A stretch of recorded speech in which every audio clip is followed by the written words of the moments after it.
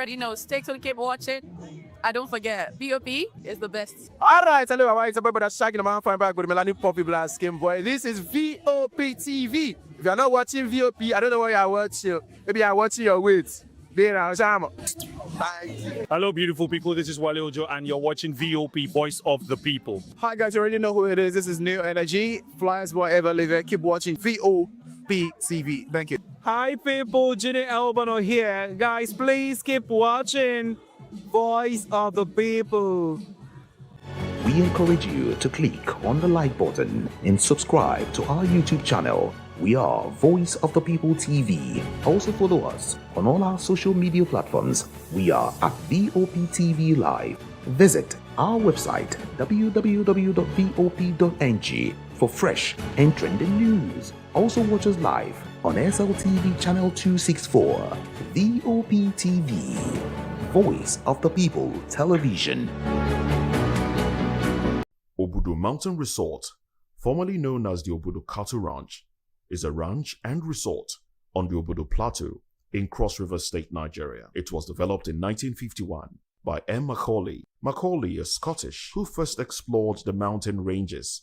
In 1949, he camped on the mountaintop of the Oshia Ridge on Sankwala Mountains for a month before returning with Mr. Hugh Jones, a fellow rancher, in 1951, and Dr. Crefeld.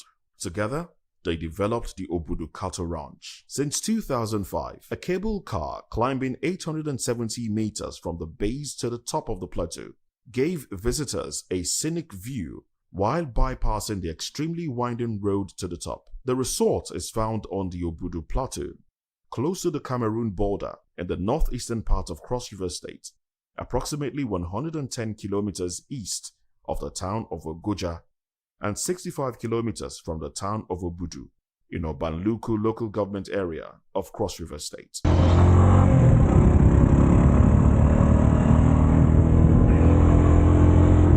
It's about 30 minutes drive from Obudu town and also about 332 kilometers drive from Calabar, the Cross River State capital. Charter air service is available to the Bebi Airport, which lies between the village of Obudu and the resort. However, the airstrip is no longer functioning and the cable car has been grounded for a while now due to lack of maintenance. In 2020, it was reported that the governor of Cross River State, Professor Ben Ayade, pledged to revive the cable car after successfully test running it for the Christmas period.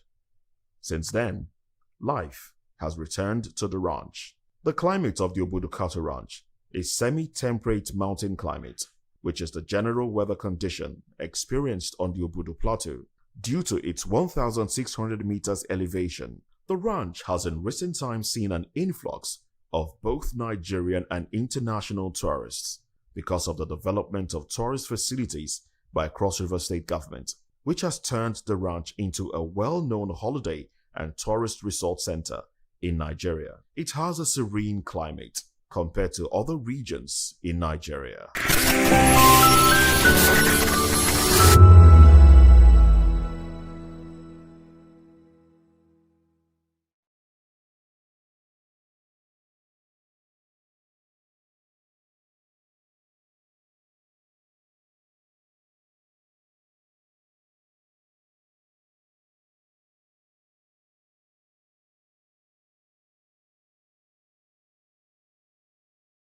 Conversation and make your voice count.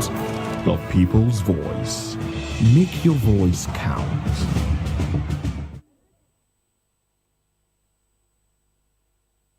The red carpets, awards, the razzmatazz, music, fashion, interviews, and more. Spotlight on Voice of the People Television. Let's feed you with all the juicy stories in the global entertainment space, bringing you the glitz and glamour as it is hot. Stay tuned to Spotlight, 1 p.m. Monday to Friday. Spotlight on VOP TV. Entertainment like never before.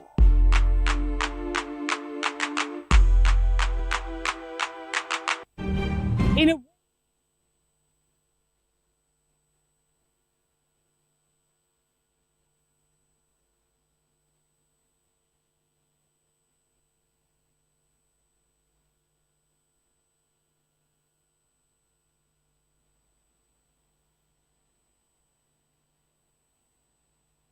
future. Now you have more than a voice. In a world where power shifts with every headline. In a nation full of questions. In a world filled with noise, the truth needs a voice. The policies that shapes our world and the economy that determines our future. Every hour, every day, the grapevine keeps buzzing. And together, we are committed to telling the stories that shape our world because your voice is our focus.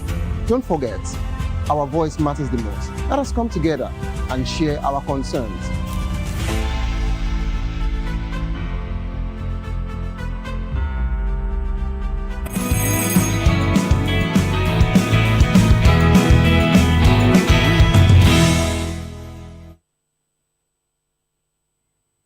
It's a beautiful Friday morning. Thank God today is Friday, and we welcome you to Voice of the People Television. Now, the program is VOP This Morning, and I am Chukuma Okoro. On the show today, insurgency in northern Nigeria. They will be hit very hard again. That's coming from Donald Trump. Credibility is at stake. Prioritize Electoral Act amendment and good governance. Article Okonjo-Iweala to Senate and the federal government. Rivers Chief Judge declines to set up panel to probe Fubara'S. Now, these are the major topics of discussion, but on our table, we also have other interesting trending stories. Good morning, gentlemen. Good morning, Moses. Good morning, gentlemen. Good morning, lady. Gentlemen of the press, by the way. Yes, good morning to you. Good morning, viewers. Welcome to the program. It's VOP This Morning, of course, and there are other conversations that we will be delving into very, very shortly. Thank you. Good morning, everyone. Thank you so much for joining us on VOP This Morning. We are so excited that you're tuned in, and today promises to be super exciting, so stick with us.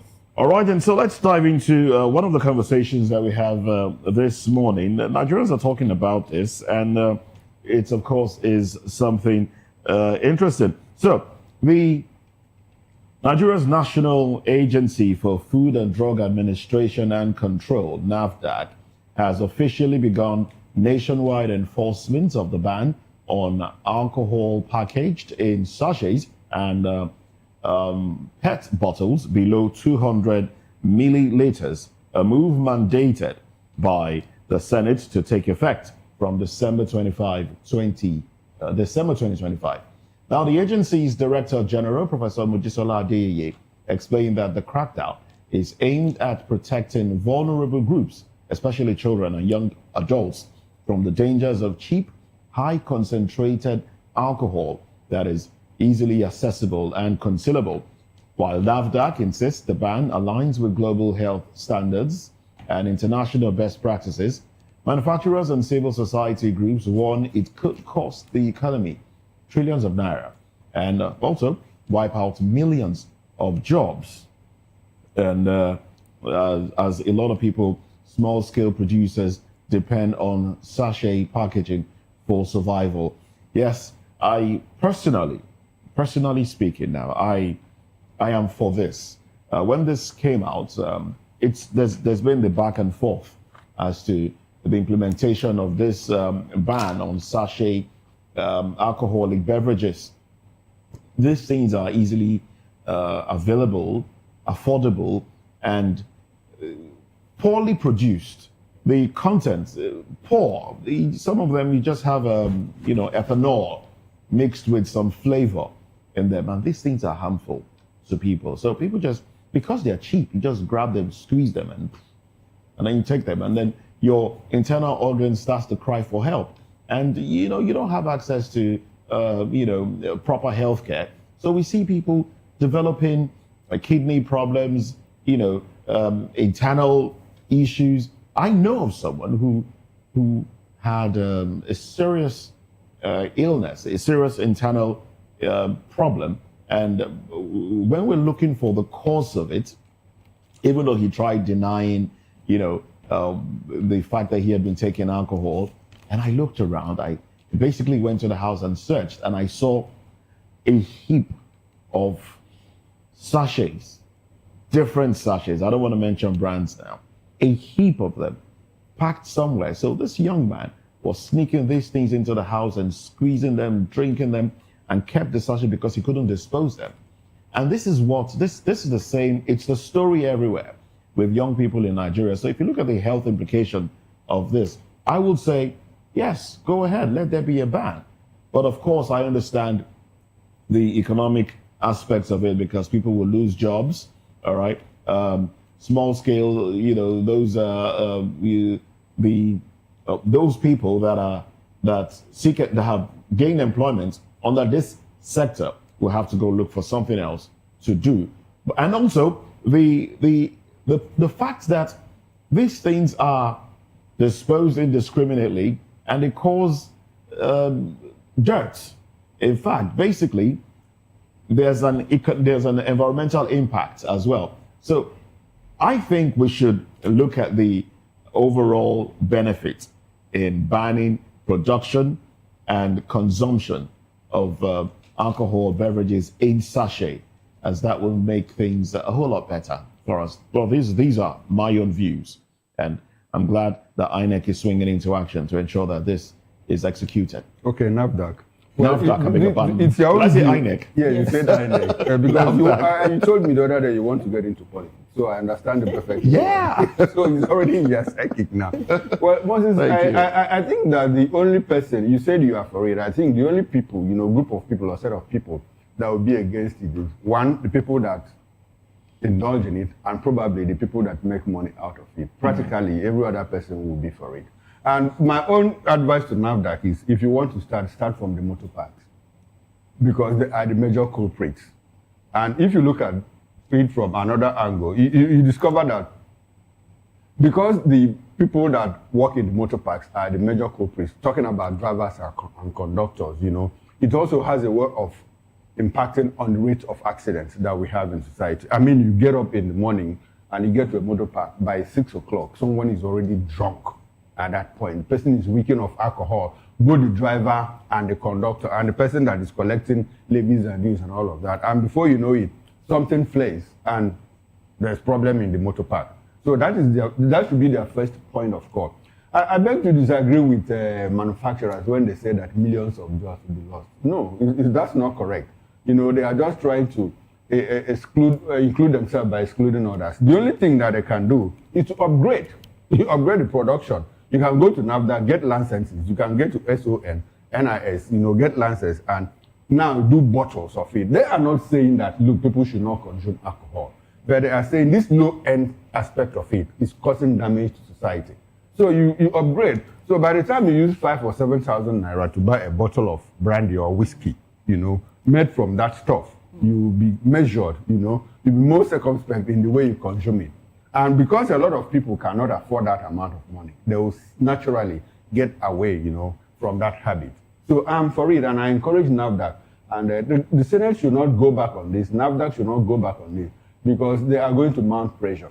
And talking about an upgrade, I mean, when we were using typewriters, computers made on the scene and people had to upgrade. People that lost their business and jobs were people who couldn't, you know, become savvy at that point. So I liken it to, I'm trying to create an analogy, you know, between what economist David Schumpeter calls destructive creation, you know. When you create something, something has to be destroyed. But it's an advancement in society. And so that is what we are seeing. If NAFDAC is trying to remove this sachet alcoholic drink that they call baraga in our local language, what the producers, manufacturers need to do is get license so that you can produce the bigger bottles. It's even more economical for you because you make more money. That's it from me. So NAFDAC, please start from the motor parks. That should be our first point of call. So apart from the motor park people, I think for me the major argument is the fact that a lot of young children have access to it. And you know, the purchasing power keeps dropping because of the economic downturn. So a lot of people who obviously love alcohol will turn to it because it's affordable and readily available. But at the same time, it's not enough for us to enforce. We always enforce. But you know that with this, there's going to be lots of kickback. Yes, but there will be. If you put a ban on something like this without alternatives, then it means that there's going to be a lot of substandard and even, a lot of them that are not even of good quality will flood the market. Remember when they banned codeine? Okay. Remember when codeine was banned? We now had a proliferation of illegal producers. A lot of illegal people underground were producing codeine because it's a drug that a lot of Nigerians, you know, consume. So with this, we should expect a lot of fake alcohol sachets. These ones are fake already. No, most of them. But don't forget that a lot of the big names also have this sachet. A lot of what you see being produced are fake.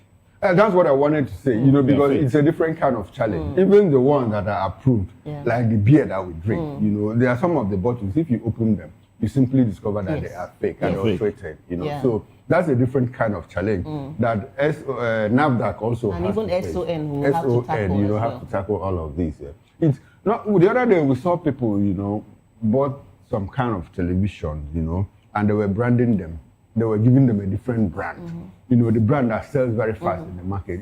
Lorry load, in a very big factory, and they bring the stamp. These are television sets that were originally not marked. So, but when they bring them here, they start marking them, that very popular brand. So because we have a craze for brand names. For brand names. For brand names and not the product quality or what. Because you see some of these brand names, if you look at other brands, you discover that they are even of higher quality.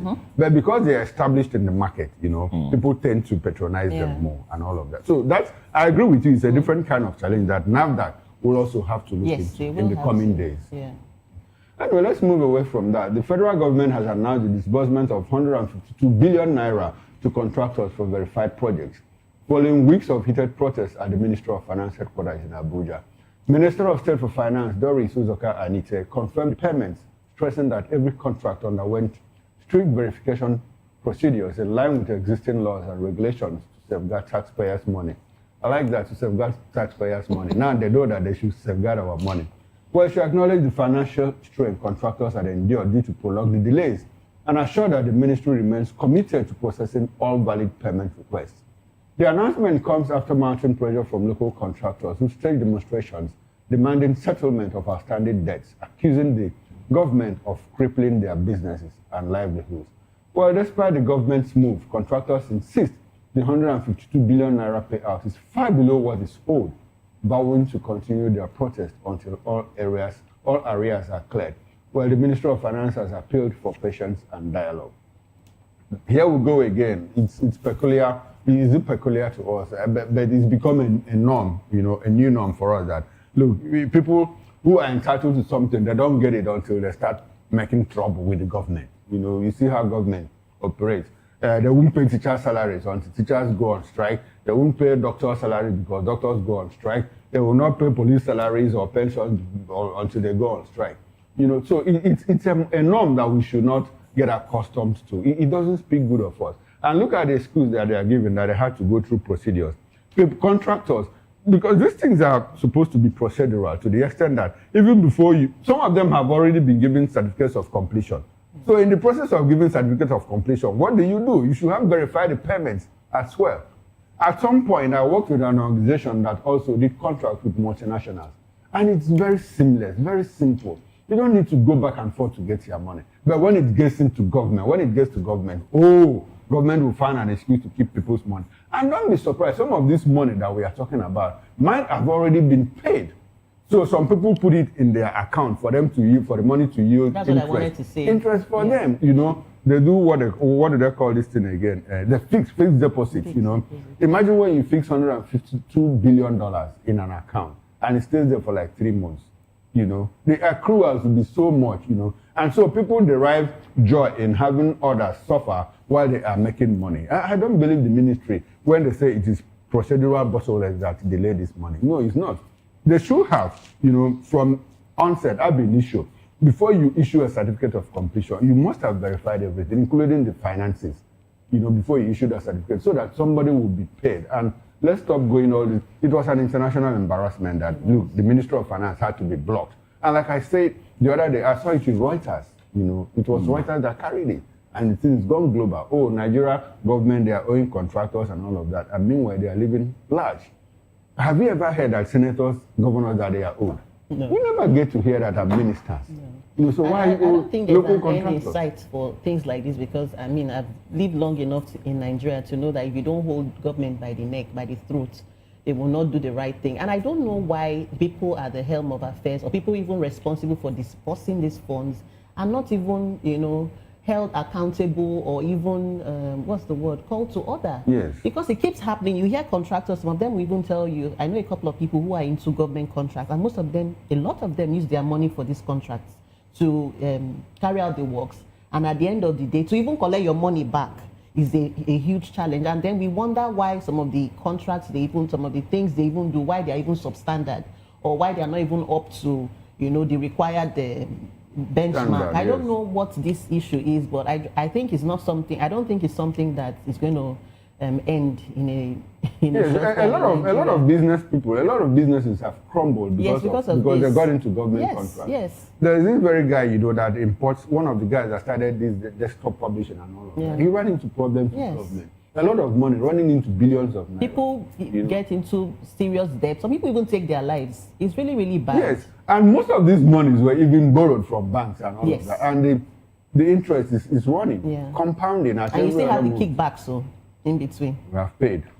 Well, it's the how much is it again? 152 billion. Which they say is even far below. Far below, because what they are asking for is around 4.7 trillion. That's what they're asking for. 4.7 trillion. So 152 billion is, a paltry sum. But then there's a budget for this. There's a budget for this.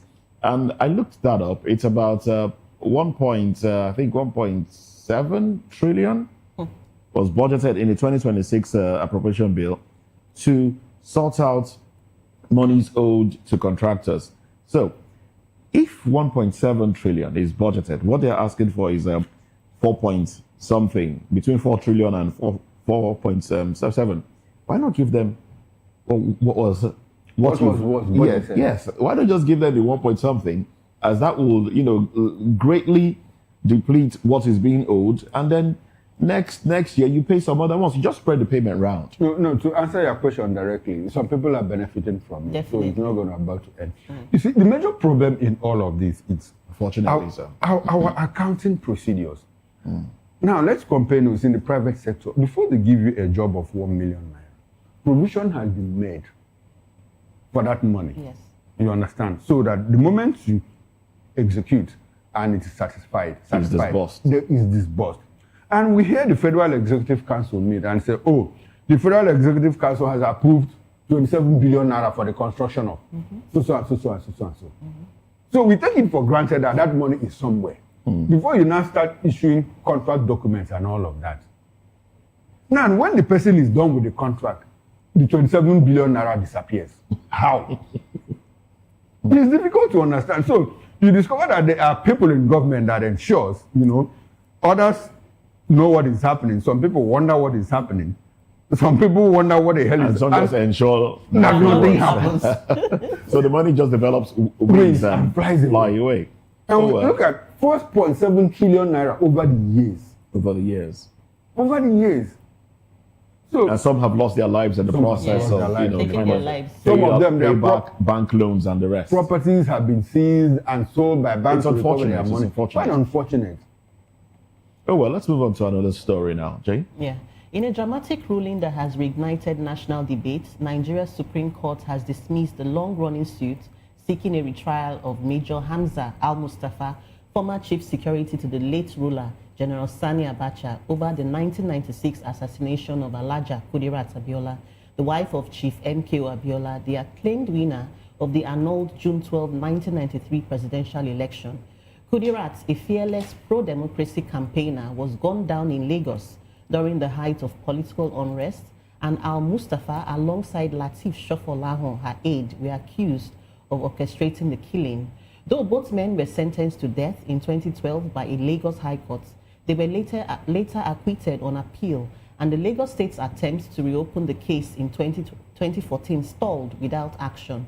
On Thursday, a 5-man panel led by Justice Uwani Abba Aji finally struck out the matter, citing over a decade of abandonment by the Lagos government. This is, yesterday we were talking about this issue, and we talked about how much Nigeria has evolved and all the things we've gone through from the military junta of Abacha to now. And we also talked about how the the fearless journalists at the time. You had the Temples, the Temple journalists tell how they fought and how they held them to account. And I remember this Al-Mustafa's story taking the front burner at the time. And it's so sad that years after, this case, which is one of the unresolved traumas, for Nigeria, still is being stalled. And it's actually very sad that they actually struck it out because they said the Lagos State has abandoned it for over 10 years. And we know what we claim the late MK Abiola, signifies for Nigerian democracy. And it's really sad that this mother, just like others, would just be swept under the carpet and just struck out like that. And it's really, really inciting. Incites people. What do you think? Well, there's a lot to think about this issue. It's first of all, it speaks to how our judiciary, runs in Nigeria, our criminal justice system. Yes. It's overly crippling. When a case has to run for some cases in the Supreme Court have lasted as long as 30 years. Some land cases in the Supreme Court. Now, this is a murder case, unreported, unverified reports have it that Al-Mustafa did a lot of terrible things when he was in the DMI. Even before he got to becoming the chief security officer of Abacha. Why I say unverified is because the courts have not verified this. So, but the law is something that, how can you put it? The law is two-edged, two-edged sword and all of that, because your case is as strong as your evidence. If you don't have evidence, like we heard that a particular judge said, well, between you and I know that you committed this crime. But because I don't have evidence before me, to convict you, I'm going to let you go. And that's the law. And that's the law. That's the law for you. So in this case, well, the courts have found that, but because of lack of procedural integrity, the judge had to strike it out. Unfortunately for Al-Mustafa. But for the families that lost loved ones, it's unfortunate for them. But due to lack of evidence, you cannot say that this man is culpable. That is we keep going back. That is the law for you. That's the law. That's the law for you. Well, I think we should come to some form of closure about this matter. But my payoff line in all of this is that every unpunished murder takes away something, from the security of the living being. If this man committed this crime and he walks away a free man, it brings to notice the fact that another person could kill another person and still walk away. That's true. It's quite unfortunate. All right, quite unfortunate indeed. Let's take a minute. Let's run to the papers, but that will be after this break. Newspaper headlines coming up shortly.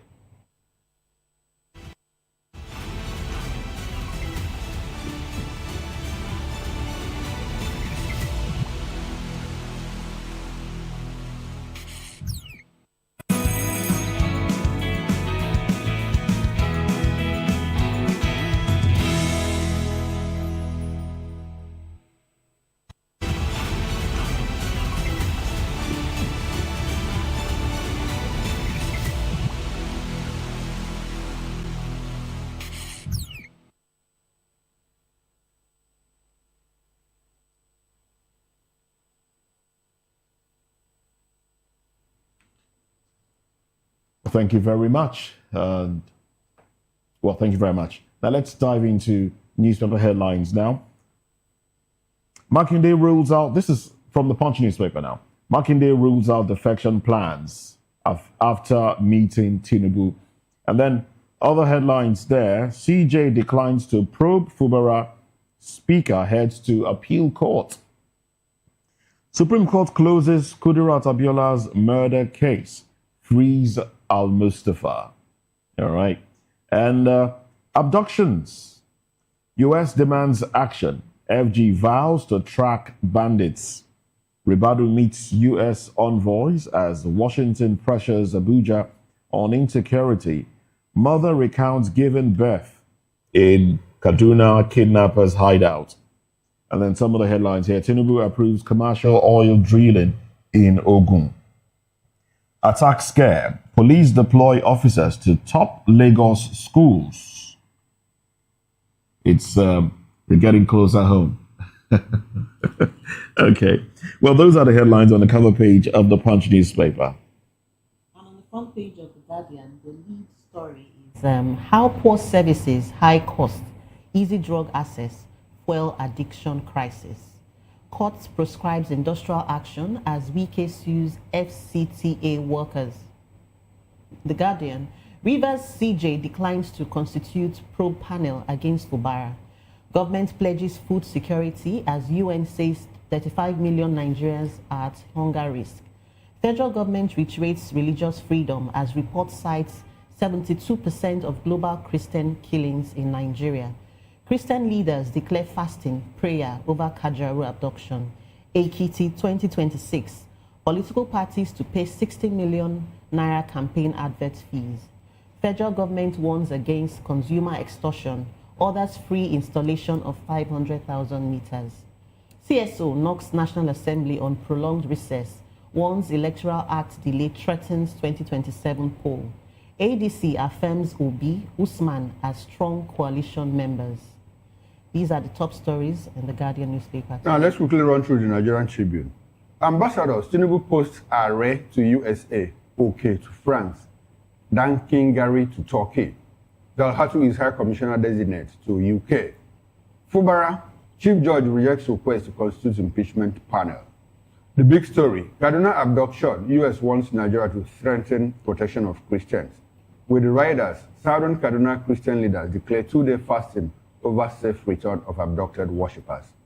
Southern Middle Belt leaders, I'll check that again. Southern Middle Belt Leaders Forum wants suspension, thorough investigation of police officials who denied abduction.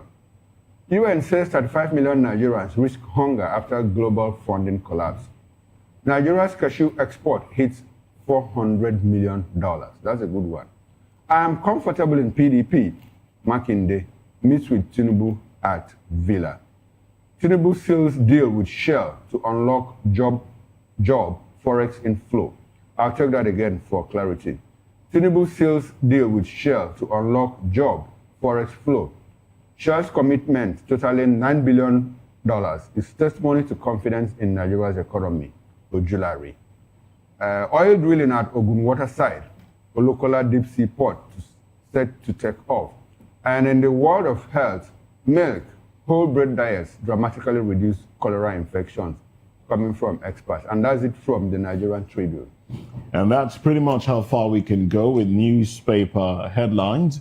Don't forget, at 10 o'clock, we'll dive into these papers again, this time around, dissecting them, making you understand the headlines themselves. That's a newspaper review. In the meantime, let's talk about insecurity.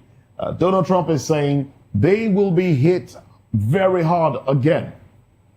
Talking about insecurity in northern Nigeria. Let's talk about this when we come back from this break. Stay with us.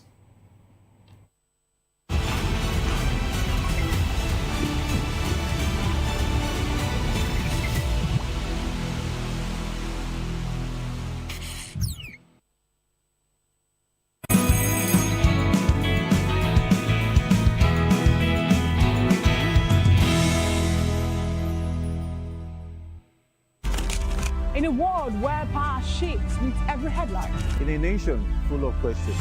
In a world filled with noise, the truth needs a voice. The policies that shapes our world and the economy that determines our future. Every hour, every day, the grapevine keeps buzzing. And together, we are committed to telling the stories that shape our world because your voice is our focus.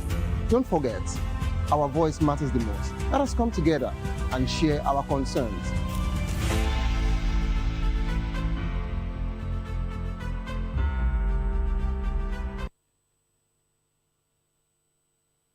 Are you ready for the extraordinary? Something big is happening on your screen. Introducing VOP TV. Now streaming on SLTV channel 264. From breaking news to captivating conversations, news analysis, giving you all sides to the story. We break in-depth discussions on the issues that matter, from politics to sports, entertainment, and lifestyle. VOP TV on SLTV channel 264. Join us as we redefine what television means to you. Voice of the People Television, VOP TV. Now you have more than a voice.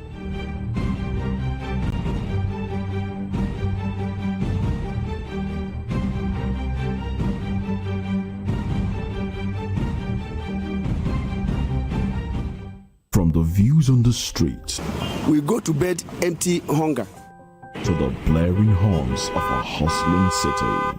The loudest voices of the common man got a medium to be heard. This particular administration, they were coming unprepared. It's not a bad thing to renovate the president's lodge. Through top-notch programming, unbiased reportage of news, sports, business, entertainment, and cultural documentaries, Voice of the People 90.3 FM became a symbol for 21st century media. And now, a new baby is born. Voice of the People Television, VOP TV, youthful, full of vigor and penchant for excellence in the continent's media space, exposing the wrongs, applauding the rights, dissecting the news without fear or favor, through factual and accurate stories and contents. Corruption kills three things that makes a society. Representing the interests of the people and giving them a voice. Voice of the People TV is here to stay towards building a fair society. VOP TV, Voice of the People Television, truly a voice for the people.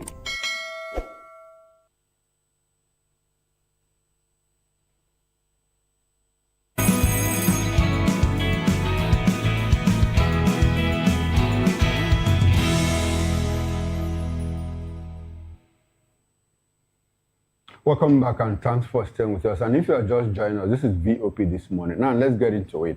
Nigeria's worsening insecurity has once again drawn global outrage after terrorists attacked worshippers in Kaduna, killing Christians and abducting dozens during a church service. Well, reports indicate the assailants demanded an unusual ransom of 17 motorcycles, underscoring the brazen nature of banditry and insurgency in the region. US President Donald Trump has condemned the killings and reassured that they will be dealt with again, while American lawmakers vowed to take action, urging Nigeria to prioritize the protection of Christian communities. The U.S. State Department also pressed Abuja to intensify security measures, warning that repeated attacks on places of worship threaten religious freedom and deepen humanitarian crisis. Meanwhile, Nigerian police controversially claimed there was no evidence the incident occurred, a statement that has fueled anger among victim families and rights groups who accuse authorities of downplaying the scale of violence. The Northern chapter of the Christian Association of Nigeria has also asked the government to stop playing politics with the lives of Nigerians, whether Christians or Muslims. As international pressure builds, Nigeria's Foreign Minister Yusuf Turuga attempted to reassure investors, insisting that the country's security challenges are exaggerated and should not overshadow its economic potential. Well, we've been joined in the studio here to help us make sense of this by Dele Fanimo. Dele is a seasoned reporter and political affairs analyst. Good morning to you, Dele, and thanks for joining us. Good morning, Nigeria. Okay, beautiful. And we've also been joined virtually by Barrister Eze Eluche. He's an attorney at law and public affairs analyst. Good morning to you, Barrister Eze Eluche. Well, good morning, Kukuma. Thank you for the invite. Thank you very much, sir. Pleased to have you on the show. And virtually still, we have Barrister Asim Adam. He's a legal practitioner, civil rights activist. He was the former spokesperson, Chief Beatrice Utubo / Peter Obi campaign organization for the Labour Party in Rivers State in the 2023 general election. Good morning to you, Barrister Asim Adams, and thanks for joining us on VOP this morning. Yeah, good morning, Mr. Okoro. Good morning, Barrister Eluche. Good morning to you. Yeah, good morning, sir. Oh, okay, good to have you. Now, we'll also be joined by Mr. Frank Ehiosu from Benin Station. He's an author, political and public affairs analyst. Meanwhile, before he joins, let's come to the studio where we have Mr. Dele Fanimo. Derek, can you help us make sense of this back and forth? Before we talk about Trump coming again with guns a-blazing, I want us to talk about the issue of, when this incident occurred, the first thing we heard from the police authorities and even from the local government chairman was, oh, there was no such incident in Kaduna State, in Kajuru, a place that has become a flashpoint of insecurity in Nigeria. Days after, we got confirmation when Christian Association of Nigeria had to release names of the 177 people abducted. How does it fit into, our handling of communication and intelligence in the fight against terror? You see, I will not blame the local government chairman.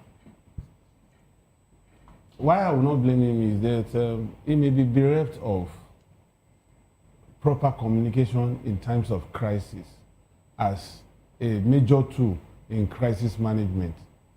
Some of these politicians, they just happen on the corridor and they are made whatever by their godfathers. They may not even understand the implication of the moment you become a public office holder. There should be some level of restraints and level of maturity you will display to at least show that you can measure up to that position. In most cases in Nigeria, you find out that a lot of these political actors are not primed for the kind of position they find themselves. So I would rather excuse that local government chairman. Now, coming to the police, for the first time, I faulted Hyundai. He was a very good public affairs manager when he was in Lagos State as the state PRO of the police. And I wouldn't have expected its a position that nobody was kidnapped.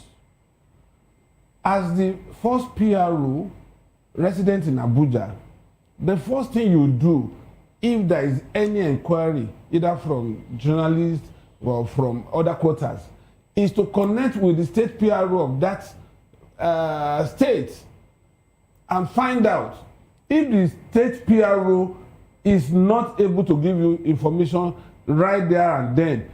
You call the radio, you radio the DPO. There are other communication gadgets within the force that are different from the conventional telephone lines. So you should have called the DPO to give you SITREP. SITREP means situation report at that time before you come up to tell whoever is making inquiries that nobody was kidnapped. It was in bad taste, and it was like you are undermining the security of that particular state rather than trying to de-escalate insecurity in that place. So having said that, there should be some level of restraint on the side of the force when issues like this happen. Because most times the media practitioner that will come to you to ask questions, he already has his facts. He just wants to have official position on what he already has. For instance, if I have to ask you that around Oshodi this morning there was a bedlam, something should tell you that for me to ask you, I have information. I just wanted official clearance. Okay. If you cannot give me immediately, tell me to hold on for a while, that you get back to me. Okay. All right. So that is to that. But yes, now to the issue at hand, it's still back and forth. Khan said 177. From official quarters, they said 163. But the question is, even if it's 163, if you had 163 cows from one location to the other, there should be some level of rumbles that would draw the attention of people around those routes to show that something must be going on that is unusual. Not to talk of human beings. And these are people that were worshippers, which means the youngest person, according to that report, was 6, and the oldest person 74. So how would you take 74 people from not just one church, 3 churches? And the police will not know. And nobody will know. Nobody will. And when people report to the police, You are not saying without making excuses for David Hunde. I'm thinking that the first reporting level in the police authority was the DPO, who first of all said, "Look, there was no kidnap." You see, and probably David might have gotten or received information from him. As a matter of fact, that DPO by now will be facing reprimand. Okay. Because in the first instance, the DPO has no right to even talk to the media. They're not supposed to talk to the media. Okay. If you want to go through the proper channel. And the journalists also should also understand that that is not the proper channel. If you have to take that information from the DPO, you take it without mentioning it. All right. Now let's go to Barrister Eze Luche. Barrister Eze Luche, we also have information, one of the journalists that visited the scene after the incident was on my show, Political Lens, yesterday. And he said he also had information that, as a matter of fact, that when journalists when it had been confirmed, that there was a kidnap of about over 170 people or so, we have conflicting reports. That when journalists went there, that the police authorities, and government officials stopped them and blocked them from accessing that community, that Kurmin community in Kajuru local government area of Kaduna State. Why do you think the government is trying to hide something by trying to restrain journalists, from accessing a crime scene? Why would a government do a thing like that? If you understand all of this, can you help us untie it? Because it's like a big knot for us now. Yeah, thank you very much. Taking up from what Mr. Aponimo said from your studio, I think the proper person to have asked was actually the local DPO. I mean, I don't know, the whole problem of security goes to the roots of the Nigerian Constitution. It's the root cause of most of our problems. Why do I say so? You have a Nigerian Constitution that situates policing powers in some characters in Abuja, the federal capital, and you have to get information from them relating to what has happened in my village. That is preposterous. The ideal situation should have been, you first of all go to the county police. If there is even a village police, they are the best people positioned to respond, and not some character in Abuja. That was why Benjamin Hundeyin goofed miserably, because he was talking about what he absolutely has no clue about. It's not his fault. It's the fault of the Nigerian Constitution that situates all policing powers in some people in Abuja who don't understand the local terrain. And regards the fencing up of journalists, you see, many of us have come to the conclusion that the Nigerian state, particularly under this APC dispensation, is in collaboration and is complicit with most of the vile criminal acts we are seeing. Otherwise, why would, yes, under normal circumstances, if there is a crime scene, identified crime scene, you isolate the particular crime scene from intruders so that you're able to gather evidence and whatnot. But not an entire village, not the entire locality, not to prevent journalists from going to ask questions or to pull around. It could have, the churches could have been cordoned off so that you can maybe do fingerprinting, but we don't do that stuff in this country. So there was absolutely no need for the police and government authorities to prevent journalists, except that they want to continue to on information. And this has been a recurring factor. With regards to how they were able to move hundreds of people across, you see, right from the days of Chibok and the various mass abductions, even St. Mary's in Niger and other schools, you see clear evidence of government collaboration and complicity. You cannot tell me that you moved 300 people or more than 300 in Chibok or in St. Mary's in Niger State or in this instance, and the police who are manning checkpoints every now and then, extorting from civilians, will claim they have no clue. It only leads to one conclusion. And that conclusion is based on the fact that this is a recurring problem. The police hierarchy must be aware of this. They must know about it. They are complicit in it, and they cannot deny that allegation. If I was only referring to the Kajuru issue, okay, you say it's an ad hoc event, but no, this is always happening all over the country. And it's very sad that the police keeps on denying. It's akin to what Mr. Tuga was doing in Davos. When he was asked what is the government doing about the attacks on Christians and all that stuff, he went on a frolic of his own, talking a whole load of crap, telling us about Muammar Gaddafi's killing in Libya more than 10 years ago, without mentioning any single thing this government has done to address the state of insecurity, to address Christian genocide. And they want us to think that we are safe in their hands? Right. Come on. That's not the truth. The truth is that this government is complicit. Okay. All right. Thank you very much, Barrister Eze Eluche. Now, let's bring in Barrister Asim Adams into this conversation. Barrister Adams, we have a situation where on the 25th of December, guns went ablazing in Sokoto State. Why? Because Nigeria has been designated as a country of particular concern by the Trump administration, and they want to help Nigeria, to take out terrorists and bandits, kidnappers, and all of that. And Nigerian government said, oh, okay, they've been talking, holding discussions back and forth with United States government officials. And instead of having some kind of a tour, we see the terrorists double down, kidnapping over 170 people in Kajuru local government area of Kaduna State. Barrister Adams, do you know what is going on? Can you help us make sense of that incident? At the backdrop of the fact that Trump says, look, we are still going to do more. Why do you think that these terrorists have doubled down? Are they calling his bluff or what? Let me tell you something. It is even incredulous that you have 170 people. Do you know what 170 in number is? If you want to count stones, 170 stones in that your studio, the whole place will be filled up. Now you're not talking about human beings. How were they carted away? Did they use train? Did they use bicycles? Did they use trucks?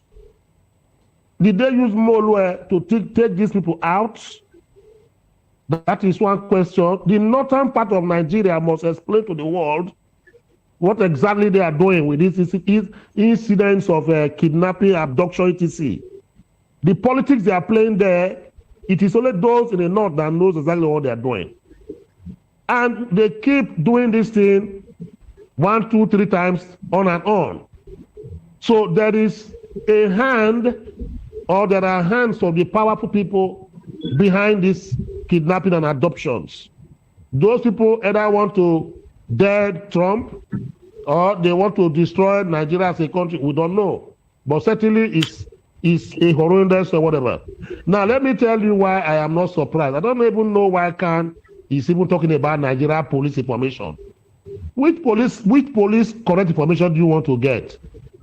Now, in police, one of the problems we have been having about this insecurity problem is lack of intelligence gathering and coordination.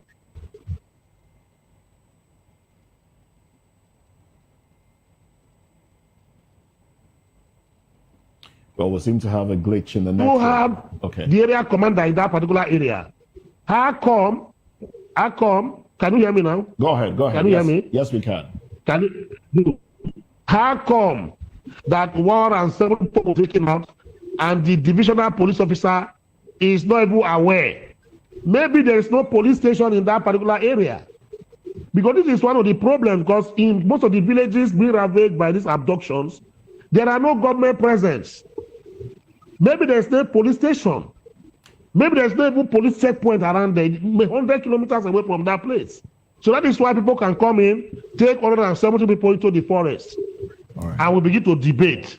All right, then. Now, the Nigerian police is complicit in this. Me, I don't know why Khan is making a fuss out of this. Me, I cannot rely. Even if police confirm the information, I will reconfirm and reconfirm. Because I don't trust the Nigerian police. All right. As I've told somebody yesterday, I said, if I have any personal attack on myself, I will not call the police. I will do what I call self-defense, and I will do what I call self-help to protect myself. Because Nigerian police is not an institution to rely on. Please. So I really don't understand all these things. Well, coming from a lawyer, I'm sure you understand the implication of self-help. That is me speaking. Yes, that is me. I have the right to do that. And I'm shocked that you're saying that, because somebody else might listen to you this morning and feel, okay, I also can resort to self-help. If I feel that is myself. It is myself I'm talking about. I didn't say people should do that. That is to tell you I've lost faith in the security apparatus in this country. Well, Barrister, you're not the only one who has lost faith in the security apparatus of this country. A lot of Nigerians have lost faith in the security apparatus securing their lives, and a lot of people are thinking about resorting to self-help. But the question we always ask is, how far will that take us? Will that not make... It will take me somewhere, because self-defense is a legal option for me. All right. I can do self-defense.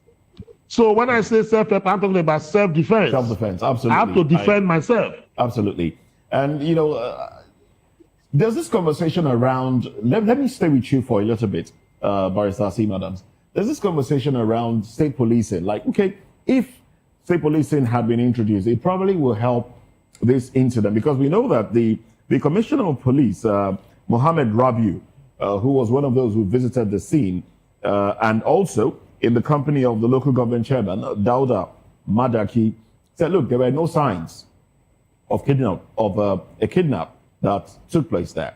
And some have said, let's hurriedly introduce state police, as if the people being kidnapped, if those in the police force have their friends and family, being affected, then they will give their best to ensure that those lives are saved. Do you think that's something that we should hurriedly consider at this moment? See, let me tell you, I have listed before options open to government to solve insecurity, if not immediately, but quickly in the future. Community policing is one of them, which is the state police. Yes, I support it, but how do you set it up? It's not going to be easy. It's going to take some time. So you resort to community policing. That is number one. Number two is that government must be present in every inch of the Nigerian nation. Like in this Kajuru area, you'll be very shocked that there's no police station there. You'll be very shocked that there's no government present, like I said before. That is number two. The third one is intelligence gathering. Technology has become the real way of gathering intelligence right now. You don't need to be in Sokoto for you to know what is happening there. I am communicating with you from Port Harcourt. You are in Lagos. It is technology. The same way, if I book a e-hailing a cab, I just type in my name and my location. They will locate me where I am. So you must, go into technology to tackle this. The other one is that unemployment has to be tackled. The fourth one is that government must punish those that have been arrested, and let us see them being punished. And if you give punitive measures to them, the rest people will not begin to come in to engage in it. But when you begin to say you want to rehabilitate them, what they call the name? They want to radicalize, whatever, as the case may be. It's a funny, whatever. It's a mad fool. So people will be encouraged to do more. So these are the things the government has to do, aside from state policing. I support state policing. All right, thank you very much. But it's going to take time, because you must need the National Assembly for you to get that consent to be to run such. Thank you very much, Barrister Asim Adams. Now let's bring Frank into the conversation. Frank Ehioshu, who joins us from our Benin station. Frank, good morning to you. I also understand that we have Ogbaje Besiru also joining us from Abuja. We'll come to you very shortly. Do stay with us. Frank, good morning to you. Welcome to the conversation. Now, this issue of numbers, isn't it concerning that we have, they say 177 and then 163 and then 9 escaped? I mean, if you minus 163 from 177, you get a different number. You get 14. You don't get 9. So this conflicts of numbers, human beings abducted, doesn't that pose a greater problem? That's on one side. Now, my other question to you, I hope you can remember and respond to both, is the issue of Donald Trump issuing, threats again. Look, we will continue to hit Nigeria, and we will hit hard this time. Where does that put us as a country? Go ahead, please, Frank. On the first issue you raised, it is quite infinitesimal compared to the purport of the core issue at stake. The issue of numbers, for me, is not even secondary, it's tertiary. However shameful it is, because every life is important. Nobody should be even injured by an unknown person, how much less people in their hundreds being kidnapped in a country that has a government. It beats, I can't describe the situation. You see, I just put myself in a different country or nation, and I turn on my TV and I hear such announcement. I can bet on the fact that even in places like Togo, Niger Republic, even Sudan, where there is war, they will be shocked to hear such news. 177 people kidnapped, different locations. First of all, this gives further credence to the allusion by John Campbell and his co-author about 9 years ago on the state of Nigeria, when Nigeria was classified like countries like Congo and a few other countries in the sub-region that are classified as failed states. Nothing describes our state as being failed than these events that unfold on a daily basis. In countries where you have gangsterism and mafia groups operating, like Mexico, you hear some bits once in a while of mass kidnap, but you can't hear of this kind of thing that happens in Nigeria. Sometimes you may hear that they've gone to certain communities, they arrive at neighborhoods, they took out maybe like 20 people or kidnapped 40 people, and it even happens rarely. It's once in a blue moon. But in Nigeria, in the past 3 months, the number of people that have been kidnapped in terms of mass kidnapping, I'm sure that it would have scaled over 1,500 or 2,000. How do you explain it? It is just unfortunate. On the second issue you mentioned, concerning Donald Trump's vituperations, I can tell you free of charge. I simply take it as another layer of mockery of Nigeria. Is a louder way of calling Nigeria a disgraced nation. That is the truth. You know, the last time he called us a disgrace, what he said, however appealing it may sound, as if he's saying something in the interest of Nigerians, is actually confirming the fact that we are simply a bunch of disgrace in the Committee of Nations. That is the executive summary. And I repeat it as we are here on this program. While we are talking right now, these guys can go and operate in 5 different locations. In fact, in 100 different locations in Nigeria. I've said it before on this platform, that government in Nigeria is not government in reality.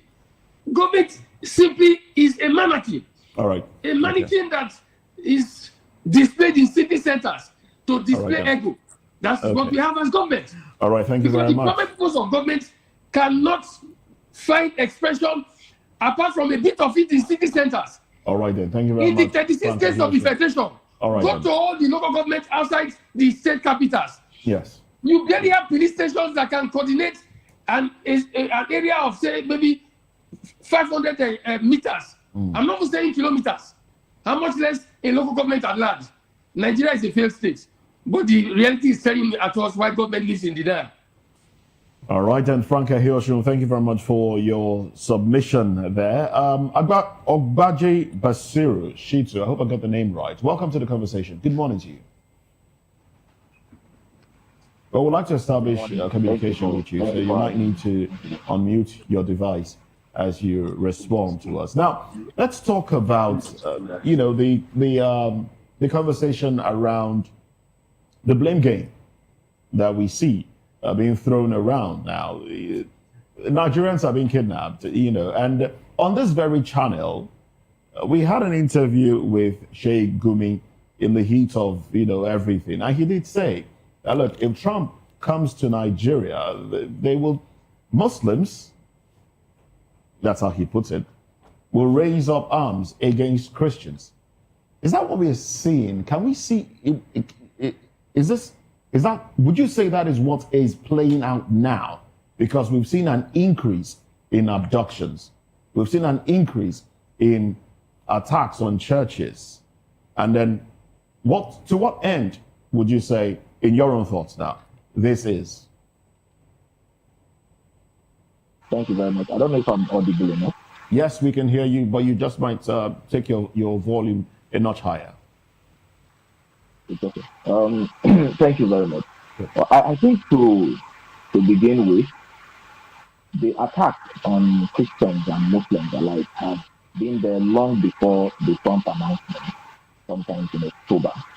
And I think what is happening now is no different from what happened back then before the failed announcement took place. So I don't see the current challenges as a response, to what Trump said, just as Gumi has started on the system that you say. I don't see that as a response. If the attacks have been there, and they are now, there is nothing to say that the attackers are responding to President Trump's, announcement and warning and threats to Nigeria and all of that. But I think all of that is what I think is a distraction, so to say. We are refusing to focus on the most important thing here, which, number one, the action of the U.S. in Nigeria, okay, following the threat issued by Donald Trump. Why many people in some quarters, including those in the Gumi quarters, feel that it is an infringement on the sovereignty of Nigeria, and others from the other quarters feel it is a welcome development. I, to some extent, don't have a problem with the threat, but I have a problem with the narrative that is pushed alongside the threat. The narrative that Christians are being murdered in Nigeria. Not to mention, too, that Muslims alike have had their own share of terrorism. As I sit here, I can tell you the number of mosques that have been attacked over the past 6 months, the number of worshippers that have been killed and abducted in mosques over the past 6 months. But we have this, do I call it a culture of not representing or telling our own stories? I think it was popular writer Chimamanda Ngozi Adichie who said that there is something called the danger of a single story.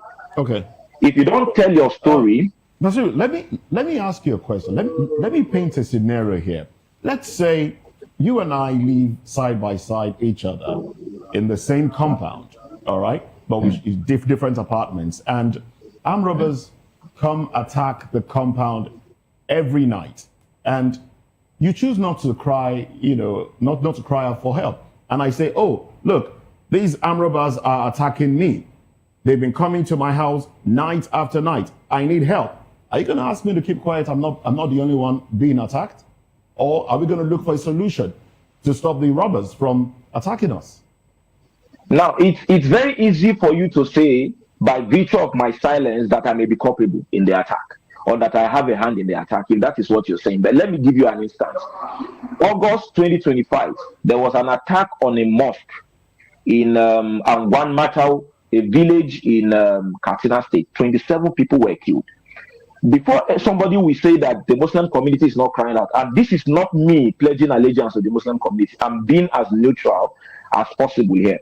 That attack was not only reported on Al Jazeera, okay, an international organization equally said there should be justice served for the 27 people. Nothing has been said about that particular case. My question actually is, what does it matter what religion is being attacked the most? The fact of the matter is Nigerians are being attacked. Nigerians are chased out. Exactly my point. But look at the narrative that is being pushed. If you listen to the narrative that is being pushed by the country US. is coming to help, why can't we just embrace the help that is coming? Exactly my point. So no, even the country that is coming to help is not helping matters with the legacy, with the narrative that they are pushing. If you're coming to help me as a nation, then help me irrespective of my religious affiliation. Nigerians are the ones who have been attacked, not Christians, not Muslims. But the narrative that is pushed by Trump is that Christians are the ones being attacked and the ones who are responsible are Muslims. That is the narrative I have a problem with. Okay, all right, Mr. Shitu. No, I'm talking about narrative. I'd like for us to, if you have information, just help us, provide this detail. Do you have a situation anywhere in this country where you have had a horde of Christians go attack a Muslim community or a mosque and raise it down? A horde of Christians kidnap like 100, 200 Muslims and take them away and ask for ransom? We have had situations where people are killed in cold blood, they are videoed and they shout a certain, they give a pair of line, that represents a certain religion. Have we had that within the Christendom where, people are held together, bound and throats sliced, and they say, in the name of a certain person, we are doing this? Do you have such situations? Please help us provide if you have. Now, I think this is where we ourselves are getting it wrong. Before Trump, we have an internal problem. And the internal problem is that we feel it is actually Muslims that are attacking Christians. So we were even the ones driving the narrative before Trump came into the picture. Now, let me come in here, not even as a Muslim, but the fact that somebody bears a particular name does not mean that he's aligned to a particular religion. I have seen Christians who bear Suleiman. Anybody can come out under the guise of Islam and perpetrate an evil. Say something that he knows, because Allah Akbar is very easy to say. Even a Christian can shout Allah Akbar. Even an idol worshipper can shout Allah Akbar. So there is nothing to show that the people perpetrating this evil are even Muslims in the first place. So we were driving this narrative, which is a wrong narrative, long before Trump even came into the picture, which is a very wrong. I'll continue to say it. It's a very wrong narrative, and it is something that I see as is taking us away from the main point. We are supposed to be attacking the issue, which is terrorism, on all Nigerians, irrespective of our religious affiliation. So nobody has anything to prove that the people who are actually carrying out these dastardly acts are Muslims. Is it because of their name? Is it because of their dressing? Is it because of what they chant? Anybody can dress in a certain manner, just so they can paint a bad image of a particular set of people. Mr. Shitu, we've had this argument over and over about the religion that is behind all of this. But away from that, the attacks by the bandits in Kaduna seems to be a direct affront to the U.S. government. It is that the bandits are pretty much saying we can attack, we can maim, we can kidnap, and there's pretty much nothing we can do about that. What do you think should be the direct response of the Nigerian government? Because as you can see, after the Christmas Day bombing in Sokoto, these attacks intensified. And we actually thought that, or we expected our Nigerian military, to harp on the precedent already set by the US to do something good. But over time, these guys still become more emboldened. So what do you think our government, what do you think should be the right response to all of this, responses to all of this? Did you get my question, Mr. Shitu? Okay, I think we lost him there. Maybe we should bring it back to Mr. Fanimo. I said the recent attacks, by these bandits, pretty much is an affront to the... I think there's a glitch in the network, yeah. Okay. So I think Shitu seeks to respond now. But if you have the question, we're having a bit of a network delay, so you just might respond now before we come to the studio. Shitu.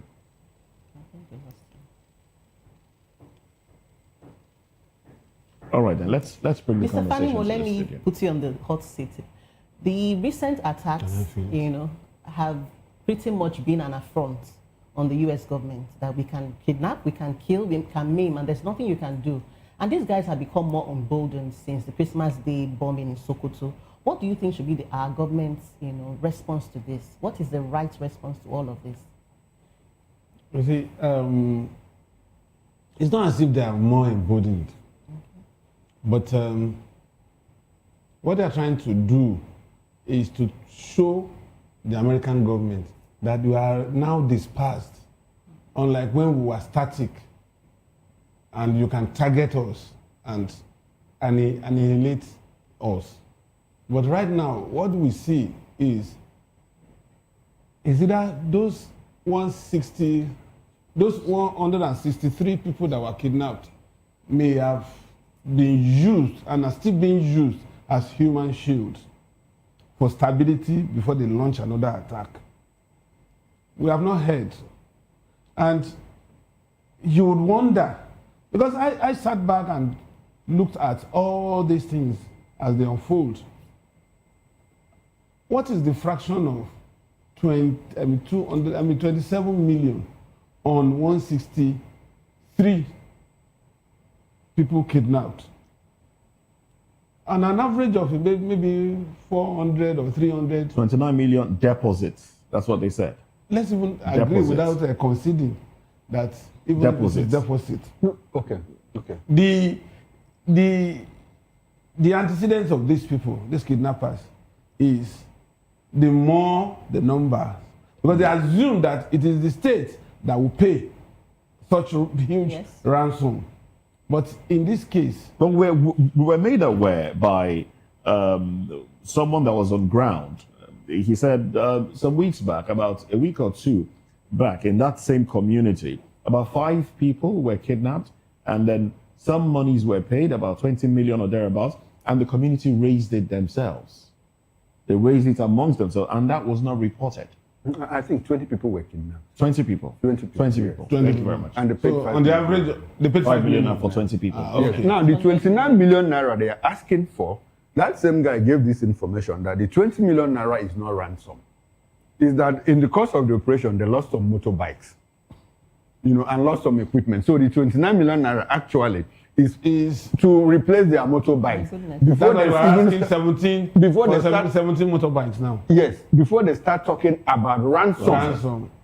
It's clearer now. Isn't that audacious? Really? Now, you see, the point is, they are likely to use those victims as human shields, because no right-thinking government want to use area battle when you have 163 people in captivity. The collateral damage will be too much. 2, they are now dispersed. They are no longer staying in one particular place. So it is difficult. It will require a lot of intelligence to isolate them wherever they are for attack. Now, for the optics, don't forget that these people, they also have a propaganda machinery. And that is one of the reasons why I said those people that claim to be close to terrorists, like Sagazalo, what did they call his name? Sagazola, yes. That comes up every time to tell us insider information about these terrorists, who they call bandits. I don't call them bandits, they are terrorists. It should be invited by the DSS, because this crime is against the state. And the function of DSS is to protect the state against this kind of insurgents. So he should be called to explain his relationship with these people. Zagazola basically just reports incidents that happen. It could be a journalist that, that covers incidents. Check out his reportage. You will know that he has insider information on ransom, on the number of hostages. Sometimes he gives the names of the... Is that a crime? To have insider information if you are reporting such incidents? For which organization? Zagazola is an organization. It's a printer. What I'm saying is, just like Gumi, this man understands the modus operandi of this. Which he has revealed. Much more than an average journalist would know. We should be called to explain his contact, his relationship with some of these bandits. Okay. Because it could also provide information that could lead to a breakthrough in this fight against insurgents. But the angle of Trump is American government will not be dissuaded from going ahead with what they want to do because of the fact that these people are showing some kind of bravado.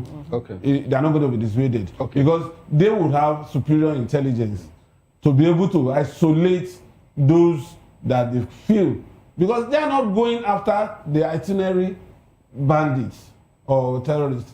They are going after the kingpins. Okay, the ones that are stationed. That are stationed. So once you take them out, and government is also pushing to the extent of isolating the sponsors. Okay, Now, the sponsors, that's another issue that will come. That's another in a issue. bit. So if they are able to isolate the sponsors, then the source of funding will be dry cut up. All right, thank you very much, Mr. Adele Fanimo. Let's run back to Barrister Eze Eluche. Barrister Eze, and I hope that you are still with us in this program. Can you hear me, sir? I'm hearing you. Go ahead. I'm hearing you. Okay, beautiful, beautiful. I want us to find a way to establish the fact that, look, whether Nigerians are being killed in their numbers, Muslims and Christians, do you by any way, are you able to help us, to determine or decide whether there is actual Christian genocide in Nigeria? This debate has been ongoing. Some people say, oh, there is no Christian genocide. Others say there is, and some say, well, Nigerians are being killed in their numbers. What is it for you, sir? And can you help us tell us why you think that it is or it's not? Well, thank you very much. On the first hand, what anybody listening to this program will realize why Nigeria is indeed a failed state. In fact, some of us refer to Nigeria as a contraction, because the issues being discussed here are just mind-boggling. In a state where we are supposed to have a police inspector general, in fact, we have a police force, we have a directorate of state security that's supposed to guide us, we have an army, we have a customs, and we are talking about hundreds being kidnapped, things you won't even hear in Somalia. And in that same instance, the president is gallivanting about the world, saying he's inviting investors. We are wasting funds saying we're having a Nigerian house in Davos when the house is burning. And mind you, foreigners are looking at this, are seeing what is going on. So the only people that come to invest in Nigeria are criminals who are coming to exploit. But back to your question about Christian genocide. You see, there's been so much issue that Christians are being killed, Muslims are being killed, pagans are being killed. That is, the issue is, are Christians being targeted for their faith and being killed to exterminate them either in part or in whole? I'm using the definition of genocide. So if the answer to this question is yes, then certainly there is a Christian genocide going on. I was listening to the other fellow who was talking about it's the problem we've had. Christians can answer Muslim names and go and rob and kill. And come on. What kind of talk is that? Have you seen globally? I mean, it's not even only Nigeria. Globally, in the Middle East, in Europe, in everywhere, the only groups you see terrorizing others is just the Islamic Muslims. The 911 attacks, the 7th of July attacks in London, attacks in France, attacks all over. Who does it? Have you ever seen Buddhists? Have you ever seen pagans? Have you ever seen other religions coalesce or come together and go and attack others? The answer is no. So don't even bring that discussion here about whether it's Muslims or Christians or pretending. And the reality is this: there is Christian genocide going on in Nigeria. That is basic. There might also be genocides against ethnic nationalities. In the Middle Belt, there has been a systematic ethnic cleansing amounting to genocide going on. When you see people being killed and they are wiped out of their environment and somebody else takes over their natural habitats, what is that? You place the original inhabitants in IDP camps, internally displaced persons camps, and they are there for years. That is why some of us actually say the same government that is providing these IDP camps for Nigerians within Nigeria is complicit in this genocide, and they cannot deny it.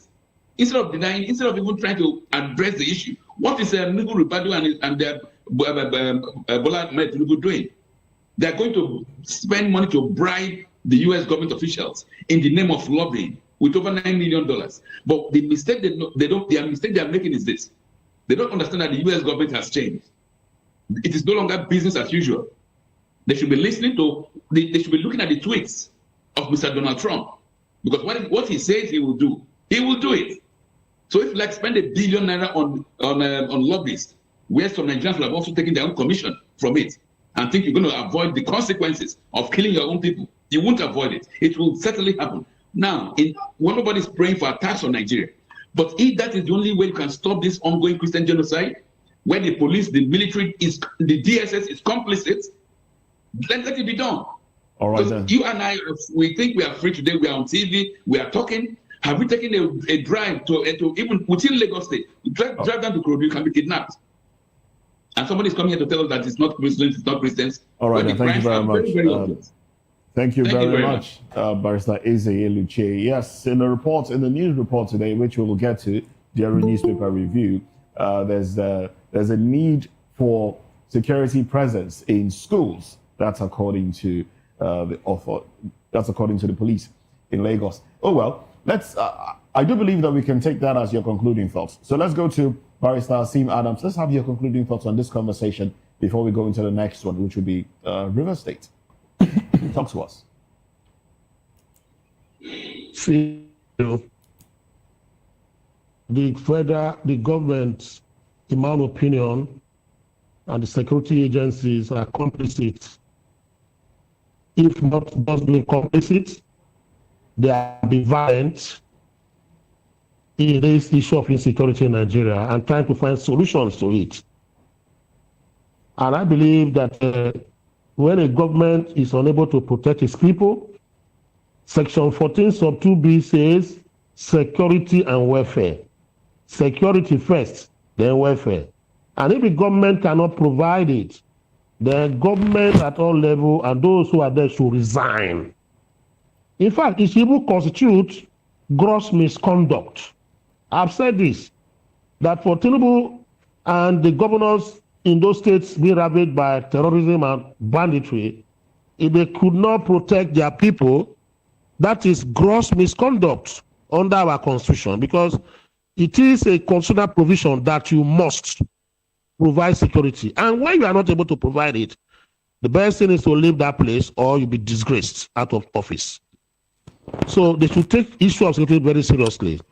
That is my take on this and my concluding thoughts. Thank you. All right, thank you very much. Now, Basiru Shichitu Obaje, let's have your concluding thoughts on this one, please. All right, thank you very much. Just to buttress on what second to the last speaker said, it is concluding statement.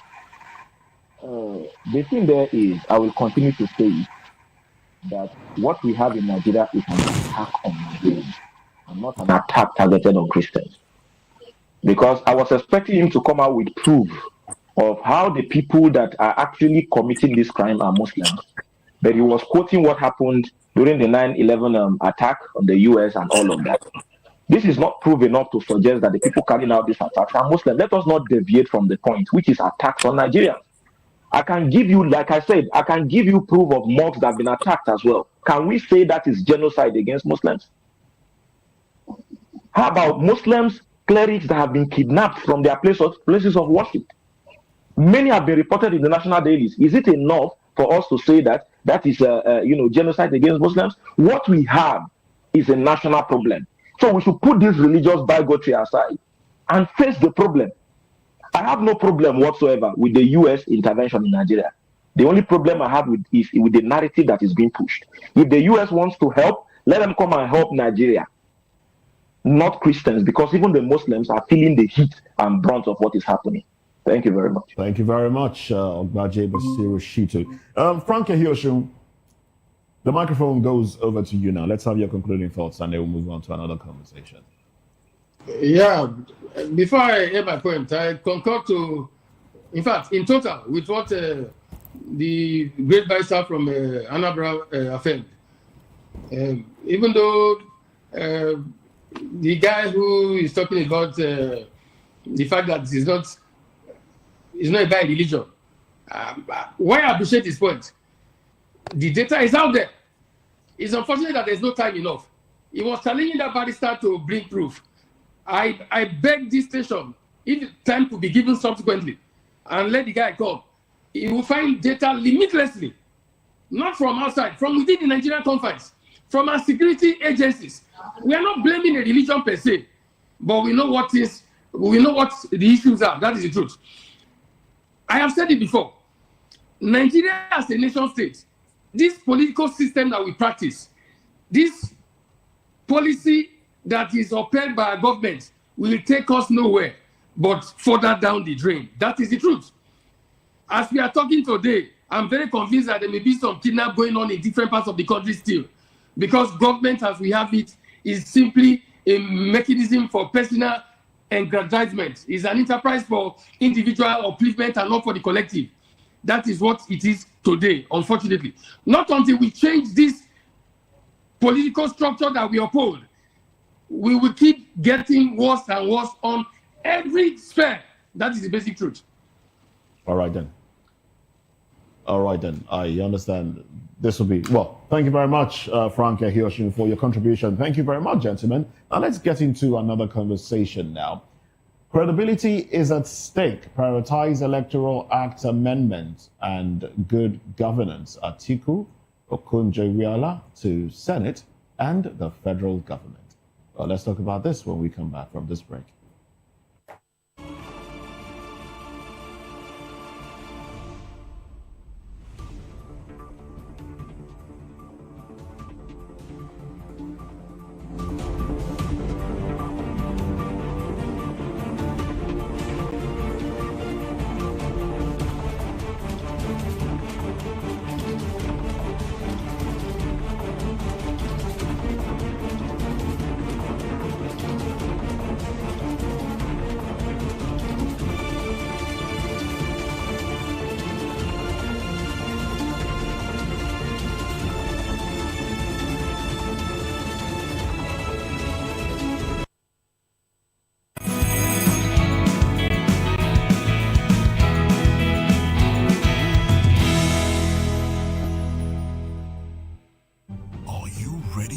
Extraordinary.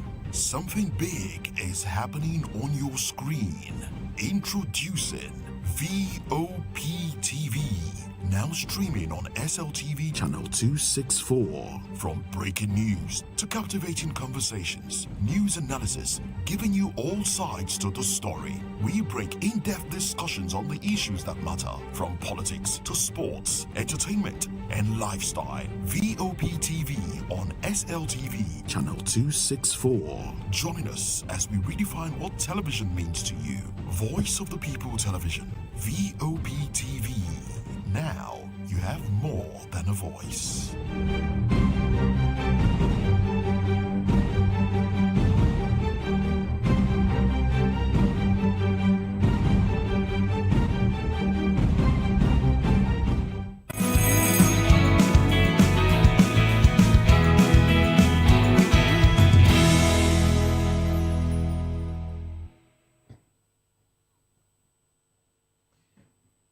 Well, thank you very much for joining us again. Now, we'll step away from, the electoral reforms, and let's talk about Rivers State now. Let's take our focus to Rivers State. Now, the political crisis in Rivers State deepened yesterday as the Chief Judge, Justice Simeon Amadi, formally declined the requests of the Rivers State House of Assembly to constitute a 7-member panel to investigate Governor Siminalayi Fubara and his deputy, Professor Ngozi Odu, over alleged gross misconduct.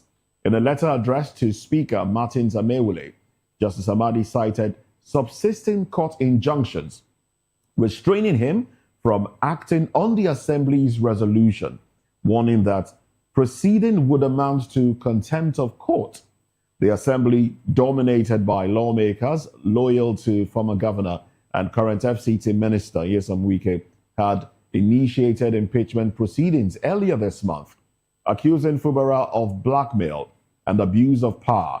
However, the Chief Judge's refusal has effectively stalled the process, throwing the state's political standoff into fresh uncertainty, as it were. Well, while some lawmakers, some stakeholders, including PANDEF and the APC leaders, reconciliation, others fear the impasse could destabilize the state's fragile political balance. Now, I would like to get the views of one who is a partaker of what's going on in Rivers State. And by that, I mean as a son of the soil, as it were, one who resides in the state, even though you're not from there. And that's talking about Barrister Asim Adams. Now, you have been following issues in Rivers State. You've been You have resided there for quite some time, so you know what exactly. What does this mean? What does this mean to the political atmosphere in Rivers State? And is it? Can we say this is Uhuru for the governor and his deputy?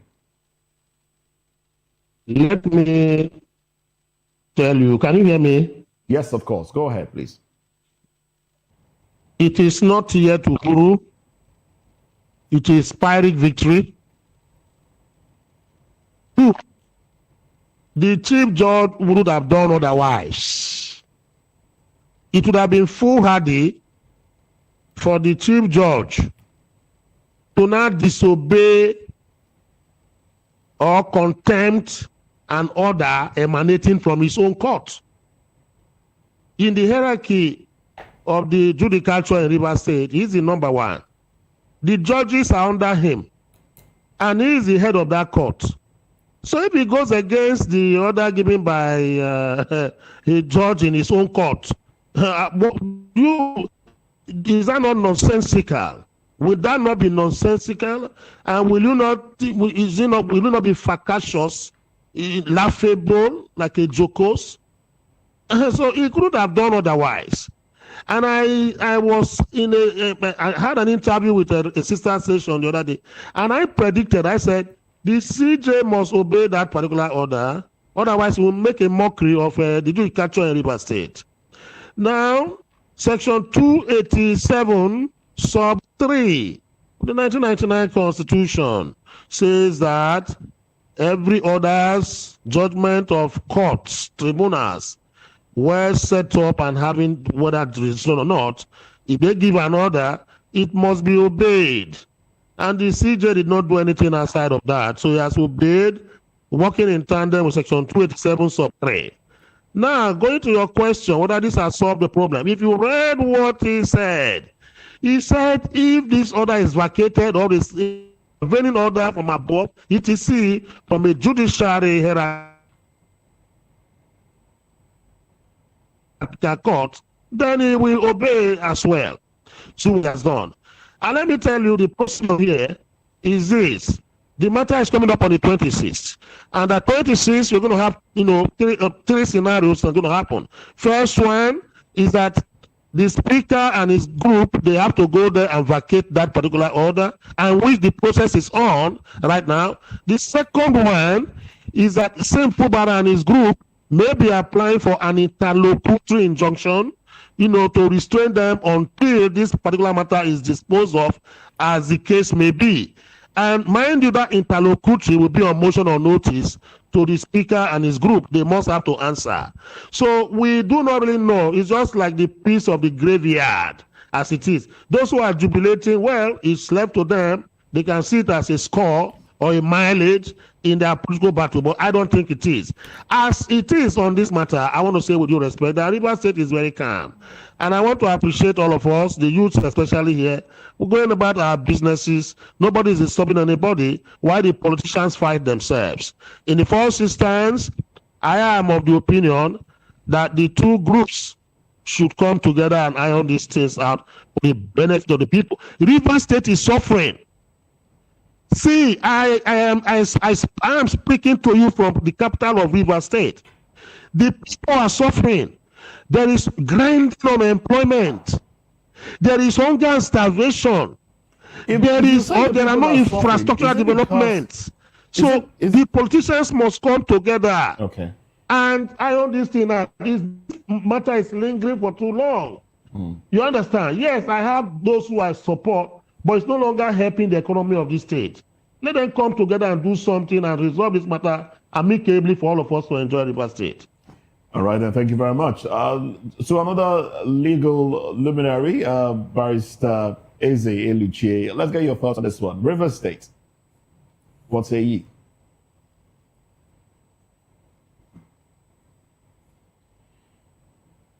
Barrister Eluchie, can you hear me? Oh, yes. I'm sorry for that. My view on the current imbroglio going on in Rivers State is that it has messed up, it has rubbished the democratic experimentation we have in Nigeria.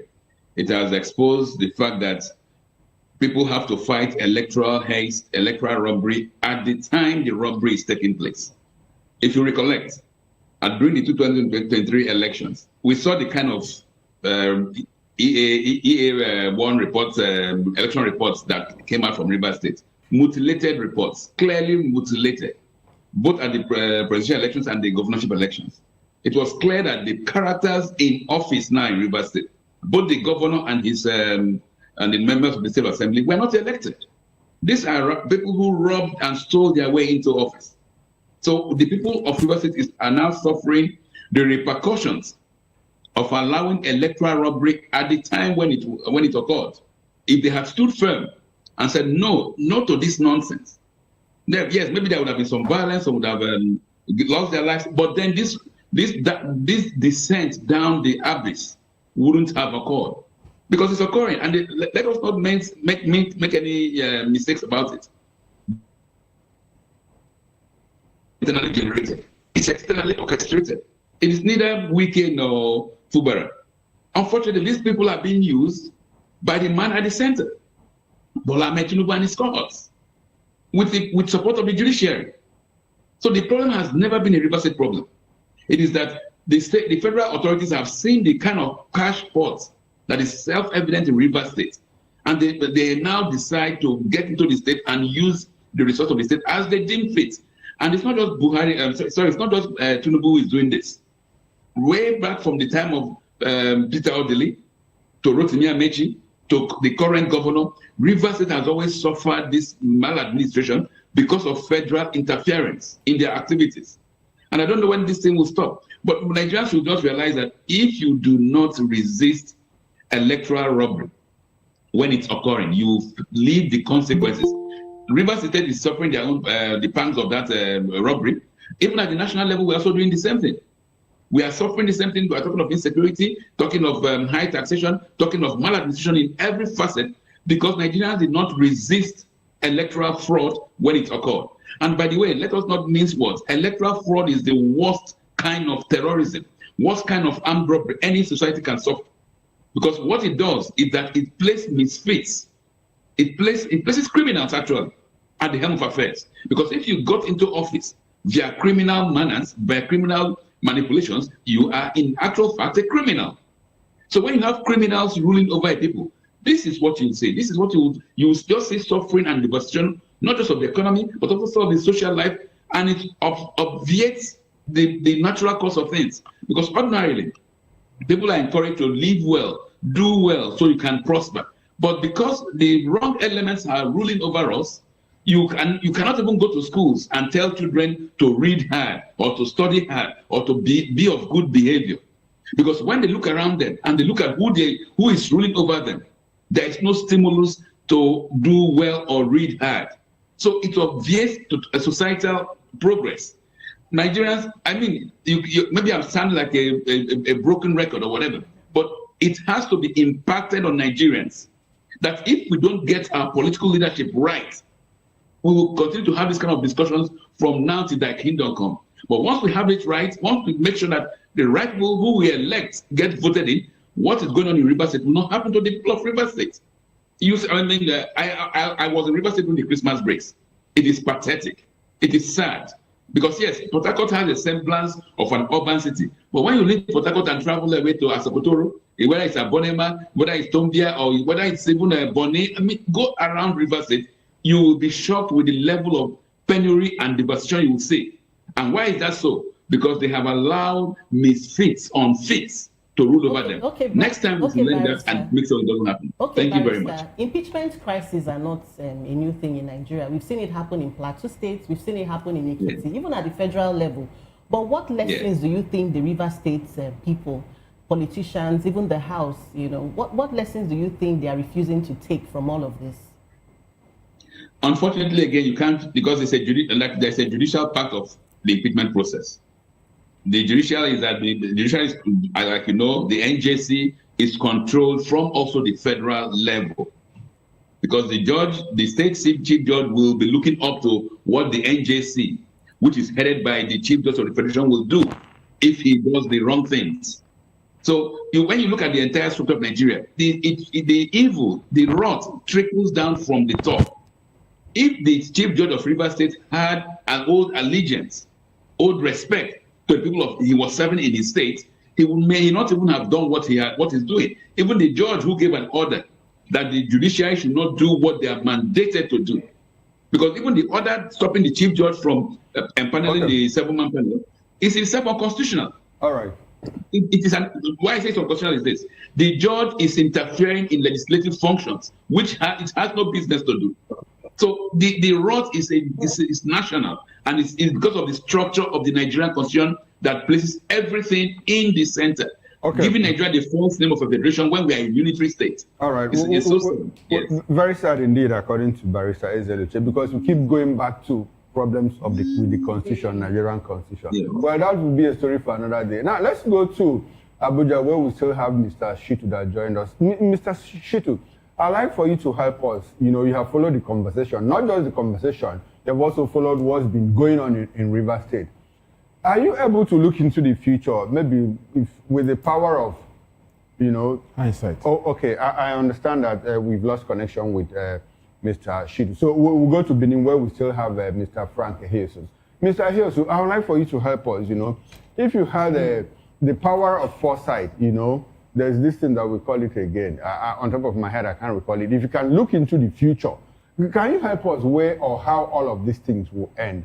I mean, the struggle for the control of Rivers' political structure between Godfather Nyesom Wike and Godson Sim Fubara'S, and the fact that people are bringing the president into the mix. And I ask this question again: why do people think that the president should be overly interested in what is going on in Rivers State?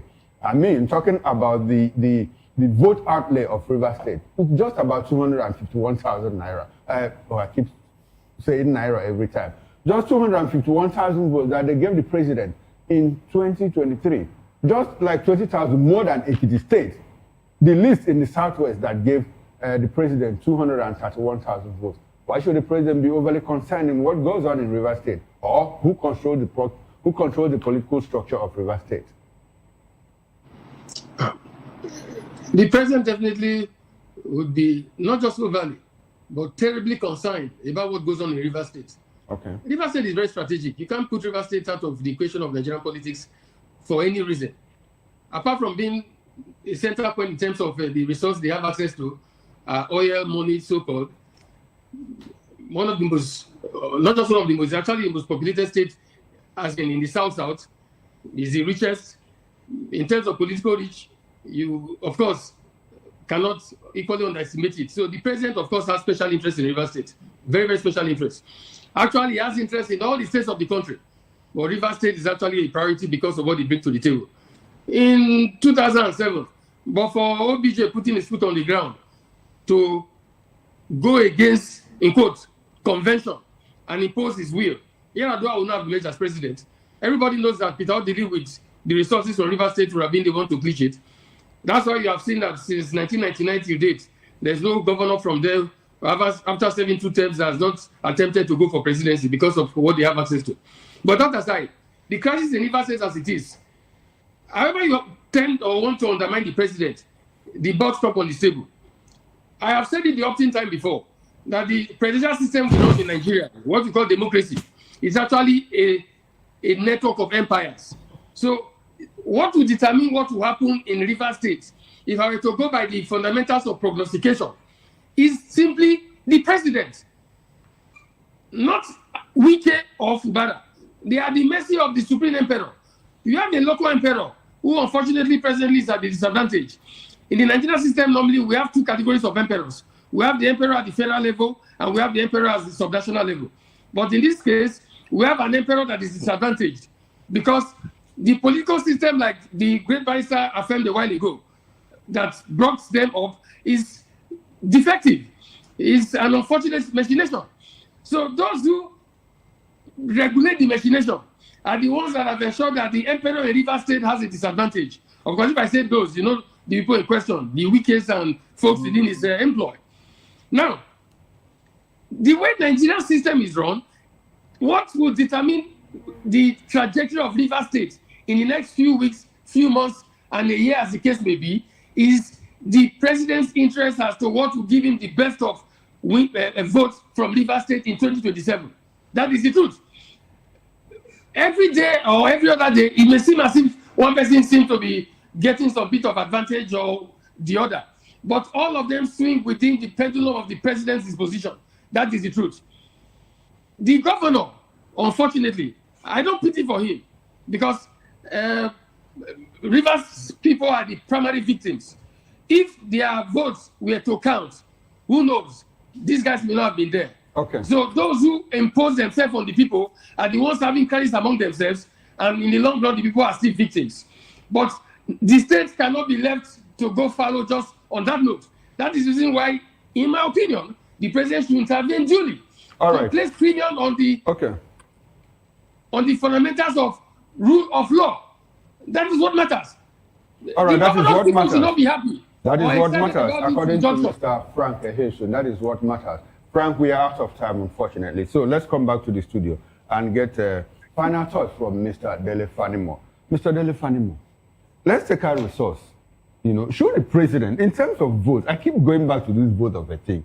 Shouldn't the president be hustling for a state like Kano State? Well, we see him do that. But why is it Rivers State? I did an analysis the other time, you know. If you come to the Southwest, or your state gave APC 444,000 votes. Ondo State, Ondo State, Ogun State, and which other state? Ekiti. Oh, no, Ekiti gave 231,000. 20,000 less than what Rivers gave. Rivers gave only 251,000 votes. So why the force about Rivers State? And apart from the results, should the president be overly concerned about what goes on in Rivers State? Looking at 2027 in view. Well, as of today, the pendulum seems to swing to APC. Okay. Having brought in the governor and the legislatures to APC. But then, a president that needs total votes, that will not want to go back into electoral college, will not be unmindful of whatever can happen within now and the election period. Okay. So, even if it's just 100,000 votes from Rivers, it's still a lot. And it's not just 100,000. What about the 25% we're talking about? It will be better and it will be total for a candidate who seeks election to even route to the point that opponents will not even get up to 25. If we look at the 25% you are talking about, if the president scored 0 votes in Rivers State in the 2023 general election, he still will have won the election because with those 251,000, if you added it to Atiku Abubakar, Atiku will still not win. Now, let me now tell you something about elections. It's like those days when we were in school. Until you see your results, you never can tell the ones you will fail and the ones you will pass. Okay.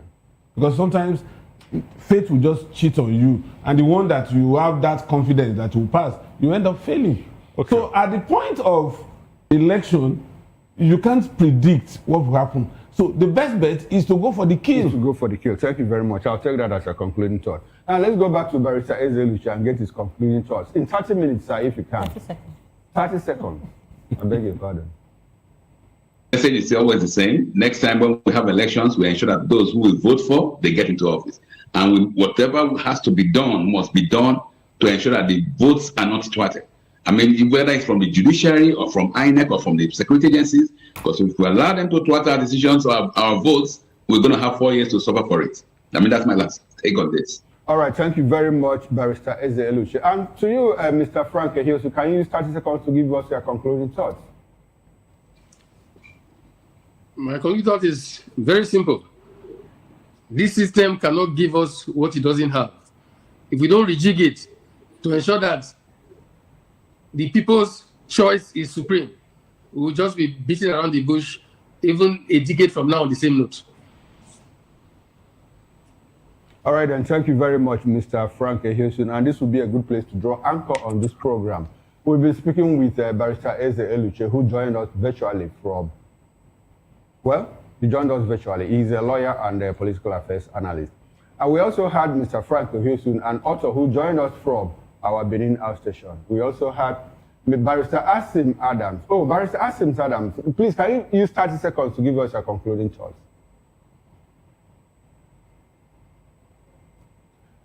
You need to unmute your mic so that we can get your audio feed. Thought is this: the judiciary in Nigeria has become a problem. Judiciary has installed governors. Even when the people voted, they are right governors, they all give their own governor. Imo State, Bayelsa, example. In this instance, judiciary has also intervened in impeachment proceedings. It didn't even allow it to kickstart. They stunted it. Whereas Section 188, sub 10 says you cannot touch it.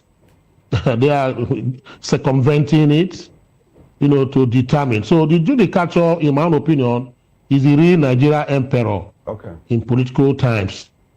That is my own. They must be very careful so that they don't destroy this democracy for us. Thank you. All right, and thank you very much, Barrister Adams, who joined us from Port Harcourt. We also had in the studio here with us Mr. Adele Fadimo. Gentlemen, thanks for your time and attention. We appreciate your presence. And now, on behalf of my colleagues here, Moses Humphrey and Jen Agoye, we say thank you very much for being part of the show. We'll return at 10 o'clock for extended newspaper review. Join us again then. Bye for now.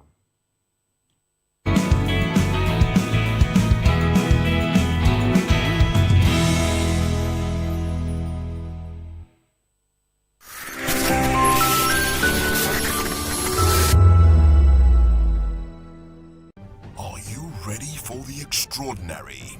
Something big is happening on your screen.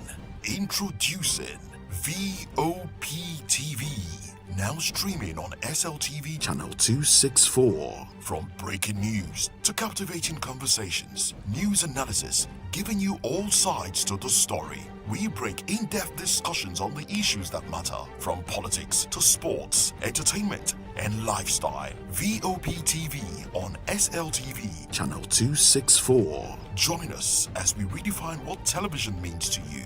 Voice of the People Television, VOP TV. Now you have more than a voice.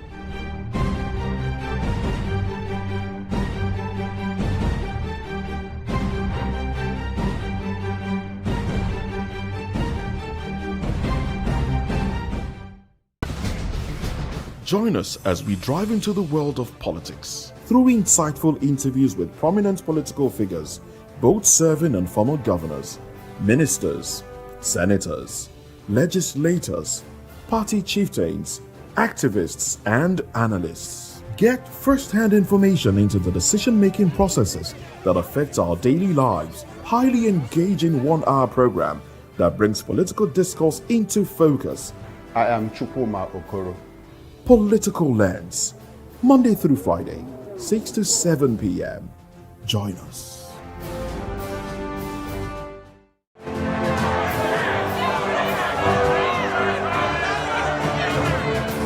Do you want your voice to be heard? Do you know that you matter in the scheme of things? The People's Voice, the show where ordinary citizens take center stage as we discuss the biggest stories that affect you and I. With you in mind, we facilitate lively discussions, debates, and interviews on the topics that matter most to you and I. From social justice to economic empowerment, education to healthcare, governance, and more. Tackling tough topics and amplifying your voice. Join the conversation and make your voice count. The People's Voice. Make your voice count. Behind every broken desk lies a broken promise. Education shapes the nations. But who is asking the right questions? Introducing Edu Dialogue, the show that goes beyond the surface, exposes the cracks, the corruption, and the silence in Nigeria's education system. Edu Dialogue, Saturdays, 3 p.m., only on VOP TV. We break the biggest stories, from missing funds to policy failures. We ask the tough questions and demand real answers. Edu Dialogue, this Saturday, 3 p.m. on Voice of the People Television. This is Health Check, your weekly guide to better living, smarter choices, and trusted answers. From everyday wellness to urgent health issues, we've got you covered. Health Check, only on Voice of the People television, where your health has a voice.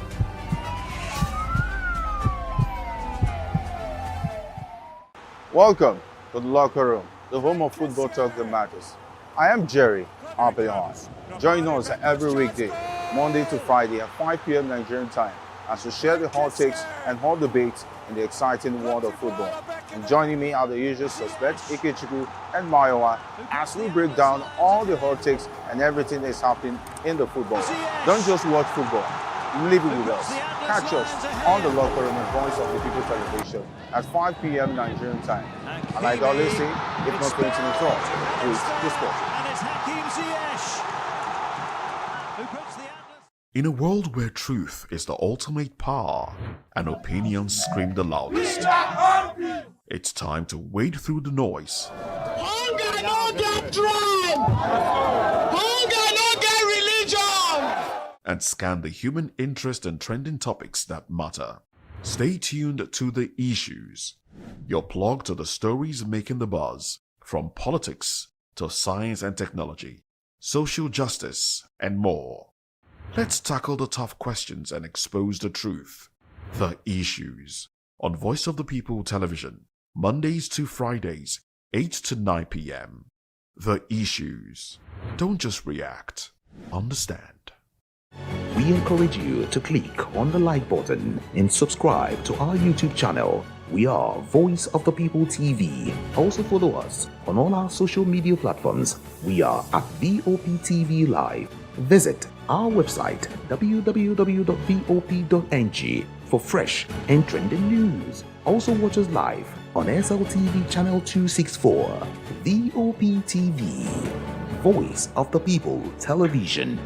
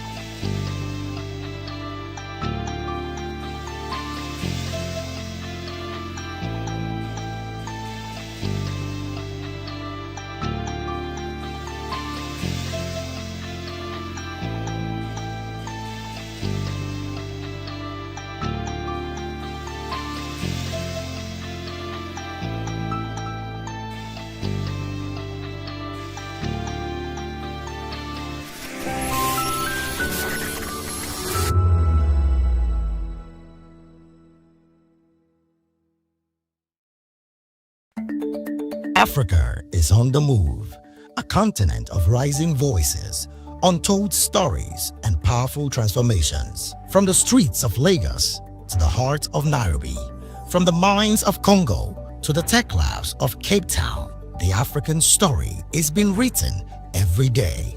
Bold, dynamic, unstoppable. This is African News on Voice of the People television. We don't just bring you the news. We analyze and bring you Africa's heartbeat, the politics that shapes our nations, the economies that drives our future, the cultures that defines who we are, the voice that must be heard. Africa News, Africa's voice, Africa's future. Where Africa speaks, the world listens.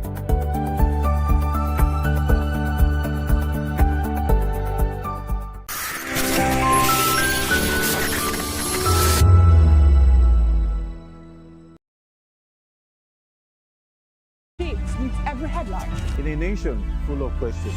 In a world filled with noise, the truth needs a voice. The policies that shapes our world and the economy that determines our future. Every hour, every day, the grapevine keeps buzzing. And together, we are committed to telling the stories that shape our world, because your voice is our focus. Don't forget, our voice matters the most. Let us come together and share our concerns.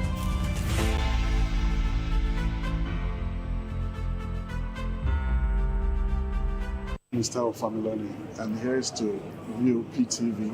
Keep watching, stay tuned, do not touch that dial. Arara, my name is Made Kuti, and you're watching VOP TV. Keep watching. Welcome, my name is Zika Davis. Distinguished. Yes. This is VOP TV. Do you know what that means? Voice of the People TV. You don't have a voice, don't come here. You better make sure your voice is heard. Are you ready for the extraordinary? Something big is happening on your screen. Introducing VOP TV. Now streaming on SLTV channel 264. From breaking news to captivating conversations, news analysis, giving you all sides to the story. We break in-depth discussions on the issues that matter, from politics to sports, entertainment, and lifestyle. VOP TV on SLTV channel 264. Join us as we redefine what television means to you. Voice of the People Television, VOP TV.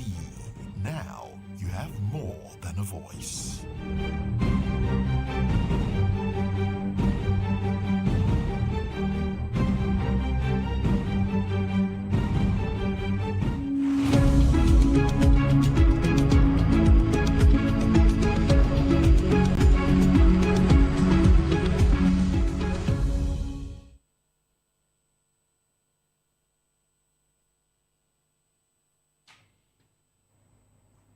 Well, thank you very much for joining us. Now, this is Newspaper Review. Welcome to the program. I am Moses Humphrey. And I am Chukuma Okoro. And we still have Daily Fanimo with us. Thank you very much for staying back. Yeah. Now, let's dive into it. Let's look at the headlines. From the Guardian newspaper, these are the headlines. The big story speaks to health. It says, how poor services, high costs, easy drug access fuel addiction crisis.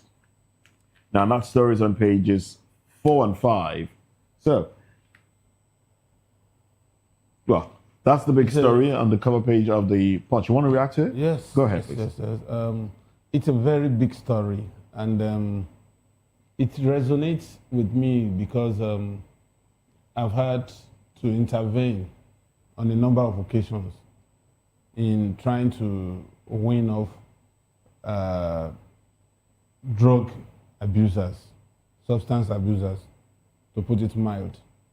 You see, there's so much exposure to illicit drugs.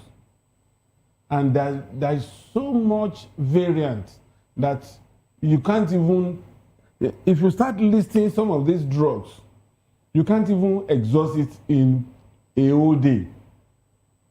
And such variants, new variants come up almost every day.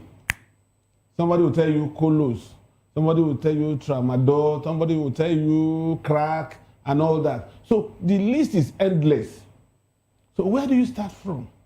Sniffing, it's so bad that sniffing the latrine is also one of the things they do to get high. You know, so as a matter of fact, it has gotten to a stage that for you to even track the number of illicit drugs, you have to really do a kind of mapping.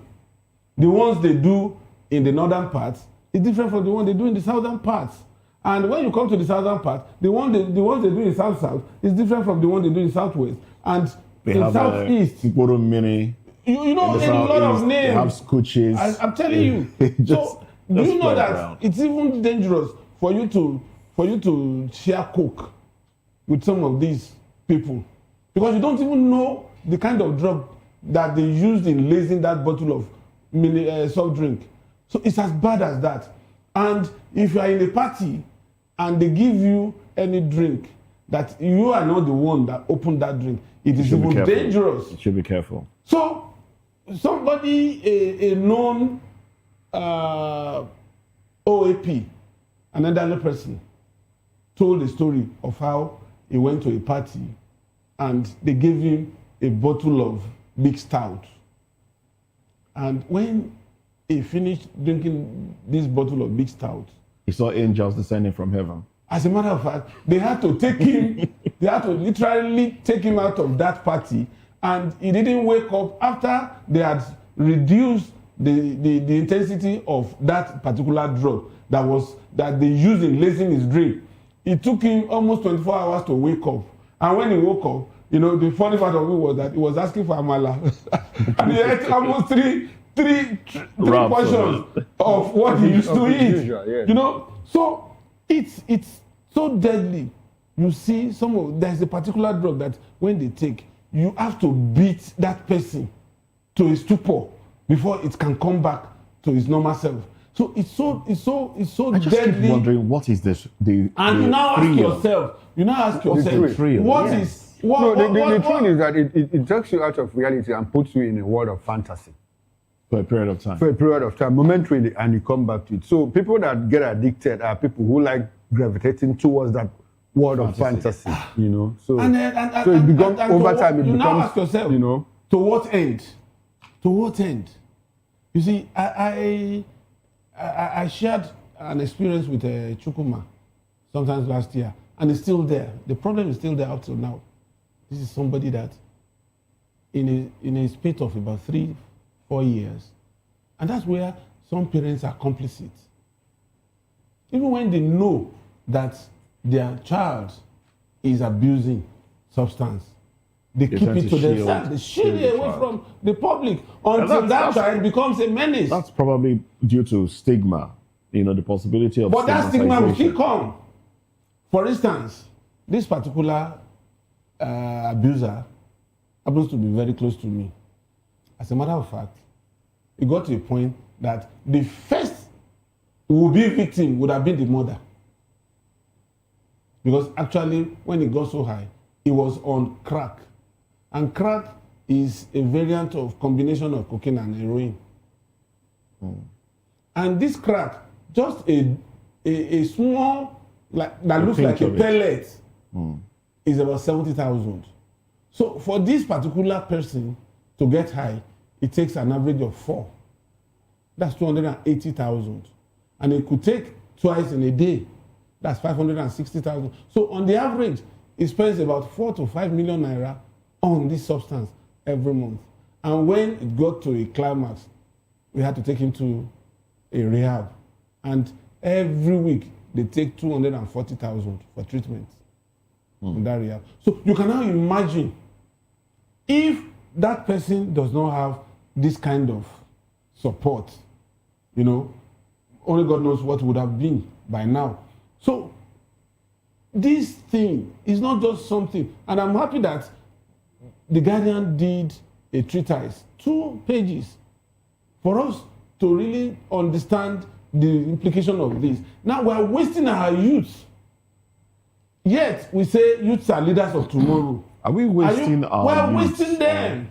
When you say because we, when they don't have it's the youths themselves when they are that cook up maladjusted. some of these things. It's the youths themselves that cook up some of these things. No, you see why I said we are wasting them is what is government doing to change this narrative? What are parents doing? What would government do that would change the narrative? Good. Because I understand that a lot of these, like you said, a lot of these things are made locally. Now you said something quite instructive, that you can't share a bottle of drink with anyone. I mean, no, it's dangerous to do that. I saw someone with a popular brand, you know, and the color of the substance was the same color with that of the popular brand. It doesn't change color. It doesn't. And I'm like, okay. And the way the person was sipping it, no. I usually don't. Like, what exactly are you sipping? Because you sip and then you chill and you close your eyes. Like, what exactly are you sipping? And lady said, it was a lady. So it's some scoochies or something. It's not even scoochies that she mentioned. They mentioned something else. They cooked it. They cooked it in her area overnight because there was a party. So they mixed a lot of things, and I'm like, do you even know the things mixed in here? Do you know that it could be harmful to your organs, your kidney, your liver, and the rest of them? And she was just smiling. So is that the problem of the government? No, you see why I said government has a hand in this is there should be enough publicity and sensitization. I think there is enough sensitization. No, show me anywhere where some of these things... In fact, what I think should be done is National Census Board should censor musicians that always brandish these drugs. You see them with red cups. You see them puffing something. So they give the young person on the street the feeling that, look, for you to be a big boy, you have to do these things. And it has trickled all the way down to children who are 14-year-olds in secondary schools. Secondary schools, I think they abuse substance. The drug crisis, has permeated society to the extent that it might be difficult, in the interim to control it. And so I believe that it should be a shared responsibility between the government, talking about the agencies, and parents. Because that is the take-off point, before a child leaves house, he must, before a child gets into society, he comes from a home. Yes. I want to relate with the story that you shared about the person that went to a party, and at the secondary school level, back in the days, when we were still in secondary school, I was in boarding house. So normally during the break period, 1 week break, we go home. So I had a friend, who shared an experience. They call it some group of friends, had cooked rice, and in the process, knowingly put marijuana inside it. So he didn't know. He walked in on them, saw them eating rice, and he joined them and ate the rice. So after a while, he started feeling somehow, and he became very uneasy, and and he started palpitating. Now, he got worried, right? Does it look like I've eaten poison or what? And so it was at that point that they opened up and said, look at what we did. But we mixed inside. And he relaxed and now went into sleep and all of that. And slept for a very long time. That's usually So the effects are different. So the crisis, we are even underestimating the crisis. When you see secondary schools, high schools, when they are doing their graduation, you see small girls smoking shisha. And if you go on social media, you see a whole lot of them, with boys partying. And so they take pride in doing all of these things. Oh, I belong, I'm now I've finished high school, I'm getting into the university. And because when they are in high school, they have parental control. You can imagine what happens when they get to university. You can imagine when they get to university. Like some of us that went to boarding houses, boarding schools and all of that. When we got to university, it was like a door was opened momentarily and we saw what the world looks like. So those of us that were not just like somebody being breaking loose. So some of us that were not constrained, some of us that were not leashed, went into that life, and before you know it, a couple of us were destroyed. Because of that freedom, unfettered freedom that you had in the university and all of that. So the problem is, like I said, it's shared responsibility from the home. From home, because if the child is not very well trained at home, yes, it becomes a problem in maladjusted. society. Another thing again is, from my first-hand experience, I discovered that you can't be a Yahoo boy without taking drugs. From your first-hand experience? Yes, with some of these people that are also abusers. When you said first-hand experience, Moses was talking about... But me being part of it, maybe that was the wrong English. Don't come and quote me before you set up NDA against me. Now, not only NDA, EFCC now. No, I don't have money. Joint operation. I don't have money. One thing I discovered is, because of the time zone, most of these Yahoo guys, they are awake all night, because our night is the day of those people they want to come. So to keep them awake all the time, they need drugs. So that's why it's difficult. Okay, drugs that keep them awake. Because there are some that sedate you. But some keep them awake. Energy drinks and the rest of them. These things keep you awake. And they have things in them as well that harmful. So you find out that harmful, not just harmful, some of them have addictive substances like nicotine, exactly, caffeine. Yeah. So most of them, when you find them, if you just trace the way they operate, they don't sleep at night. And for you to keep awake for 3 days running or 4 days running, you need some of these drugs. And so it becomes, and so if you want to win off, this is my experience, if you want to win off somebody who is a known Yahoo boy, then it's a very difficult task because he doesn't want to stop making money. And to continue to make money, he needs to keep awake at night. And Have you tried to win There's somebody another else? angle to this that we're not touching Have you tried on. to win somebody else before? Me? I have tried, but I only succeeded once. But the other one, There's another I angle to succeeded. this that we haven't touched on. I mean, we're talking about addiction here. Yeah. Drug access and addiction and the rest. There's the angle of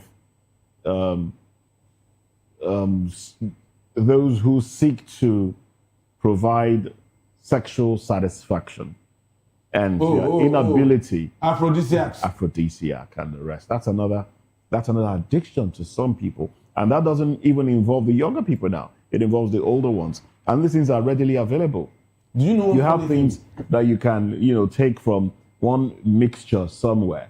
And they advertise all these things. And those things We have also have the local equivalent. The operational Exactly. word. The operational word is addiction. And I will point this out. I used to have a friend. He was a scientist. He was in the Ministry of Health. And this guy knew that he had high blood pressure. In the midst of high blood pressure, he would skip his drugs just because he needed aphrodisiac because of a game he wants to play. And this guy, if you just have just a mixture and you just tell him that this mixture will make him last longer than necessary, he's ready to do anything, any of your bidding, to make sure he takes out of it. Now, at a point, I noticed that he was complaining of a particular region in his body. And I told him, I said, that place you are touching all the time, that's your kidney region. No? You are a scientist, you should know. Said he knows and all that. And this guy kept using this aphrodisiac. The day he slumped, and a friend called me. We were living on the same street. I told that guy that guy is better dead than live. Because for you to slump at that moment with that crisis in you, if you survive it, you become a vegetable for life. And the guy passed on the following day. So this aphrodisiac is common amongst those drivers in the motor park. The first thing they go to, and you see those women that have this kind of thing around them, they don't even know the mixture. They don't know if it's mixed with Viagra. And when they want to mix with Viagra, they mix with larger dose. And you know one thing about us in this part of the world, anything that we do that does not take our life immediately, we don't see it as something that can take our life. So, and for these drugs to have effect, it could take as many years as maybe 15 years, 10 years, So when it now begins to take its toll, It becomes irreversible. It becomes irreversible, and then you now begin to blame that woman that winked at you the last time you went to the village, or that man that accosted you and said you didn't greet him. Whereas this thing has started piling up right from the day you started abusing those substances. So I also share with you that position that it's not just these youngsters taking this drug. What about the older men? And when you start seeing the signs, when you press their hand or feet, it won't come up. It doesn't return. It will take, because your kidney cannot process Even waste. your heart rate. The way at the rate it should be processing it, then that person is already on his way out. A troubling one indeed. But let's go to other headlines here. FG warns against consumer extortion. Orders free installation of 500,000 meters. That's talking about electricity. CSOs knock National Assembly on prolonged recess. Warns Electoral Act delay threatens 2027 poll. That's on page 3. Let's see if there are riders to that one. Atiku faults Senate over Electoral Act amendment. INEC must give 360 days notice before election, says Wankwo. All right. And also 360 days. Yes. ADC affirms Obi, Usman as strong coalition members. LP's Lifeline tasks coalition seriousness. Patriotism, says Shakarao. All right, so let's react to these two headlines, basically. Chukuma. The Obi and the electoral. Yes. Okay, the electoral. Obi, Usman are strong coalition members, according to the ADC. That's Obi as an individual, Labour Party as a party, because Nanadi Usman. Okay. You know, basically. I'm sure they're talking about the obedient movement of the branch of the Labour Party. But I'd like to talk about the electoral reform first. We had a session on that electoral reform the other time, I think within the week, and my position was very clear. We need electoral reform as much as we need every other thing. But if you ask me, that the problem is the problem of individual credibility. And I keep asking, which electoral reform did we use to conduct the 1993 general election? That is still adjourned as of today, the best in the history of Nigeria. We used option A4. Was it part of the Electoral Act under NECO and Mosu? You know, so it's good that we have it, like I said, Electoral Act. Maybe because we have moved on to, and technology is now playing a part in election management and all of that. But until we get to the point where human beings, Nigerians, will do what is right, the Electoral Act will just be there, and we'll find a way of circumventing it. There was a particular phrase I used, you know, harnessing our creativity in the service of madness. We always deploy that. You know, we become very ingenious when we want to, you know, cheat and do things in the negative way to profit us. That is the problem about the Electoral Act. And civil society organizations are saying, look, the Senate, you have overstayed in your research. What are you doing? Because we need to tidy up this Electoral Act, you know, so that it will become operational before even we start the primaries. And not a situation where primaries is conducted or primaries are conducted and somebody goes to court based on the provisions of the Electoral Act and somebody says, oh, it cannot be retroactive. The primaries were conducted before the Electoral Act was signed into law and all of that. So we need to tidy up all of this before we even start conducting primaries. That will open the window into election campaign and all of that. Now, I'm talking about Obi and the Labour and Nanadi Usman being part of a strong force in the coalition. Yes. I don't know where they are coming from. Nanadi Usman, last count I checked, is still a member of the Labour Party. In fact, she's even claiming chairmanship of the Labour Party based on the judgment of an Abuja High Court presided over by Justice Peter Lifu. You know, so they're telling us that, look, there's an ongoing discussion, you know, between ADC and the Labour Party. That's what it seems like to me. That's my understanding of this headline. So this is not the first time it's happening. In 1999, we had the Alliance for Democracy. At that point, didn't feel a presidential candidate, but they aligned with ANPP and supported Olufale's political ambition. You know, so it's more like an alliance. If they are talking about an alliance between Labour Party and the ADC, very good one. Probably they should also bring in People's Democratic Party, PDP, you know, and SDP into all those alliances so that, well, the ultimate aim is for the opposition, you know, to upset the stage and take out the ruling government. But the ruling government, would they allow all of that to happen? Not in terms of manipulation, but in terms of being strong, you know, in the field too, in the battlefield, to say, look, to tell Nigerians, no, this is what we have done, and this is what we intend to do in terms of providing the dividends of democracy, in terms of providing infrastructure, in terms of, you know, improving the livelihoods of Nigerians, the living standard and everything. So it's a call. Opposition will do what they think they can do, and ruling government will do what they want to do. But in all of this, my plea is that, look, we should take out manipulation in all of this so that the election can become free, fair, and credible, so that we don't have to go back every time in 2027, probably, if we are still sitting on this desk, and we are talking about, oh, how the judiciary was used, oh, how the police was used, and oh, how civil society organizations monitored elections, and they discovered vote buying and all of that. We should go beyond all of those things and make sure that we build a country, a Nigeria, that everyone should be proud of at some point. All right then. See, for me, no electoral law can dissuade these politicians from rigging or manipulating election. Because, you see, it's a thing of the mind. If you set out to make sure that you are doing all of this for humanity, you won't be so desperate as to want to rig elections or to manipulate votes.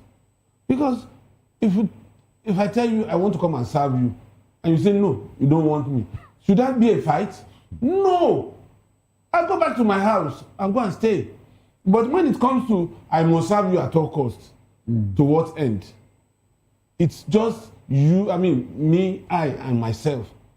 And as long as this coalition you are talking about is not going to work, because these politicians are inherently greedy. Everybody wants a space for himself. It will now come to say, okay, your party is weak, so you cannot rise above this level. And the man will now say, even if it's just 10 votes I'm bringing to the table, I should have a fair share of whatever is coming. So it now becomes whatever is coming that we want to share. And at the point of sharing, there will be night of long knives. And when you have that, even the best of laws will not surface and will not work. Okay, the process. All right, I'm sorry to butt in at this point. Talking about the politicians not being able to agree before elections, I think they are trying to change tactics now. I heard, what's his name? Aminu Tambuwal the other day say, look, what we need to do now is, let's come together. Let us win the election first before we start sharing. Because it's very easy to share the ticket. He said, tear the tickets now. This one will take its own, this one will take its own, and will not win the election. So come, let us first win the election before we now start sharing positions and all of that. And you think a politician will wait for No, I'm just saying that is what he said. Okay. That's what he said. And when you said, well, if your people say you should come and serve, if you want to serve, your people say don't come, you go back home. When we were growing up in the university, there was this phrase, I think it grew out of, the political campaigns of the 1979 and 1983 general election, where a particular group of people were saying, my people said I should come and serve, and I'm here. So when we were conducting departmental elections, so one guy came and said, my people said I should come and serve. On the election day, he scored 1 vote. So we're asking, who are your people that asked you to come and serve? The people. Just like Sarah Jibril, went to the primaries and she scored 1 vote. Probably she voted for herself. So this issue of my people said I should come. If you want to come and people say don't come, you go back home and stay now. It's as simple as that. Yes. But if I say I want to help you carry your bag and you say don't carry, will I start fighting you? I wonder. Is it a do or die affair? I wonder. So that is the thing. It boils down to human credibility. What the people want. Politicians will just do right by us and for us.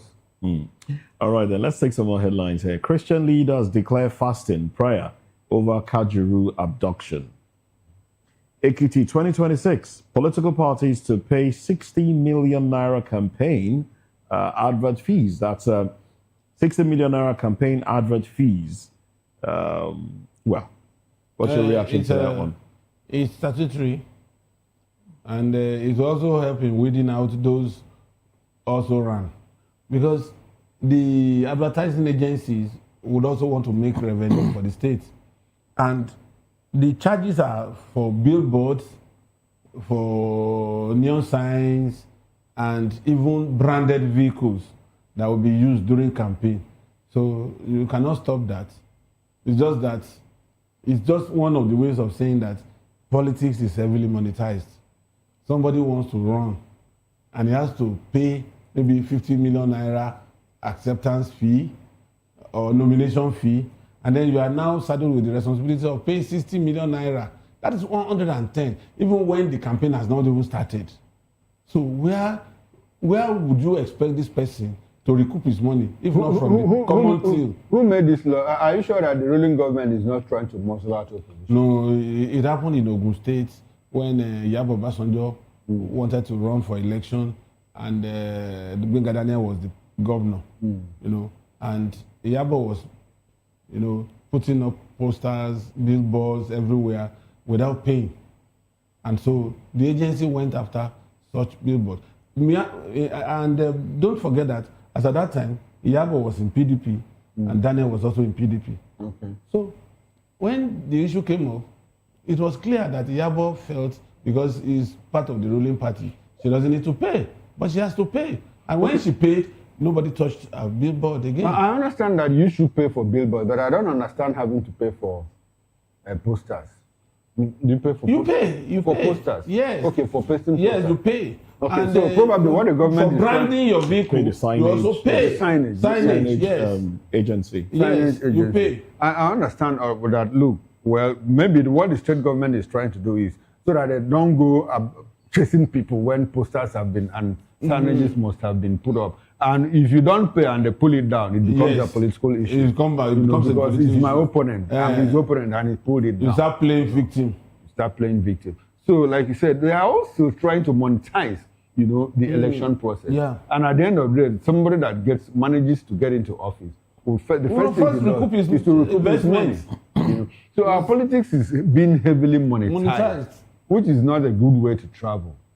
The court prescribes industrial action as Wike sues FCTA workers. They've been on strike in the FCT.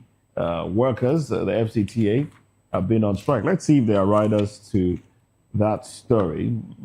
Wike sues the FCTA workers. That's on page 30 of the Guardian newspaper. All right. So here we are. Okay. Well, there are no riders to that one. But anyway, let's just get... Now, the National Industrial Courts in Abuja issued an order of interlocutory injunction prohibiting leaders of the Federal Capital Territory Administration, FCTA Workers Union, their agents, and members from embarking on strikes, picketing, lockouts, road blockades, or any action aimed at shutting down the administration's activities. Now, the ruling comes after workers under the aegis of the Joint Union Action Committee, JUAC, embarked on an indefinite strike over the non-payment of promotion arrears and other entitlements on Monday. In a judgment yesterday, Justice E.D. Subalim granted an application filed by the Minister of the FCT and the FCTA, restraining the union officials from proceeding with the industrial action. There you have it. Yes. I had a lecturer in school who defined the law as the will of the stronger party. The will of the stronger party. Okay. Justice as the will of the stronger party or the law as the will of the stronger party. Apparently, that is what Wike is trying to do. Isn't this some sort of oppression? Because it's oppression. If you're saying you haven't paid us, and because of that, and they gave notice before embarking on strike. And so now we have an industrial court issue a judgment, an injunction saying, look, you can't even go on strike. I think that is anti-labor. They should go to court and vacate that interlocutory injunction. What interlocutory means is that it has to be decided before the substantive issue itself is decided. So I think what they need to go is to go to court and vacate that order and continue with the strike action. And talking about strike action, why is it that it is even difficult to pay people their entitlements?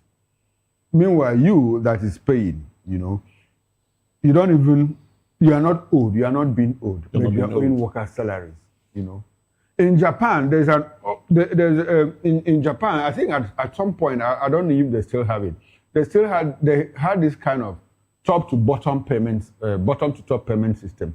If you cannot pay the least worker there, now the CEO doesn't receive his own salary. At some point in Japan, they had it. I don't know if they still have it. But our own here is upside down, is bottom top. Top to bottom. Top to bottom. Top to bottom. So somebody, you can pay people at the top, and first. First. Pay them first. First, so that they can go and take care of family problems and all of that. And they probably go to the same market, with the junior workers. That is what we have in Nigeria. You are stopping people from going on strike, unfortunately. You see, for me, industrial courts has sometimes done a lot of bad than good to the industrialization community. Why would you stop somebody from going on strike if somebody had given you enough notices? Because it starts with writing to the aggressor, and when you write and it doesn't comply, you give 21 days notice. From 21 days notice, it comes to 14 days notice, and then 7 days notice. In some cases, you even give 3 days notice before you do warning strike, which could be between 3 and 7 days. And if all those processes have been exhausted over time, and yet you decide not to pay these workers, are these workers not ab initio your workers? Are they not offering services? Were you not paid from the federation account? And the money you get from the federation account is also part of what these workers spend. Because when they go to shops to buy groceries, to buy some other items, they impose VAT on some of those items they buy. And that money comes back to you as the leader, either as a governor, as a mayor in the AFCT or whatever. Now, this money is not even your own personal money. Why should you deprive those who should enjoy the dividend of their tax payment, the money they need to keep hope alive and to keep the body and soul together? And you're saying their strike action is affecting the flow of work. Which work? The work Which that they work? do. I mean, so they should starve. The work that They should starve and go to work and then die in the workplace. Is that what we want? Does it make any sense at all? Oh well. And the person that is suing, look at what is on the this day on the front. If we can put up this day on the screen, this on the screen, you know. Well, he's right there to celebrate his son who just got his MSc. The FCT minister. Yes. So it's the cover page there. It's FCT Minister Nyesom Wike, the wife, and his son Joachim, daughter as well, and the other young man Jordan, during Joachim's MSc degree in management and technology, change graduation at King's College, London, yesterday. Let me tell you, that photograph would attract nothing less than 5 million naira on the front page of this day. Yet, that 5 million naira he has paid for that photograph is enough to pay more than 30 workers that are on strike. So, what are we talking about? But this might just be his personal money. Well, what we are saying, what is his personal money? Money he got from the proceeds of working, quote and unquote, for the states. In the last 20 years or so, we have not heard of Wike doing any other thing other than politics.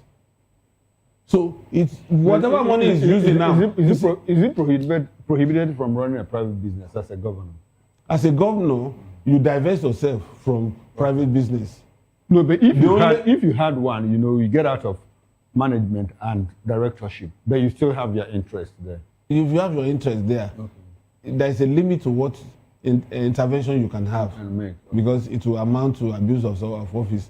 You understand? But what we are saying is, even if it's legitimate any, he earns this money from working for state.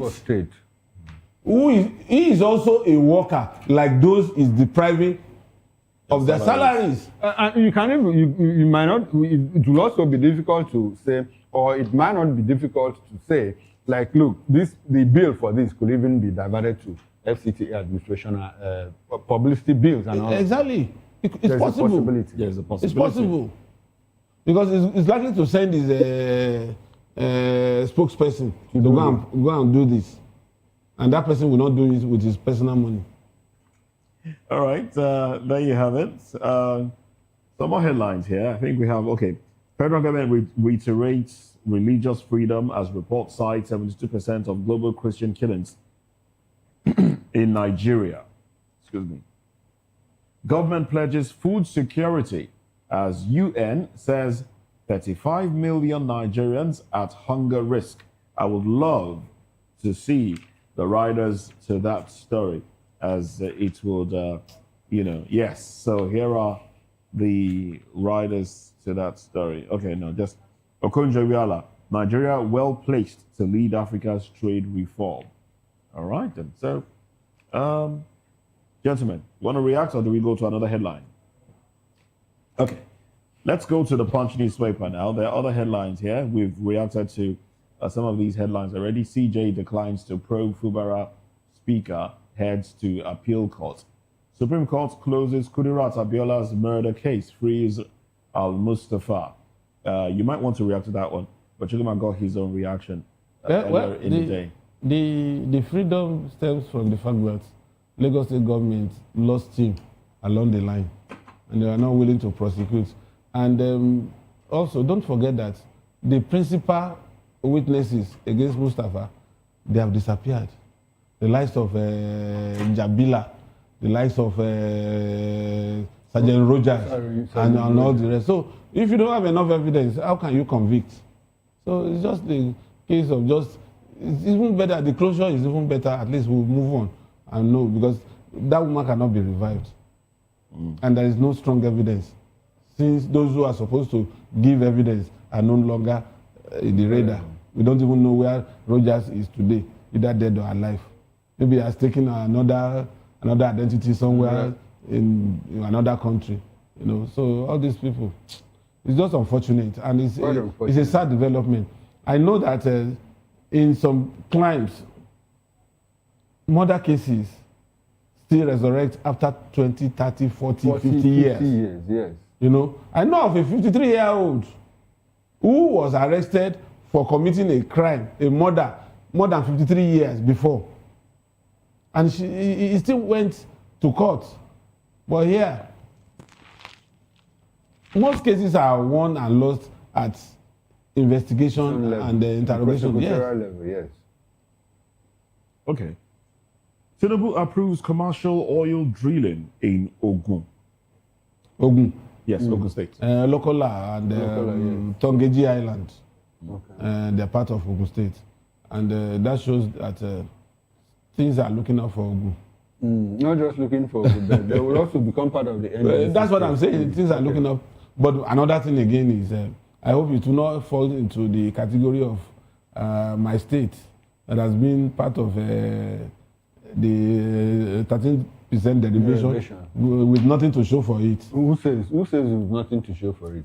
Even the gate, we have not even started. We have not even started. A beautiful gate. A beautiful gate. Because your state is not part of 13% too.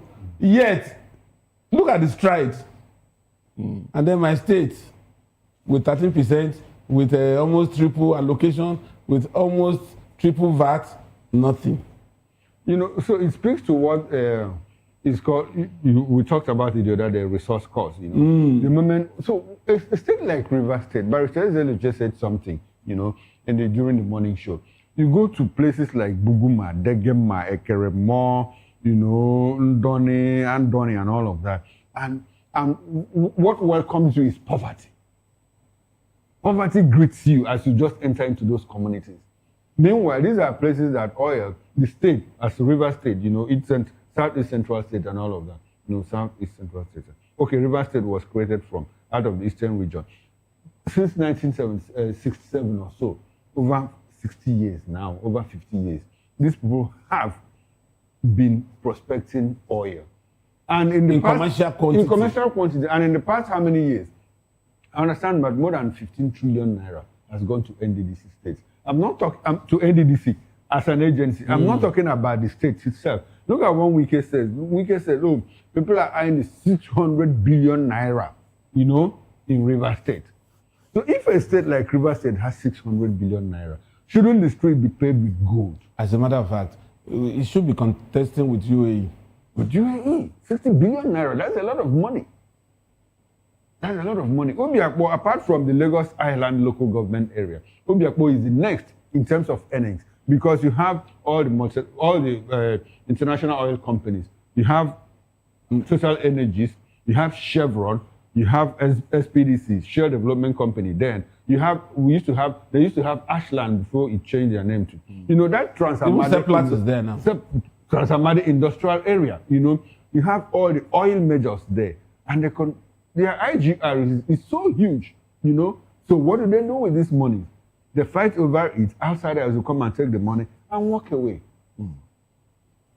Oh, well, there's another headline I'd like us to react to as we coast home now.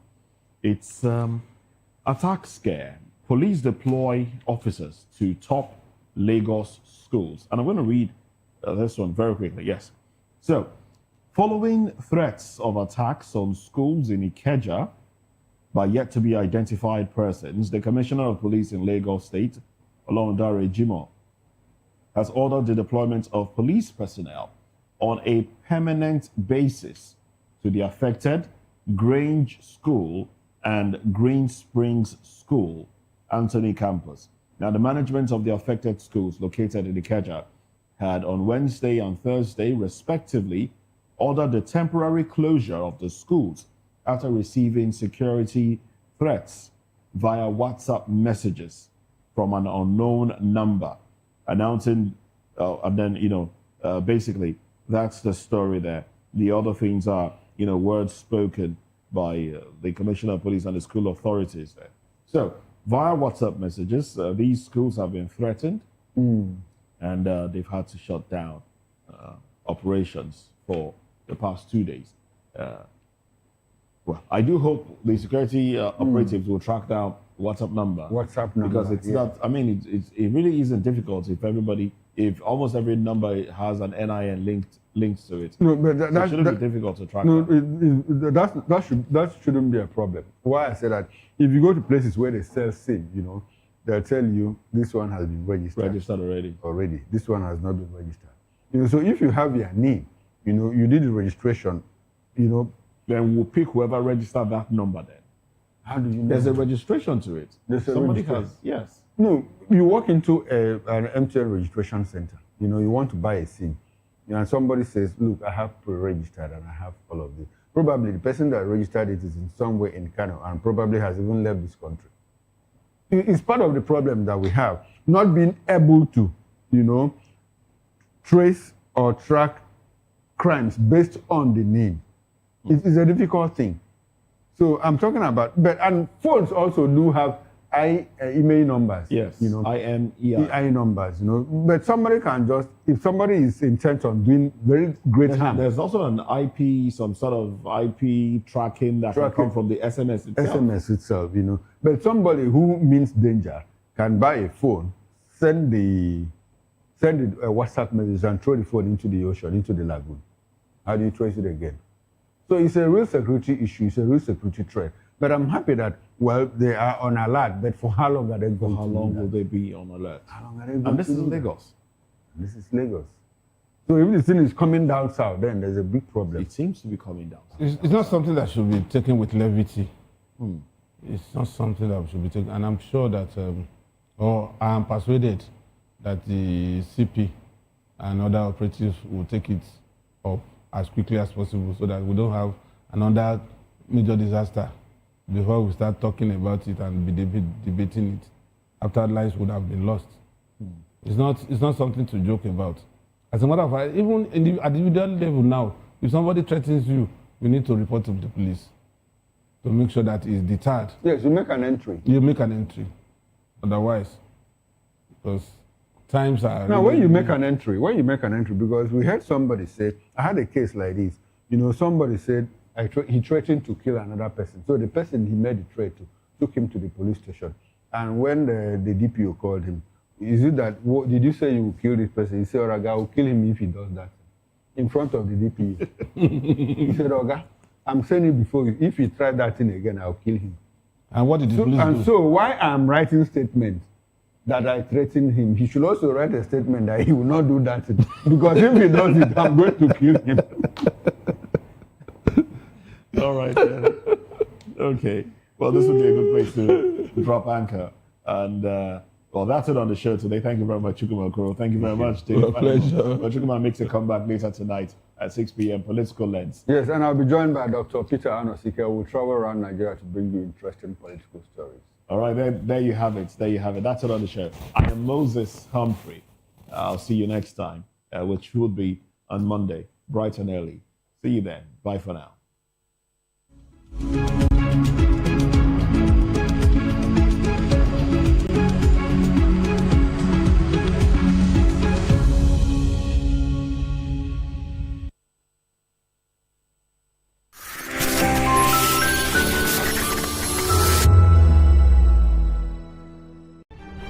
In a world where power shifts with every headlines, news breaks and events happens, we bring you unbiased and explicit information on politics, economy, and state of the nation. We break down the chaos. Facts, not fluff. Truth, not spin. We discuss not just politics, but a glimpse into the future. Voice of the People Television. Now you have more than a voice. Join us as we drive into the world of politics through insightful interviews with prominent political figures, both serving and former governors, ministers, senators, legislators, party chieftains, activists, and analysts. Get first-hand information into the decision-making processes that affect our daily lives. Highly engaging one-hour program that brings political discourse into focus. I am Chukuma Okoro. Political Lens, Monday through Friday, 6 to 7 p.m. Join us. In a world where truth is the ultimate power and opinions scream the loudest, it's time to wade through the noise. Hunger no get tribe. Hunger no get religion. And scan the human interest and trending topics that matter. Stay tuned to The Issues, your plug to the stories making the buzz, from politics to science and technology, social justice, and more. Let's tackle the tough questions and expose the truth. The Issues, on Voice of the People Television, Mondays to Fridays, 8 to 9 p.m. The Issues. Don't just react, understand. Behind every broken desk lies a broken promise. Education shapes the nations. But who is asking the right questions? Introducing Edu Dialogue, the show that goes beyond the surface, exposes the cracks, the corruption, and the silence in Nigeria's education system. Edu Dialogue, Saturdays, 3 p.m., only on VOP TV. We break the biggest stories, from missing funds to policy failures.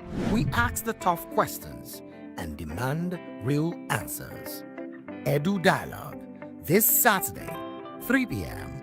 on Voice of the People Television. Are you ready for the extraordinary? Something big is happening on your screen. Introducing VOP TV.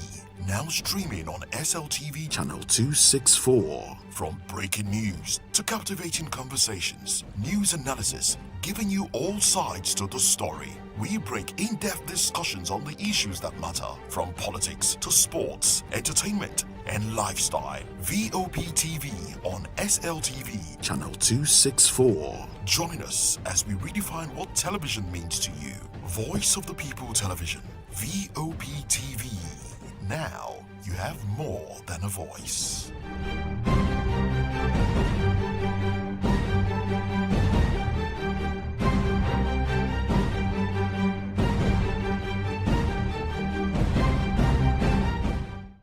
To know the happenings in the maritime sector, join us on the program Maritime Frontiers on VOP TV as we discuss key areas in the maritime sector, from aquaculture, maritime transportation, maritime labor regulation, oil and gas exploration, ferry and passenger insurance, marine pollution and prevention, port operations, and lots more. Maritime Frontiers, exploring Nigeria's blue economy.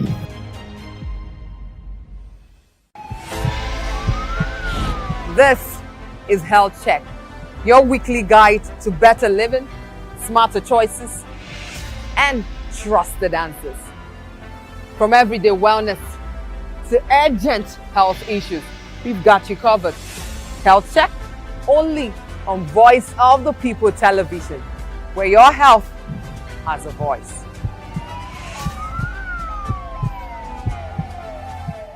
Good evening, Africa. My name is Bamakore, actor, model, producer, and I'm giving a big shout out to VOP TV, man. Keep watching. Don't change the dial. Thank you and God bless you. My name is AY, and of course, I represent the voice of the people, and that's why I'm on VOP. AY say so. Hi everyone, it's your girl Miriam Tima from the Real Housewives of Lagos and the Real Housewives Ultimate Girls Trip Africa. Shout out to VOP, the voice of the people. You already know. Stay tuned, keep watching. And don't forget, VOP is the best. Alright, hello, it's about that shaking the man fine back with Melanie Poppy Black Skin Boy. This is VOP TV. If you're not watching VOP, I don't know why you're watching. Maybe you're watching your weight. Hello, beautiful people. This is Wale Ojo, and you're watching VOP, Voice of the People. Hi guys, you already know who it is. This is New Energy. Flyers whatever live it. Keep watching VOP TV. Thank you. Hi people, Ginny Albano here. Guys, please keep watching Voice of the People. We encourage you to click on the like button and subscribe to our YouTube channel. We are Voice of the People TV. Also follow us on all our social media platforms. We are at VOP TV Live. Visit our website www.vop.ng for fresh and trending news. Also watch us live on SLTV channel 264. VOP TV, Voice of the People Television. Africa is on the move, a continent of rising voices, untold stories, and powerful transformations. From the streets of Lagos to the heart of Nairobi, from the mines of Congo to the tech labs of Cape Town, the African story is being written every day. Bold, dynamic, unstoppable. This is African News on Voice of the People Television. We don't just bring you the news. We analyze and bring you Africa's heartbeat, the politics that shapes our nations, the economies that drives our future, the cultures that defines who we are, the voice that must be heard. Africa News, Africa's voice, Africa's future. Where Africa speaks, the world listens.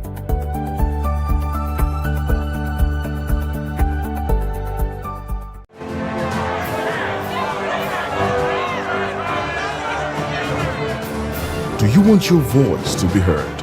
Do you know that you matter in the scheme of things? The People's Voice, the show where ordinary citizens take center stage as we discuss the biggest stories that affect you and I. With you in mind, we facilitate lively discussions, debates, and interviews on the topics that matter most to you and I. From social justice to economic empowerment, education to healthcare, governance, and more. Tackling tough topics and amplifying your voice.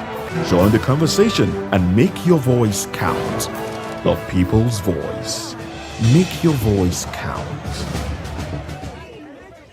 Welcome to the locker room, the home of football talk that matters. I am Jerry Apelon. Join us every weekday, Monday to Friday at 5 p.m. Nigerian time, as we share the hot takes and hot debates in the exciting world of football. And joining me are the usual suspects, Ikechukwu and Mayowa, as we break down all the hot takes and everything that's happening in the football. Don't just watch football, live it with us. Catch us on the locker room and Voice of the People Television at 5 p.m. Nigerian time. And like I always say, if not 20 minutes off, with the sport. And it's Hakim Ziyech, who puts the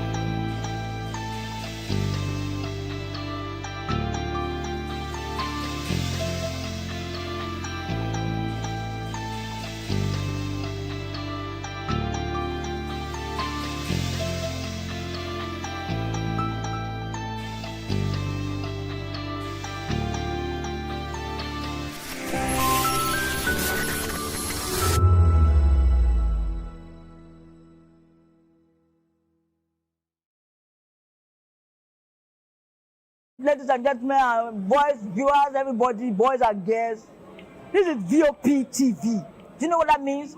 Voice of the People TV. You don't have a voice, don't come here. You better make sure your voice is heard. Are you ready for the extraordinary? Something big is happening on your screen. Introducing VOP TV. Now streaming on SLTV channel 264. From breaking news to captivating conversations, news analysis, giving you all sides to the story. We break in-depth discussions on the issues that matter, from politics to sports, entertainment, and lifestyle. VOP TV on SLTV channel 264. Join us as we redefine what television means to you. Voice of the People Television, VOP TV. Now you have more than a voice.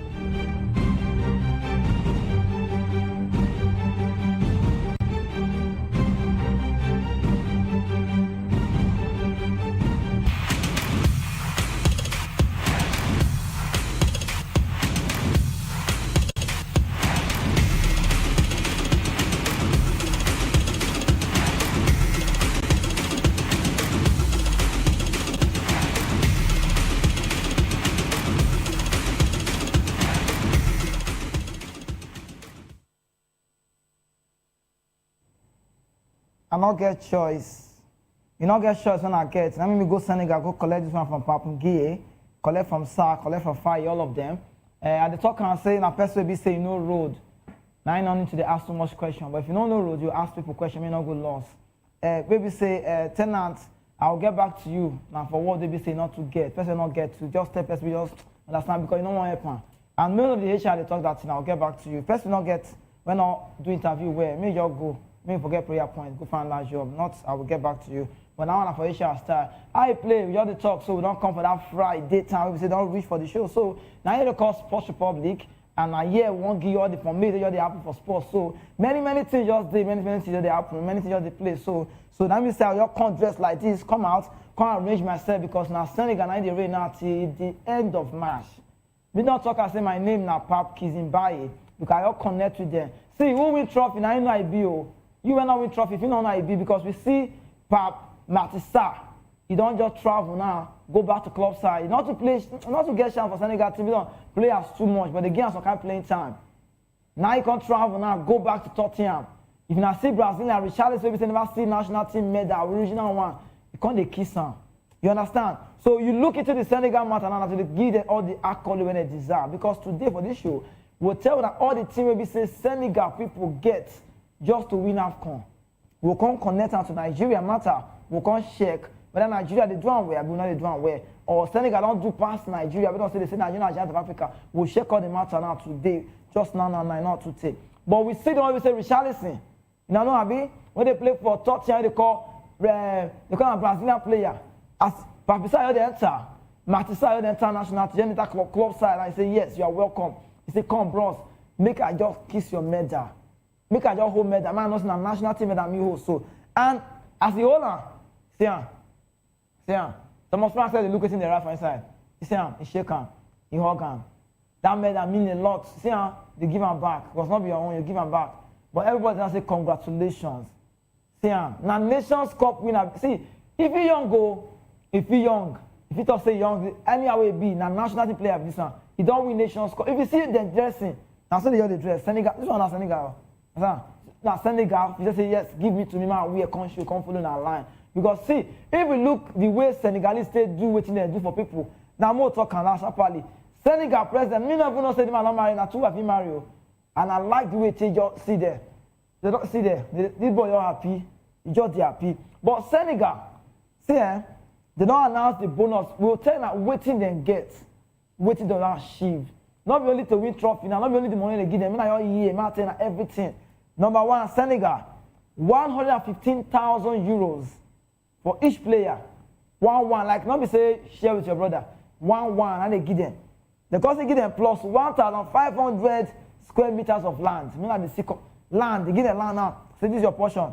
Ghana, this is your own. Kolibali, this is your own. Money, everybody gets 1.5. Now the check now 1,500. Because they give them that one for Dakar region now yesterday. If you don't go Senegal, you go no. They got get 75,000 euros for each federation member. Because they go plus 1,000 square meters join, give them. Now for that petite code that is so I can't see yesterday they give them 465,000 euros and plot of land for Ministry of Staff. Maybe say they follow them go Morocco. This one a nation now. I mean, I look Senegal. President young, two wife young. When I not confused, oh. When I not confused. See, the one waiting for middle. Maybe like say, when I say young, I be president. Then the woman waiting for right, waiting for left. Now be husband waiting for middle, wife. Happily married. I'm not sure I say this woman going to call it for us because everything is looking rosy. If you look there, you see smile, they're not the front. Because Senegal and nation, we say people supposed to say, or you walk on and say emulate. Let us emulate them. Nigeria don't too waste time now. Senegal don't come from 1 to 2. They don't win Nations Cup now 2 times. Now 2 stars what they see for their badge. Now Nigeria say they manage 3. Since 2013, we say they born some king. Now we win Nations Cup last. So I don't know I want to understand. Because if you connect this matter now to Nigeria matter, I'm going to tell you how you play. Some of our players now, we say ex-internationals, the land where they promise, even for US 94, land where they promise them, they say they're not even seeing. They're not even know where it is. For Abuja, they're not seeing. Don't be saying they try to compare because for football-wise, organization-wise, Senegal organized past Nigeria. Not be argument, not be whether you talk and the verse for you know now, rain matter, I'll show your play. You know if you connect, you know if you compare Senegalese football with Nigeria, you know fit. For where I want to start, Nana, you know rich, you know fit one. But if you look at the organization, our own players for 94, many of them for 1994, where they give land. So if you say I talk and I hear sit down, me sit down here, if they talk and say, many of them promise I will not even see land. Tell people where say when they owe, we don't even forget how much they owe us. National team when they owe, now me won't play for. Because Nigeria, we talk about Richel, matter never 2 days we talk about Richel. Richel will be coach. Now 2 nations they fight for Angola, Gabon, Tunisia don't give up. And if Care not take, we miss that coach. Coach will say, carry us go Nations Cup. Before Nations Cup start, they see the one. Almost 2 to 3 months. So if they check Nigeria matter, I go say, you get Nigeria matter, you say for sports, so I don't carry talk. You bear one side. Senegal they organize pastors. NFF get mine. NFF the open service don't die. You know the story, Abi? We don't talk before, we talk and I know. Nobody say you don't know. 1918 Nations Cup, and I know they test you cool. They tell Christian you are a leader. Say you, maybe our leader. Say I go tell you. They tell us say you need to go do. Say if you think we're owing you, go and bring it. Go to the secretariat. Person don't die. If NFF you owe person don't die, who you be now? They go owe you now. That one not be matter. Someone don't talk about. So me they say, and now this is a letter from VOP TV. Now we on the right give NFF say I beg. Me not try do everything everywhere for lecture. Me it makes sense for Nigeria football because now Nigeria football now be the biggest brand for sports for Nigeria. The biggest brand I play, IB, Super Eagles. Even the Eagles, what they get now, when they say anyway, Super inside the matter. So all these things, when you just look and say, no, Senegal, it's supposed to talk about Senegal. But more just jump from that one, enter, CAF don't release best 11. I see her. So if you say, any man go to Islam, just claim me, temp say, no. Presenter, I know this is not supposed to be. Because what the cost while now for area, they say Mo Salah supposed to be inside. They say the best 11 now, I say Salah. So me call the check and say, where's Salah for? Not saying not reach today, but where you go enter? Because we see Ibrahim Dia for that right side, we go see Mane for left side, because we see me for inside. But Morocco, that list makes sense. In my opinion, I don't know for you. When you don't see how kind of come full screen, you can't choose whether you like him or you don't like him. When I see him, people waiting for back, it makes sense. The keeper self now well respected. You have seen Bono there for post. Then you can't get Nyakite and Calvin Bassey. Nyakite na player they play for Lyon, they play for Senegal side. If you see him, you know say good well, and in game stand not be here. You can't they pair with Calvin Bassey. They not see if they not give Calvin Bassey this one. Calvin Bassey for your enter side, they don't go back to Fulham. Now you go for the right side, because Hakim, even though you don't start, you sure say yes, me not world class player, and I be the best right back in the world. Nobody come close. Now you go left, because they see Mazwari, I don't want to argue. Because this Mazwari will say if you dribble one, you go come back again. You know that? Like if they dribble one, you go come back. You know they do the pass like that. So he play well. So if you check the back line, I like him. No Ojoro, now me they talk. Now you just check the midfield. Now you can't see say Idrissa Gueye, where they call Ghana, they for midfield. Maybe that captain Senegal for that final. Now they for that place. So then you can't check front. You can't see Pap Game. My guy, maybe say just take his come and talk about me. He did one side. You go check for his side. You see a Demola look man. I don't tell people for area, I say, me they don't look boys, start to look man. because now Demola and the rain. So that Lookman are not a tournament player. So that midfield now they congested. I like and they compacted. If you go there, they will collect ball for your leg. Now where will I come in for the front? Okay, now when you come out, Brian Diaz put Salah, you're talking about shitting, not make sense. So me, if you ask me, I'll tell and say, as he play, I like as he be say now Brian Diaz they there. Then who did again? Saint Germain they can't see they there. Then they can't see get Osimhen for front. Now wait a minute, they talk say Salah not the way they bet them say now Salah win. I ain't get 4 goals. Don't say win anything, but get 4 goals. Osimhen get 4 goals. Brian Diaz get 5 goals. So the people waiting for front pass him. Most start with Brian Diaz reach final, miss penalty, go as. You win tournament leading scorer. He's supposed to be there. Man, they win Nations Cup. You know if you come out now. Osimhen come out Egypt where Salah dey. So understand. So this is now one of the first time in a long time when we don't see first 11 when it makes sense and they try. I like the way they take one. It makes sense. So no competition for this one. Me, I like as they just say runner. So no just talk say they do any mistake or they're not doing well. NFL not do that. And CAF not do that. CAF don't try for this one. But mostly jump from that 11 enter which one. Motel now as just play now because people they talk say if you look this 11, Salah supposed to be there. There's no more Salah. We don't like it. It's not good. See, you get some players where we say they're not there. Where we say if I won't talk. You see Al-Nouri. See that boy, Al-Nouri. That boy, that small boy where they play for Morocco. That defensive boy. It's that boy not there. So and Aroma they play. So I do not put that boy. But how many Morocco try for this one? How many Morocco did there? Mazari did there. Hakimi did there. Who did it again? Which Morocco did there? They're not too. Understand? Now, Brian Diaz, that's not 3. So it makes sense, it balance. Now 3 now. Abi? Now 3. Okay, 4. The keeper will make 4, not verse. So all the things now, if you check, I go say yes, it's well organized. So when nobody come to talk, I beg. When nobody come open mouth, now they talk, say, they're not doing well, they're not organized and well, they're not doing this. No, I beg. It makes sense. Me like him. See, this one is good. Nobody will talk, say they shit anybody. Because if you want to check about individual brilliance, I let the checker now be say you check them on their performance, let when they reach. So when they reach now, not be compare when they reach with this one. You understand? So it makes sense. But me go talk about Super Eagles matter. When I wait, NFF I want to enter inside, they will not come out. When I just wait. Now, you get what you see. We see cap sanction. They call it cap sanction. When I watch you, when I hear, they call it cap sanction. We'll show now waiting they find Nigeria. Based on Nigeria, we win Nigeria, Lucas Zidane, and they call Begali, that boy. They call the fight. I like him because this one, they're not going to say you're my brother. North Africa is North Africa. They're not going to do, and football is football. But it gave it to the vest me. If they do all this fine, all this they call fine, say I'll fine you, I'll penalize you, they do and reach. They're not going to give Morocco anything. Bro, if that's me go fight for some nation. Now, more show now, waiting they give Algeria. I mean, I see fine. Everything can be 100,000 USD, that 100,000 US dollar. It's not too big like that because they fight us. Lucas Zidane. When I see, I'm not showing. I mean, I see. Eh? That one where they give that fine. We'll give that fine. When I just stay with us. And I be this. Now they say CAF don't sanction Algeria based on the incident they do for that quarterfinal against Nigeria. Now they call this one sporting sanctions. So when they be sporting sanction now, that Lucas Zidane Pekin now Lucas Zidane. And I said, like father, like son. If you know, you know. Understand? Nigeria, Zidane say they go win this one, though. Because he come back home. He said there's nowhere like home now for person they deport.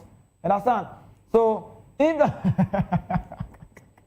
My guy, they laugh. The video, they laugh. I talk that, they laugh. And they call you in African. You can't go Kenya. Lucas Zidane now, they get too much suspension. And they want to say, now AFCON 2027 qualifier, you not go play. And when did they pay that keeper? And the way Akko Adam said dribble him. He never conceded goal before for that time until we just come media and Nigeria damaged them. You see the Super Eagles, they try you, forget. Only say they play Morocco, they can't fear. Now say the Rafik Begali. 4-match suspension with 2 matches suspended. And they look at this record, I like him. It makes sense. It's not bad. I like the way they take one, understand? The way they take organizer makes sense. But financial sanctions, now we got the check. 5,000 US dollar for improper conduct by team based on yellow card and red card. 25,000 US dollar inappropriate behavior by because they fight. They say we not go green, and they check us for the Shapi Waker. Now 5,000 US dollar again for use of flares. They just do they say they share anyhow. Then $5,000 US for throwing objects. They won't go bust person here for inside stadium again. See, not African team, sometimes they're looking at me, I need to be careful. $10,000 US failure to respect security measures. If you like carry bodyguard, carry shares, they don't they fear you. They don't even they see you. Who are you? They don't fear. They just say they day home. They don't say calf they watch them. The word they watch them. Don't forget themselves. Now $50,000 US offensive gestures towards referee. Carry on. If you can't check on, see you can't press calculator, press and. You press and calculator, press and. If you press and finish, you see say now $100,000 USD. The money not too big as I expect. 100, but see, more talk through. Just tell me. You now, when they watch me, so may you rate African Nations Cup. This one your place, so may you rate over 10. What you give me? Just rate them over 10 generally because the things that Morocco do many things. Morocco sees well. Keeper go on the tower, make it clean self. Morocco will go see well.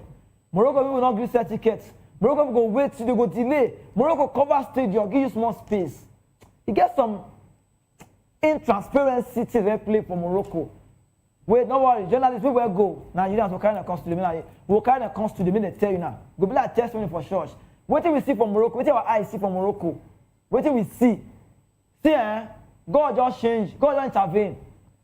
Now, God use man to save African football. If you say Morocco win this nation's cup, bros, and they tell you, you're not going to believe what they will take rate us. Because the world, they watch that thing. Okay, now see, Morocco now they get difficulties. Now, they won't host 2030 World Cup. Now, they don't tell them say no, Casablanca might not be the venue, it might be Santiago Bernabeu. Because they want to lose that bid. Waiting we see, where the carry African countries come together, waiting and show us not the original one. I not like them. Because you know if you compare Morocco tournament with Ivory Coast when they play, before Morocco won. I've been a revenue-wise, one check. I want to compare. You know if you compare. Morocco do some kind of mago things, but God just change. Say, you know, not going to win now. Brahim Diaz, now if you come, I go say, I wish I carry Tower come studio today. Brahim Diaz, now I talk, I can't come and clean your tears. Wipe your tears. You're too desperate, you won't go play. But it sweets me. Oh. See, we know VOP TV Sports, we know crew, we're not happy. When with my guys, we talk about them, UK school, on their fees, on Nigeria, we talk the matter. I say, we're not happy with what Senegal do, but somehow, psychologically, that's in play. You have fed them. You have fed Morocco. If you say they play that penalty once, Brian Diaz or Ben keeper go one side. Then now they do and say Mendy our best keeper in the world 5 years ago, world best keeper for Chelsea. Not be that one though. We will take Ben now. If he send Chippy, we will go like he's going to enter here. But I don't know whether football they for God they did for football. I don't believe say God of soccer day. They say it day. Some say locked. I know they believe all those things, but I say that day team day. Come and say God of soccer can't day. And I can't day for not be big G God and a small one. Can't day for Senegal. So if you look the tournament well, you'll see what Morocco people do, it's not good. We don't talk about the sanction, we don't talk about 11. More just okay, calf sanctions. More just leave that one. More talk about Nigeria, Super Eagles. You get everything I see. With the year and our report now for area, no, never to say 3.5 billion. 9 they give NFF based on Super Eagles coming third. You want to talk about PG, now third. 1, 2, 3. Say Nigeria carry third. They give us 3.5 billion every year. So me consider this. I can say no how I'll take me as presenter. Based on patriotism matter. On a very good day for not concern me. But I say, what thing I go do now? How can I affect the people? So let us go and advise NFF. You understand? Now, how we take advise them? We just tell them, say, NFF, I beg, make una try. Understand? Okay, I see that coach message. Coach maybe say for Switzerland. He say, good morning, Haji Kizike. He say, you looking awesome. Yeah? Okay, me they look awesome. Not be saying that's how I plan to be. Now, I don't say Senegal people say me at the press and like that. Because now Senegal they rain now. We don't like better thing. And nobody go talk to my soup, not sweet. Understand? So thank you so much, Coach Triple A. Say they for Switzerland. They watch us for this one. So they tell me, say, yeah, you're looking awesome. Now Senegal they rain. Say now Nigeria winner. I don't know how to answer. I will just see you. Understand? But we look into Nigeria football. See, I want to advise them. NFF, I want to advise them. I beg. Nigeria Football Federation, NFF. May I write down, dear NFF, please, I want beg you now. See, I put please, I'm not talking about beg you. I'm not talking about the English. I beg. We don't want the government to serve, but we take God, we take the serve, we serve, God we serve. They beg you. If not the government take the serve, we still beg you. Me not try, make sure say that 3.5 billion naira when I win for CAF, it's on third place. me na make sure say go to the right place. So people will say disburse the money well. I take God beg now. If to say not be this one over there now, me you need down. You know they had me, I feel it down for you. Say I beg because see we don't hear many news. They're not the transparent. We hear corruption. We hear say you don't ever hear say the ONFF person. Nigeria, you don't hear them. Nigeria Football Federation. You don't ever come around and say on paper. Where those paper dey? Maybe just check and open and say today headlines. Federal government owes. You don't hear them. We not hear the story. I'm not even sure say they are clean and they owe them. But they get mind. These people get mind. Me never see national team. I never see anybody who get mind reach Nigerian Football Federation. They get mind. That might not be here. If they plan you, they'll plan you well. They be like court. Not me talking about Nigerian fashion, no talk. If I want to go home, I ain't talking. Hold on, I ain't talking. Not me. If they will ask and I say they be like court. He said they look unbreakable. He said if you want to go try and enter them, they go pull you down. So they don't agree. So what if they talk? Now what if they tell me now Esther National? So you want to go say you don't talk. So now they talk. Shall I go take my me say they don't forget say nah federation get them. Say NFF not be anybody papa old. So me they beg them now 3.5 billion naira. I say God I beg. Me now make sure say that money go round. Where no hear story. If you not do where we go normally now, what you call this one now we take the talk. See this one now when you talk you help it. So we they talk when they pay us. So we not get work again. Now just call the table say see oh NFF don't pay them oh they don't understand because the kind of thing that they do you bad oh you know all coach where they kind of go Nations Cup in a OAM. Man we don't die the OAM. The company they tell them I say go and show us the paper for we I want to do one. Even if in Lazarus comfort, they not be Jesus Christ. So if you check the news, check all the matter, you say Nigeria Football Federation get a lot to do. If they do, see, not say they carry the talk. If they do well, no choice, we'll give them hype. But we not be stop to the talk. If they not make sure say everything you all let you, make everything for make sense. 3.5 billion. Not, see, I talk say big, but if you know it, they play for glass house, you know say that money is supposed to go. Make everybody individual. See, okay, when I see what they do for Senegal, everybody will accompany them go that tournament. They give them something with plot of land. Now, even for this tournament, these are players they go out because when our president give them land. Now for this tournament, because they don't say take it, become the year now. We don't need to wait until something happens before we thank God. You don't understand? Something don't need to do you before you're going to say yes, Jesus is Lord. No, we don't need to wait for tournament. Transparency, just they do them. Now federal government money now be. Now Nigeria money, now our money, now we're in this together. If this possible, see players go happy, they go and play for national team. Not besides go play for national team, they'll come and say, hello, where are you? Can you make it? My man will fly. When I not be allowed to the right exam. Why? So all these things, we just check the matter. We say they're compacted. You need to try to make sure say everything makes sense. Well, before we just look, you get what I want to ask. If they bother me, come last and not they sleep well again. I bet if you know, if you put on a comment section, if you tell me, people they talk every time. Before I ask the question, we will just show you the Nations Cup. We will just show you the Nations Cup trophies. Who don't win a pass? We'll show you Egypt. We'll show you Cameroon. We'll show you Ghana. We'll show you Nigeria. We'll show you Ivory Coast. We'll show you Algeria. When I just see, if you don't look at, I'll give you time. I'll give you a time. Just look that Nations Cup winning. Look and well low. Then you can't come back. I'll come ask them my question. When I look, it's time to look. They look at. Just take your time. Take your time. Understand? When I see the years, when I see the years, everything they there. If you don't know the logo of the country where they there, I feel to tell you. Understand? When I just look African Cup of Nations most titles. Then me come answer my question. The thing where they bother me. If you don't know, you know, if you tell me, because many people say they know me, I don't know. Maybe I still small that time. Maybe they never born me. Maybe now can't tell me the reason why. I don't know. You don't look and finish. You don't look and finish, Abi? Okay. But now more we just. I still say don't look and finish now. More come back. I want to ask one question. I beg. Waiting make Nigeria. Don't get me wrong, because I know they are I don't say this pretend I don't talk. You know they are just personally, your own, now you tell me. Waiting make them say Nigeria a giant of Africa. They talk too much for sports. Especially that football. So I'm not, maybe me don't know. You don't see maybe say if you are the tell listener, the tell presenter, what you don't know. Maybe I don't know. You can't tell me because I look that thing, I check and I don't see any, you know, no connection like Egypt 7 times, Cameroon 5 times, Ghana 4 times, Nigeria 3 times, Ivory Coast 3 times, Senegal 2 times. Giants of Africa, we how? Maybe I don't know. Understand? Maybe not for general resources normally. Because when we small, that's a common entrance with the shaker. They tell us, say, coal, Enugu State, say, Tin, Jos. Understand? Petroleum, Nigeria. Understand? All those things now. Unless now, understand? Now I need to talk. But if not for sports, if I hear you talk that thing again, no need. No need. Projects need to start now. You see, now we don't get team. I don't know. See, if they talk, that's what they can talk. Wait, because I don't like to say Nigeria 3 times African champion. Egypt, Nigeria, they go sleep, Abi. No nations, no African team don't go walk up, represent walk up, go walk up past Cameroon. No African team. So where, like maybe I don't know. You go like where. I won't speak English, but I know that means. I said I want to say where is it coming from? But no, they work on Friday because no way, no connection. Giants of Africa. You're playing against the Super Eagles tomorrow. Be very careful. They are the Giants of Africa. How? Giants of Africa.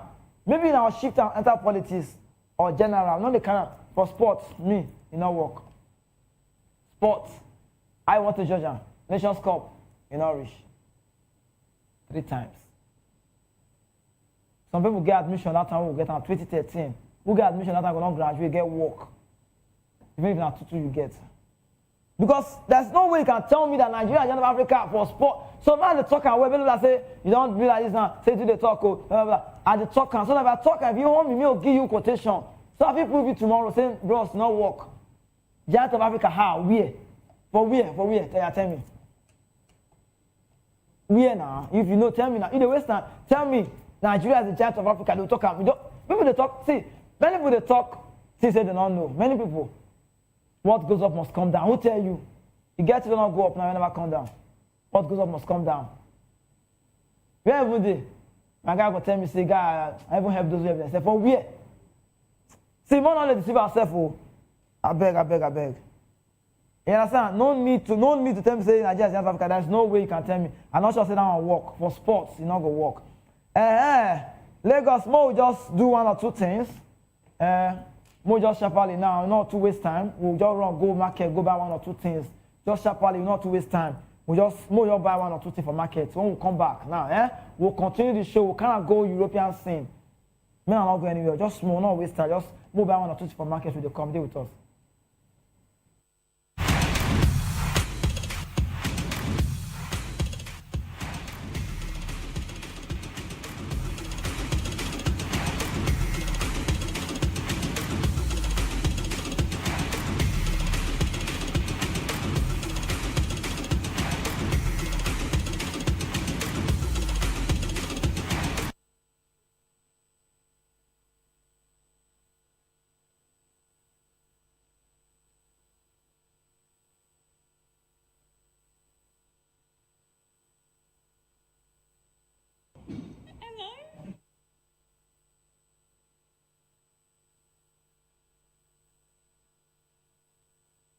That looks nice, huh? Top, huh? Yeah, it's nice.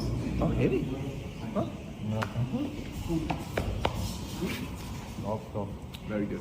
Congratulations. It's just amazing, you know, because the people they are always behind us, and then they deserve this second medal for them and for us, of course. And everybody's happy and we are all happy. I'm happy to be back, and I'm happy to see my teammates, and ready to go forward to the rest in the season.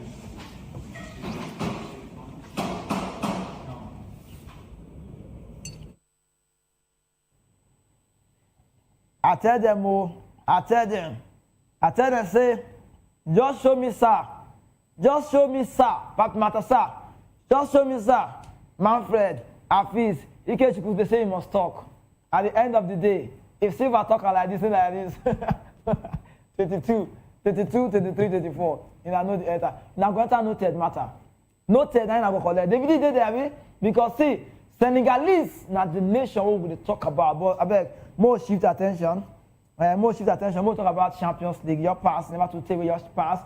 Champions League team of the week, more look am. I like what you see. Team of the week, Champions League. The way they tell organizer, it makes sense. They not put Mbappe, they put Vinicius. Vinicius now just still show. More show na the Champions League team of the week.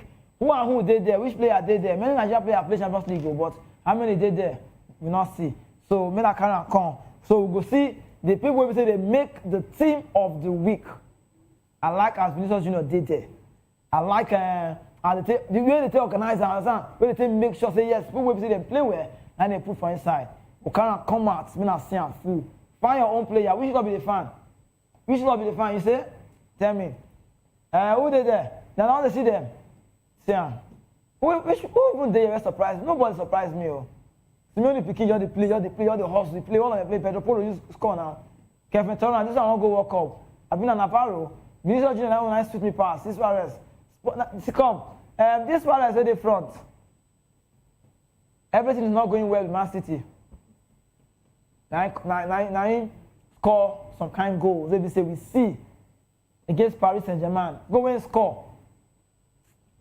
So this one is the team of the week for Champions League. If they watch, so maybe no say that one not come out. So then we'll come shift from that one and talk about Barcelona. Players day.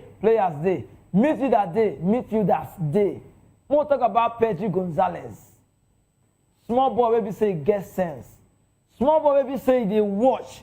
Small boy maybe say you know how to connect yourself when they play ball. Small boy maybe say if they watch and they play good, they ask themselves, say, God, I beg, give me 2 eyes for back. If they look front, if they see who they come for back. Pedro Gonzalez, one of the best midfielders in the world at the moment. They're not going to get you now. If you see us, I'm straight go. Now for you, I'm straight. As the flick, can't they vex. As the flick, can't they worried. As the flick, can't they cry. But not too vex now, like just 1 month, coach.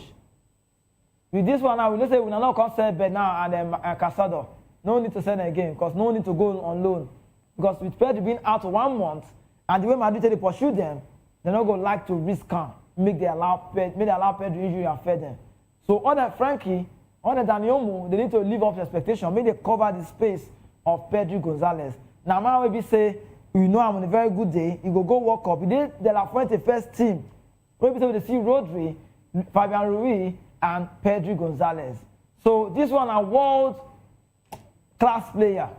But injury now not be good news, and everybody knows say if this thing continue like this, it could be big blow for people who say they know and well. And if you look at Barcelona they play now, everybody they play, everybody they happy. Other than Balde, other than now they wear gas they carry mask. I've been an ISS3 boy, where they call Kubasi. Their team they organized, they're good. Hansi don't turn that team, you don't flick everybody in their position. Like Barcelona, when you watch Barca they play, you know say yes, this coach gets something to offer. I get the football sense, football acumen, football methodology.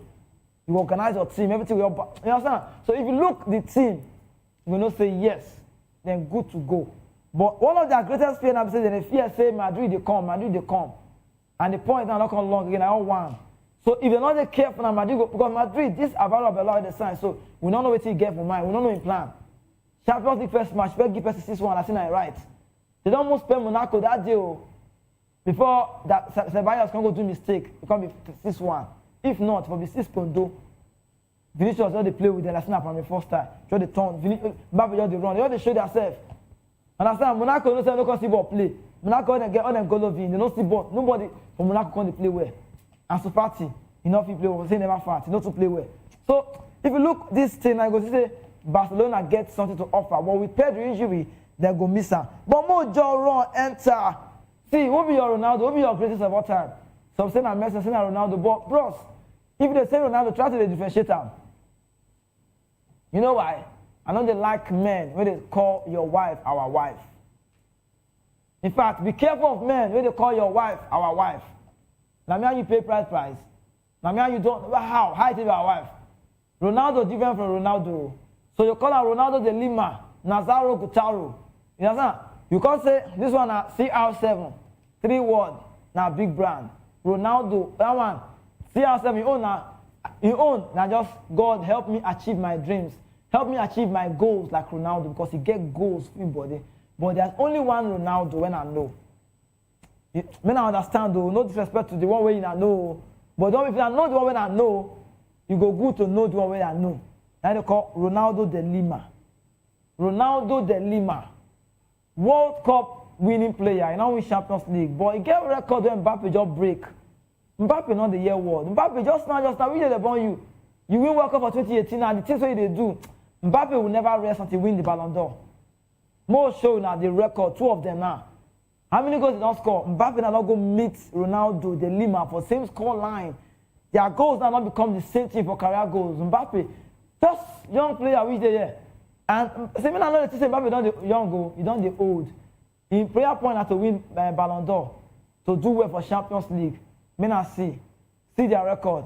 He don't go equal Ronaldo. But if you ask him, he go tell you say I respect Ronaldo. Because you cannot compare with the best. See, El Phenomenal. El Phenomenal. Ronaldo, who say, who don't good, oh. You understand? Everybody see, this Ronaldo now, you don't need photocopy machine for you to know say go print well. See, you say, he good, he's how you play ball. But Mbappe now, the way Mbappe say they come, you gonna say, there's something about this boy. But if you now look all these goals, if you now remember CR7, and you say, you need to achieve your goals like Ronaldo. Ronaldo don't like goals. Understand? So all of these things are the record we get for Una, for the record we be say Mbappe gets now for himself. He don't equal this record, and he show me say you go break her, you go play her, you go pass her, but you not say disrespect El Phenomenal. We be saying they call Ronaldo. But for that one now we'll shift attention. You get what Mourinho talk, more show you now. Mourinho, you know what I mean? Mourinho talk something we say we see, and I look at. He come to say, get who Mourinho the point finger and they give. If you say Mourinho is talking about somebody, I don't know. Yeah, I don't know. And not in the studio now, they know who they talk. Mourinho talk when it's about coaches. He say the pain and say small coaches of these days. Whenever I achieve anything, say them. They get big clubs. Now, when I permit me, I read that for English. Or I read that for PG. When on Friday, you know they speak English for this day. Mourinho say, people whenever I achieve anything, don't turn coach for biggest clubs out for the world. He say for Mourinho, he say, the reason why he say, coaches will not get history or will not get achievement, say they get chance now to the lead top tier clubs. Now, sweating talk. He say, if AC Milan appoint Massimo Allegri, he say, no matter, no problem, it makes sense. He say, if Juventus now go appoint Luciano Spalletti, it's okay. He said, if Roma appoint Gianpiero Gasparini, where just stay there, say no wahala. He said, that one not going to surprise him. But waiting to surprise Mourinho now, I'm going to tell you now. Mourinho said, waiting to surprise him now, be say, small children for the job, now they talk, so don't they collect, I don't know, because this thing, some people saying about Bele, some say, Mourinho, you are not supposed to be saying this. He said, the reason why I say, when giant clubs now, they allow small people, they take over there. Say, no, that one ain't the pay now. Say, it's not supposed to be so. Say, why is this so? But people, they say, Mourinho, they talk this for a reason. Say, get why Mourinho, they talk him.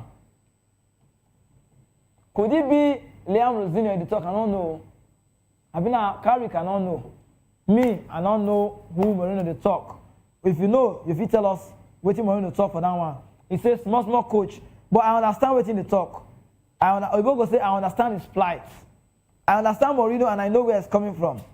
Because the thing what they see now not be so heavy before. Some players not supposed to play for some clubs. But the game don't change. So you know if we talk that thing, I don't want to agree with Mourinho because some young coach they do well. All them is a company. You run from Burnley, you go what do they call them? Bayern Munich, Arteta. You do some kind of coaching course, do some kind of thing, enter and the coaches and they do well. So if you look the record now, you'll still say everything makes sense for club like Bayern Munich. But for Chelsea, I mean, I mind you, I don't know what team Mourinho. I don't know what team Mourinho they talk. I don't know what Mourinho they talk on. I don't know what team be reason. But if you look at some truth there inside, some world class coaches there. Other than to continue, we know. But it won't be say small clubs or small coaches they get chance to the coach club they don't make them. Big club we say don't know. Say yes, this is the big club that we know. So when Mourinho matter, Mourinho news will shift am. We need to run the goal. They run the goal. Then more do small analysis from Manchester Derby the console. Then I make sure say on Sunday I not miss am o. The color not be Derby o. Arsenal, Man U. Some say Arsenal is not good. Man U is not good. See, the two clubs they get what they call ultimatum. They don't put for their head now. Say they must try win the game. You want to talk now for Arsenal matter. Arsenal they enter this campaign now with big results. When they go San Siro, go show Inter Milan and say, see, you know everything at Milan and nothing there inside, and I also don't enter on now. Understand? So Arsenal the top for Champions League, the top for Premier League, and they don't tell when they reach that record. They see they can go say they want to win this one. But you can't look the news, can't look, can't enter carry and say this man, now coach every say just win Man City, never to take. You know what Carrick do? Carrick make us feel say Man United get bench. Now even now with the yes say Maguire, say nothing do Maguire. People say again, you say nothing do Maguire. Say what the Maguire, nothing do one. Amorim will say need be like need be the pharmacy. Amorim, I want to buy Amorim drugs. Pharmacy, Amorim tablet. Can't go they allow player like Kobimino. Kobimino can't cry, say I want to come out, I want to leave, I want to go to Napoli, I come out. He get a chance. He give them depth. Now Carrick now won't find we made it come out what come out for the club. May they give and if Kobimino they give him this chance, that small boy go walk up. He's of Ghana descent, I know. That boy go go, no doubt. Because see and Arsenal, you know, they play well and good. But more you all look the away side first. Arsenal, you must be careful. You know why? I never see anybody. See, everybody watch me. I need assistant. The assistant when I need a Bruno. See, in the world, in the last 2 years, when I go check him, I'm not sure if anybody reach that player, that boy. Forget that they don't play major tournaments, major competition. When the European tournament, then I mean the world. Bruno Fernandes, that way give Bremo. We get home. Bremo just run. We give him. We say he get option. He collect ball. Ahmad run like this. Bremo run like this. He face here, play here. In body, he give them here. He play here. Give respect. It's too much. Bruno, not very mature. Not going to say with the play like Brian Jazz here. No. Bruno Fernandes, if he assists you, which bank you they use? Which outside they may forward you? You go assist. See, you just like assist. The brother go tell you after. He wasn't small for England. Bruno, see, I don't need to defend any club. I don't get club in the support. But if you see truth, talk him. Not go to banner because say now your person, you want the banner, you burn yourself one side. You the banner. And they don't do that. Say, player good, you give accolade. Man United, I mind the time say Carrick won't rejuvenate that team. I never know what he won't do. I never know that they'll give him the time and attention when you need to, when you deserve. Because if you look at Carrick, he gets something, he gets sense. Now sense will they use, they want to. He get okay, I call coaches for you now, we get sense. I don't know what see, to be frank with you, I don't doubt Thomas for Tottenham. To be frank with you, I doubt him because with the way they do now, one of those coaches they respect. If it's a company gets sense, De Zerbi, Roberto gets sense. Arteta gets sense. Not when I mean get sense, now football sense, so not go to say now football sense. So if you look the results, the record, on paper, Arsenal have everything to win that match. Arsenal are supposed to win them, but Arsenal need to be careful because Man United are not getting to lose. They just go and show their fans say yes, we have a new manager. And I don't say again one thing where they do for that player, every say they don't get a new coach. Everyone they show himself. Manzari don't return. That dog where they run up and die, don't do there. Just don't they play with relaxation. Their team don't they organize. And man, Diallo don't they hear word. So Arsenal have a lot to play on that day. Sunday, Super Sunday, will not go miss out. They need to be very careful because this Man United, if you go see Arsenal. This one don't show. My producer where they behind the scene. He be like say, you need to talk. See with Arsenal. It's not see people record. First, Premier League. First, Champions League. 4th round, FA Cup. Semi-final, Carabao Cup. Waiting Arteta won't do. Arteta won't clean everything. He won't clean mouth. He won't win everything. But the players need to use their law. Maybe they use their 26. Maybe they use their head like Osimhen. They need to get concentrated. Maybe they not go to think. See, Arsenal players, they don't give a tutorial. They don't give a tutorial. Say, if they ask you questions, say the same thing. They are all saying one thing. all of them, you say one thing. The way they talk, they say we are taking the game one after the other. All of them. Nobody says something different. Because they don't want to be carried away. If they play the match, small, small, as they come, small, small. So that if you win this one, you enter this one. But wait till you talk if Arsenal not win this Premier League. Wait till you talk if Arsenal go trophyless this season. With all this their magic on top. And see, the way things they go, now my mind they tell me say everything is working for Arsenal. Because you can't blast even God now to support them. Because if angels, my mind they tell me say if angels waiting for heaven, they 10, 7 to support Arsenal. Because how can you not be playing match? You will get results. Manchester Derby, Carrick, if they say not be those 3 goals that come out, it will be 5 Mundo. Man United go wire Man City. Cadilla they complain, but they will not give them result when they rest. He never finished for jail. Arsenal can't get chance to take climb. When they did like 8 points, I've been at 8 points clear. 9 points. Eh? People they talk now, they tell me for talk back now. They tell me they're talking to the community. See, this thing not be fancy. They are talking to me. Person they back, they tell me they know Sabi climb. So they will soon come down. They will say Arsenal not Sabi. Say they tell me. You see they talk. Say they not Sabi climb. How? Now waiting they don't do in the past season. Now people they watch. Arsenal need to try you. See, I'm not the fan of this. I'm not getting any club and I support. But if you talk at the way it be, they need to try their best to win something for themselves. So that we will go respect them. You understand? They need to be careful to win. And my mind tell me say they feel win on Sunday. As I think. But maybe even enter from Arsenal to Man City. I beg. If you know, you tell us, what will be the problem for Man City now? Like, what is the major problem? Sometimes we will look inside. We will look here. We will ask. Me and the final. Found that here, no? And they find the problem of Man City. Make a check, make a browser. What will be the problem? What will be Man City problem? Like let us reason together. Forget peace square. They don't win a fight. Like when we talk, when we get a conversation and more talk. What will be Man City? What will they play? What will be Man City problem? What's their problem now? What will be problem for Man City now? What will make them not they play well? Now their backline. Coastal now, that best can boy, you know the year. I knew you don't return now. Okay, the last time again now we'll go see. We are going to see. But I want to tell you something.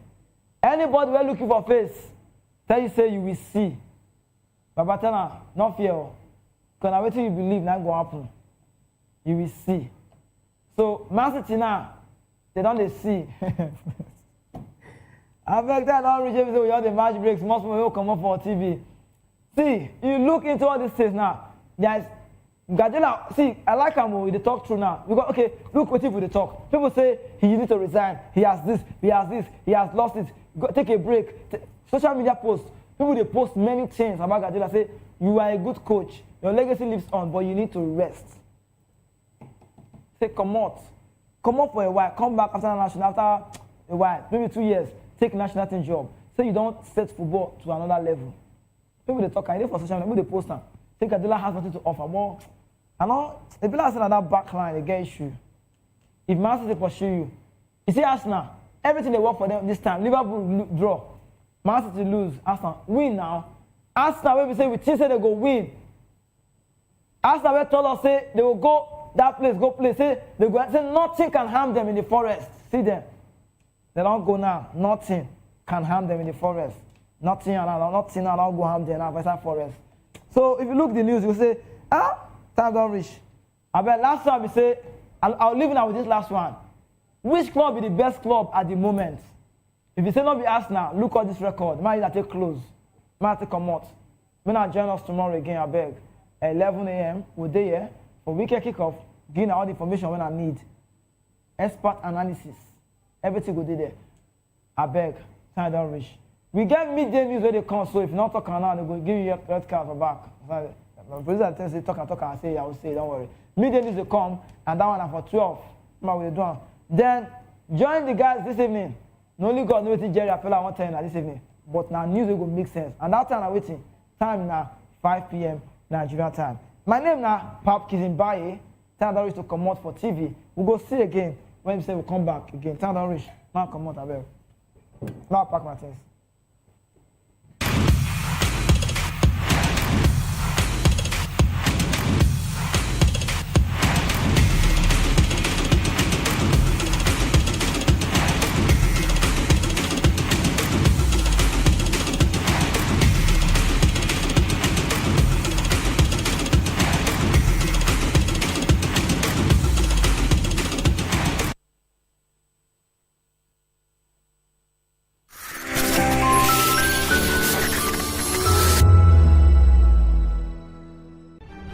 In a world where power shifts its every headlines, news breaks and events happens, we bring you unbiased and explicit information on politics, economy and state of the nation.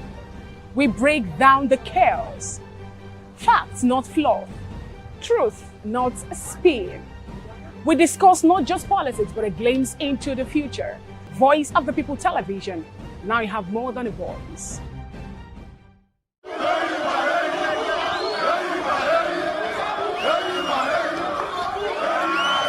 Ọ bụrụ na m bụ ezigbo nwa afọ Naịjirịa ka ihe m ga-eme pụrụ iche.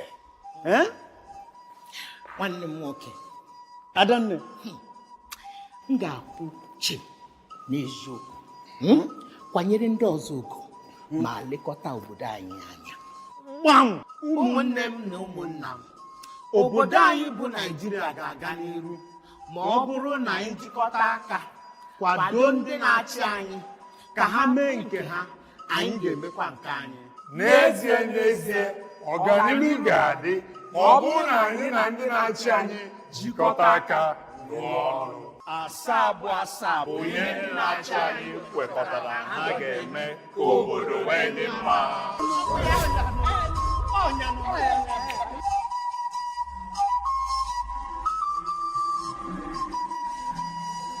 Igbo kwenu! Igbo kwenu! Igbo kwezuenu o! Ọ bụrụ na bụ ezigbo onye Naịjirịa aga m eme na-edozi ụzọ anyị ụcha oge niile na-akwụtụsi n'ụzọ eziokwu na-emere ndị agbata obi anyị ebere. Ndị ọchịchị ga-arụ ụzọ ọma na-abịa, wuo ụlọ ọgwụ ọma na Anambra, mee Enugu ka ọ dị nchebe ihe n'abalị. Nkwekọrịta gọọmenti na nzaghachi ndị obodo, ụmụnne m na ụmụnna m bilie ka anyị bulie Naịjirịa elu. Nkwekọrịta ndị ọchịchị anyị ga-aza, ọnụ obodo anyị ga-eme ya. Ọ bụ nkwekọrịta anyị na anyị ga-eme ka Naịjirịa gaa nke ọma.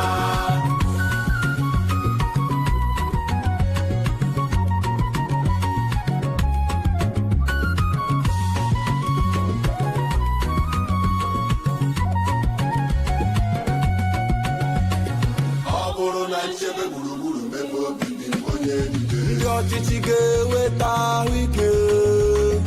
Ọ bụrụ na nrọ ọrụ ike mụta aka ọrụ, ndị ọchịchị ga-emepe ụzọ ọrụ n'Ebonyi Imo. Ọ bụrụ na nkwanye ugwu nye agbụrụ niile n'otu ndọrọ ndọrọ ọchịchị, ndị ọchịchị ga-ekpe ikpe ziri ezi nye onye ọbụla. Anyị jikọtara ọnụ. Nkwekọrịta gọọmenti na nzaghachi ndị obodo, ụmụnne m na ụmụnna m bilie ka anyị bulie Naịjirịa elu.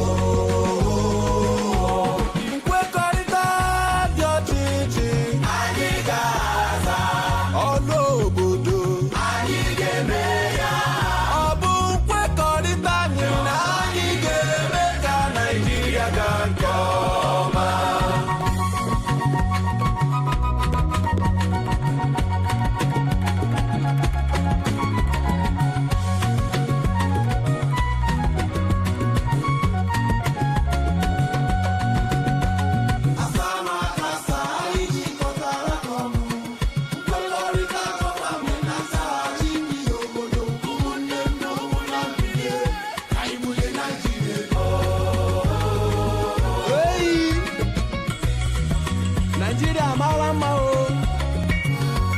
Nigeria obodo mmanụ aṅụ na mmiri ara ehi na-asọ.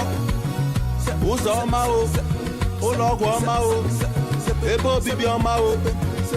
Igbo ndị ọma pụtanụ ka anyị yọlịba. Onye agbakwala nke nwanne ya gbara. Let's go!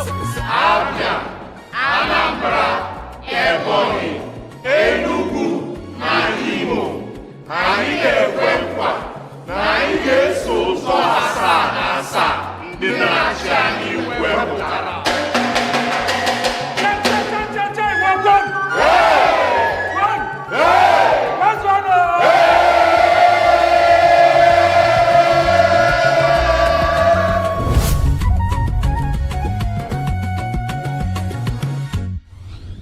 Powered by National Orientation Agency. Join us as we drive into the world of politics through insightful interviews with prominent political figures, both serving and former governors, ministers, senators, legislators, party chieftains, activists, and analysts. Get first-hand information into the decision-making processes that affect our daily lives. Highly engaging one-hour program that brings political discourse into focus. I am Chukwuma Okoro. Political Lens, Monday through Friday, 6 to 7 p.m. Join us. Behind every broken desk lies a broken promise. Education shapes the nations. But who is asking the right questions? Introducing Edu Dialogue, the show that goes beyond the surface, exposes the cracks, the corruption, and the silence in Nigeria's education system. Edu Dialogue, Saturdays, 3 p.m., only on VOP TV. We break the biggest stories, from missing funds to policy failures. We ask the tough questions and demand real answers. Edu Dialogue, this Saturday, 3 p.m. on Voice of the People Television. Are you ready for the extraordinary? Something big is happening on your screen. Introducing VOP TV. Now streaming on SLTV channel 264. From breaking news to captivating conversations, news analysis, giving you all sides to the story. We break in-depth discussions on the issues that matter, from politics to sports, entertainment, and lifestyle. VOP TV on SLTV channel 264. Join us as we redefine what television means to you. Voice of the People Television, VOP TV. Now you have more than a voice.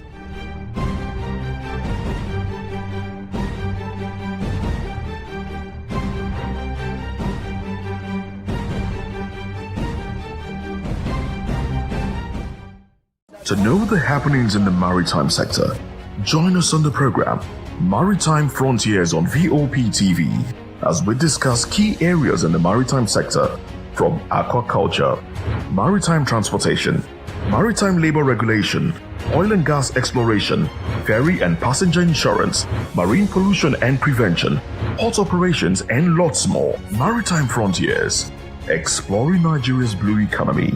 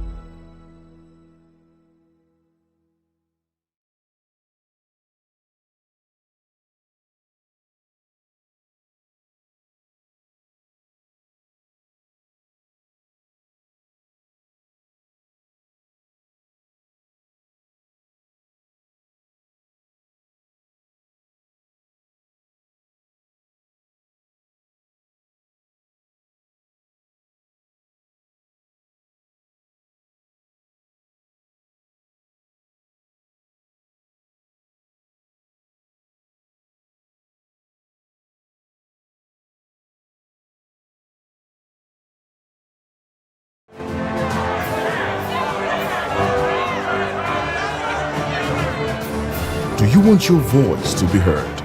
Do you know that you matter in the scheme of things? The People's Voice, the show where ordinary citizens take center stage as we discuss the biggest stories that affect you and I. With you in mind, we facilitate lively discussions, debates, and interviews on the topics that matter most to you and I. From social justice to economic empowerment, education to healthcare, governance, and more. Tackling tough topics and amplifying your voice. Join the conversation and make your voice count. The People's Voice. Make your voice count. Truth needs the voice. The policies that shapes our world and the economy that determines our future.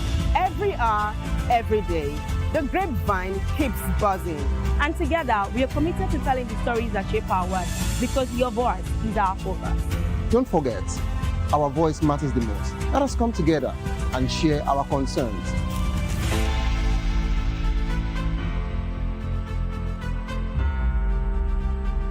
Mr. Familoni, and here's to VOP TV. Keep watching, stay tuned, do not touch that dial. Arara, my name is Made Kuti and you're watching VOP TV. Keep watching. Welcome, my name is Zika Davis. Distinguished ladies and gentlemen, boys, viewers, everybody, boys and girls. This is VOP TV. Do you know what that means? Voice of the People TV. You don't have a voice, don't come here. You better make sure your voice is heard. Are you ready for the extraordinary? Something big is happening on your screen.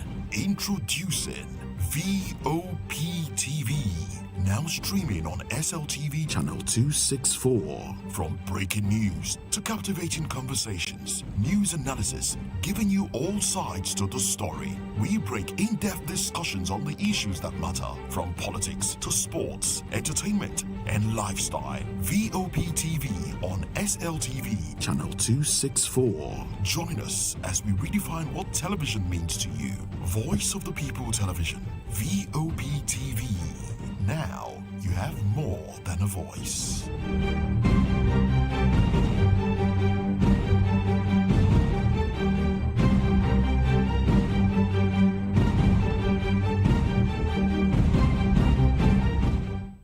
In a world where truth is the ultimate power and opinions scream the loudest, it's time to wade through the noise. Hunger no get tribe. Hunger no get religion.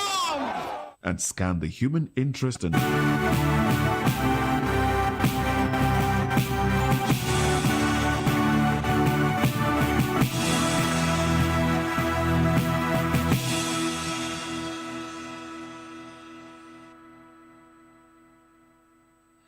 Well, hello and welcome to the Midday News and Voice of the People Television. I am David Edwin.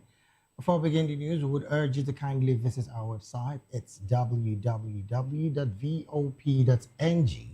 for fresh and trending news stories. First, the headlines. President Bola Tinubu posts envoys designate to US, UK, and France. Federal government orders free installation of 500,000 meters, warns against extortion. Rivers Chief Judge says court orders behind failure to constitute Fubara'S probe panel. Governor Seyi Makinde forecloses defection plans after Tinubu's meeting.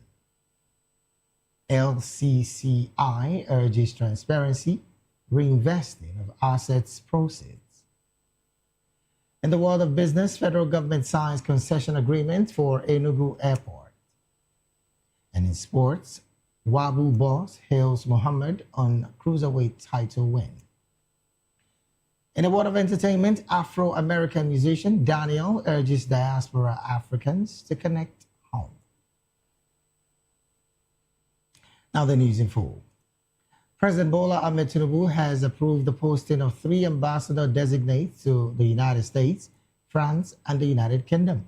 In a statement, the special advisor to the President on Information and Strategy, Bayo Ononuga, said the posting includes Ambassador Ayodele Oke, Colonel Latif Are, and Ambassador Amin Dalhatu to France, the United States, and the United Kingdom, respectively.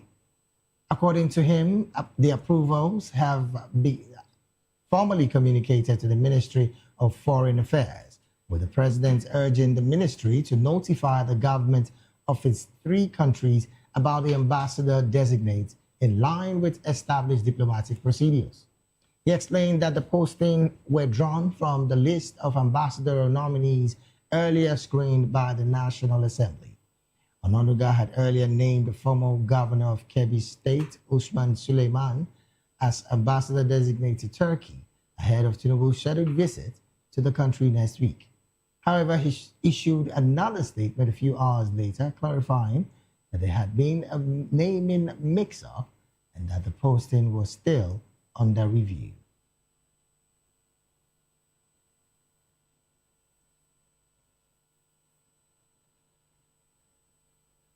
Still on some diplomatic matters, the federal government says its security collaboration with the United States has strengthened counter-terrorism operations, especially in Nigeria's northeast, northwest, and north-central zones, adding that it remains committed to strengthening the cooperation to better protect lives and properties across the country.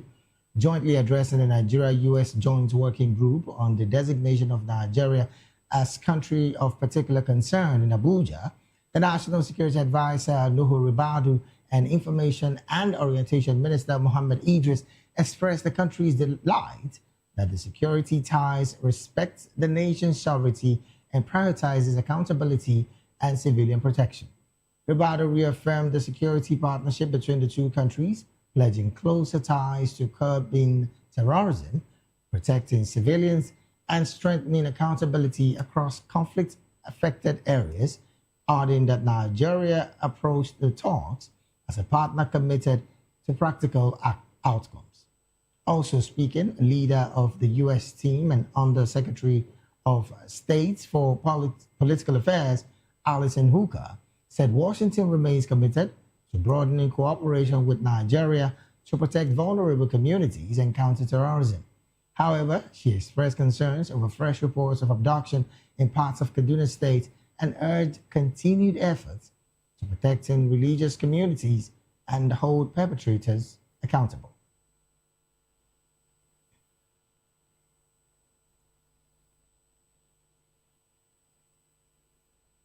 Away from that report, the Minister of Power, Adebayo Adelabu, has warned electricity distribution companies, that's the DISCOs, and meter installers against extorting consumers or face prosecution. He emphasized that the meters were procured under the World Bank-funded Distribution Sector Recovery Program, that's DISREP, and must be installed free of charge. Adelabu spoke during an on-site inspection of the newly imported tranche of 500,000 meters at APM terminals at Apapa, Lagos, as the federal government intensify efforts to close Nigeria's estimated 7 million electricity meter gap. According to him, the program has already delivered close to 1 million meters, with about 150,000 installed across customers nationwide, while these consignment of about 500,000 meters had just arrived. He explained that the program is supporting the government to import a total of 3.4 million meters in two batches, with the first batch containing 1.43 million meters, of which about 1 million meters has been received.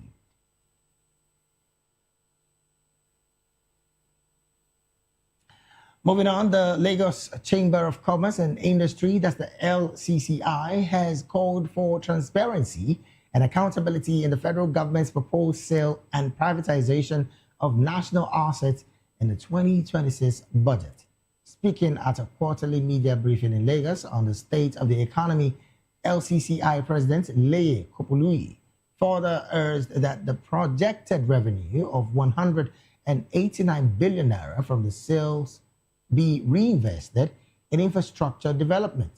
The proposed asset sales, which cut across oil and gas, power, transport, industry, real estate, and other strategic sectors, are aimed at monetizing public holdings and reducing direct government involvement in commercial activities. Kopului stated that asset sales and privatizations are viable options for easing fiscal pressure and improving operational efficiency in the process if the process is transparent, completely executed, and supported by strong governance frameworks. Against this background, he urged the government to publish a clear list of assets earmarked for sale, including timelines and the intended use of proceeds to strengthen public confidence and accountability. Meanwhile, a report by the United Nations World Food Programme has warned that no fewer than 1 million people in northeast Nigeria could lose emergency food and nutrition assistance unless funding is secured within weeks, as Nigeria faces one of the worst hunger crises in recent times. According to the disclosure, violence is surging across the north, and WPF is being forced to slash food assistance from 1.3 million people down to only 72,000 people. It added that if WPF cannot continue supporting the displaced population in camps, they will leave the sites in a desperate attempt to survive. WPF Nigeria's country director, David Stevenson, warned that the people will consequently try to migrate or join insurgent groups to feed themselves and their families. And now to some political matters. The Chief Judge of Rivers State, Justice Simeon Amadi, says that subsisting court orders restrain him from constituting a 7-man panel to investigate the Rivers State House of Assembly allegation of gross misconduct against Governor Siminalayi Fubara and his deputy, Professor Ngozi Odu. In a letter explaining his position to the Speaker of the House, Martins Amirile, he also urged the lawmakers and all parties involved in the Rivers political crisis to respect and obey existing court orders, saying that the rule of law is the foundation of democratic governance. The Assembly had commenced impeachment proceedings against Fubara and his deputy over alleged gross misconduct and formally requesting the Chief Judge to constitute a panel in line with Constitution. However, Amadi disclosed that his office received 2 separate interim injunctions by the Oyibo Division of the Rivers State High Court, sitting in Port Harcourt, on the same day, restraining him from receiving, considering, or acting on any impeachment-related request from the Assembly. Still talking politics, Governor Seyi Makinde of Oyo State has reaffirmed his commitment to the People's Democratic Party, PDP, in spite of a growing wave of high-profile defections to the ruling All Progressive Congress, APC. He told newsmen after closed-door talks with President Bola Ahmed Tinubu at the State House in Abuja that he was comfortable in the PDP, emphasizing that his visit to the president focused on matters affecting the nation rather than party politics. Makinde further stressed that while he was willing to work with the president on matters of national interest, his party's allegiance remained unwavering.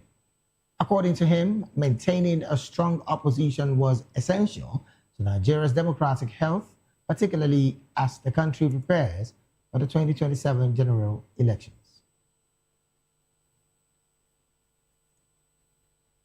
Still within the southwestern part of the country, former governor of Ekiti State, Ayodele Fayose, says that President Bola Tinubu's bluntly shunned Oyo State Governor Seyi Makinde during his visit to the presidential villa on Thursday. In a statement after the meeting, Fayose claimed that Makinde was unable to meet the president alone and had to enlist the support of Plateau State Governor Caleb Mutfwang. However, he stated that Tinubu told the governor that he would only listen to him on official matters concerning Oyo State, but not on political issues. Fayose further alleged that the president cautioned Makinde against speaking differently in private and public, adding that he cannot come to the closet on political matters to eat his words while saying another thing to the public. Meanwhile, Fayose claimed that Tinubu made it clear that he was not counting on Makinde's support for the 2027 general elections.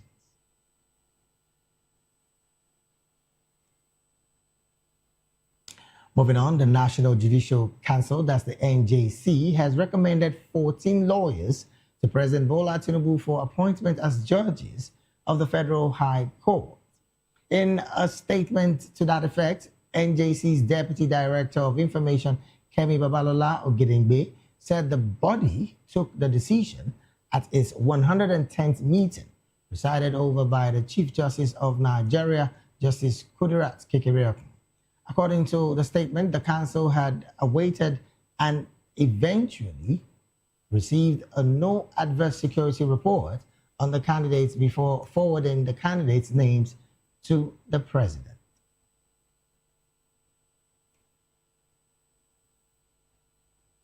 Well, away from that report, the Committee for the Defense of Human Rights has called for a halt to all intimidation, harassment, trespass, and use of force in the escalating land dispute in Amachai community of Okpanam in Oshimili North Local Government Council of Delta State. The human rights group further demanded strict respect for all subsisting court orders and injunctions, an imperial investigation of any criminal complaints, and total withdrawal of police and military personnel from any land possession activities linked to the dispute. In a statement by its national president, Dr. Kehinde Tiger, the CDHR also called for good faith dialogue and reconciliation led by community elders and relevant stakeholders to restore peace and uphold the rule of law in the troubled community. It further appealed to the Inspector General of Police, Kayode Egbetokun, to direct the Delta State Commissioner of Police, Aina Adesina, to exclusively handle all petitions arising from the dispute in the interest of fairness, professionalism, and accountability.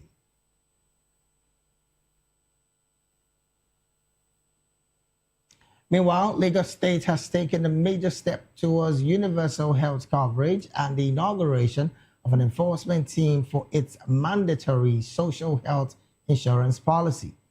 Under the policy, civil servants and residents are required to enroll in the Ilera Eco scheme or risk losing access to certain government services and, in some cases, their salaries.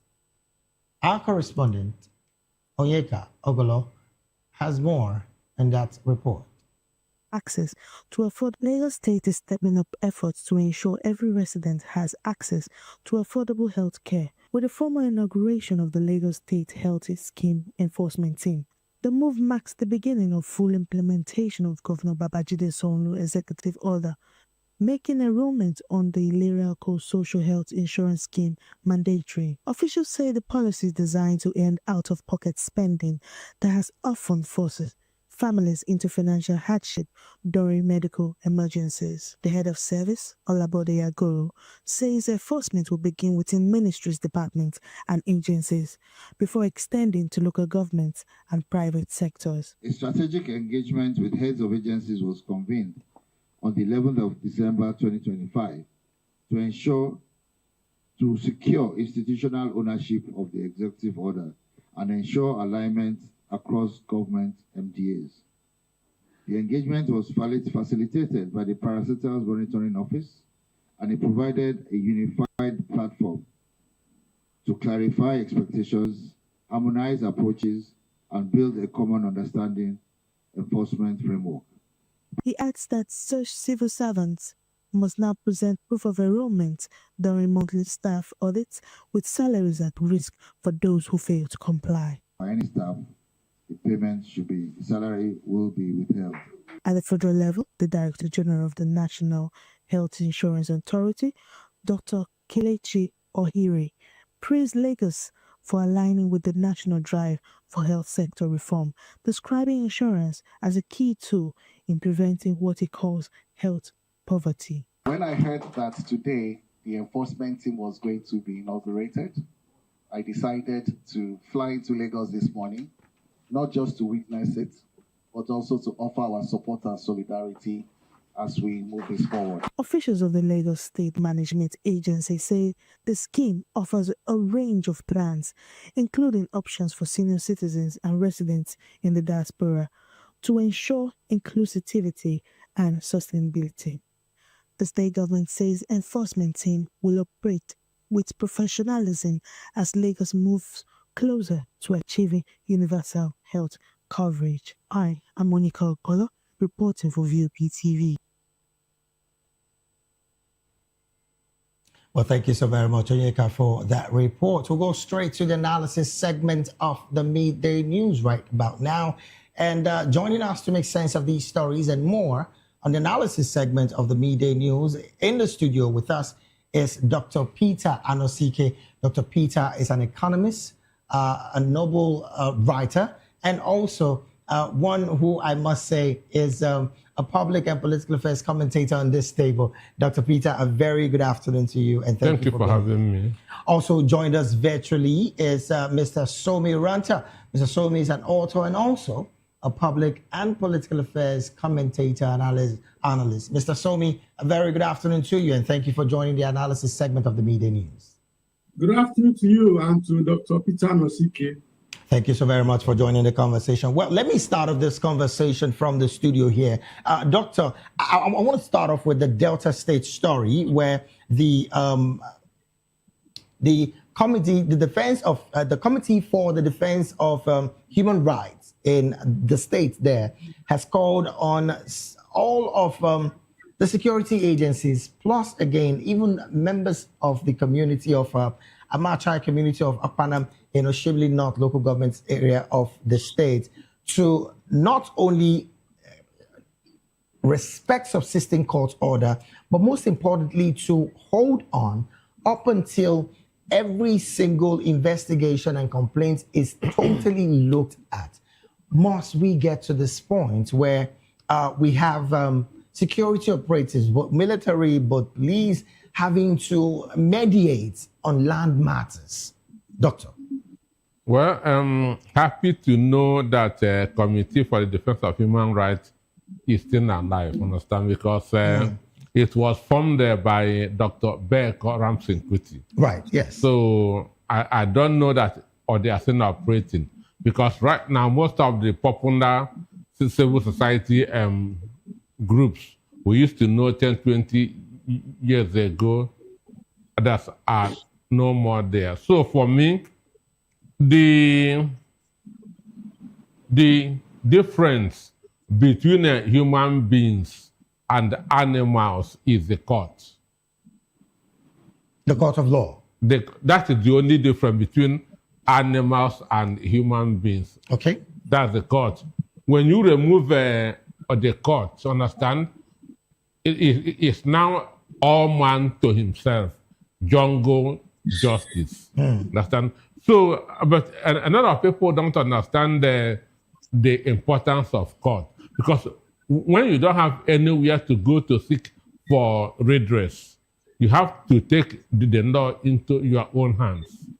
Understand? Right. So for there to be a civil society, that's a normal society, there must be process. Okay.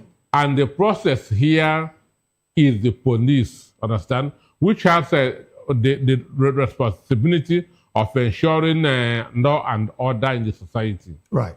So, and if they are not allowed to do what they are constitutionally programmed to do, there will always be breakdown of law and order. So, I'm in support of what the CDHR is saying. Understand that due process should be allowed to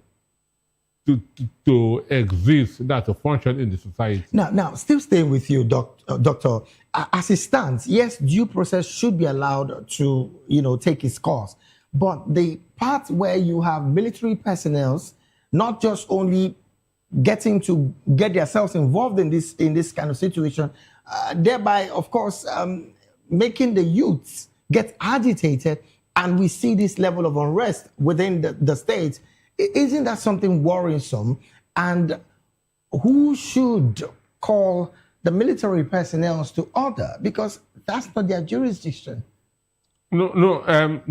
They have their own. The military has their own role, which is external. Yes. Then police have theirs, which is internal. And when military can only come in when the police is overwhelmed. Yes. And right now, I don't think that the police is overwhelmed.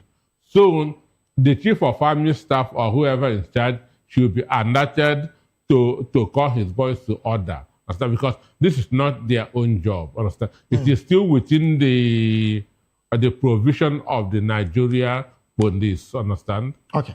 All right, then. Let's take this conversation to Mr. Somi. Well, again, this conversation seems to be quite on a very interesting part for most Nigerians because you see this happening even across all other states where there is an issue of land, possibly land grabbing or situation, and you have military personnel being brought into the situation. How much of this should the community get involved with? Now, my question clearly about the community now is, should considerable dialogue and reconciliation be put into the fray before getting the military personnel to be involved in settling disputes when it comes to land?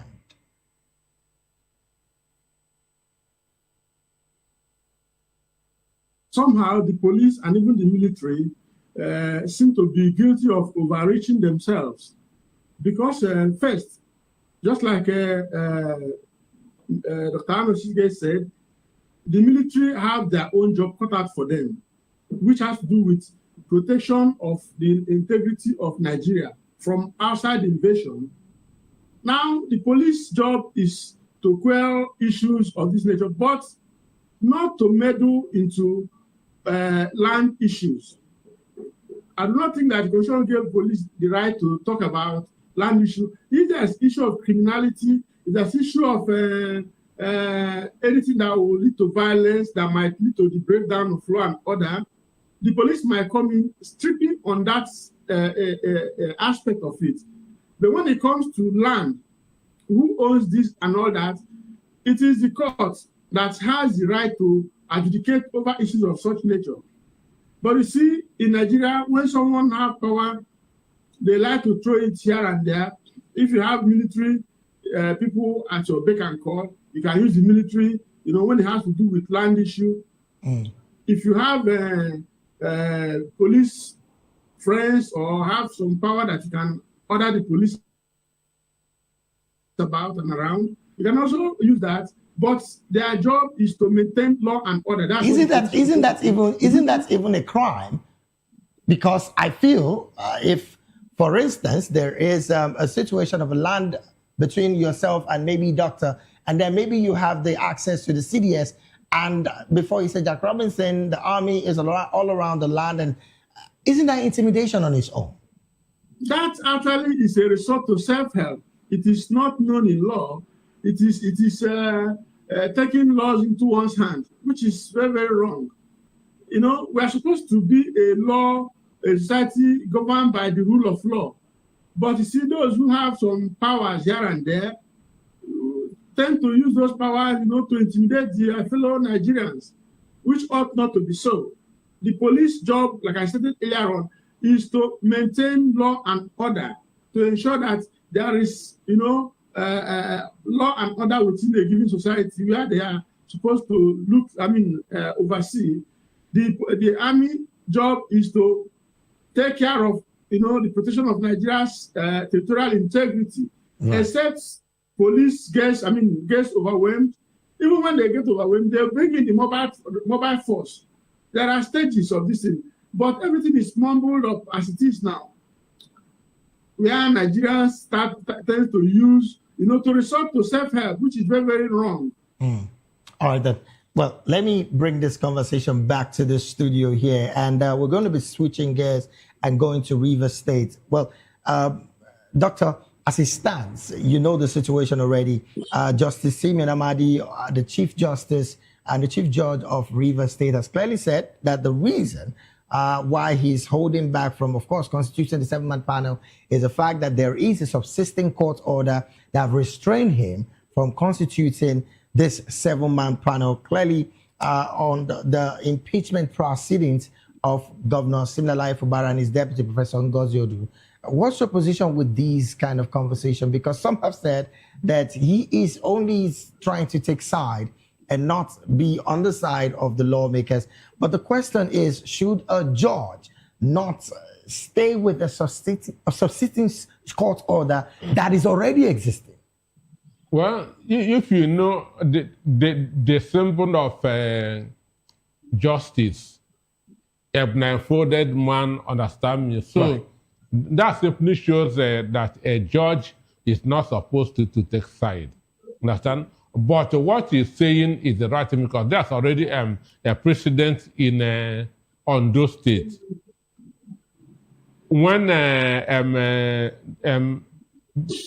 or they wanted the present governor to be impeached. That's, but there were cases surrounding it, and because that even the judge in Ondo wanted that to side the governor then, but the Supreme Court, the CGN cautioned him that he must finish with those matters before setting up any investigation panel. Right. And that was what saved the Ayetiwa from being impeached.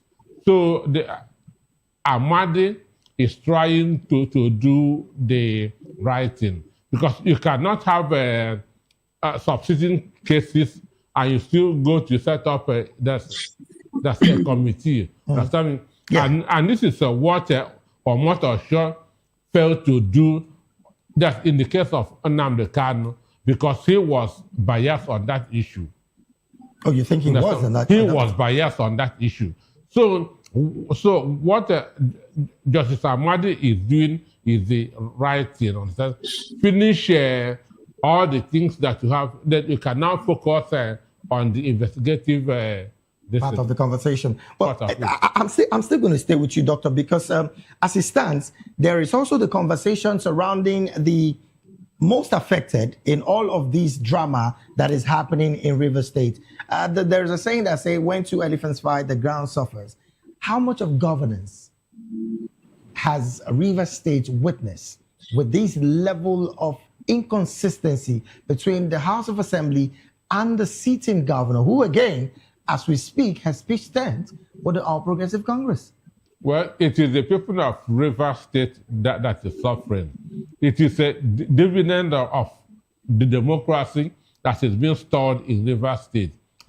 We've not had up to 6 months of governance since 2023. Mind you, the 6 months of EBAS was a waste.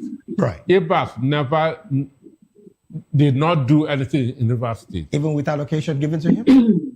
And he didn't give account. Understand me? Then Fubara cannot focus, cannot concentrate with what Nyesom Wike is doing. In all this, it is the Rivers State that is suffering. Now, Doctor, a very interesting conversation you brought up now. The sole administrator of Rivers State, under that 6-month spell of suspension, clearly, like you did mention, did not give any specific account of the allocation given to him. On the part of economy, Doctor, how much of a progress is that having on the state, Rivers, in that 6 months? Plus, should the assembly not be concerned about taxpayers' fund allocated to a sole administrator for 6 months that was not clearly indicated for? The state assembly called for accountability, but he told them that they are dreaming, that they never appointed him, that he can only account to the president. Which again, there is no news of his accounting to the president. It could be done in Tinubu's bedroom. Understand? It could be done in Tinubu's bedroom. Because, how much of an implication of... because Tinubu never consulted the assembly before appointing him. So we don't know how his appointment was made, and we may not know how account was done. Okay, let me take this conversation to Mr. Somi. Well, this conversation about the impeachment of Siminalayi Fubara is ongoing, and some have said it is almost impossible for Siminalayi Fubara, who have pitched tent with the APC right now, to be impeached by any lawmaker or even lawmakers in that state. But I'm not even going to that direction. Let's talk about governance in Rivers State. Since 2023, of course, where Siminalayi Fubara was elected governor of the state, looking at the trajectory of the economic implication of both the 6-month suspension and this underlined war between himself and the lawmakers of the state, is there the possibility that economic implication for Rivers would mean a decline in a state that has consistently been churning out good numbers of returns every other month?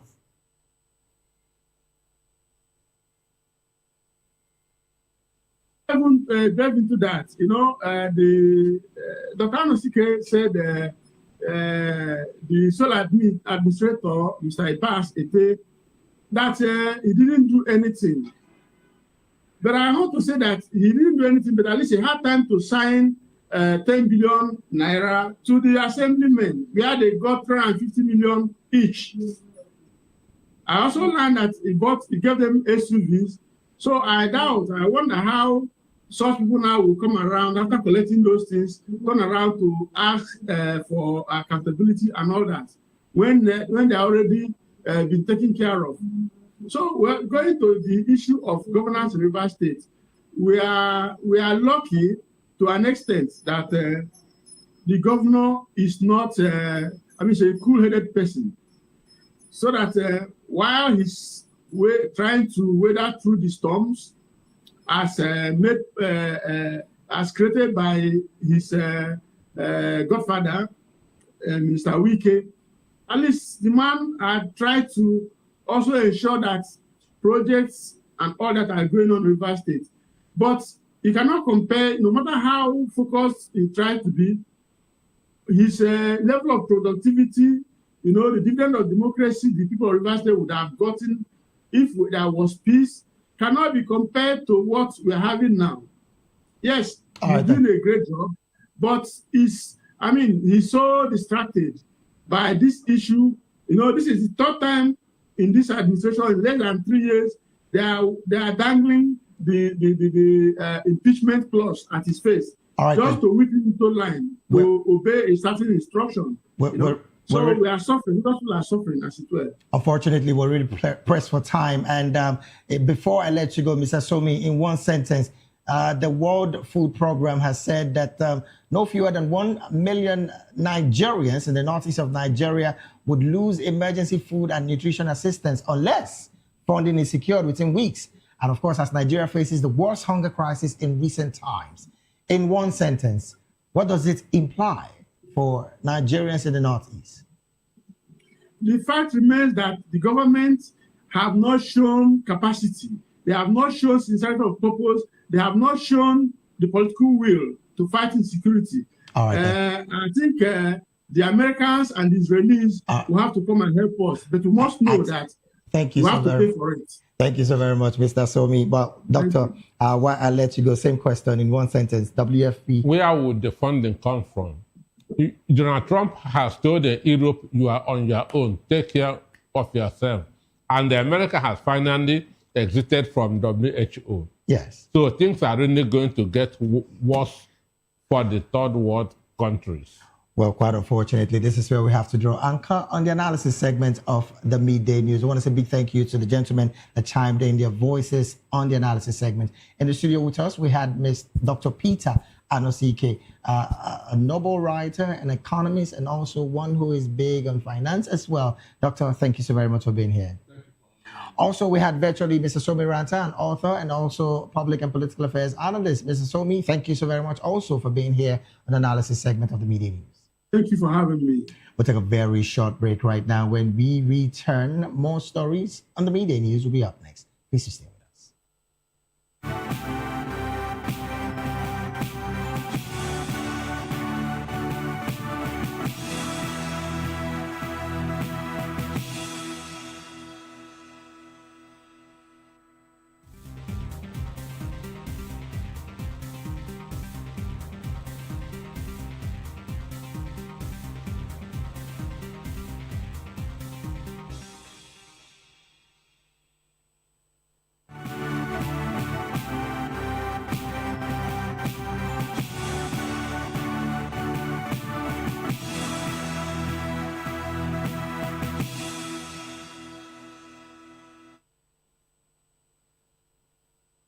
We're glad to have you back. It is still the midday news right here on Voice of the People Television. Now to more stories. Tax reforms are at the center of national debate as the federal government introduces measures to boost revenue, strengthen the economy, and improve public services. Authorities say the changes are crucial for development, but many Nigerians worry about the impact on incomes, businesses, and daily lives. Voice of the People TV's Oyindamola Olukoto has more in this report. Discussion across Nigeria, with citizens expressing mixed reactions to the new policies and their impact on daily life. While the government say the reforms are aimed at improving revenue generations, boosting development, and ensuring fairness, many Nigerians are concerned about how this change affects their income, businesses, and overall cost of living. To understand what the people truly think, VOP TV went on the streets to hear directly from citizens on their views about the ongoing tax reform. There is a kind of misconception on this tax issue. I think that our government should look for a way, or probably the firms, accounting firms, should look for a way to put our people through on how it goes, how to go about this. And there should be a kind of orientation, training to some organizations, especially this individual. We are low-income earners, so it's good for me, and I will always support it. But for the high-income earners, I think there is no way we can evade tax. Avoidance is fine if you can just make use of the loopholes, but you cannot evade tax. So if you are earning more, you need to pay tax. From the commencement of this regime now, they told us that the subsidy is gone. And Nigeria is very, very excited about it. But since that time, there's no any good impact about subsidies. Nigeria is suffering, eating from hand to mouth. Tax reform come now. Nobody's happy about that. I'm telling you the reality, nobody's happy about that because Nigerians are facing many, many difficulties. It no be poor people like us like this. This thing is supposed to be good for big men. You know, we the son now they suffer. How much you go get car and go home, go pay house rent, go the move tax here. Make una pity those poor people. So I never chop belleful. I said tax. All those big man they do you get contract. Now they're supposed to do this thing. How much we do get a day now? You go carry and go home. You go drop now. You say you go the move tax there inside. It's not fair. And children from school now load for us. That tax now for company and business people. Not be person like us. The responses reveal a mix of hope, concern, and skepticism. While some citizens believe tax reform could improve national development if properly managed, others insist that transparency, accountability, and proper implementation must come first. While some citizens are of the opinion that there should be an orientation to let people understand who this tax reform actually affects. As conversation around tax reform continue, many Nigerians are calling for policies that truly reflect the realities of the people. I am Oyindamola Olukoto, reporting for Voice of the People TV. Well, also residents in Abuja and Benin City shared similar concerns with our correspondent in those areas as well. New tax law as signed into law by Mr. President, President Bola Ahmed Tinubu, last year, which takes immediate effect this year, January 1st, 2026, is meant to alleviate whatever tax burdens that the shoulders of the low-income earners in Nigeria. That is what the law has come to address. It has also come to simplify whatever pieces of laws we have in the country that were not put together. So it's a unified system of all the tax laws we have in Nigeria, making it more simpler, making it more understandable, and making it more operational by tax authorities, by tax practitioners, and even the taxpayers. One of those things that have been made simplified by the tax law is the filing of tax returns. First, every employer now have the responsibility to ensure that they register their employees under the tax law within 30 days of every year. And then every taxpayer is to ensure that they get registered as a taxpayer. They are registered under the law, and they are given a tax ID. That tax ID now replaces what we used to know as the tax identification number, which has been phased out as a result of the enactment of this law. There are sanctions for all of this. For those who don't get their tax IDs, and for employers who don't get their employees registered, there are sanctions for it. So there are sanctions for non-filing.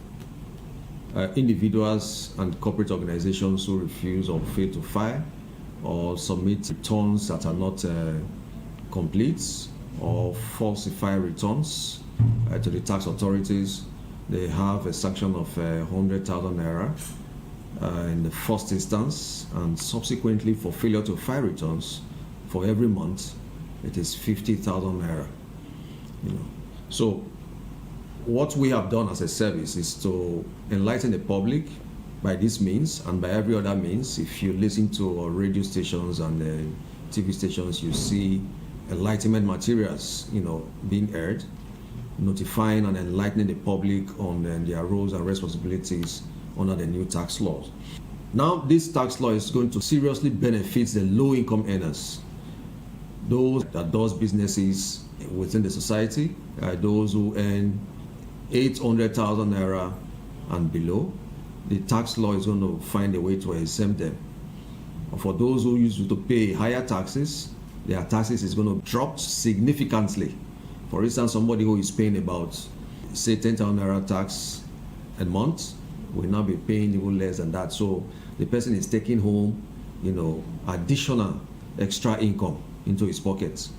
And you begin to see the ripple effects in the economy of that individual and the society generally.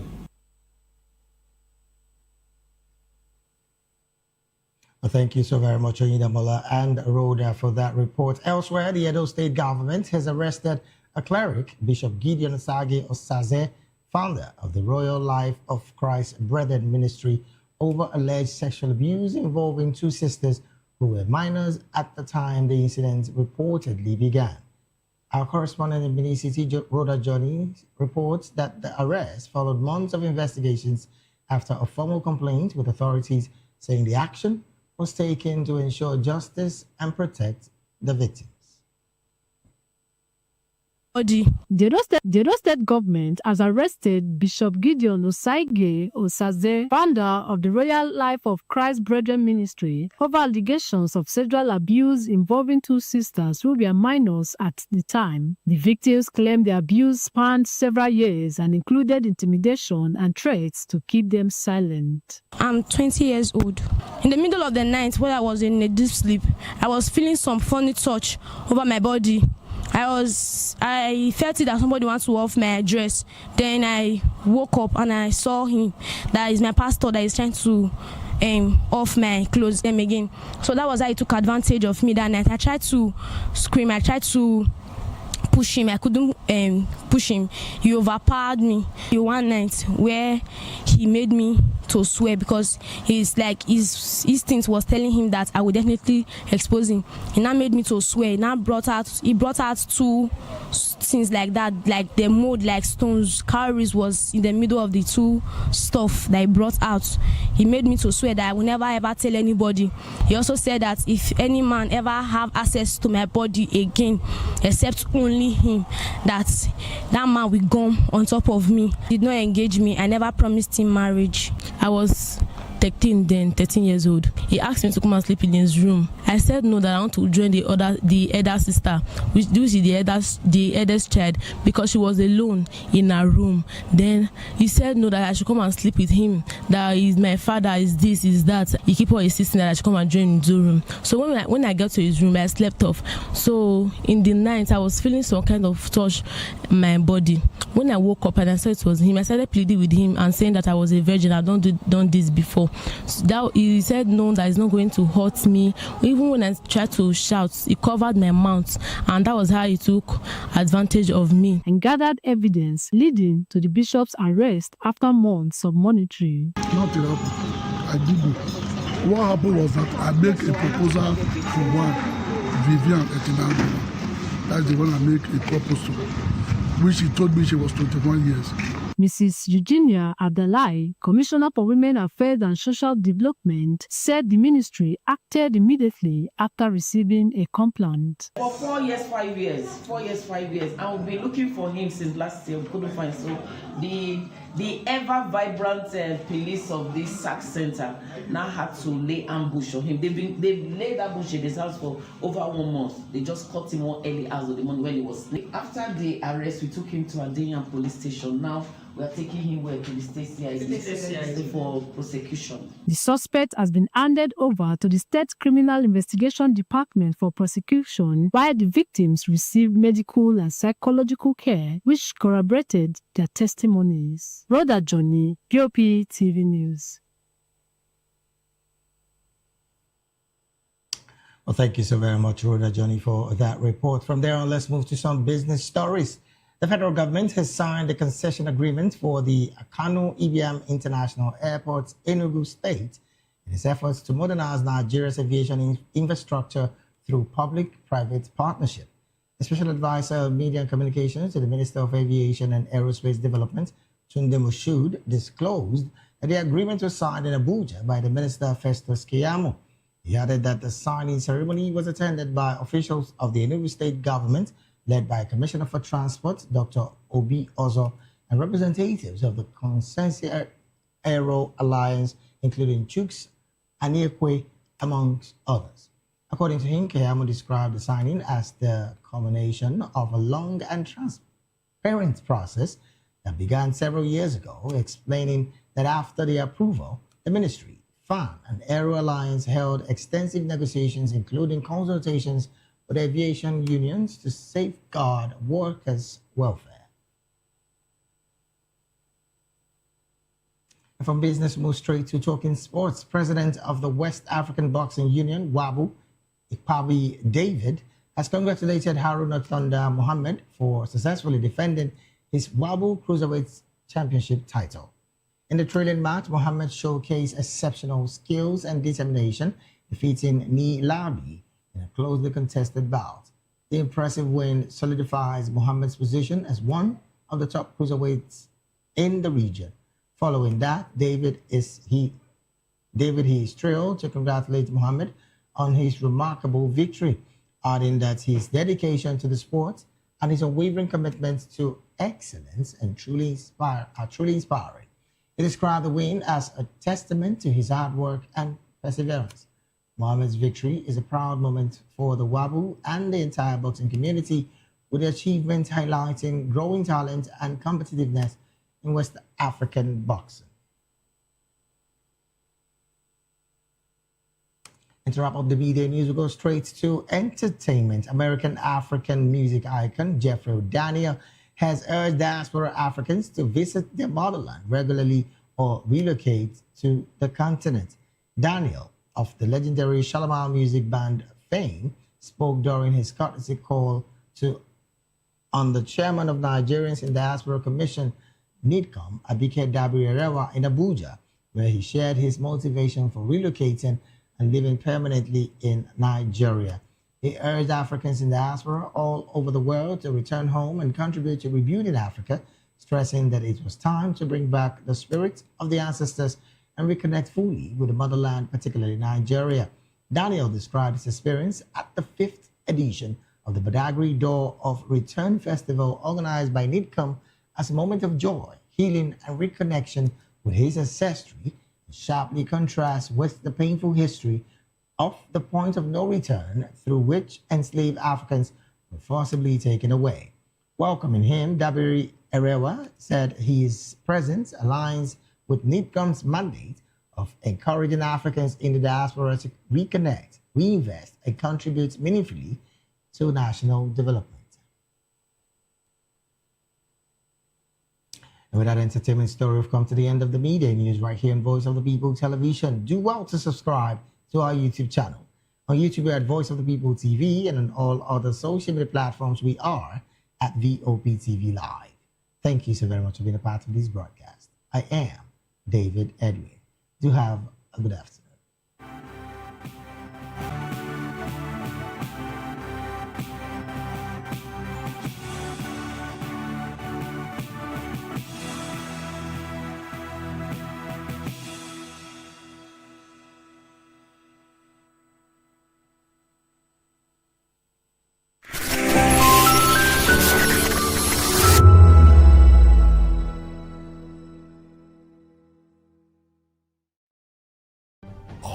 ready for the extraordinary? Something big is happening on your screen.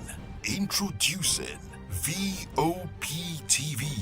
Now streaming on SLTV channel 264. From breaking news to captivating conversations, news analysis, giving you all sides to the story. We bring in-depth discussions on the issues that matter, from politics to sports, entertainment, and lifestyle. VOPTV on SLTV channel 264. Join us as we redefine what television means to you. Voice of the People Television, VOPTV. Now you have more than a voice.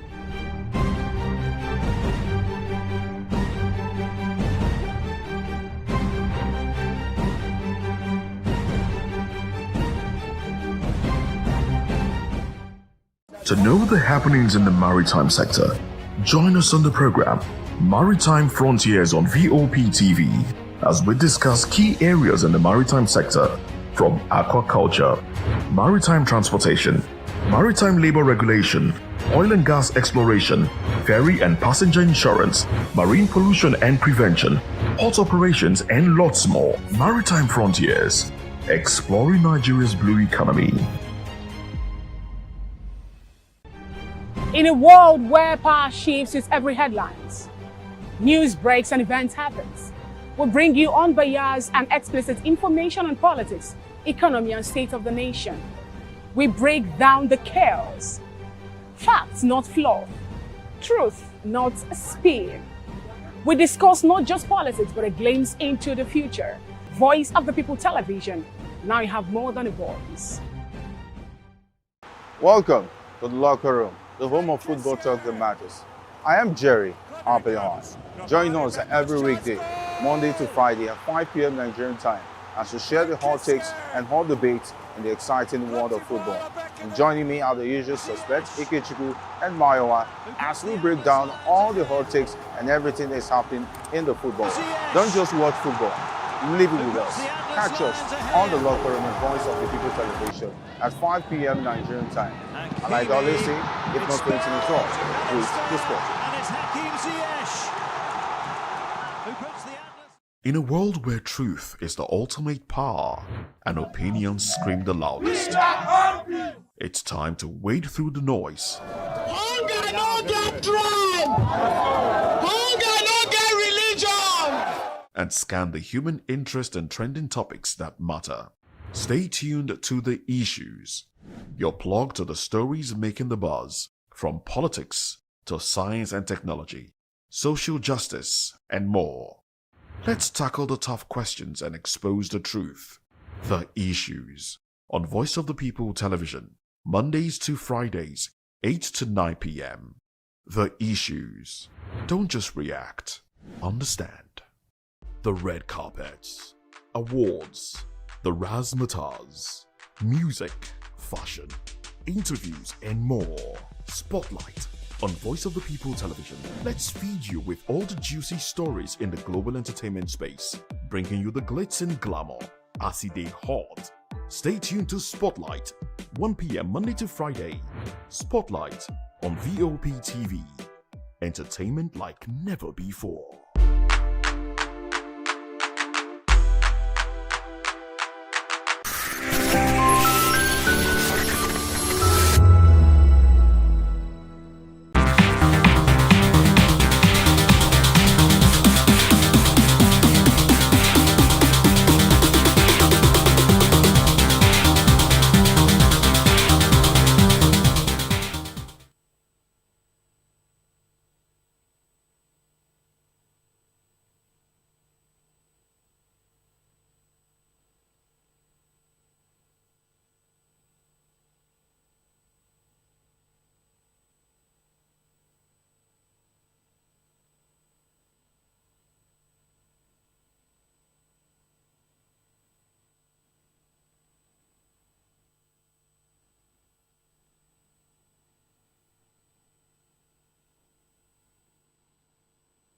Hello, beautiful people. Welcome to Spotlight on VOP TV, the place where stories come alive and voices matter. This is the show where we shine the light on creativity, style, culture, music, and purpose-driven people who are shaping the world around us.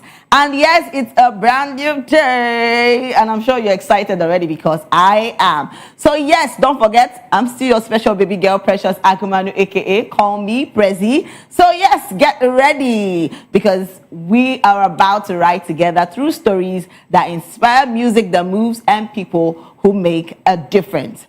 So yes, we're going to talk about a lot of stories today, the things that has been happening throughout the week, and a lot of things have been happening. And first off, yes, we're going to talk about Nigerian-American academic and linguistic Dr. Uju Anya has publicly shared details of her personal journey through marriage, love, and self-discovery. So offering a candid account of how her understanding of her sexuality evolved over time. In a widely discussed interview, so Dr. Anya explained that she was genuinely in love with her former husband, that, that their marriage was real, meaningful, and deeply affectionate. She emphasized that the relationship was not a facade and that her feelings for him were sincere, so countering assumption that her marriage existed only as a cover for her later same-sex relationships. So, however, Dr. Anya revealed that as the years passed, she came to recognize a profound and persistent attraction to women, which she could no longer suppress. So about a decade into the marriage, she said she had an honest conversation with her husband, explaining that she felt a need to be with a woman. So the couple reportedly attempted to navigate the reality through an open arrangement before ultimately deciding to separate. Following the end of the marriage, Dr. Anya later entered a committed relationship with a woman and eventually married her, describing the decision as one rooted in personal truth, growth, and emotional fulfillment. Okay, I want to talk about this basically in the aspect that women, I don't say women supporting women now because this is now something different. Because you having sexual attraction with a fellow woman, to the extent of getting married to her, and she's Igbo for that matter. And this is, it's funny to me because when God created, man, he made woman out of the rib of man. You understand? So I don't get where they said, woman has to be with a woman. It's a man and a woman. But who am I to say that? She's okay. It's fine with her. So yes, a lot of people have actually come out to say things concerning this. Some people are even happy. But I don't know. I don't know what is going on. But people are happy. Some are saying this is not right. But I think, to me, if you ask me, it's really, the world is turning into something else that people now feel so comfortable, doing things, and they feel like it's a good thing.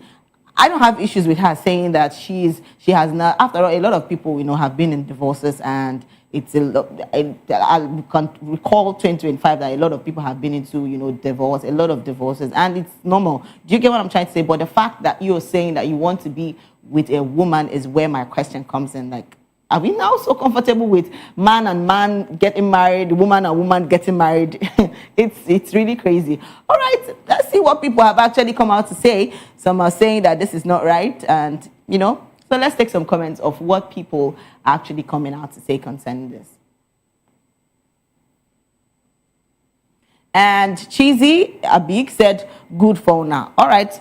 Another person said, "What an amazing woman." Okay, and Emeka Bute said, "Many have bad parental backgrounds, still have lived good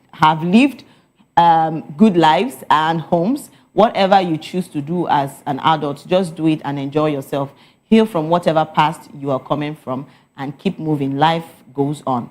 Okay, and Betty Afolami said she's drop dead gorgeous. Okay, and King Solomon said, "Auntie Uju." I don't have issues with her. You get what I'm trying to say? She's trying to find herself, basically.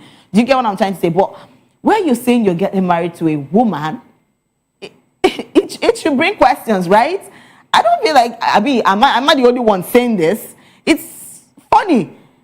Maybe we're not saying that, okay, that we don't need the man, we don't need the men in our lives again right now. We just need women. Do you understand? You're not dating a woman is so comfortable. You're not getting married to a woman is now comfortable. Really?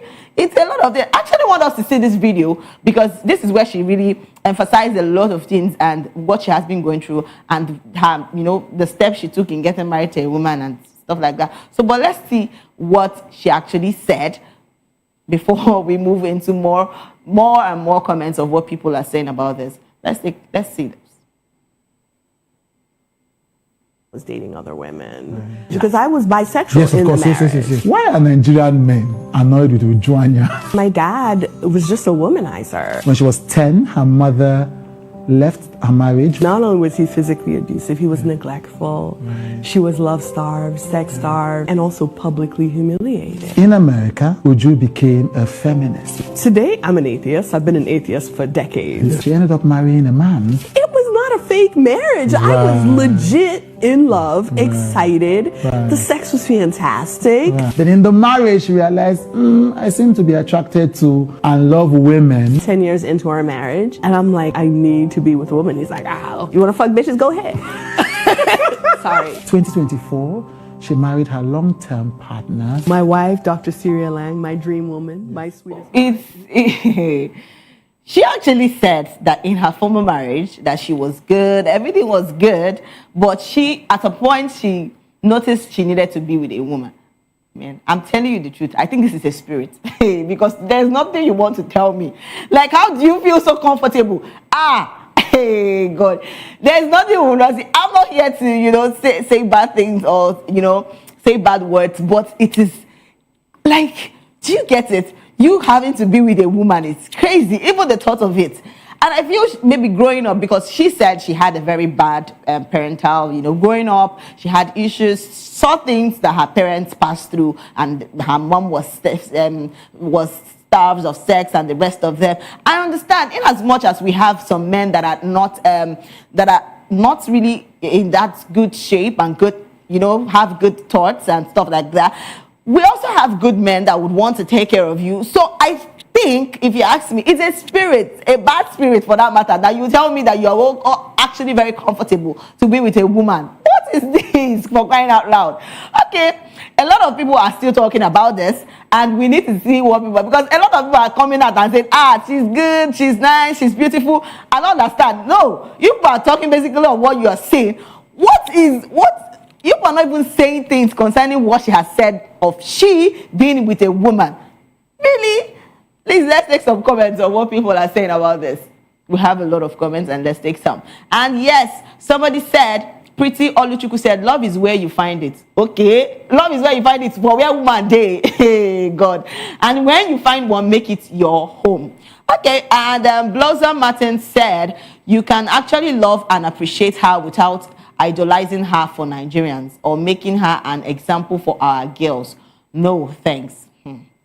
All right. And Jennifer said, this is probably one of the most honest ones I have heard.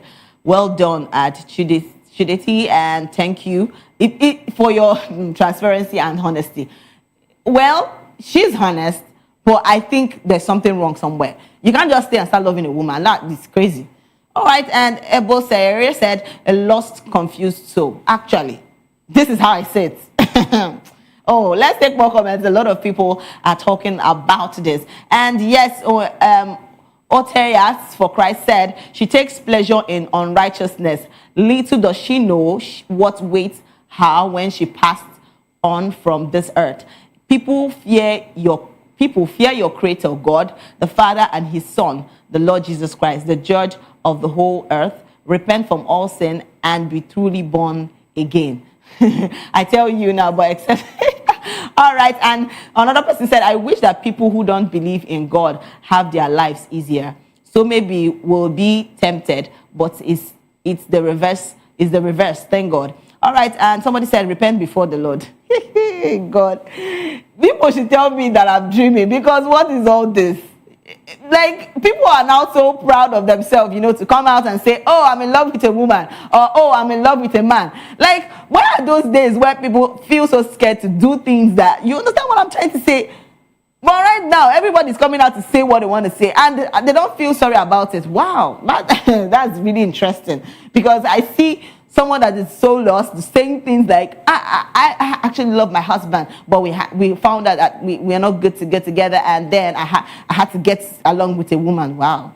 And you're trying to tell me that you loving that woman, it will still be the same thing with what you saw in your former marriage. Okay, it's good for you. All right, let's take more comments because it's really, really funny. And somebody said, she's very beautiful and she's so pretty. And another person said, so good to see you here. Still reeling over my interview with you for my final project. Thank you once again. And Ujwanya said, thank you. All right. It's a lot of things. I don't know how people feel so comfortable doing this, but it's okay. It's you. But I just feel that I don't know, like you people should have some self-respect, actually, because that is what I say it as. All right, and that's it for that, because tell me why you feel so comfortable you actually being with a man, and then you're not feeling comfortable again, you need to get a divorce, and you actually went on to stay with a woman. And I'm like, okay, is it now that when God created us, he's not saying that Eve will be with Eve? Because what God created was man and woman, and he said the man should be with the woman is a helpmate. Come on, like, why people? Hey, God. It's a lot of things, but well, people are saying that she is proud and she's okay, that she has actually come out to say what she had in mind and what she has to say, and the rest of them. Okay, for those of you supporting her, it's all right. It's good to you people. And I pray that you people will also meet your own fellow woman to actually be your husband, because we are not turning the women to the husband, and the work of the husband is the husband, and the work of the wife is the wife. But we are now, interchanging the whole thing, and not maybe you are not calling God your creator. Something else is there for you. All right, then. We are talking about a lot of things today, and it has to be our next gist. I'm sure you are excited about this one, because I am.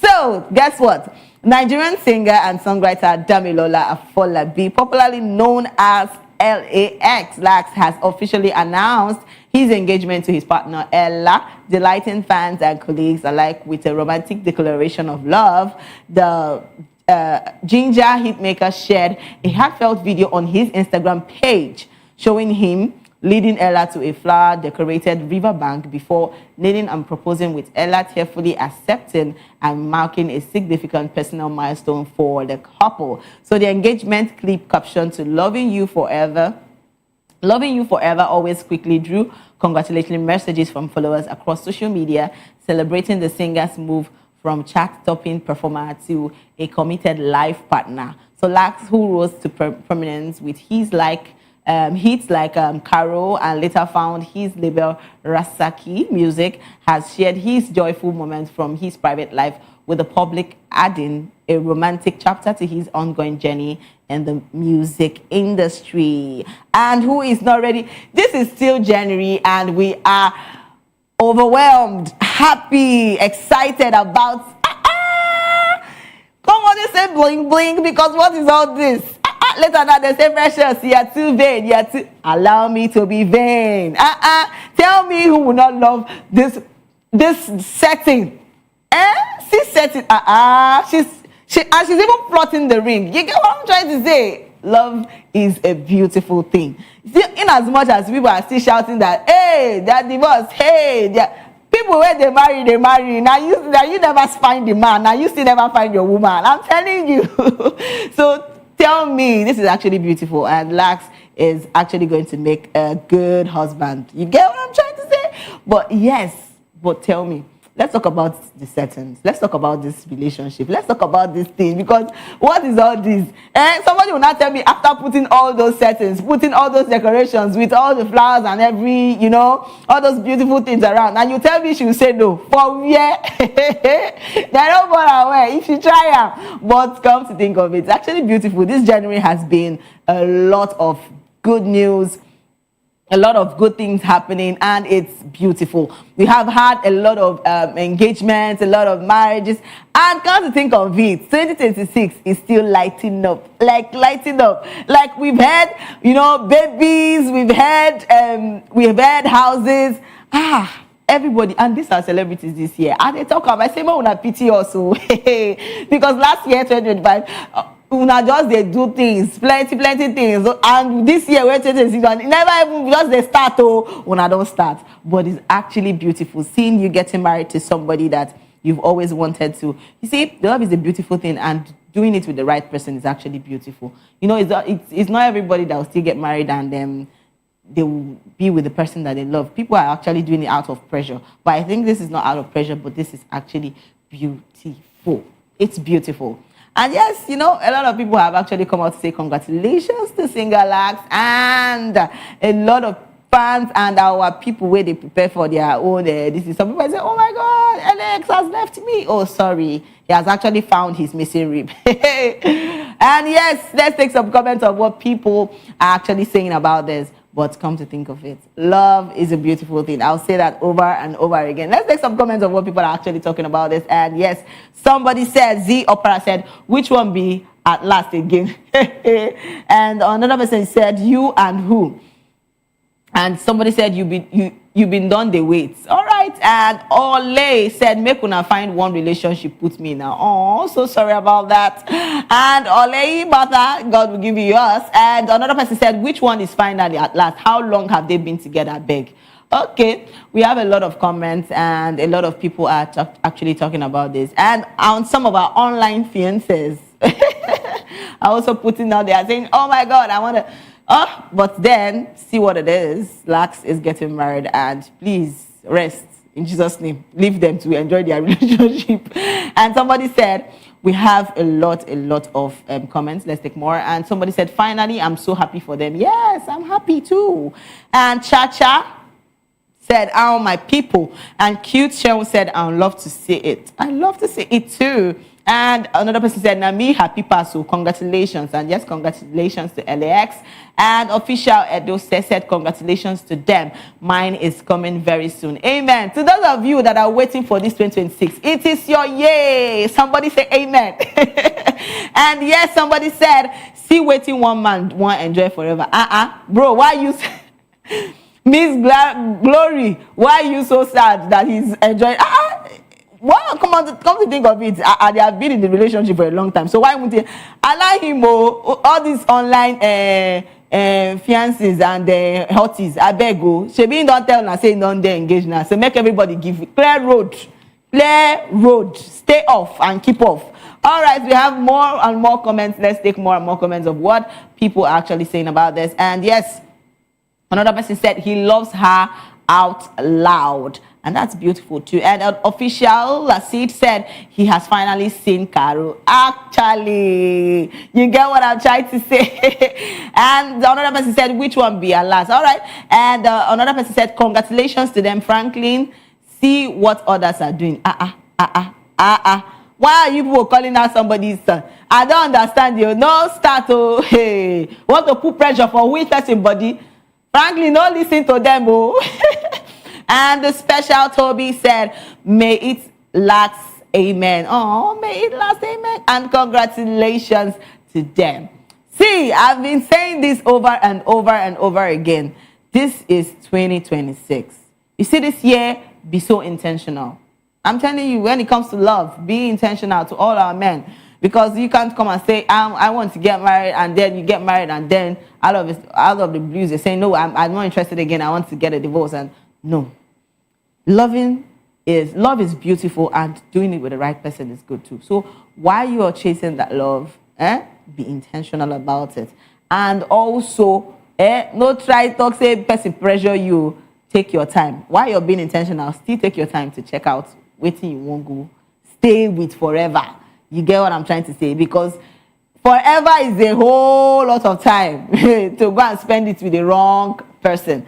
So shall they careful? That's what I want to let you know. So to our ladies too, please try be in love with the right person. With everything, because being with the wrong person is like staying in hellfire that is on earth. So shall be careful. All right. And yes, we are still talking about a lot of things, and we are still saying congratulations to LAX Lax, and you know, beautiful relationship to him and his girlfriend Ella.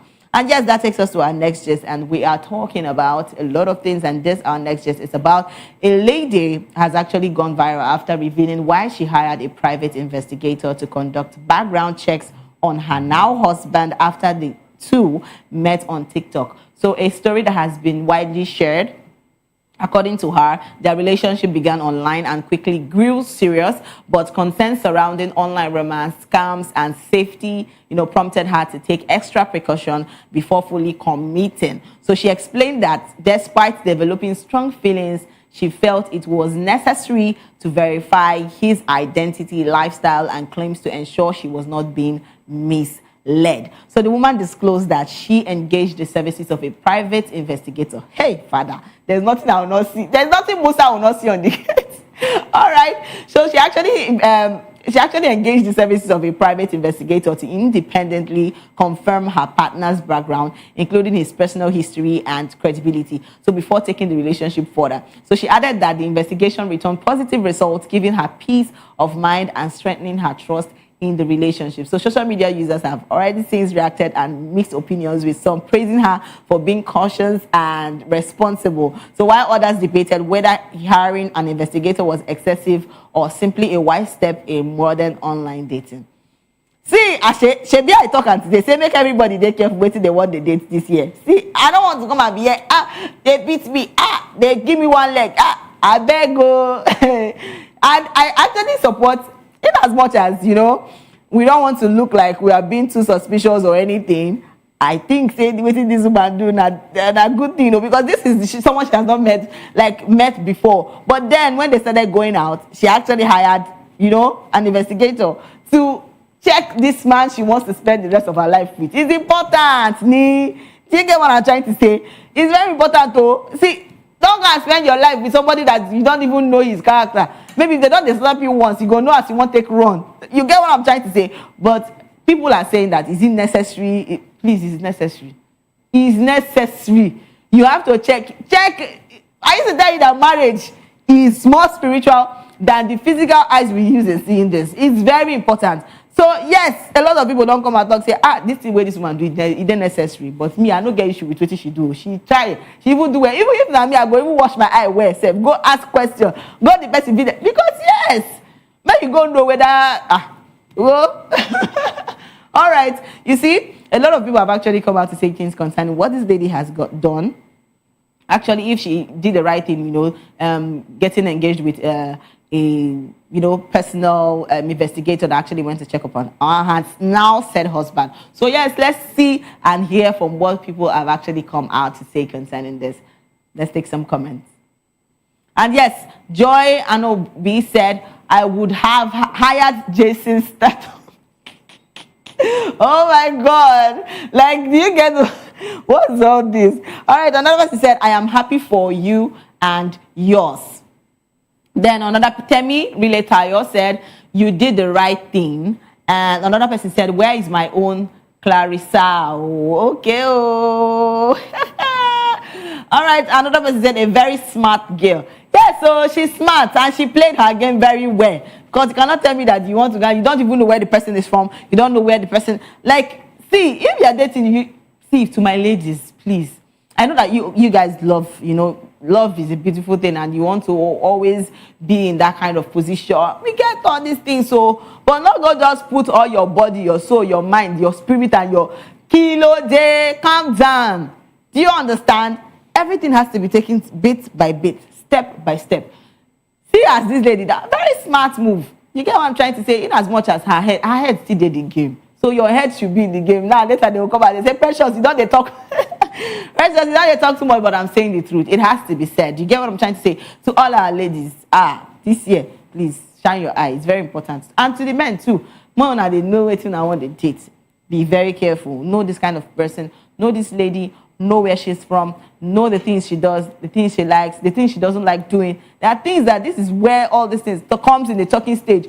You get what I'm trying to say? No, we say, person tell you, say, I love you. You don't go, say, okay, mount see your family. Go, calm down. Don't be so it be. It's a gradual process, and you have to take it bit by bit. Let's take more comments and see what people have actually come out to say, because we have a lot of comments of what people are saying about this. And yes, somebody said, if you know, investigate and reinvestigate. Bye, bro. Like, now you go later see Shege. Shege, banze. And congratulations, may your home be blissful. Amen to that. And Queen said someone should please buy breakfast for me. Kilo day, this early morning. All right, another person said, that's it. Oh, the troubles this would have saved me from, I know Diva, all right. And Shoes by Democrat said, you did well, but hope you paid the investigator better money. I tell you, don't be lie, yo. Not be lie. All right, and another person said, please, I need some private investigator urgently, but in Ghana, with all seriousness, so I won't go and say yes blindly. I beg go. See, no need for blind. You saw those blind dates, what are they do? Shine your eye, especially these blind dates. Is where this investigator is really needed. All right, let's take more and more comments of what people are actually saying about this. And somebody else said, if not me now, the investigator go just track me. Go, So you see, I am King Dinero. Now, wow, God help you. And your girl Shani said, very necessary. And another person said, they trust echo investigators. Okay. And Udo Sweet said, it's been a while I heard that word, private and investigator in Nigeria. So in Nigeria, we get investigators and all this anyhowness is happening. So another person said, she knows what she wants. I think this should be a norm for everybody. We have more and more comments. Let's take more comments. And somebody else said, we have a lot of comments, and people are actually talking about this. It's actually beautiful seeing this. Because see, make I tell you the truth. Not be as just say one day, say, I want to just get married. It's not like that, you. You might fall in love with that person at that moment, and everything is just, cozy, everything is beautiful, everything is sweet, and the both of you are understanding. Maybe if you don't go spend 2 to 3 months, your eye will open. Do you get what I'm trying to say? Not be so love, they start, they sweet, now so not be so it take be forever. They are going to be ups and they are going to be down. And the thing that matters the most is during those times, how are both of you able to navigate through life? Because it's very important. You get what I'm trying to say? Because you get where you go there with, maybe that time when you they vex, they do another thing. They will tell you, say, I don't want to talk to you. I don't want to. People have, different characters. And you'll be like, at that moment when the person is sad and stuff like that, they really want somebody. And you feel that, okay, I want to talk to this person. He's feeling sad and she's feeling sad. I think I'm going to be the person that has to calm the person down. And your eye go open when you go tell you, say, I don't want to talk to anybody. I just want to be on my own. And you go know by that time, you go know whether you go fit, continue or bear waiting you don't already enter. But if you enter, boy, sister, you don't enter be that too. All right, and we have more comments. Let's take more and more comments of what people are talking about. And before we go move over to our next story. And yes, another person said you should have hired Daniel Rega as private investigator now. Is well with you. And another person said, who go come investigate me too? And Henry Chika said, this is what Mr. Donald Trump Agbana doesn't like. Okay. And an authentic Jim West said, a very wise woman. And another person said, the way husbands cast now. Even second wife no go still reach some lady's hand. Let's take more and more comments. A lot of people are talking about this. And yes, we have more comments of what people are saying about this. And Marty Berry said, love is sweet, but background check is sweeter. Very sweeter, very important. They play. And Thrifty Binty Moore said, smart moves and congratulations. Then Chidima Buchi said, lol, do we have private investigators in Nigeria? Take and play first. And Precious Ibade said, smart moves. And Onyinye Joy 3030 said, before you hear, you only asked if I was married. You did not ask me if I was happily married, bro. Kai, by that time, Seth, your eye go first blow. My God. When you don't investigate, you don't know anything. You don't know anything about this person. And see, come to think of it, the way our men these days they behave, you go say this man never marry, but he will, he will look so young and come to speak to you and then, baby, I like you, and you know say this man don't marry one side, you just they smile, they give us, and then you start dating. Just to think of it, and maybe after 2 weeks or 3 weeks or 1 month, you don't they notice say this man don't marry. Your eyes go first blow, you go come back to your senses. So you see, Very, very important that you as a lady, you as a guy that is about to, be in a serious relationship and you want to turn your relationship a serious one, shall be very, very careful and be very, very, very careful. Yes, I'll say it again, be very careful. No, you need to know everything about this person you are about to spend the rest of your life with. Yes, yes. And that's it for that. We are going to take a short break, and when we come back, we have a lot of juicy gist to talk about more. And please don't go anywhere. Stay put.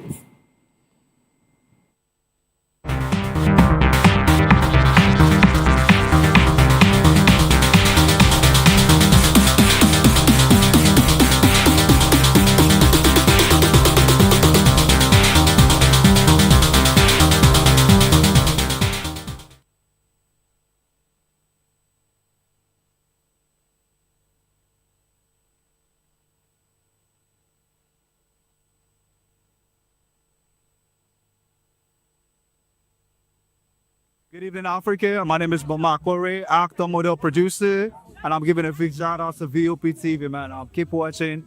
Don't change the dial. Thank you and God bless you. My name is AY, and of course, I represent the voice of the people, and that's why I'm on VOP. AY say so. Hi everyone, it's your girl Miriam Tima from the Real Housewives of Lagos and the Real Housewives Ultimate Girls Trip Africa.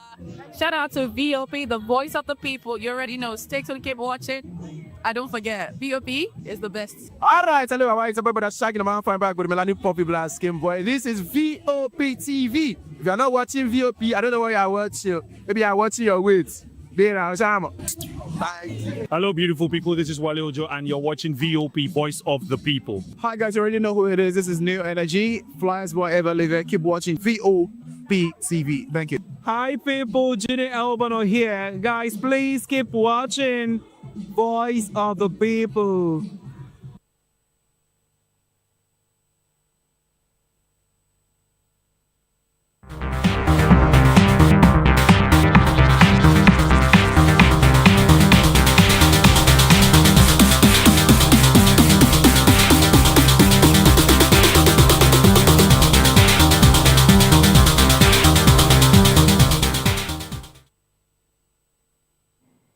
Yes, welcome back, beautiful people, to the show Spotlight. And I'm still your baby girl, Precious Agamano, aka Call Me Prezi. And you know, say we don't talk about a lot of things and a lot of stories, a lot of love. And yes, next on our list today, we're talking about popular businesswoman Moyo has ignited widespread conversations on social media after a post attributed to her surfaced online in which she stated that she would rather be with a 40-year-old divorced man than a single man of the same age. So the statement, which was shared, quickly went viral and drew mixed reactions from users who debated her reasoning and the socialite, you understand, socialite expectations around marriage, around age, and around relationships. So according to the post, Moyo suggested that divorce at that age may indicate life experience and emotional maturity, while prolonged singleness could raise questions for her personally. So the comment has since triggered intense discussion across platforms, with some social media users agreeing with her perspective, arguing that divorced men may be more intentional and self-aware, while others criticize the statement as unfair and dismissive of single men. As of now, the claim remains based on the social media posts and screenshots. So I want to talk about the fact that men who are at that age, 40 years as a divorced, you get what I'm trying to say? You being divorced at that age, she's saying that it's understandable that you have gone through emotional things, you've had experiences, but now you've been single for over 40 years. So my question is that people that actually, is it not better to stay single and not married than getting married and divorced? If you ask me, because I don't know, she said she prefers it that way, maybe because of the experiences that person has had, you understand, than staying single for over 40 years and you've not had. See, this life is by choice. A lot of people won't want to, stretch themselves to come and staying inside problem and headache and the plenty of all those plenty things. It's a lot of things.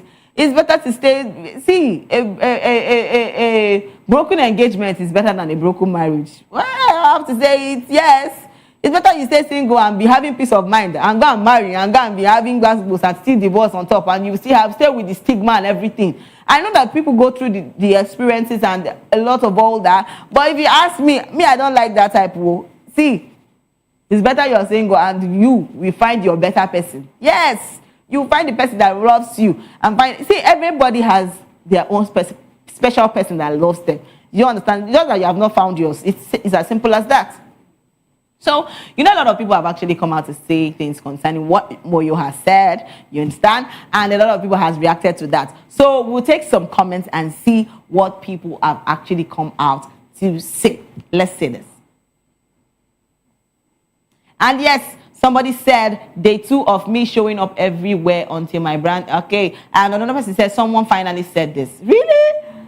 So women supporting women. I don't understand. How would you feel so comfortable with a man of 40 years and you understand a divorced man of 40 years and a single man of 40 years you cannot is well with you. All right, official Teddy said you can marry an older, younger person and marry right. Of course, you can also marry an older and younger person and still marry wrong. Actually, that is just the truth. So it not even matter with the age and everything where you want, they shout up and down, say, hey, I want marry. Now lie yo, if you get people way old self, they will give you basketballs every day. I'm telling you, and you will still marry a young person and still feel at peace. That it's life. Somebody say, I like as God, they take share problem, give everybody. All right, let's take more comments. We have a lot of comments and people are talking about a lot of things concerning this. Let's take more comments and see what people are actually saying. And Amanda Onaji said, at 40 self, them just they find who go born for them. It's not love anymore. All right. And Shady Links Empire said, Babanla, red flag. I don't recommend. Okay. And Daisy Rizzi said, Lord, okay, till you cry blood. See, divorced men, God, I beg you. A divorced man, you go learn. Okay. And then come to think of it, you getting so relaxed with a divorced man at that age. I think even that divorced man will have a lot of issues with his life because come to think of it, the person has to navigate through life, heal from the past relationship. You get what I'm trying to say? And not want to make same mistakes again. Do you get it? So it's not if you weigh these two things, it's not even okay. You can even get married to a single 40-year-old man and still be having headache. So it's for you to pray for your own. I'm telling you, because nobody they trust love again. In as much as love is a beautiful thing, love still is in that love. You still have to have sex. That's just the truth. And another person says, single 40+ men are wailing in the comments. If now woman unable to their age, shame her. In her age, shame her.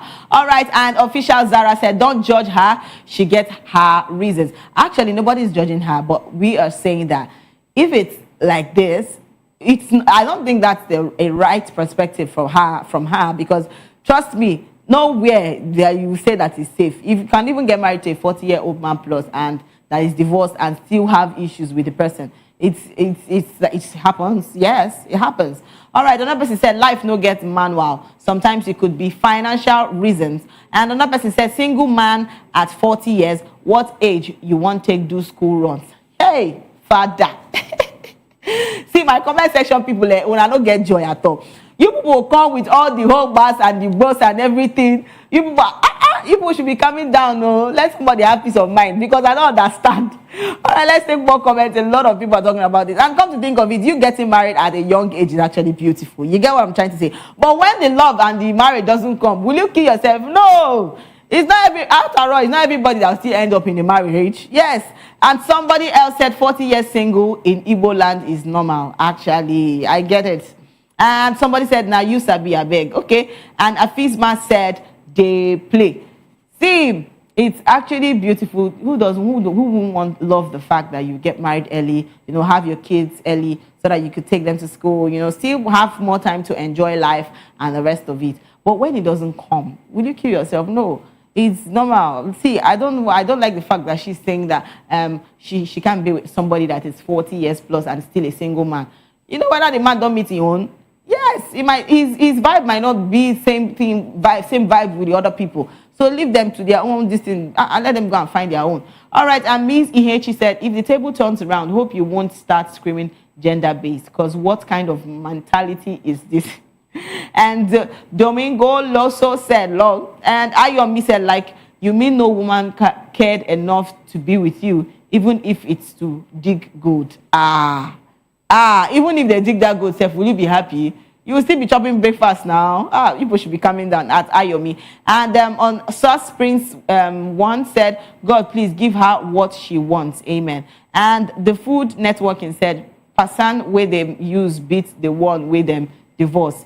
He go there inside cooler for you. Okay. And we have a lot of comments. Let's take more and more comments of what people are saying about this. But trust me, getting married early is a beautiful thing, but marrying right is also a beautiful thing. So that all this whole wahala and also staying single when you have not met the right person is a beautiful thing too. It's peace of mind. You people should stop dragging this thing up and down. I don't know why. It's as simple as that. You can't force somebody to be in a relationship. So because the person there 40 years and never still settle down, you know, if you marry that person, you never they ready. Oh my God, you are not ready. That's just the truth. All right.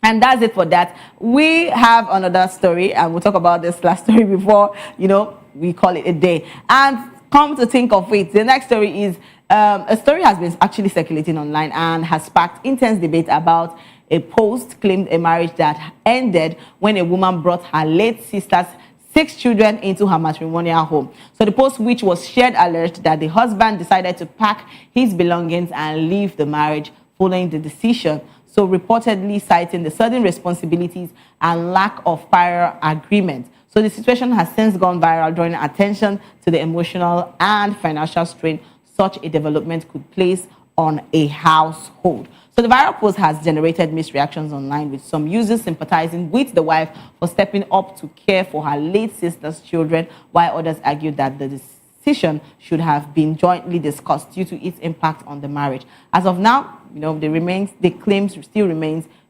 concerning the social media stuff, and screenshots and online on all those things that concerns it is still online. So my question is, this has to be something you have to speak to your husband about.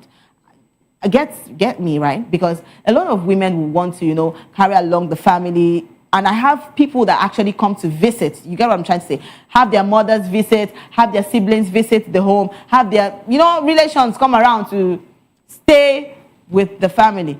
But I think that some men don't really like the fact that they carry the whole family to the house and, get to stay with them. Some men know they like them. Some men like the peace of their wife alone. So this thing has to be something to be discussed with your husband. See, you discuss this with your husband. As the man too, you also discuss with your wife. If that's what you want, you understand? Because a lot of people don't they get issues in their marriage because say their mama, even if their mama can't visit, ordinary mama can't visit, to problem don't decide the marriage. So it's a lot of things. But come to think of it, this lady carried her late sister's children. I understand the fact that she wants to be all nice, all good and everything, but I feel that she has to discuss this with the husband too. It's very important. This is where understanding comes in.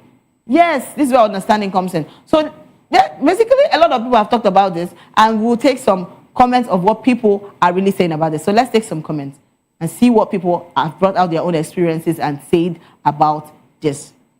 Let's take some comments.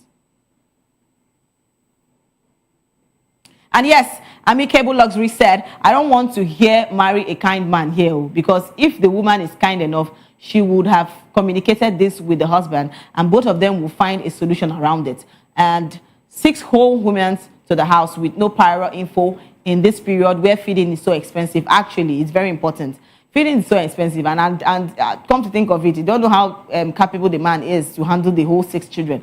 So Omar Billion said, okay, all right. Another person said, not only Elon Musk fit take care of 6 kids for Nigeria. And Good Sweet Jerry J said, now 6 kids is too much. At least take 1, split the other 5 amongst the families. Do you get what I'm trying to say? Okay, but what if the lady doesn't have a family and this is the only, So we have to analyze this in so many ways. But what I'm trying to say is that she would have spoken to the husband. I think it's more better, and we don't know how, they could just figure out a way around it. You get what I'm trying to say? It's very important. And most times women do things without, letting their husbands know. I think that part is where the husbands get angry and they don't really, all these things they cause divorce. So make they try, they do good things and behave well. I don't know why, but then it's actually funny. A lot of men don't like the fact that the wife brings in the family, or they just like their peace of mind with their wives. And it's very important. All right. To those people, I pray that they fix their marriage. And that's all I can say. All right. And this is where we draw the curtain. Thank you so much for staying with us on the Spotlight Show. Yes, to my amazing viewers, thank you so much for staying with us. And remember, if you're going viral or going global, please stay true to your stories. Don't forget to follow us on all social media handles at VOPTV Live and subscribe to our channels for more exciting episodes and updates. Till next time, I am Precious Agumanu, aka Call Me Prezi. This has been Spotlight. So, see you next time and bye for now.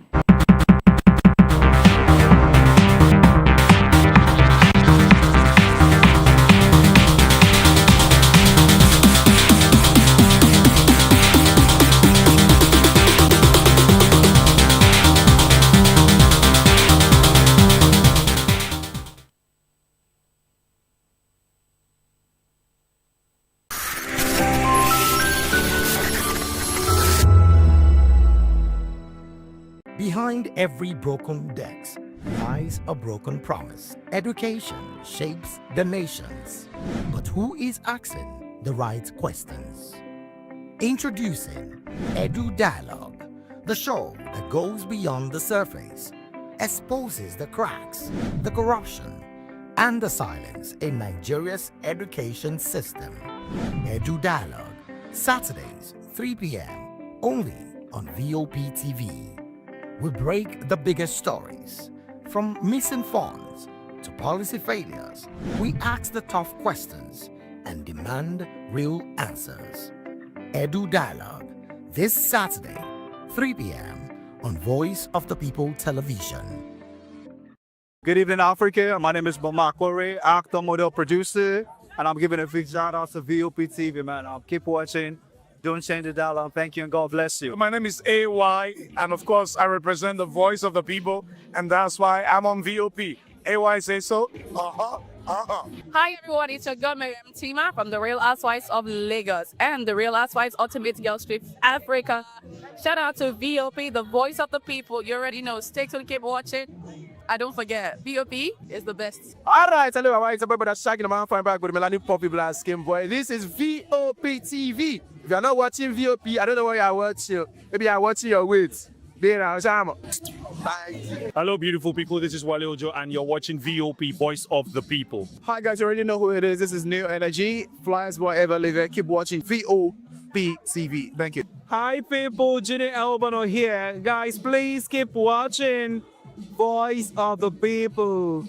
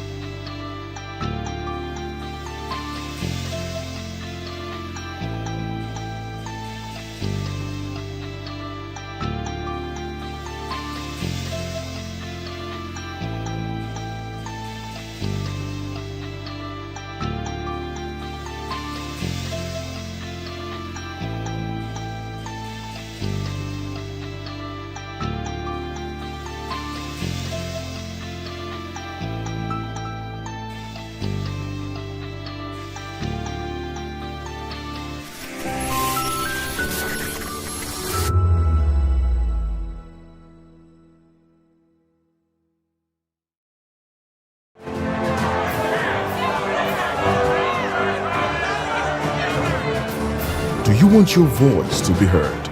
Do you know that you matter in the scheme of things?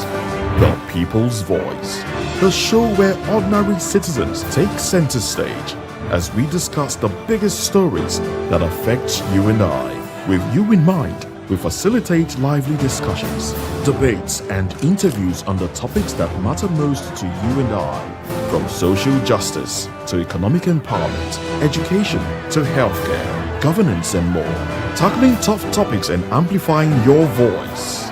Join the conversation and make your voice count. The people's voice. Make your voice count. To know the happenings in the maritime sector, join us on the program Maritime Frontiers on VOP TV as we discuss key areas in the maritime sector from aquaculture, maritime transportation, maritime labor regulation, oil and gas exploration, ferry and passenger insurance, marine pollution and prevention, port operations, and lots more. Maritime Frontiers, exploring Nigeria's blue economy. Welcome to Kitty's Corner. Every weekend is a new journey. Join Auntie Oni as she embarks on thrilling adventures. Each episode takes the young explorers to a different fantastical world filled with exciting challenges, making new friends and learning valuable life lessons. The show begins with lots of excitement in a cozy storytelling mood. Fairies teach the importance of kindness, honesty, bravery, teamwork, or curiosity. Kitty's Corner is a delightful blend of fun, education, and imagination with catchy songs, interactive games, and heartwarming stories. Join Auntie Oni every Saturday, 10 a.m. to 10:30 a.m. on Voice of the People Television. Kitty's Corner, perfect destination for curious minds.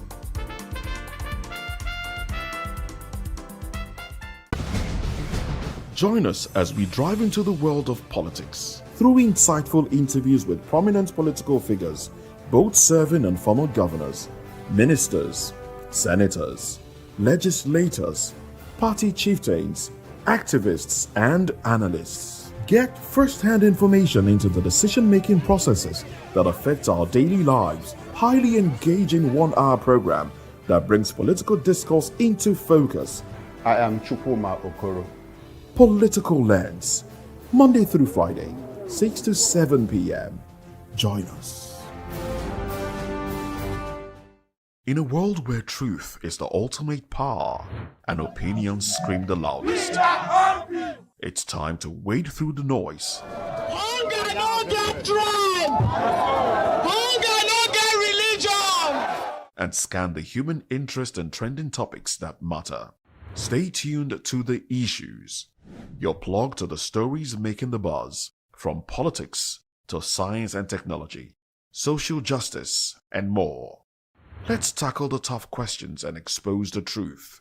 The Issues, on Voice of the People Television, Mondays to Fridays, 8 to 9 p.m. The Issues. Don't just react, understand.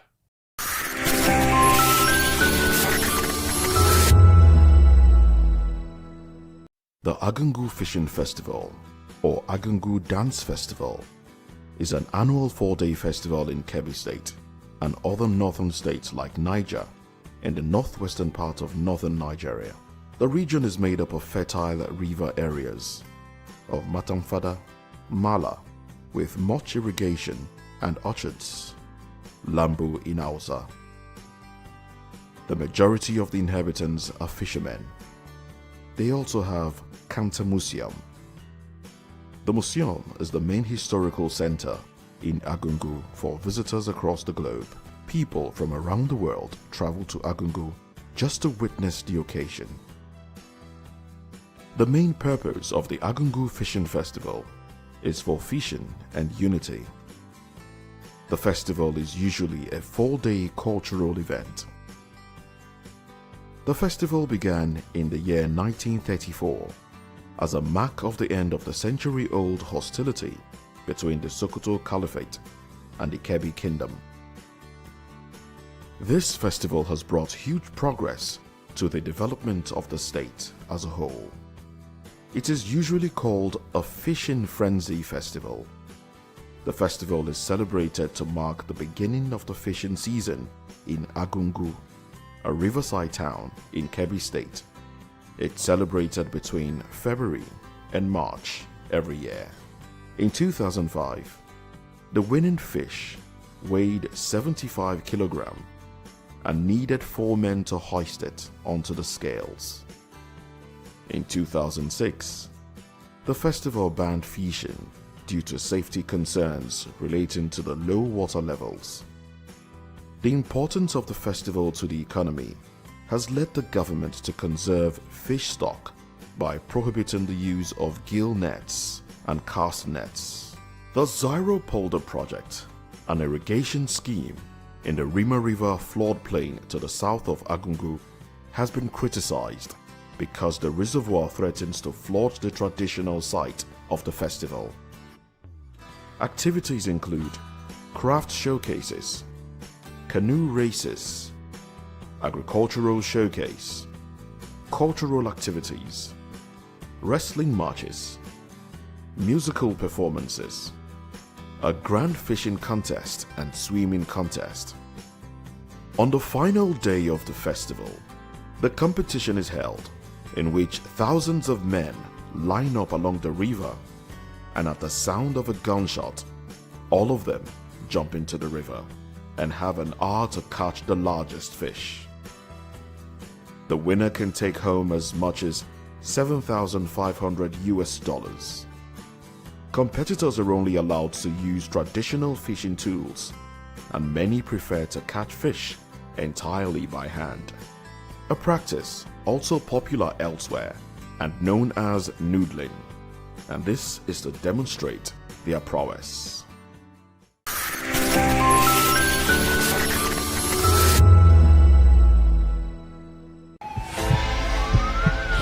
This is Health Check, your weekly guide to better living, smarter choices, and trusted answers. From everyday wellness to urgent health issues, we've got you covered. Health Check, only on Voice of the People television, where your health has a voice.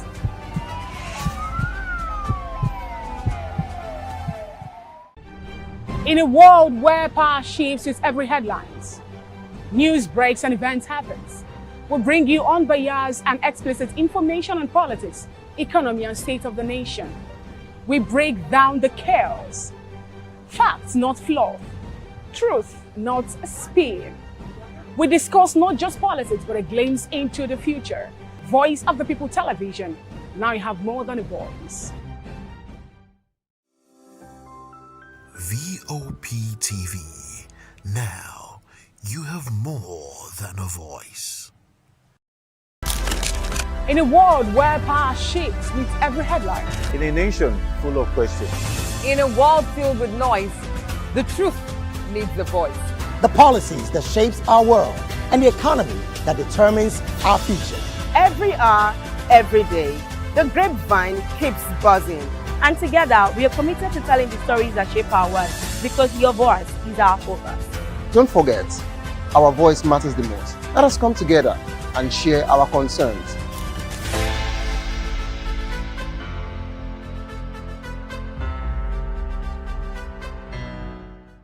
I'm Sarah Nystrom from Sweden, aka Chief Omobawale Communication Queen. Keep watching VOP TV. Hi, I'm Samantha Jacobs representing the States. Miami's in the house, and I want to make a shout out to VOP TV. I'm a humanitarian, and I'm also a rep in the film industry and the art industry. I help dreams come true, and I help you keep on that path. Shout out to VOP TV because you're helping people stay on their path too. Cheers. All right, my name is John Odibo. Keep watching Voice of the People because it's a fantastic station to be with all the time. Thank you very much. My name is Pastor Elvis Ciro, the convener of the Voice Achievers Award, and keep watching VOP. Yes, that is the channel for all the people. No color, no race. Thank you so much. Yo, ladies and gentlemen, this is Abbas Sunkan from the Netherlands. I am a designer and I'm here in Eco Hotel and Suits. Keep watching VOP, the voice of the people. Don't touch that dial.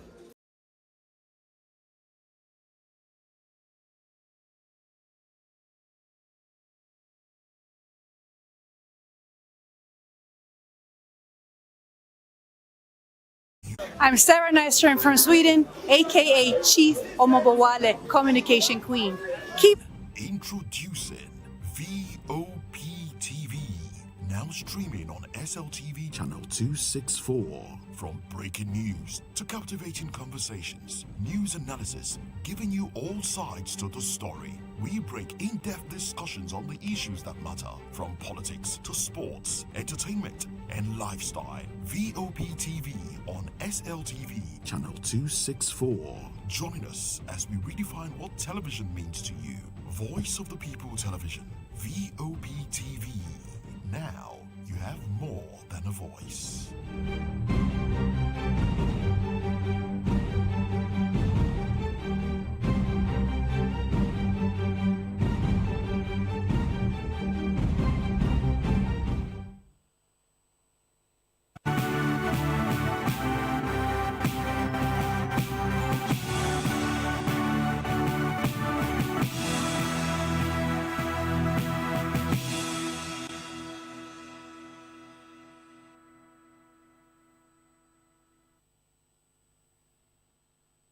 Well, hello and welcome to the African News and Voice of the People Television.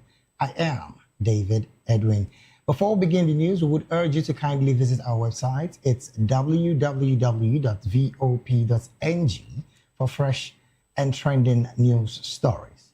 We begin the African news from Ghana, where Ghana's President John Dramani Mahama says that Africa plans to play a role in shaping the emerging global system, urging the continent to rely on its initiative. Speaking at the Accra recent event on the sidelines of the World Economic Forum in Davos, Switzerland, Mahama noted that the multilateral order and rules-based system may be under threat, but that the continent could forge a new coalition of the willing based on a shared vision and mutual respect for each other.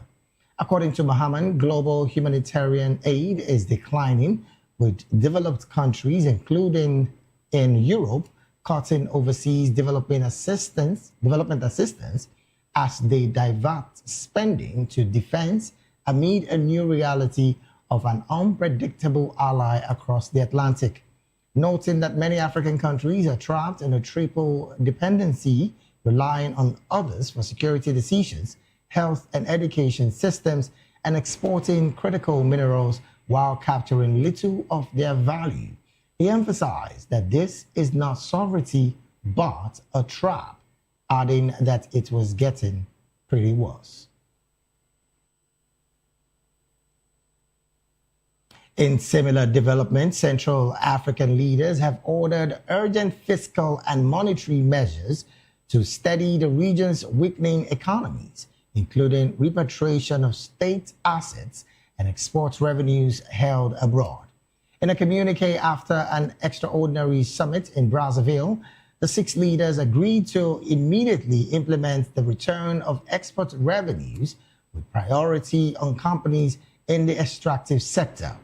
They directed governments to pursue and finalize negotiations with firms to repatriate funds designated for the environmental restoration of areas affected by oil production, a step that officials describe as crucial for restoring liquidity in the regional banking system.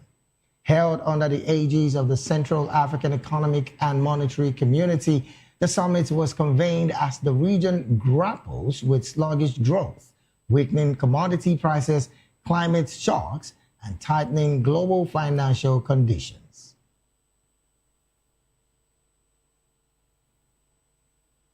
Meanwhile, the chairperson of the African Union Commission, Mahmoud Youssef, has recommended lifting Guinea's suspension, which was imposed after a 2021 military coup. Youssef informed members during the 1,325th meeting of the AU Peace and Security Council in Addis Ababa, Ethiopia, that Guinea had reached a decisive milestone in its political transition. He heightened the adoption of a new constitution and the holding of presidential elections in late 2025, saying these had effectively restored constitutional order in the West African nation. On this basis, and in line with the Commission's assessment, he urged the Peace and Security Council to lift Guinea's suspension from the African Union. Meanwhile, Youssef emphasized that these milestones should be followed by continued efforts to strengthen democratic governance, uphold rule of law, and promote social cohesion.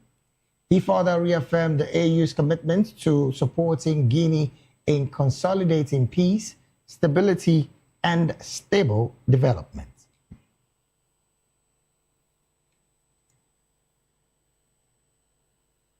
Away from that report, African health officials say the Donald Trump administration funded a study into the effects of hepatitis B vaccines on newborns in Guinea-Bissau has not been cancelled, but will undergo further ethical review. The confusion which follows criticism of the study highlights the difficulties faced by global health officials in navigating the policies of vaccine skeptic United States Health Secretary Robert Kennedy Jr. Details of the study showed that the Guinea-Bissau research will investigate potential non-specific effects on vaccines, including skin disorder and neurodevelopmental disorders such as autism. Critics note that the extensive research has already shown no link between neurodevelopmental disorder like autism and vaccines, while Kennedy has promoted the idea of a link. Scientists have argued that the study is unethical because some of the newborns involved would not get the vaccine, which is known to be safe and save lives in a country with high rates of hepatitis B. Hepatitis B transmits commonly from mother to child during birth and can cause liver failure and cancer.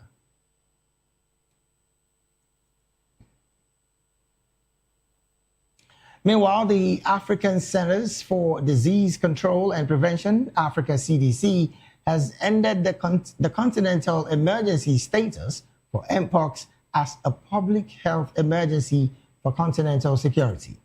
The move followed the recommendation of the Africa CDC Emergency Consultative Group, which advises the Director General of the health body on Mpox. Announcing the lifting of the emergency, the Director General of Africa CDC, Jean Kaseya, said the decision reflects Africa's growing capacity to lead complex public health responses grounded in strong political leadership, regional solidarity, and effective international partnership. The body had announced the declaration of the Mpox emergency status in August 2024 after a surge in cases across the continent. No fewer than 80,276 suspected cases and 1,340 deaths were reported in 2024, representing over 5-fold increase in cases and a 2-fold increase in deaths compared to the same period in 2023.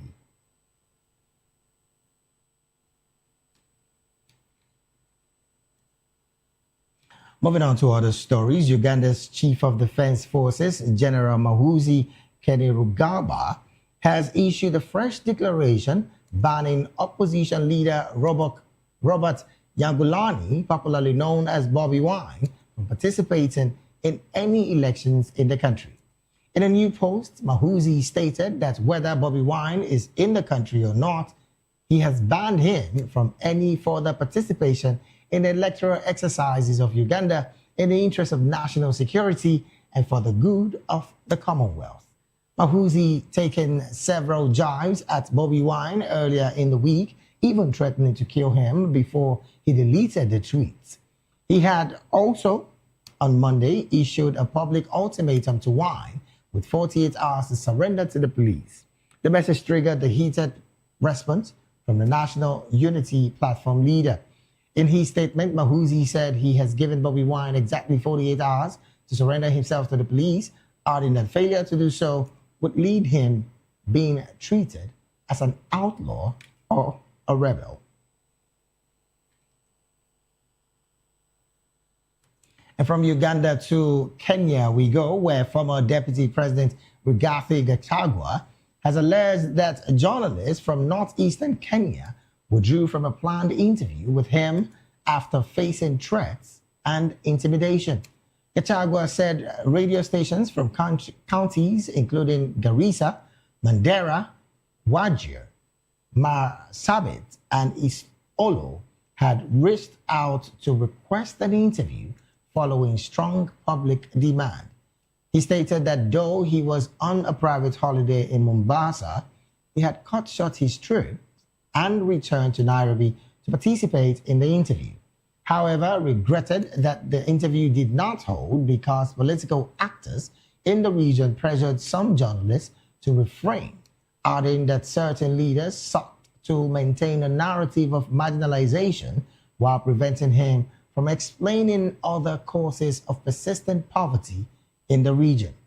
His comments followed the announcement of the North Kenya media practitioner that the planned roundtable interview had been cancelled.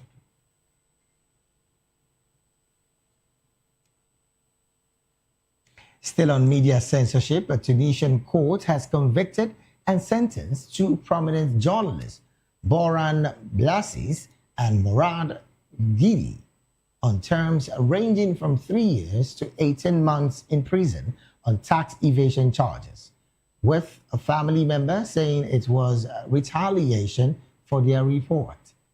Biasis and Zigidi worked for local radio IFM and have been imprisoned since 2024, first under an 8-month sentence after being convicted of spreading false news and insulting the president, then under pre-trial detention for tax cases.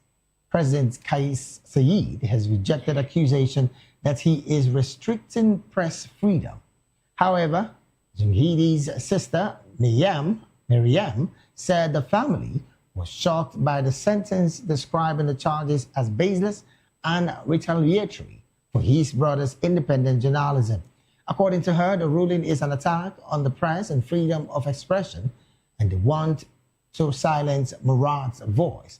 The family of the journalists are expected to appeal the court's decision.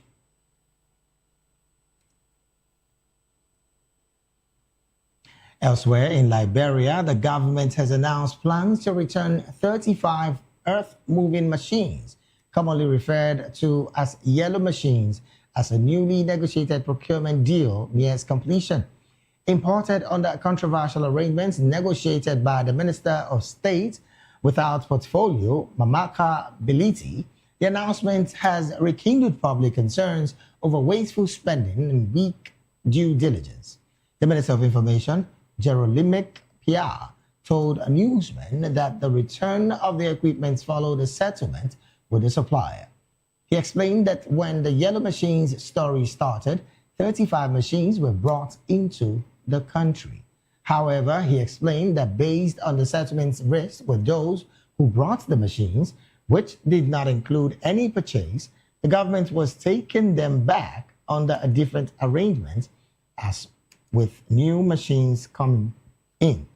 Pia insisted that the government incurred no financial obligation for the initial batch, and emphasizing that there were no issues at all with the machines themselves.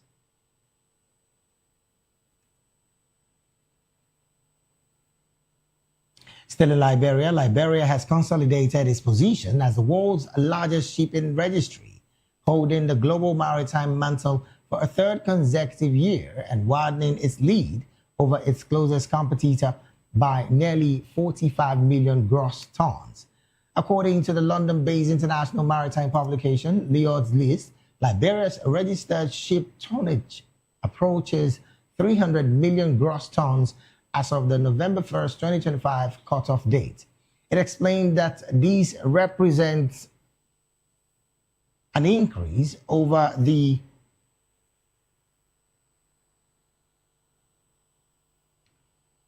an increase over the 2024 figure and firmly entrenches Liberia at the top of global flag states in international shipping.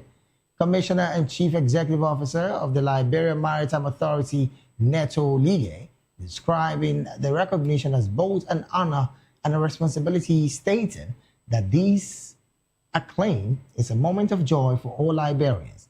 According to him, this not only represents the nation's success, but also its responsibility to always promote innovations and comply with best practices expected of the world's largest flag state and one of the members of Category A of the International Maritime Organization's Council.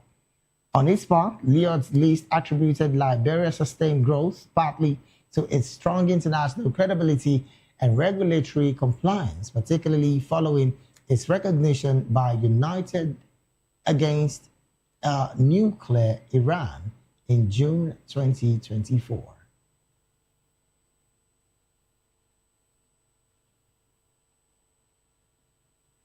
You're still watching the African News right here on Voice of the People television.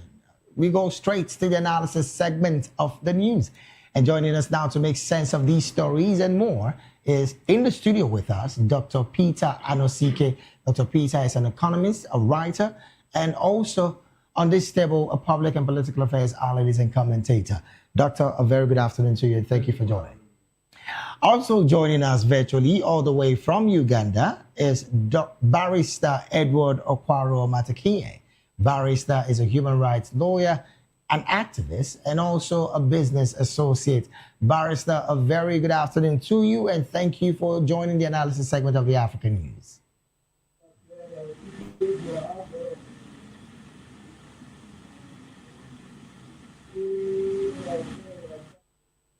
Okay, I understand Barrister Edward is not yet in, but also joining us all the way from Liberia is Mr. Hansen Blayan. Mr. Hansen is a media and communication professional and also a media consultant. A very good afternoon to you, Hansen Blayan. Good afternoon, and thank you for having us here today to share with us about it. Thank you so much. Thank you so very much for joining the conversation. Also joining us all the way from Kenya is Mr. Martins Irere Njwe. Mr. Martins is a financial advisor, a public and political affairs analyst, and also the CEO of Wellsgate Insurance Agency in Nairobi, Kenya. Mr. Martins, a very good afternoon to you, and thank you for joining the conversation this afternoon. Good afternoon to you, Mr. David. All right, then. Thank you so very much for joining. Let me start off from Liberia. Well, Mr. Hansen, first off, I want to, I do want to use the word congratulations on Liberia consolidating its position as the world's largest shipping registry, holding a global maritime mantle for the third consecutive year, and of course, widening its lead over its closest competitor by nearly 45 million gross tons. Well, questions have been asked. How much of an impact is this development having on the economy of Liberia and, of course, in the lives of Liberians who, again, are also celebrating this feat in the nation?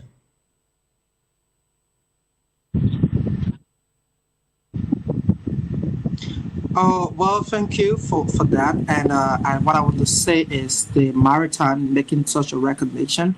It is a good thing. And like you said, the trickle-down effect of these matters is not on the citizens themselves, because even the economy has getting tough and tougher, and people continue to cry and call on the government to regulate the economy in terms of price controls and other stuff. However, there are a lot of ships that flies the flags of Liberia in the oceans. Sometimes citizens ask, what are these ships carrying the flags of Liberia? And they don't belong to the country in actuality. So it's a good thing for the recognition, but how does the citizen itself benefit? Because you don't see benefits of these things. You only find that the maritime is contributing to this budget. But the children that invest on the ordinary Liberia, it still be questions that a lot of people still ask it. Again, it is good, but it's not imparting citizen as it should be. What the question is whether it is benefiting particular group of people in governments, or it is just a recognition that we raise and not to come after it as an impact as levels of our benefit for the people. All right, then. Let me take this conversation to the studio here, where we have Dr. Peter. Well, Doctor, this conversation of having to get this level of recognition and it's not reflecting in the lives of the people. This is something not just in Liberia, even in Nigeria as well, where we have figures flying all over the place, but the lives and the economy of the people is not visible. What's your take with these kind of story, Doctor? Well, it's just on paper, understand me? It is just on paper and not on the streets, because governments should be about the people. Maritime should be about other people, that it should have the direct impact on the life of the people. Just like when government talk about their GDP growing by 10%, yes, and people are still going to bed without food, it doesn't make any meaning. Understand? So this is just well, that it makes all the country look good, but it's not impacting that directly on the life of the people. Because for this that to happen, it shows a kind of stability. Right. For maritime to thrive, there must be stability, there must be security. Understand? So those areas, it is okay. But what does it mean to an average man in Morovia? How does it better the life of an average man in Liberia? So this should be the question. Understand? And this should be all the question. And then, just like I'm sure in there, maritime should be in the hand of the people in the Western world. Understand? Okay. Just like in Nigeria, most of the ships being used in Nigeria are owned by non-Nigerians. I mean, the young man in Liberia also did allude to that fact that except some other people within the maritime industry are making the money because it's not reflecting the lives of Liberians. That's why Nigeria has to pass that cabotage law. Right, yeah. That's forcing government to be using indigenous ships, which is not yet being fully implemented, because we don't have ships with much capacity like the ones owned by the people in the Western world. So maritime in Africa is still dominated by people in the Western world. So that's the reason why the impact is not being felt. All right then. Ordinarily, thousands of employment are supposed to be created from this kind of development, but it's not happening. Okay, now let's take this conversation to Kenya, where we have another financial person who is going to talk on the part of the finances, because again, this is clearly an indication of growth. But we just heard from Mr. Hansen Blayon clearly that it's not reflecting the life of Liberians in the country. Well, let's put this out there. As of 2024-2025, Liberia's normal GDP is approximately $4.75 billion. That's an estimate of like $5.17 billion. The economy has experienced, 4 consecutive years of growth, so to say. But in the lives of the people, it is not visible. What's your position with these kind of figures flying all over the place? And then, like Dr. did say here, you find out that the people within the maritime sector are not fully Liberians, who, again, are supposed to be enjoying the benefits of these level of growth.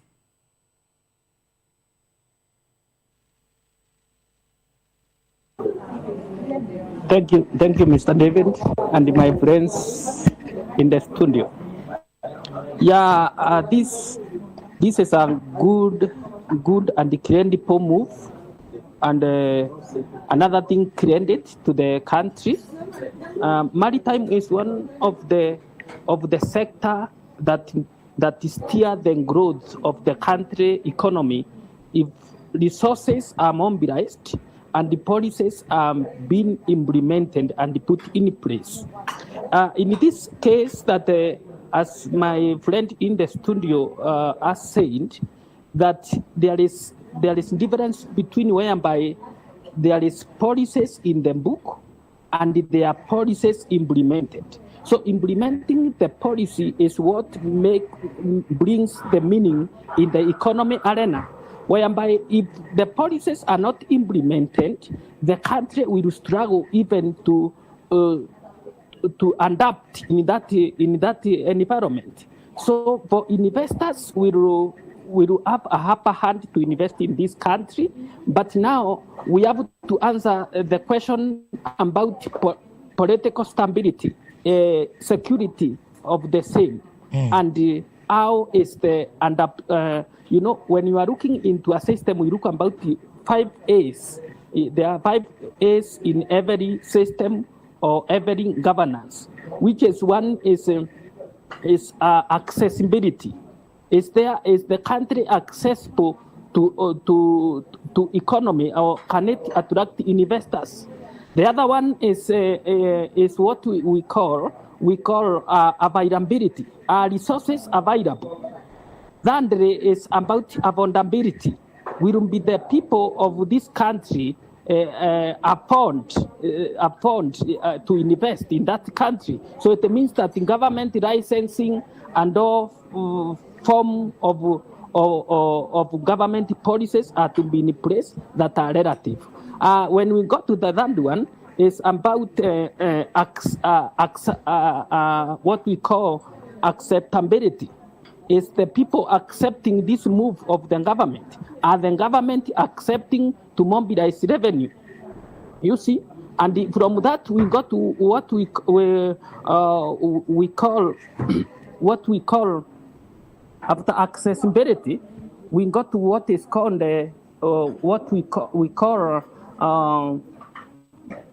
we have said about abundability, accessibility, availability. Then the other questions is about the government, how we address the issue at hand to ensure this sector is building the economy. And once the government look into that, it brings what the return, even creates employment to the youth. So these questions will be answered to address the current question in the country. All right, then. Thank you so very much, Mr. Martins, for that submission. Let's go to another story. Well, let's also put this out there. Barrister Edward would not be joining the conversation. I just got a message from him now, clearly saying that he's been engaged with several other meetings, but we'll definitely be getting to hear from him, hopefully next week. Now, let me come to the studio here, and we'll go straight to the Ugandan situation, where the son of the president, who again is the head of the military chief, I'm talking about General Mahuze Kainerugaba, has said that opposition figure Bobby Wine should never think of getting into any elective office, or even thinking of wanting to be elected into any office. Doctor, I don't know what power this person has, but in the constitution enshrined in Uganda, every man has the right to vote and to be voted for. Hence, he has not committed a crime that, of course, are stipulated in the constitution. But with this kind of declaration, Doctor, is the Ugandan constitution clearly now becoming irrelevant to the people as against what the military head, which of course is the son of the president, has said? Well, it is only a court of competent jurisdiction that has power to ban somebody from contesting an election. Every country has their own constitution, understand me? Right. But even in the United States, you can rule from prison. Understand? In the United States, you can govern America from the prison. Understand? If it's in Nigeria, Donald Trump, having been convicted, would not have stood for an election. Okay. But their own constitution allows it. And their own constitution allows somebody to even rule from prison. So it is only a court of competent jurisdiction that has power to ban somebody from contesting. Even when the person is particularly seen as someone of posing a national security interest on the nation? What I mean, an individual cannot just come and ban somebody without It's only a court that can do that. Whether or not he is the head of the military apparatus in the country. Well, it's only a court that has power to ban someone from contesting an election. So on what not ground, an individual. On what ground do you think this man, I'm talking about the military head, General Mahuzi, making these pronouncements? Because you would recall as well, in the course of the week, he has also made several posts indicating that he's clearly looking for the opposition figure. I'm talking about Bobby Wine. On what ground do you think that General Mahuzi has made these particular it simply shows that Uganda is practicing a monarchical kind of government. Understand? Where just a family is running a whole country. Because if not, there's no way a father will be the president, the son will be the head of security, the head of military, or the head of security or military. The daughter will be in charge of the central bank. Of the central bank. The wife is a minister as well. So this is a government of one family. And I wonder why Ugandans are allowing this. Well, it surprises me. Big question there. But let's take this conversation to Kenya. Mr. Martins, again, this conversation about asking Bobby Wine by General Mahuzi that he should show up in the next 48 hours or risk being exiled and, of course, treated like an outcast. Let me rephrase his words. What do you make of these particular statements? Plus the fact that right now, General Mahuzi has clearly banned Bobby Wine from having to get into any electoral exercise in Uganda. Thank you, Mr. Edwards. I think I'm trying to do research on this political issue regarding Uganda. And I've seen, I've come to know that Museveni didn't come to power as a Democrat. Again, Museveni or Uganda, Museveni doesn't have what we call political party. He has what is called the movement. So he came to power through a revolution. Now, this movement, NRM, is a movement of resistance. And the ends, you will find that the constitution has given the military power. So Museveni is running country as a military, not as a democrat. So that when you hear Muosi saying this, that is from the military perspective. Again, we have to understand where there is no democracy, the military coup takes over. But the big question is, if Uganda democracy is allowing the military to run their internal affairs, what will happen if they have external attack? Will the military be able to retaliate if they are taking more energy in the internal affairs, where police would be the one who are taking law and order to ensure institutions are accessible to the and they are accessible and delivering to the people. But now we see it's like the Uganda is under military attack. Their own military sovereignty. So this is one thing that is benchmarking the retrogressive of democracy in some of the Africa country. So in this case, you find that the court in Uganda Republic has no power. The power lies with the military. You find any institution, may it be electoral commission, it has no power. So this power is with the military, and that's why you can see they want to bring Bob Wine into a state. So you think this particular move by General Mahuzi is clearly going to retrogress democracy in Uganda? Is that your position? Yes, that is my position. And again, since they have captured the judiciary, you find if Bob Wine is arrested today, he will remain in the custody like in BCJ. and there is no rule of the law that will see the right of the day. So it means that Bob Wine going into ending that is the move. Now Uganda should not sleep, should call for a referendum. But now in a case scenario whereby people every day are being kidnapped, killed, and all kinds, there is a lot of bureaucracy going on over this matter. They are more of not following the constitution, not following the law and order.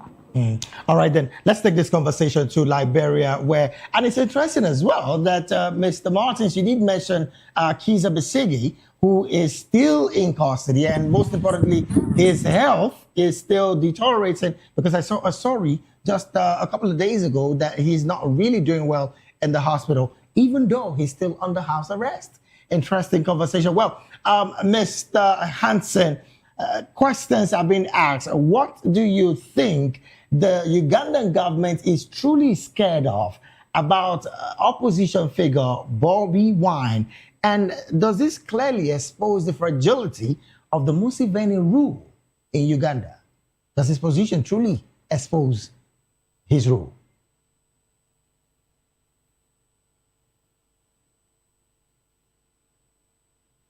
And the legislature, you understand that one part of the government become functional than the others. Not because they are afraid, because the president who is not authority is bearing the power of everyone. We are talking about the president's son, Museveni, who prediction have said that he might like to be the president if his father is out of power. So what I think is the principle of democracy is not practiced in Uganda. And what is so sad is even the union have now called the son of Museveni to book to tell him that what you say you need to retract the statement. They're not saying anything about it. I think the African Union, the mother organization, need to be effective on investigating issues that matter to its own continent. Trust me, if Donald Trump is in a mouth today on Uganda issue and say that what is doing is wrong, that's when you see all of the publications from everywhere condemning that matter. I've foreseen but Bobby Wine might likely go into exile. He must stay there until Museveni leaves power or whatever reason. But this is bad, it's very undemocratic, and you run the government like a family country that no one talk anything. We learned his work for some security intelligence, which we can say, because most of people who work for him, they report directly to him. In my own, I think directly he is the president of the country, because he's saying this type of thing, and no one bring him to check man. Meaning he's indirectly runs the affairs of the states, and whoever that is a threat to his father regime, they will be eliminated. That which is simple. But however, I think African Union not need to condemn, but need to intervene, call the son of the president, call him asking questions. Democracy have to be respected, and freedom of speech, it have to be respected. If you don't want it to go to election, you should just start the country on no go to election. But I believe that even this election, it was really rigged, because we could see that Bobby Wine had the majority, the youthful population. But however, there are a lot of allegations of the election, then ballot stuffing happening, internet shutdown, which you all know about. But Museveni is not leading the country as a democratic state. He's leading it as a level of monarchy state of government, and which is unfair. And the African Union, the mother organization, must intervene with not just press statement, but with dialogue to see how they can issue to bring the country on democratic from the government. All right, then. Let me bring this conversation to the studio while we'll wrap up this conversation. Doctor, as it stands, and I'm going to ask you this question as an economist, on the part of international donors coming to Uganda, with this level of constitutional decay, because that's the only thing I can use to qualify what's happening in Uganda. Do you think that Uganda will still be having international donors in that country? And should the economy get any level of lift with this kind of conversation? For me, I feel that Uganda deserves real sanctions. Uganda deserves real sanctions both from AU, EU, and United States, because what is happening there is barbarism. Understand me? Okay. That's I don't think for the last 50 years if Uganda has had any democracy in the last 50 years, from Milton Obote to Idi Amin to Museveni, they have not had any democracy. And another name for the democracy is development. And anywhere there's real democracy, there's always a development, because democracy is government of the people. And when people come together, development comes. So I feel that Uganda deserves to be thoroughly sanctioned from everywhere in the world. And therefore, no donor agency will want to do anything in Uganda. Understand? Okay. That will be of benefit to the government. Understand me? And therefore, foreign investors, for me, Europeans cannot invest in Uganda. Americans can. It is only Asians. Okay. China and India that can go and do, because these are still undemocratic countries. Modi never win any election. Understand me? China is not a democratic state. So it's such people that can go and do business with Museveni. Okay. I don't see any European head of government going to Uganda for anything under this government that they have now. Now, Doctor, before I let you go, honestly, this had just been playing in my head. Sanctions, you mentioned. Hansen also mentioned sanctions. Martins also mentioned sanctions. But how? Me, yes. Do you know one bad thing about sanction? Sanction affects the people, not those in government. That's where I'm going. So if we're calling for sanction in Uganda, with, of course, the likes of Museveni still in power, they still have all of the funds in their hands. So would that still not deepen more in the democracy that these entire people have been yearning for? No, what you do, it will impact on, it will bring about more suffering, more hardship on the people. Because those at the top are already comfortable. Right. They can afford anything. That's why when we talk about sanction, we need to be careful. Now, Doctor, if we talk about sanction, African Union is the first place we're going to be looking at. Do we still have an institution that is strong enough to be able to sanction a Museveni that they've already congratulated after that election? AU exists on paper, understand me? AU exists, it's a toothless bulldog. Okay.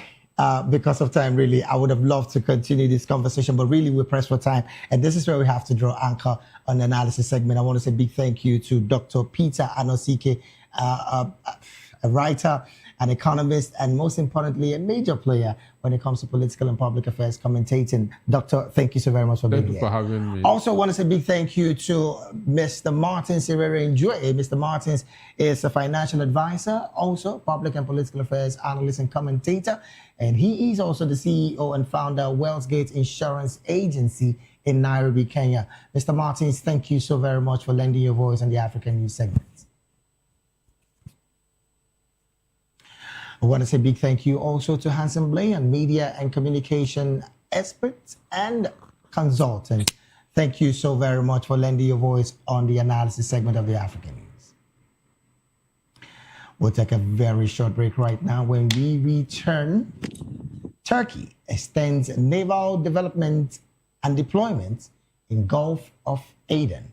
This and more when we return after the break. Please stay.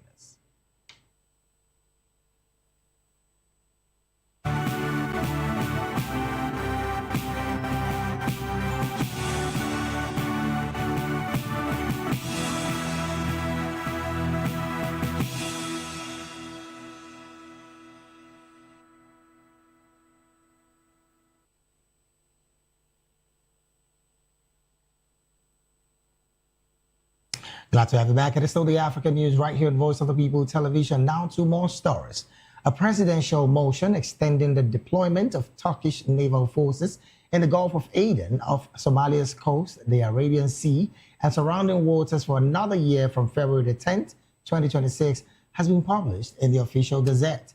The extension aims to protect Turkish flagged and Turkey-linked commercial vessels contribute to international efforts against piracy, armed robbery, and maritime terrorism, support humanitarian aid operations, and strengthen the country's naval operational experience and international cooperation.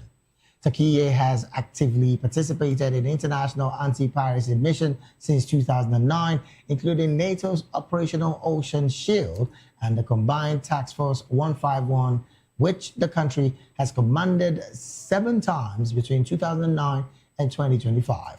The motion noted that upon Somalia's request to the UN chief, no resolution has been adopted by the UN Security Council since 2022 to renew earlier mandates related to combating piracy, armed robbery, and maritime terrorism in the Gulf of Aden, Somali's territorial waters, and adjacent regions. It added that international operations against piracy and maritime crime continues in areas outside Somali's territorial waters under UN Security Council Resolution 1851, adopted in 2008. In this context, the motion recalled that the EU's operational Atalanta was extended until February 28, 2027, under a ruling by the EU Council on December 16, 2024. The extension forms part of Turkey's international and national obligation to support maritime security, freedom of navigation, and global peace and stability in line with international laws.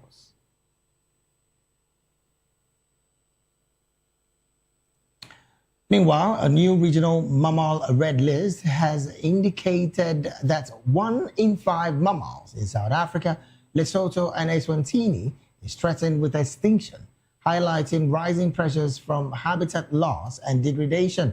The latest red list by the Endangered Wildlife Trust, that's the EWT, in partnership with the South African National Biodiversity Institute, assessed 336 species and found that about 20% are threatened with extinction and 11.5% considered near threatened.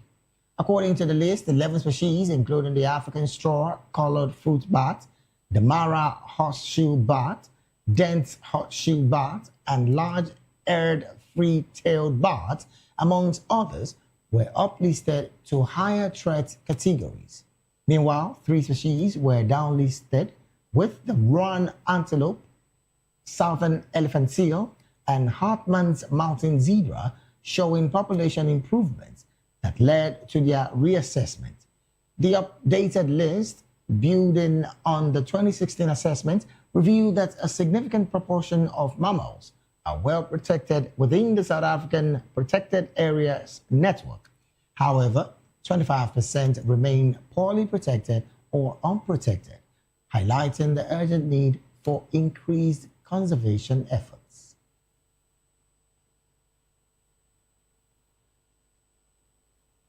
And from that story, we move straight talking some African business. A discussion to cooperate in launching a Russian telecommunication satellite to benefit the Alliance of Sahel States, that's the AES, has been held between Russia and Burkina Faso's officials. This reinforced Moscow's growing footprint across the Sahel. According to reports, the meeting in Ouagadougou, attended by high-level figures that included cosmonaut Alexander Gorbanov, held between Russia's Ambassador Igor Martinov and Burkina Faso's Prime Minister Jean Ouadraogo. Sources said the discussion included advanced cooperation in space technology to enhance economic and security-related applications in the Sahel region, which builds on prior agreements between Russia and AES countries for satellite projects. It was further disclosed that representatives discussed broader operations in space exploration and the use of Russian space technologies for economic and security applications, a signal that the AES could tap into satellite technologies to improve governance and infrastructure.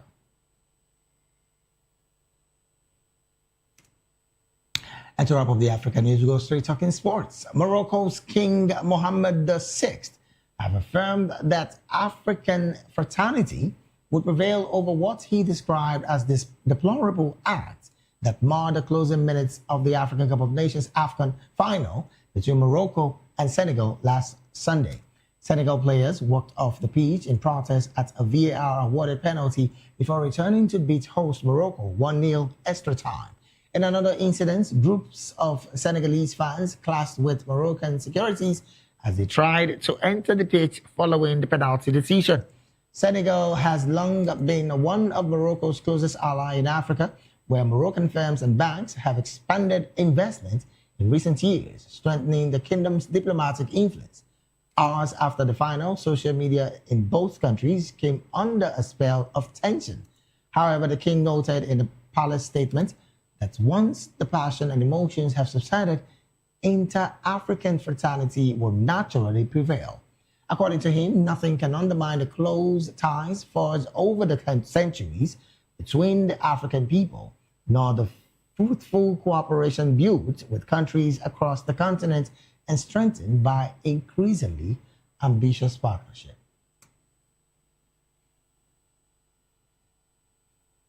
And with that sports story, we've come to the end of African News right here on Voice of the People Television.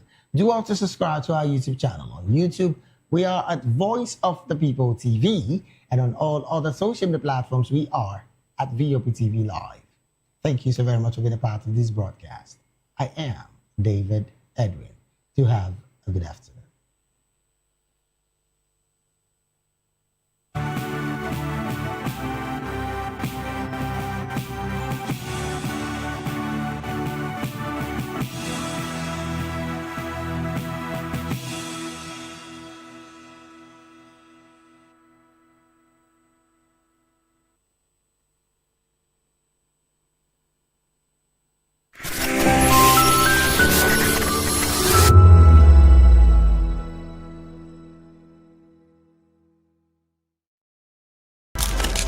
In a world where power shifts with every headline. In a nation full of questions. In a world filled with noise, the truth needs a voice. The policies that shapes our world and the economy that determines our future. Every hour, every day, the grapevine keeps buzzing. And together, we are committed to telling the stories that shape our world, because your voice is our focus. Don't forget, our voice matters the most. Let us come together and share our concerns.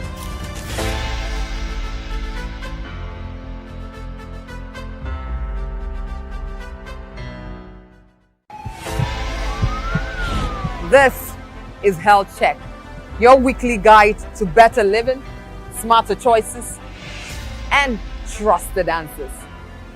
From everyday wellness to urgent health issues, we've got you covered. Health Check, only on Voice of the People Television, where your health has a voice.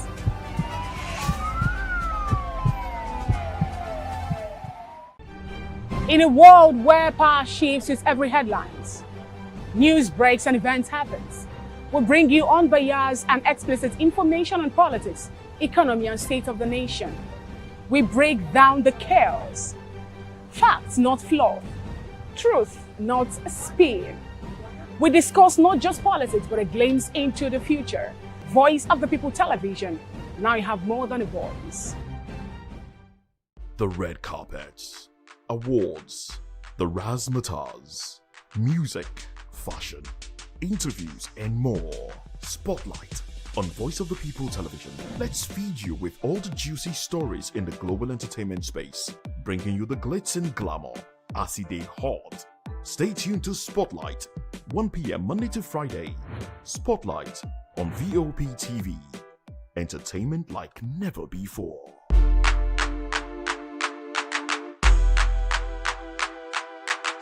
Welcome to the locker room, the home of football talk that matters. I am Jerry Arpayon. Join us every weekday, Monday to Friday at 5 p.m. Nigerian time, as we share the hot takes and hot debates in the exciting world of football. And joining me are the usual suspects, Ikechukwu and Mayowa, as we break down all the hot takes and everything that's happening in the football. Don't just watch football, live it with us. Catch us on the locker room and Voice of the People Television at 5 p.m. Nigerian time. And like I always say, if not 20 minutes, please discuss. Idumota Market is a market located on Lagos Island, a suburb and local government area of Lagos State. It is one of the oldest and arguably one of the largest markets in West Africa, with thousands of lock-up shops occupying various buildings in the market. The market, along with Alaba International Market, are major distribution hubs for home videos and music in Lagos State, and one of the biggest in Nigeria. Idumota Market is so popular that large sales are recorded as early as 7 a.m. The market is made up of multiple story buildings, with some measuring about 5 or more floors. In 2010, the Lagos State government demolished some illegal structures in order to improve vehicular and human movement in and around the market. During weekdays, the neighborhood of Idumota is densely populated by shoppers, traders, and bus passengers. From the Kata Bridge ascending into Lagos Island, passengers can see the neighborhood before disembarking at their final destination. Idumota was previously the location of an armed forces remembrance cenotaph called Soja Idumota, built as a monument to Nigerian soldiers who served with the West African Frontier Force. An Eyo Masquerade statue and a clock tower are also some monuments at Idumota.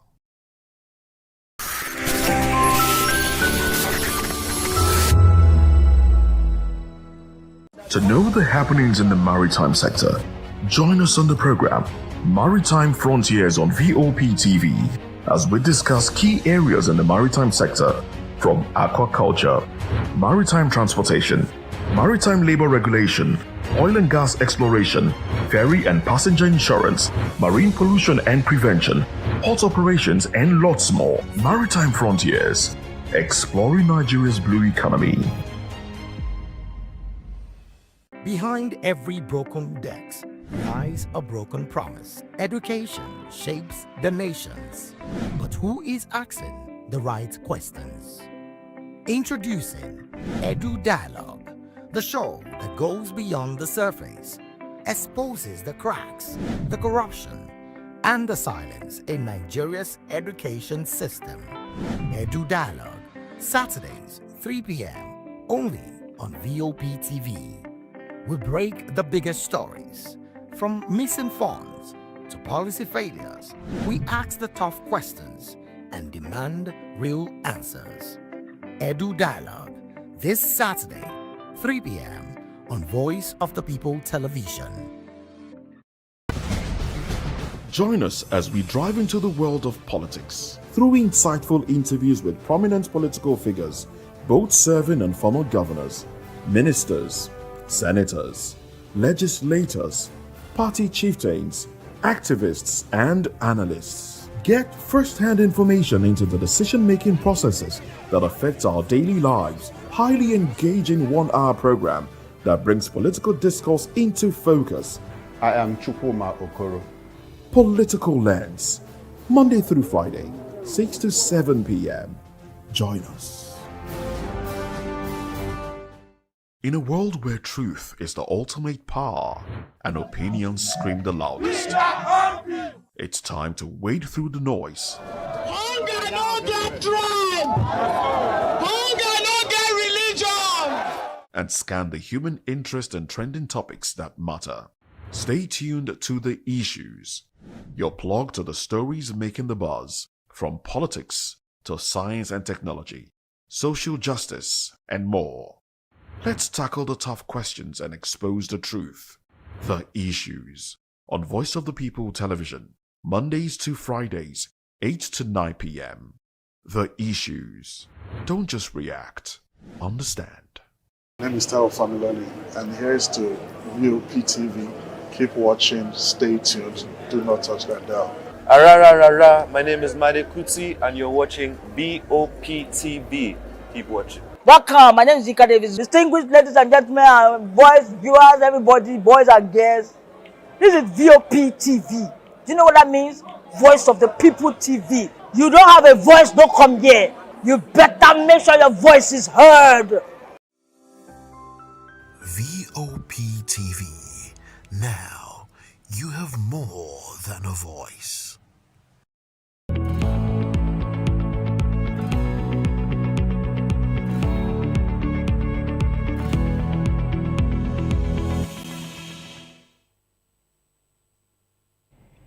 Good afternoon and welcome to another episode of Health Check.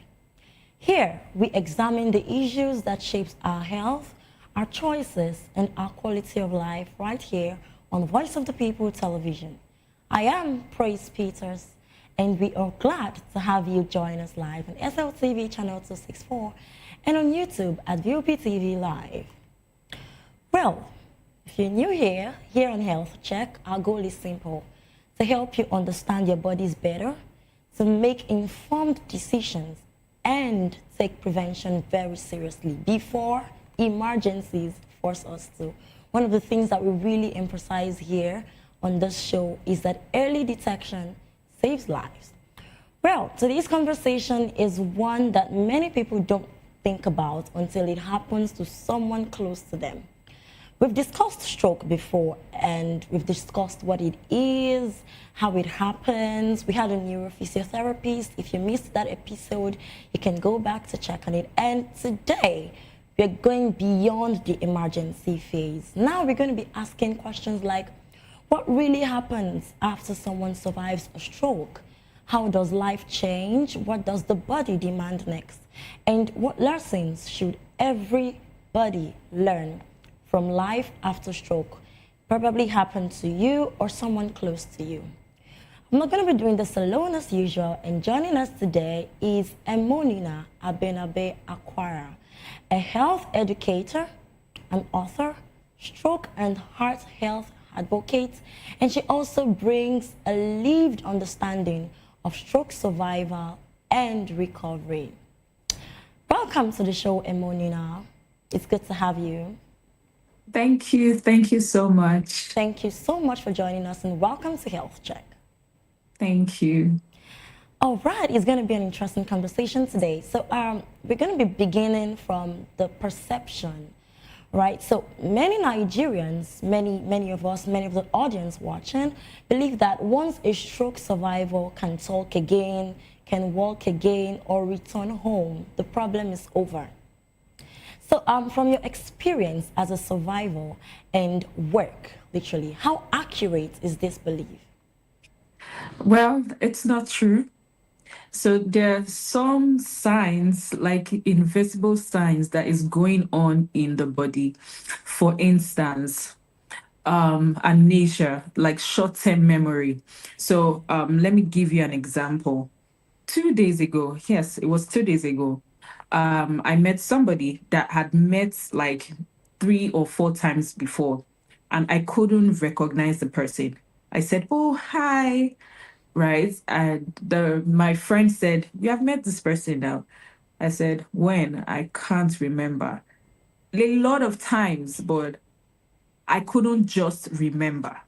Right. So it's one of the things that can happen to you. I actually had to apologize to the person and explain to the person. I actually had to explain to my friends too, because they were, that sometimes they get confused, like, "But I said it yesterday now. Why are you forgetting?" They didn't understand what is going on in my brain and many other stroke survivors' brain. So it doesn't, that thing is false, right? Although it's, if you get 100% healed, that's fine. That's fine by me. But if you don't, you might, experience some things like that. All right, I'm really interested because you are a survivor, and I must say that I can't imagine what it has been like. Truly, I really want to understand, how is life after this particular experience, and what do most people misunderstand about stroke recovery? Okay, so I had a stroke 10 years ago, right? It has been tough, right? In fact, I lost my mom to chronic kidney disease 3 years after, right? Yes, and it has been a roller coaster. 1 minute I'm well, another minute I'm sick. 1 minute something really good is happening to me, another minute something bad is happening, right?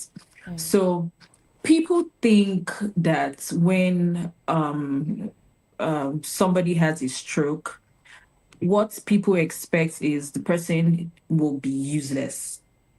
I'm not useless, right? Yes, please. Right. And I survived it. Do Mm. people expect that you'll be useless, you'll be a beggar, you will be depressed, right? And I wasn't depressed because, oh, okay, I had a stroke. If at all, maybe it was something else, but not because I had a stroke, right? And I'm debunking that myth that, oh, what's it called, stroke survivors are always beggars. And when you come and meet a set of stroke survivors, you expect to see them, sitting down looking helpless, Yes. right? No motivation, right? And I think that the reason why is because there's nobody encourages them. That's why I am here, I'm alive, right? To help, to talk to them that, hey, I had a stroke, but you don't see me begging, you don't see me sad. I go places, I'm in fact, I hold events, right? This stroke did not stop me from living, so I live my life happily. Yes. Wow. For someone who is a survivor and someone who has gone through a lot of things, I must say that you are very, very beautiful.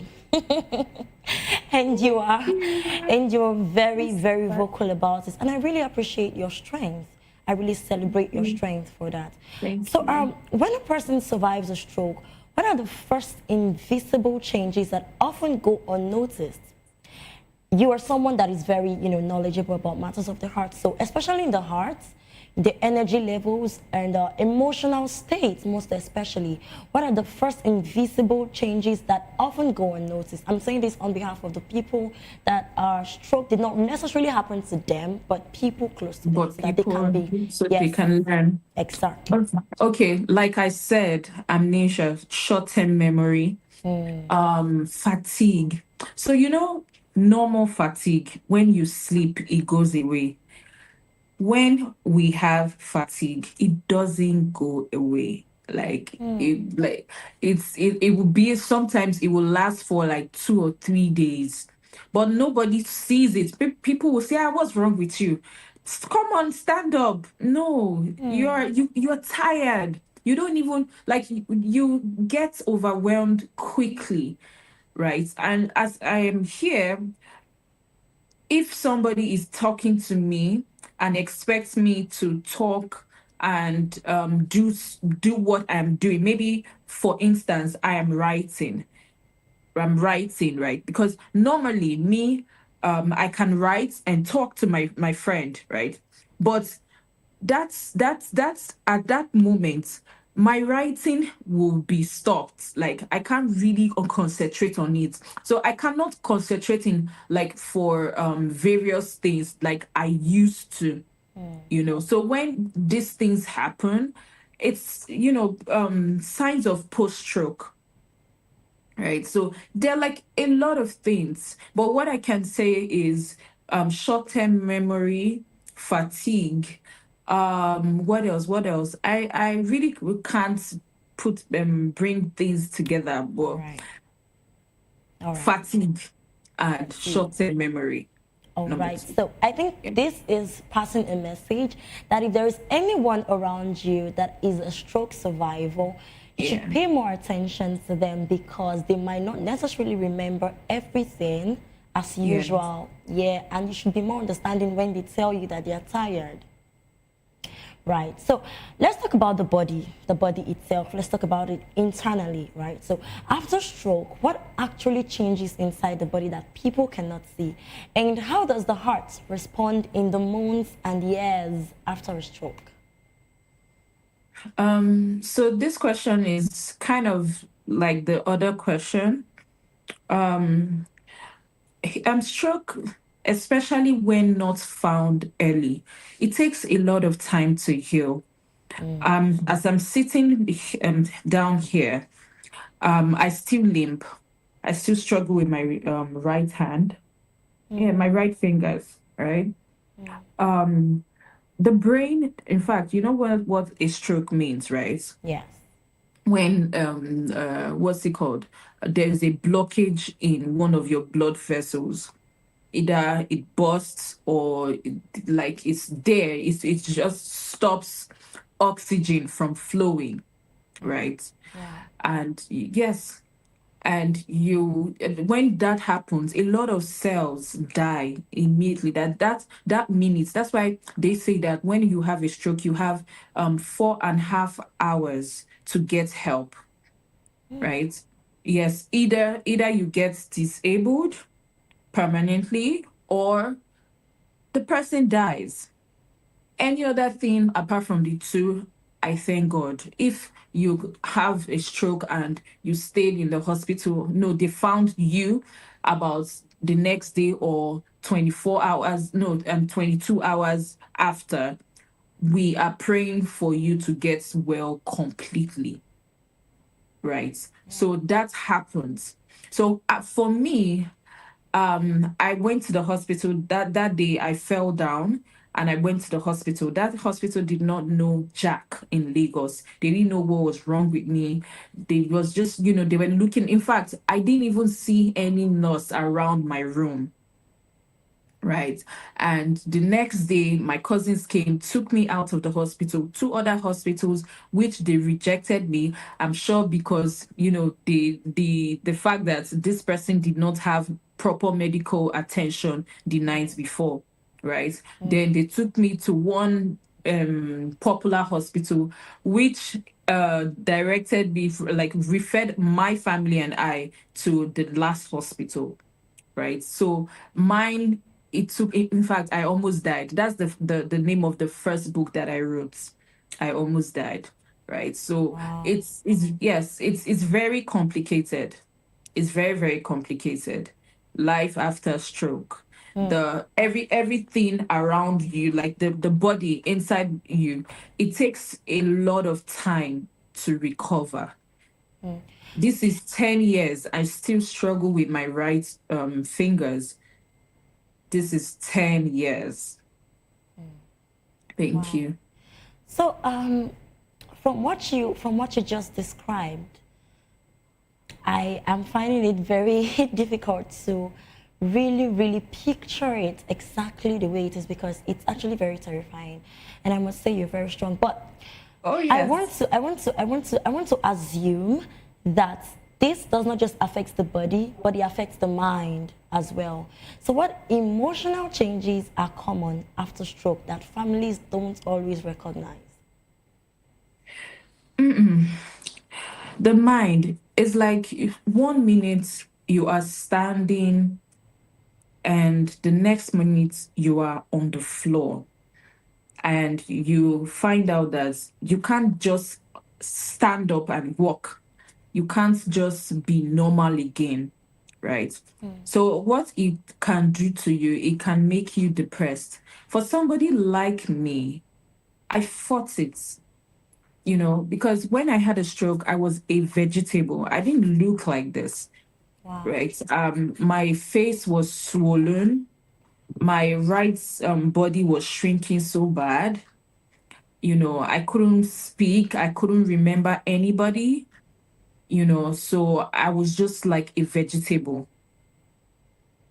And I was, I fought depression because there was no way that I was going to allow depression to come in, right? And like everything it was looking like it was too much, but I knew that I would come out of it. That knowledge saw me through. That's okay. I need to fight, and I need to fight more, and I will get out of it. I mean, I still limp, but I do like a lot of things. But because I know like a lot of stroke survivors, because I'm now an advocate. I know a lot of stroke survivors, right? And they are so depressed. So depressed. And stroke is no like is no longer an old person's illness. I know about, I think he's now 16. He had a stroke when he was 14. Right now, as we talk, he's now depressed. It doesn't even touch his phone. Right? So it does a lot to your body, to your mind, because you can't understand how 1 minute you are well, you are talking to the next person, and the next minute you are down. You don't like, when how to spot a stroke, right? Is when the person's face is drooping, the person can't raise the arm, or like speech is either slurry or can't talk at all, right? Before you call for help. So that moment, like 1 minute you could talk, another minute you can't. But it doesn't happen in like other stroke attacks, because my stroke is different from the next person's stroke. So maybe from the next person they can talk right from the hospital. They like, there's no issue with the speech, and I'm always thankful for that, because some people, in fact, if you notice, I'm speaking slowly. Yeah. Right. Because the moment I speak fast, I would miss my thoughts. Yes. So it's a lot. So, It's a lot. talking about this emotional part as well, I want to believe, or I have gotten to understand, that there is a possibility of stroke experience repeating itself, and this could cause fear of recurrence. It could affect the stress level and overall health of this particular person. So how can you, as a survivor, with your experience, encourage those that do not really take the mental side of recovery seriously enough, and people that are really, really scared of a second time experience? Okay, so there was a time that I was scared. I was really scared of having another stroke, right? And I saw that it was affecting me. It was affecting my everyday life. And I thought to myself that, hey, you are not having another stroke. You do everything properly. I've changed my diet. I always eat fruits and vegetables. I exercise. In fact, I can't now. I'm sitting down right now, and just give me 1 hour. I'm already walking, because I'm not scared, because I know that anything can happen. A blood clot can arrive, right? So I already know that when you do this and do that, you should not be scared about stroke. Since I told myself that, I stopped being scared. And besides, everyone on earth will die one day, right? Yes. Yes, that's what I tell myself. Everyone will must die one day. You can't. It's inevitable. So stop being scared. Just live your life. Take your drugs. If you have drugs to take, don't joke with it. Because when I hear of another stroke, it's either the person jokes with the drug. Don't joke with your drugs. If I'm talking to, if and there are stroke survivors here, and he was hypertension that caused your stroke, please don't joke with the drugs. Without a medical advice, don't do it. And always stay away from junks. Stay away from soda. Stay away from cakes. I can't remember the last time that I had cake. Stay away from it. What caused my stroke was an infection in my heart. It's called endocarditis. Mine was different. Mine was not caused by hypertension or high cholesterol. No, mine was caused by that infection that came out because I wasn't doing my medical checkup like yearly. That's why the infection could stay and erupt in my body, and it can send a blood clot.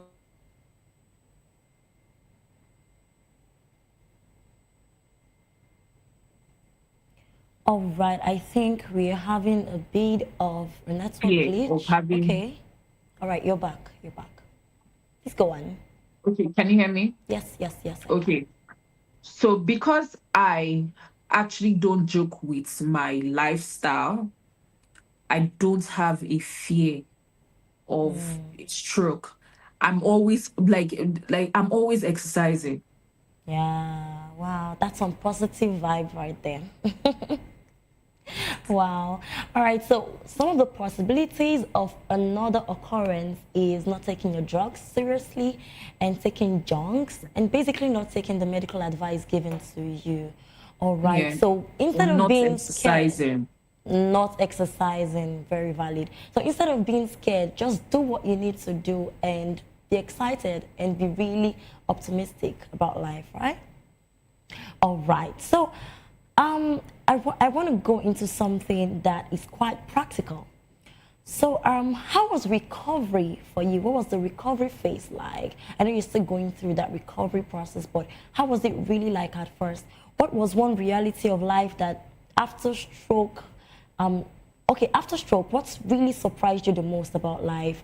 How did stroke change the way you listen to your body, your habits and assumptions and all of that? So what was recovery like, literally? It was tough. Wow. Really tough.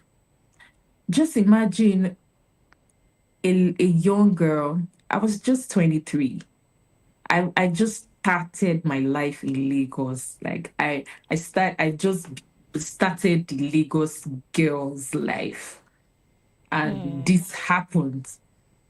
Right. So it was really tough for about a year.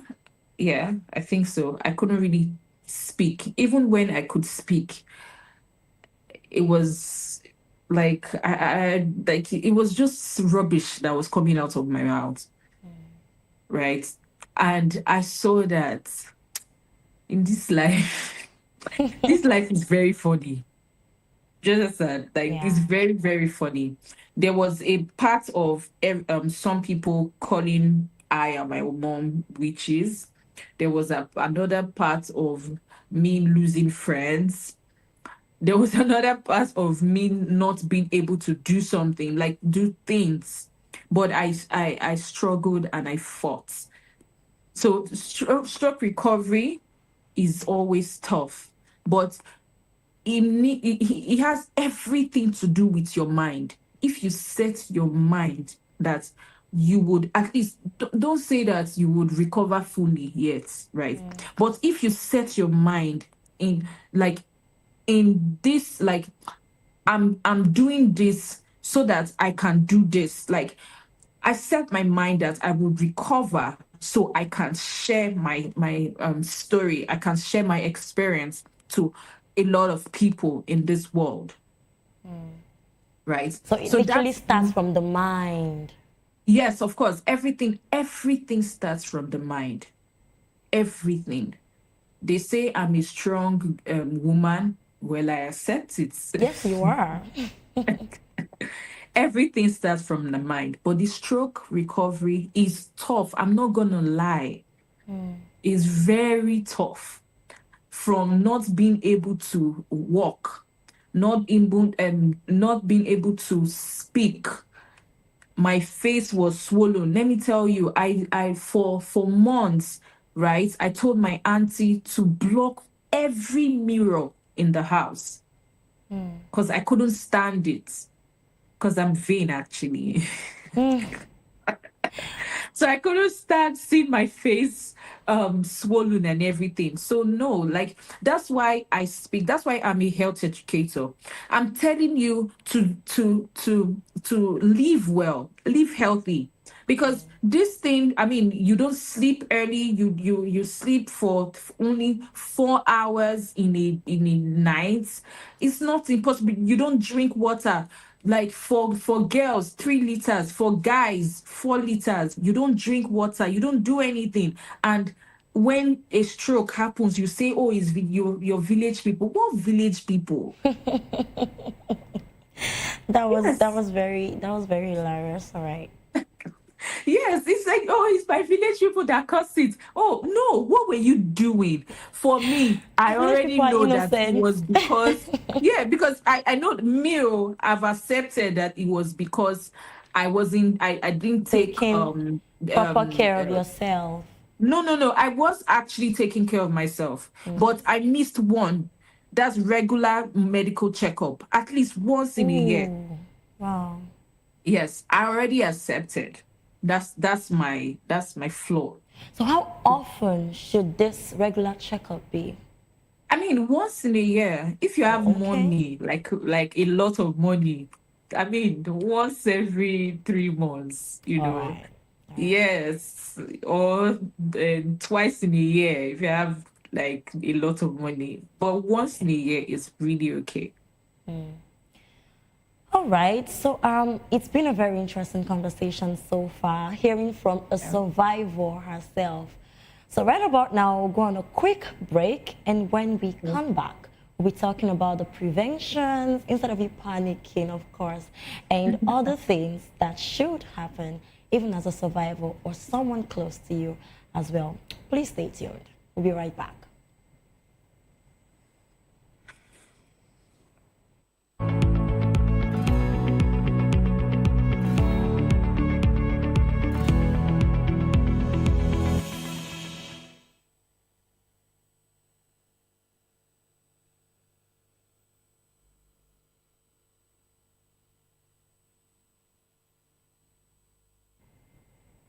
Welcome back. This is still Health Check on Voice of the People Television.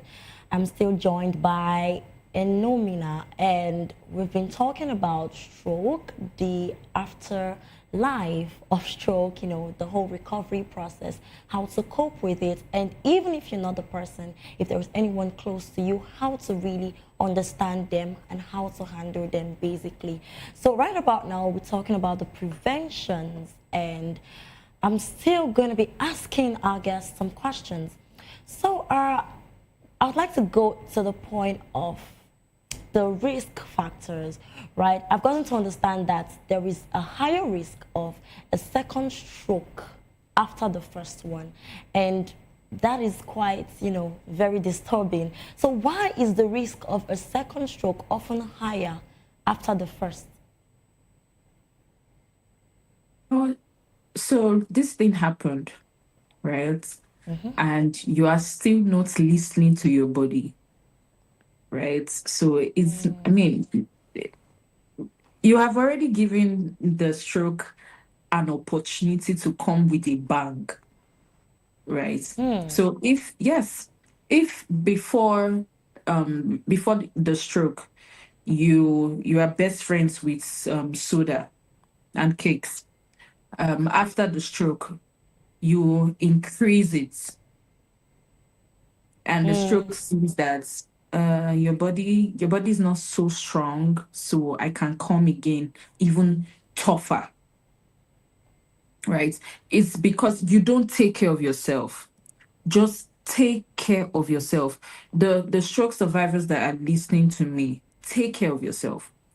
Make sure, even though you can't really walk, because I know that there are some stroke survivors that can't walk, because I mean what I'm saying does not even really apply to them, right? But maybe you should try to move your legs, Why?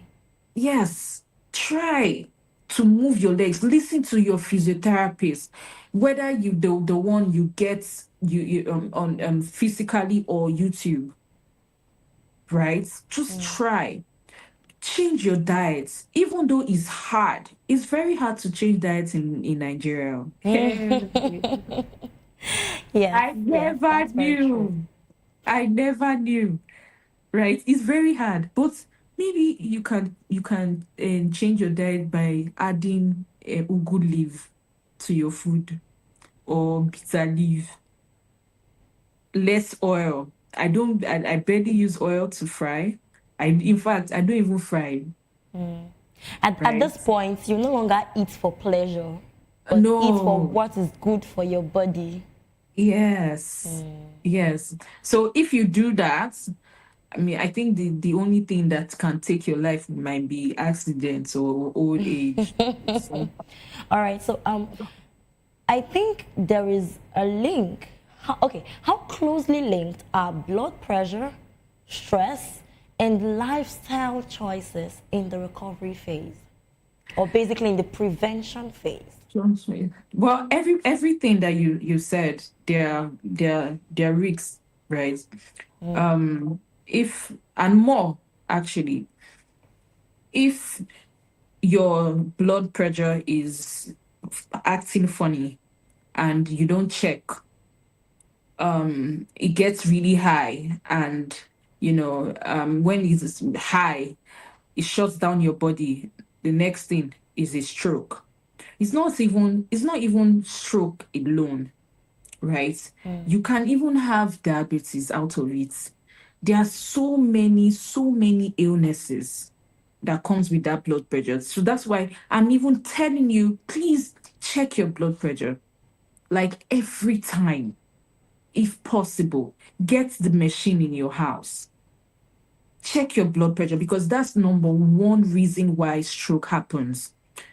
The other stroke survivors that I talk to is blood pressure and stress. Stress spikes your blood pressure. Yes. Yes. Yes. When you are stressed, I mean, I don't have anything that makes me stressed though. Ever again. I took lessons from the stroke that happened to me. So I mean, I'm barely ever stressed. If this thing I'm doing is too stressful, I delegate it to somebody really tough, and normal. Because I know, no, like I know for a fact that I'm no longer normal. The things that I could do, I can't really do it anymore.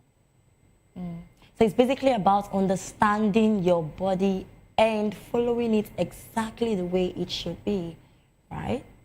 Yes. All right, so I believe there is a link between stroke and the heart.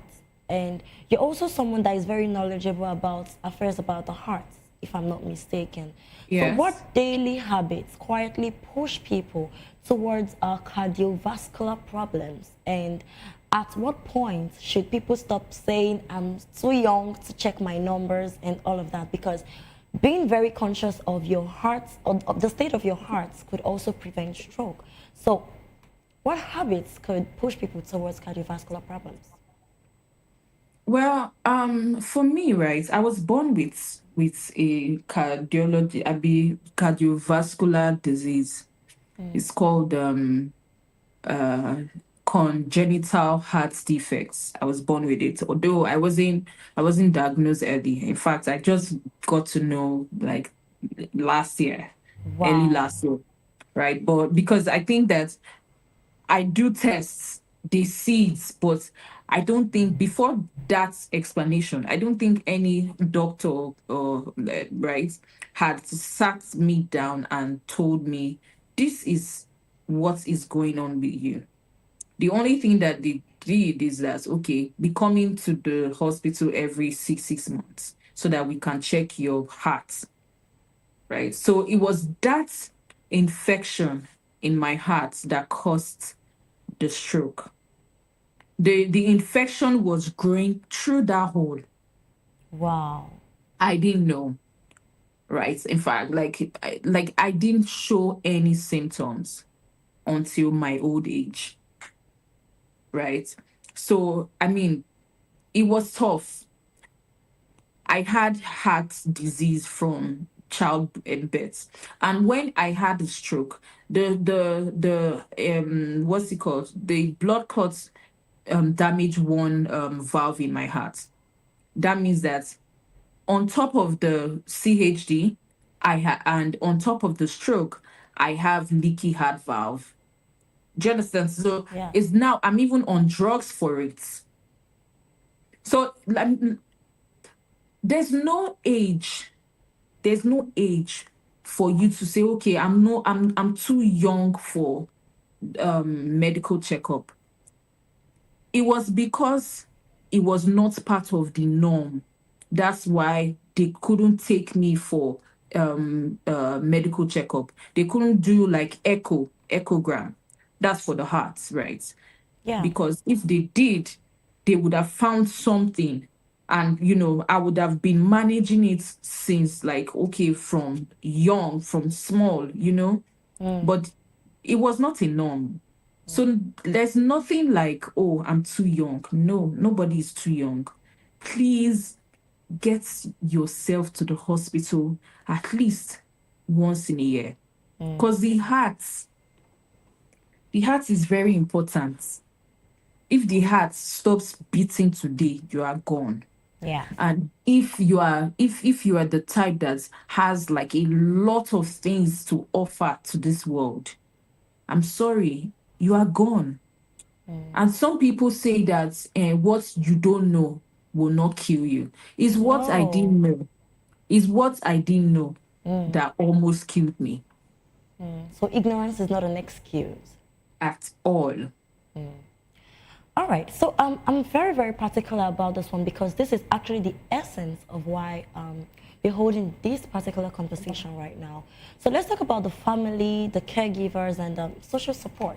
So stroke affects more than one person. It's not just the person suffering it, but even the people around them. And I really want to ask for your submission towards this. What role does family support play in recovery? And what are the things that families should do to better aid the fast recovery of the person suffering from stroke? Okay. I mean, my mom died when she was taking care of me because she was always thinking that, oh, with my only eye survive this. Oh, I'm the only child of hers, right? And she was just thinking because years before I lost my dad, right? So she was thinking so much. And when she realized that, oh, okay, my daughter might come out of this, right? It was too late because she had already shut down her body. So, number one, take care of yourself. Because you need to be well to take care of another person. So please take care of yourself. Don't think so much. No, don't think. If you can help it, take care of yourself and be patient. Because there's nothing like, oh, fast, like, oh, fast recovery. Be patient. Patient. Be really patient. About this whole patience thing, it could be quite difficult knowing that this person is always like this. I'm not seeing any improvement. So how can we balance encouragement with patience? To help yourself, right? When the person is down, right? You encourage yourself and encourage the person that, no, don't worry, we're there for you. You can do it, Yeah. That's words of affirmation, right? It's doing two things. It's talking to the person with a stroke. The person knows that I have a family by my side. And with you, again, take care of yourself. Very important. As you are talking to the person, that word that you're telling the person, right? It's also helping you. I've seen caregivers. I've seen caregivers. It has not, like, some caregivers, they're not nice. But yes, they're not nice. But that's the only option the family has. Maybe, for instance, maybe maybe he's a man and the family, they're abroad, is a granddad.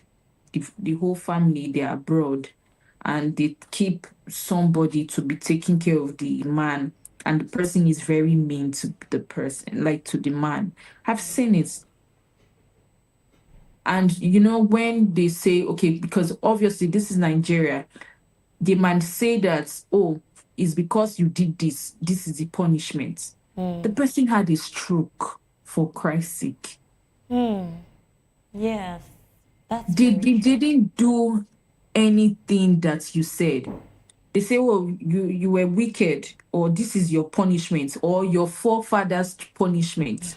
Because of that, yes, because of that, you abandon taking care of the person. Caregivers and families, you play We an should do better. important role if you want to see the person happy. I fought, there was like a lot of times I fought my auntie and my mom. Don't do this. Yes, because I knew what I wanted. I knew that I wanted to speak again. And I would fight this battle. But I mean, after I warned them, when I could speak, after I warned them, I didn't hear, oh, we're bringing somebody that says that it would pour chicken blood. It happened to me. Wow, Pour that's a chicken lot. blood. But I know the man did not get through it because I shouted. Like I was shout. I couldn't speak, but I changed. My countenance changed. So please, I know that you have an important role in this person getting better. Maybe not 100%, but to a percentage. We need you. Yeah. We don't need you to not take care of yourself and get sick. Some caregivers, they die before the stroke survivors. My mom died my mom died 3 years after my stroke. Wow. Right? So that means that my mom died about 7 years ago. Because yes, it's been 10 years now. A lot of people. I know one of my classmates in school, he died because he was taking care of the dad who had a stroke. So basically, people taking care of the stroke patients Survivors, themselves should take good care of their own selves. Yes. And be strong for two. Literally, Exactly. be strong for yourself and the other person, and it really takes patience, really. So we're wrapping up, and so on a final note, I just wanted to talk about the stigma around disabilities, because you mentioned that some stroke survivors end up being disabled, and there is actually a very big stigma around disabled people. So what are you going to say to people that have these particular set of people around them? How are you going to encourage them? And for even the survivors themselves, how are you going to encourage these ones to keep pushing further and to not believe that it is a death sentence? The first thing I have to say is, now disability you get, you know, kill person. I love that. I really do. Yes, Right? yes. Now, I was a victim to stigma, and what's it called? I can't really pronounce long words, I right? understand. Yes, so please understand.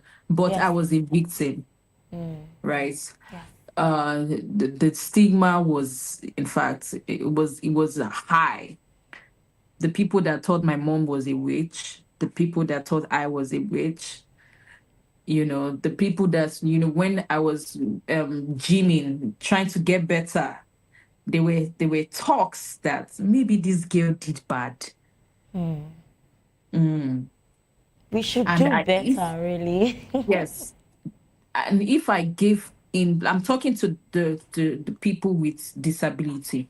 If I'd give in, right, I don't think I would be here today talking.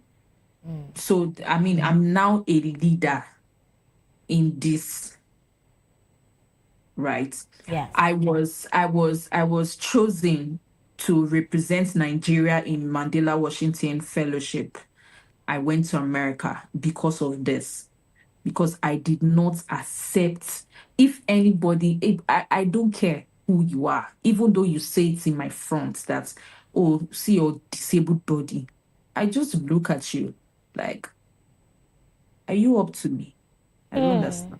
Yes, that's some confidence right there. Right. So I built this confidence. So I want you to build your confidence. And for the people that are the champions of stigma, right? Chill. Please chill. Do better. Yes. Because this thing called disability, it can happen to anybody in a twinkle of the eyes. Yeah. Like 1 minute. After all, there was 1 minute I was standing, I was getting ready for an event. The next minute I fell down and I had a stroke. It can happen to anybody. I'm not swearing for you, but it can happen to you. So chill. Stop. Slow down. You don't have to say a lot of bad words around us. Well, nobody can say bad words around me, but Yeah, thank you so much. Well, it has been a very, very, very interesting conversation. And as we wrap up today's episode, one message stands out clearly, and it is that health is not something we manage only when crisis strikes. It is something we negotiate with daily through our habits, our stress levels, our choices, and our willingness to listen to our bodies, really. So life after stroke teaches us powerful lessons like we've heard today, not just for survivors, but for everyone watching. It reminds us that prevention is better than recovery, awareness is better than fear, and early action is better than regret. Well, this has been Health Check on Voice of the People Television, where we don't just discuss health, we encourage responsibility, balance, and informed living. Many thanks to Imo Nena Abenabe Aquara for being part of today's conversation, really. And to our viewers, your health is your greatest investment. Please protect it, check it, and prioritize it. I am Praise Peters, and this has been Health Check. Until next week, stay healthy, stay informed, and live well. Bye for now.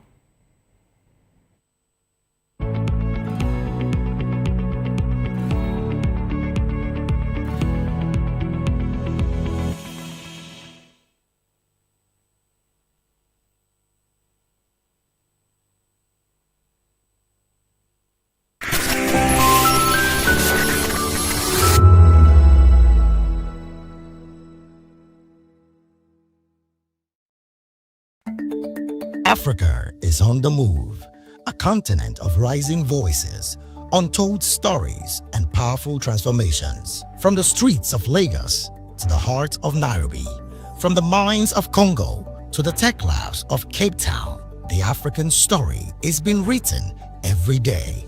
Bold, dynamic, unstoppable. This is African News on Voice of the People Television. We don't just bring you the news. We analyze and bring you Africa's heartbeat, the politics that shapes our nations, the economies that drives our future, the cultures that defines who we are, the voice that must be heard. Africa News, Africa's voice, Africa's future. Where Africa speaks, the world listens.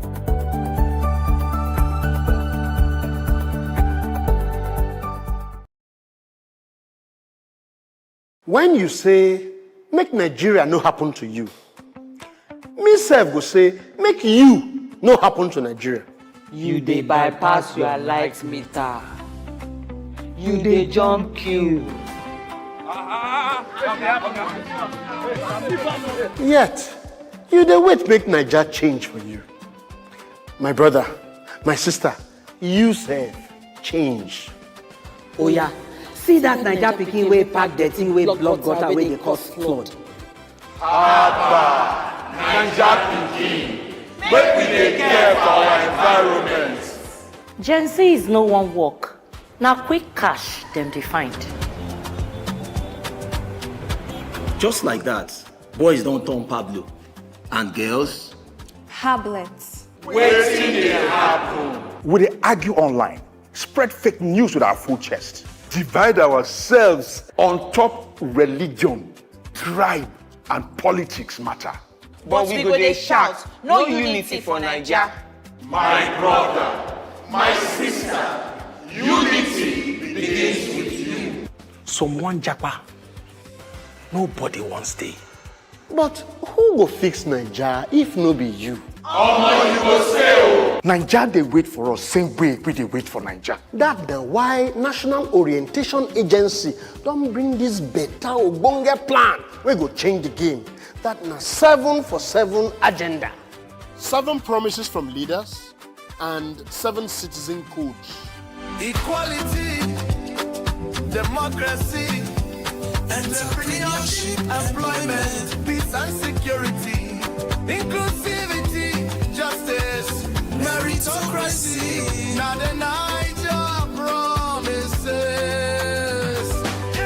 But without our own discipline, duty of care and tolerance, respect and true leadership, transparency we all need, environmental awareness, resilience in no go walk.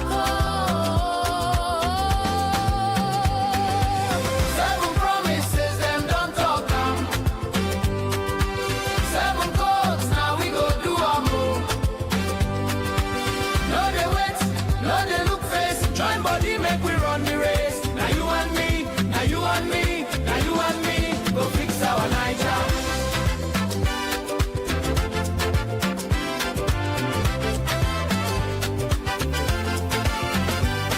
Leave bribery, wash your hands, come out from mago ways. Talk true when you see security concern now all of us.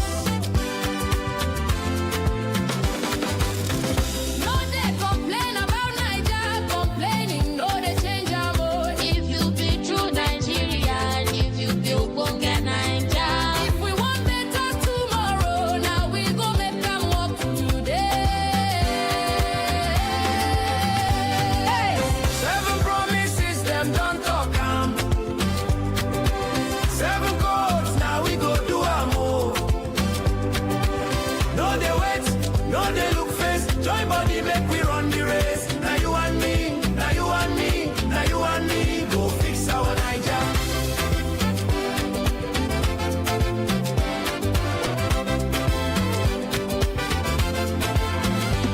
Akwa Ibom, Bayelsa, Cross River, Delta, Edo, and Rivers. Oh, Akwa Ibom, Bayelsa, Cross River, Delta, Edo, and Rivers. Oh, 7 promises, them don't talk am. 7 codes, now we go do am o. No dey wait, no dey look face, join body make we run the race. Now you and me, now you and me, now you and me, go fix our Naija.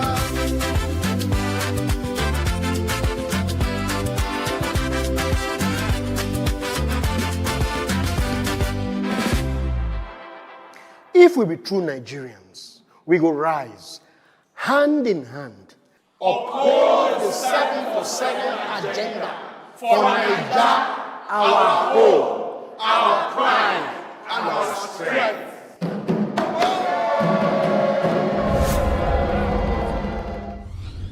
Powered by National Orientation Agency.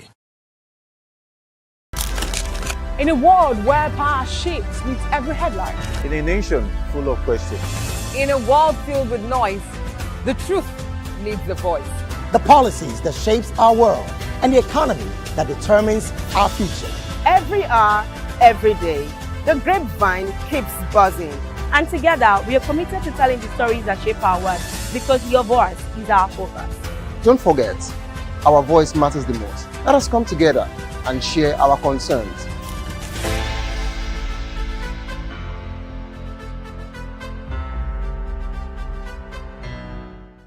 Hello there, my name is Damilola Ogunsi, also known as the Goldfish. Hi, my name is Chiki Bright Emmanuel. I'm an actor and a filmmaker. Hello peeps, my name is Yomi E. Adejimo. Hi everyone, I'm Paul Utomi. Hi everyone, my name is Stacey Benjamin and this is Voice of the People TV. I need you to keep it locked to VOP TV. See, are you looking for good entertainment? You want to get good movies, good music, politics, talk shows, sports and entertainment. You really want a channel that gives you everything you need without you having to run around. VOP is where you are. That's Voice of the People. If you're not listening to this, you're not one of us.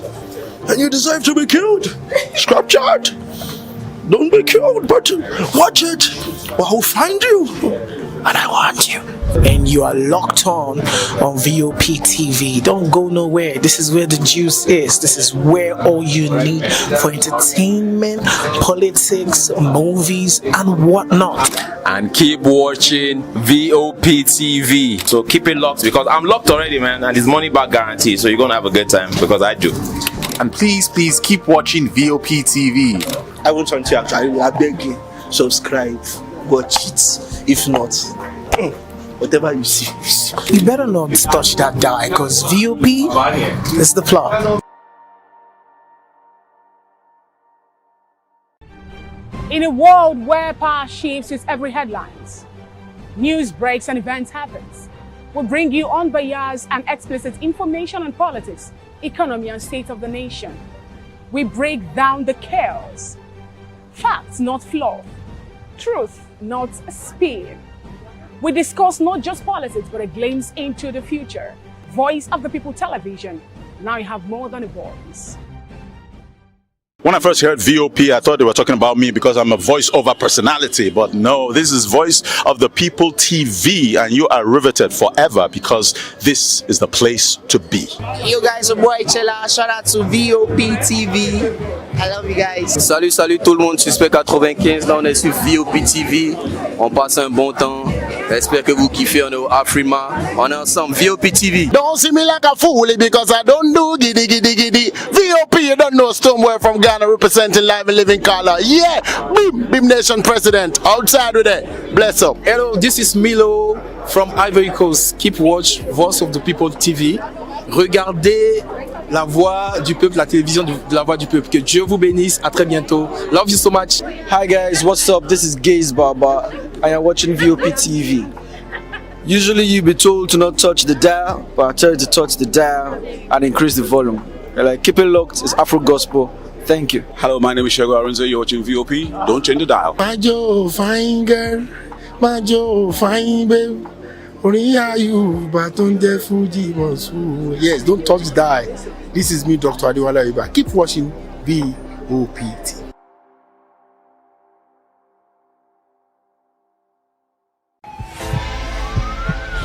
This is Health Check, your weekly guide to better living, smarter choices, and trusted answers.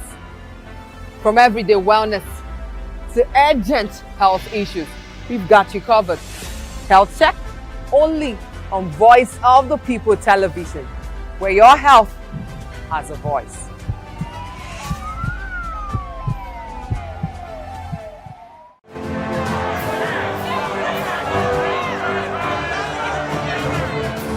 Do you want your voice to be heard? Do you know that you matter in the scheme of things?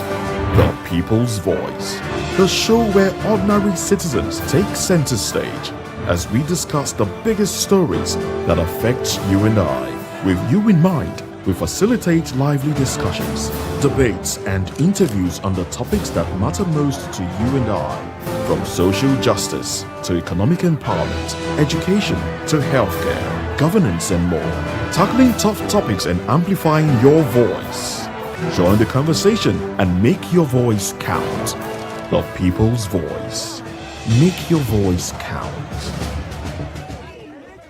The red carpets, awards, the razzmatazz, music, fashion, interviews, and more. Spotlight on Voice of the People Television. Let's feed you with all the juicy stories in the global entertainment space, bringing you the glitz and glamour as it is hot.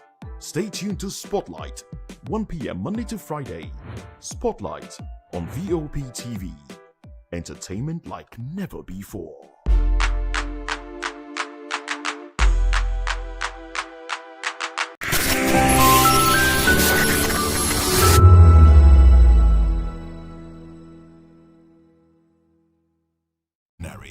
Something big is happening on your screen.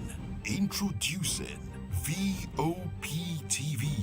Now streaming on SLTV channel 264. From breaking news to captivating conversations, news analysis, giving you all sides to the story. We break in-depth discussions on the issues that matter, from politics to sports, entertainment, and lifestyle. VOP TV on SLTV channel 264. Join us as we redefine what television means to you. Voice of the People Television, VOP TV. Now you have more than a voice.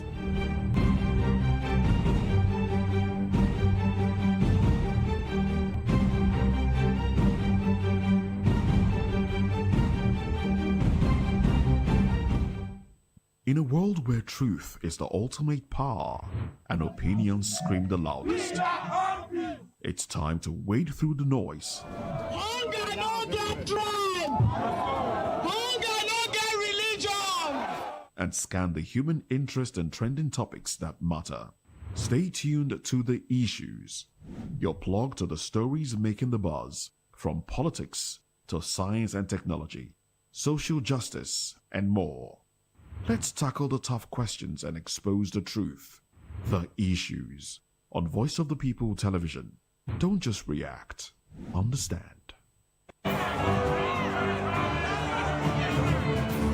Do you want your voice to be heard? Do you know that you matter in the scheme of things? The People's Voice, the show where ordinary citizens take center stage as we discuss the biggest stories that affect you and I. With you in mind, we facilitate lively discussions, debates, and interviews on the topics that matter most to you and I, from social justice to economic empowerment, education to healthcare, governance, and more, tackling tough topics and amplifying your voice. Join the conversation and make your voice count. The People's Voice. Make your voice count. The red carpets, awards, the razzmatazz, music, fashion, interviews, and more. Spotlight on Voice of the People Television. Let's feed you with all the juicy stories in the global entertainment space, bringing you the glitz and glamour as it is hot. Stay tuned to Spotlight, 1 p.m. Monday to Friday. Spotlight on VOP TV. Entertainment like never before.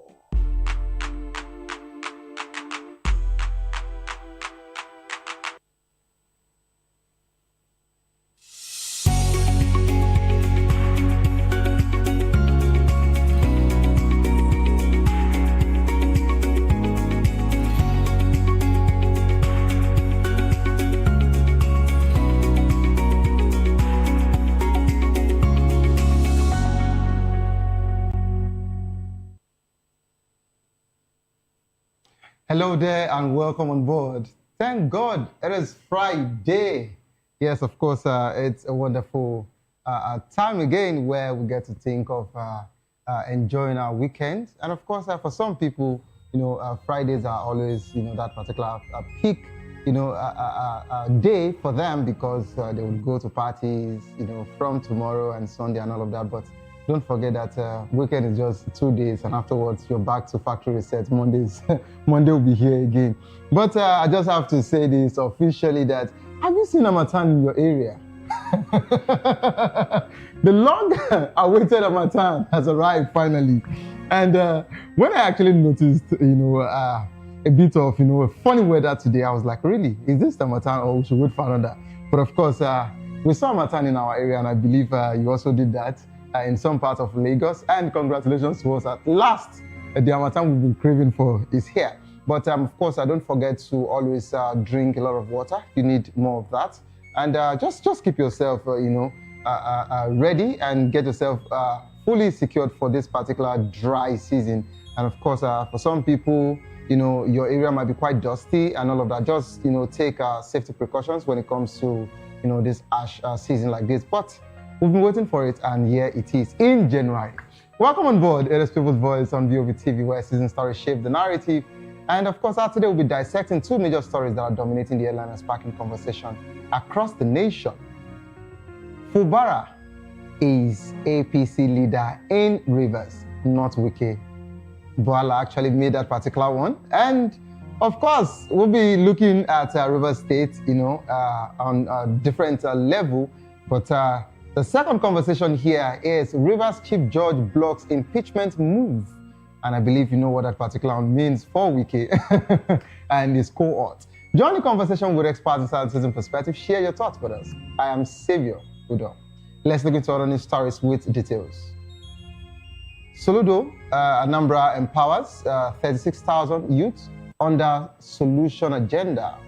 Anambra State Governor Professor Chukwuma Soludo has announced that his administration has empowered over 36,000 youths across the state with various skills. Soludo stated that the state government is committed to building a prosperous, inclusive, and smart society where young people are equipped to thrive.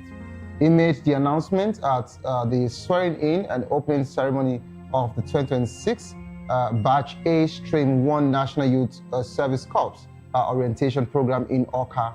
That's actually a very wonderful one there, but we hope to see more from other governors as well. Labour Party crisis court judgments to restore order, peace, says Oti, the Abia State Governor. Alex Oti has hailed the federal government and, of course, at the Federal High Court because without the federal government, some judgments might not work. And I think this has been the speculations that some people have actually been, saying as regards to some judgments or the delay in some judgments. But I don't want to believe that statement. Well, he is not against anything. All he's just saying is that he's actually appreciating, the Federal High Court as regards to the judgments directing the Independent National Electoral Commission to recognize Senator Nenadi-led caretaker committee of Labour Party. Oti said that the judgment will restore order, peace, and unity in the party. He urged the party leadership to see the victory as an opportunity to rejuvenate the party and see how they can ensure purpose, inclusive leadership. Oti also called on those responsible for frivolous litigations against the party to shed their swords and respect the judgment of the Federal High Court. Right, and away from that particular one, let's move here to the electoral conversation here. Article raises concern over loopholes in Electoral Act. Of course, the former Vice President has expressed concern over the loopholes in Electoral Act 2022, saying they facilitate widespread rigging in the 2023 elections. And of course, it made it difficult for petitioners to pursue their cases in courts. Article called on the Senate to prioritize the amendment of the Act to ensure credible 2027 elections. The Nigerian Civil Society Situation Room has also raised concern over the delay in passing the Electoral Act Amendment Bill, warning that it could affect preparation for the 2027 general elections. I love what Amici said, I think sometime last week, yes. Amici said that there is no administration that can successfully, pass this Electoral Act bill in a normal way, because they are there, they are the one in power. And when you are calling on the senators, I'm just laughing because one second you are actually talking to the man that they are standing on his mandate as regards to his administration not being okay, and the other minute you are calling on his senators that if the same man, the president, goes to the red chamber, they will sing on your mandate which will stand. So do you think they would actually listen to you or they will do your bidding? It's just a question. Who are the people to pass this Electoral Act Amendment Bill? And do you really think that they would pass any bill that would not favor them? It's just a question. I'm not saying anything, but it's just a question. But let's see what will happen in the coming days, because that particular act needs to be passed. Let's come here to the insecurity situation in the country. U.S. demand action over Nigerians' inability to protect Christians. The United States has expressed deep concern over the Nigerians' ability to protect Christians' community, citing the recent abduction of 177 worshippers in Kaduna State. A U.S. Under Secretary of the State for Political Affairs, Alison Uka, has said that the Nigerian government must do more to protect Christians and their right to practice their faith freely and safely. Oka made the remarks during a meeting with the Nigerian official, including National Secretary Advisor Nuhu Ribadu, to discuss ways to enhance security and protect vulnerable groups. The US has also demanded actions from the Nigerian government to track down bandits and bring them to justice. In response, the federal government has vowed to intensify joint military operation and intelligence coordination to address the security challenges. We just hope that this particular one, they will take it also, seriously, because this situation was quite annoying, when the news came out, and the state government and of course the Nigerian police were actually saying none of this particular one happened. Let them provide evidence. Even when Christian Association of Nigeria were actually saying there was actually an adoption, but they kept on arguing until they ended their denial and they accepted that something of that nature actually happened. So let's see what will happen. Maybe, just maybe, since the US government is involved, they will take it seriously, because we just noticed that whatsoever the US government is involved, that's what our Nigerian government really pay attention to. So let's see what will happen in the coming days. And away from that particular on 4 trillion naira debt, the federal government pays 152 billion to contractors. The Federal Ministry of Finance has confirmed paying 152 billion to contractors out of the total debt estimated at 4 trillion. The payment comes after contractors protested at the ministry's headquarters in Abuja, demanding immediate payment of the money owed to them. The ministry cited the verification process as the reason for the delay in payment, and of course assured contractors of its commitment to processing payments in a timely and consistent manner. I talked about this particular one 2 weeks ago, so let me just lay it to rest here. And away from that particular one, Kano Emir Sanusi returned to university, resumes law studies.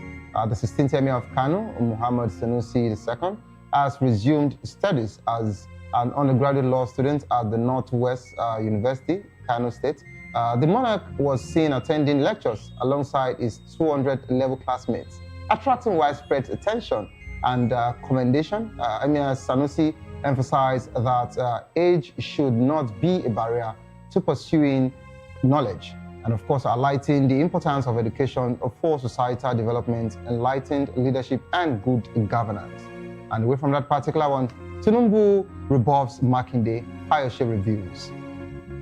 Former Ekiti State Governor Ayodele Fayose has claimed that President Bola Ahmed Tinubu bluntly rebuffed Oyo State Governor Seyi Makinde during their meeting at the presidential villa. Fayose alleged that Tinubu told Makinde he was willing to listen to him only on official matters concerning Oyo State, but not on political issues. The president also reportedly cautioned Makinde against speaking differently in private and publicly. Of course, reaffirmed his relationship with Minister Nyesom Wike. Fayose further claimed that Tinubu made it clear he was not counting on Makinde's support for the 2027 general elections. My question, Mr. Fayose, were you there?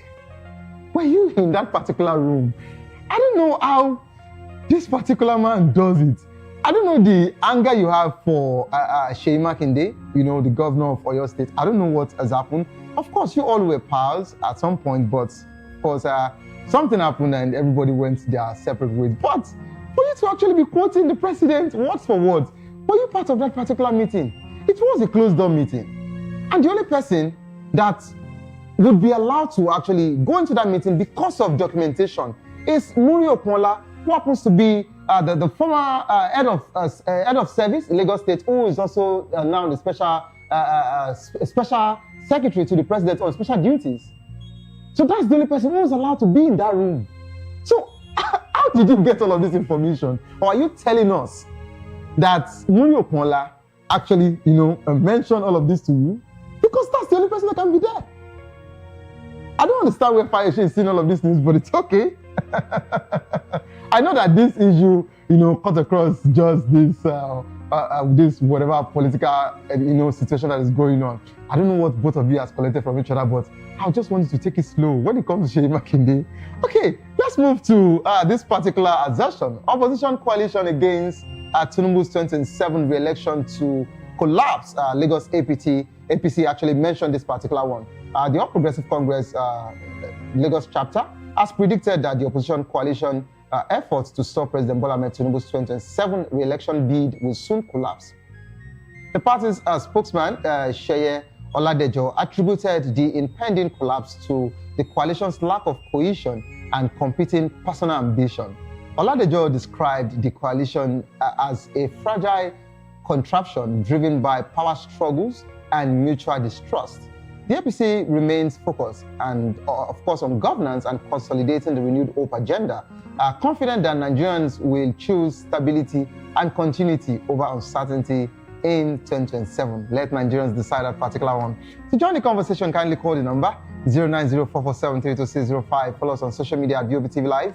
You can use the hashtag People's Voice on VOPTV, and of course on YouTube, we're Voice of People TV. Kindly hit the subscribe button, and together we can make our voices heard. It is time for us to go on a quick break. As soon as we return, we're dissecting the first conversation here. Fubara is APC leader in Rivers, not Wike, says Boala. Don't go nowhere. Stay tuned, please.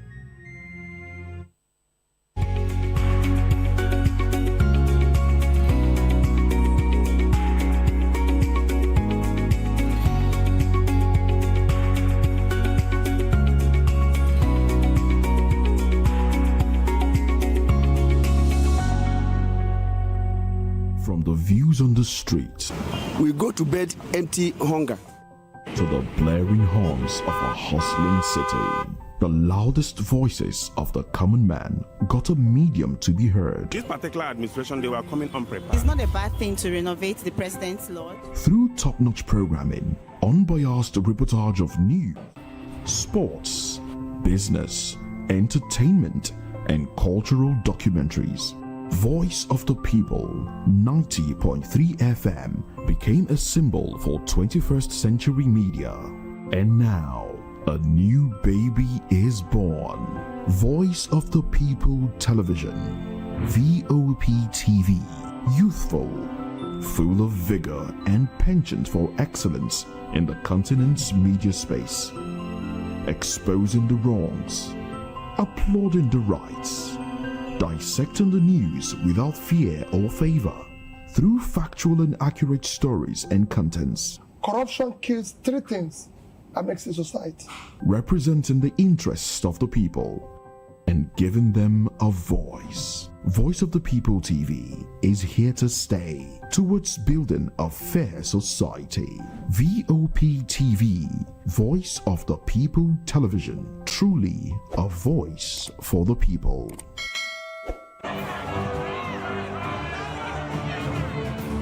Do you want your voice to be heard? Do you know that you matter in the scheme of things? The People's Voice, the show where ordinary citizens take center stage as we discuss the biggest stories that affect you and I. With you in mind, we facilitate lively discussions, debates, and interviews on the topics that matter most to you and I. From social justice to economic empowerment, education to healthcare, governance, and more. Tackling tough topics and amplifying your voice. Join the conversation and make your voice count. The People's Voice. Make your voice count.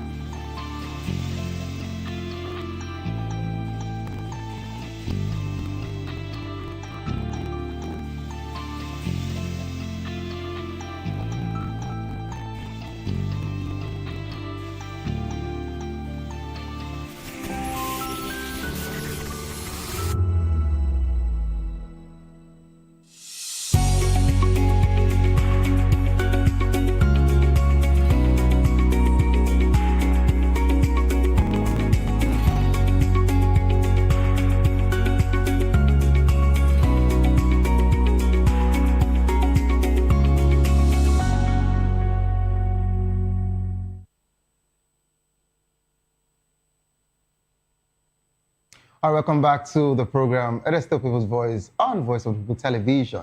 Fubara is APC leader in Rivers, not Wike. I just love that particular, will I call it title or what else will I call it? I love that particular one because, Daniel Bawala actually took his time to mention that statement. Daniel Bawala, a special advisor to President Bola Ahmed Tinubu on policy communication, has said that Governor Siminalayi Fubara is the leader of the All Progressive Congress in APC. Of course, in Rivers, to be precise, not here some Wike. Bawala remarks come amid the ongoing impeachment proceedings against Fubara and a renewed war of words between the governor and Wike. Bawala said Tinubu's position aligns with the APC's internal rules and democratic principles, adding that Wike's political stand in the states is limited to the People's Democratic Party, which is the PDP. We're now being joined by Dr.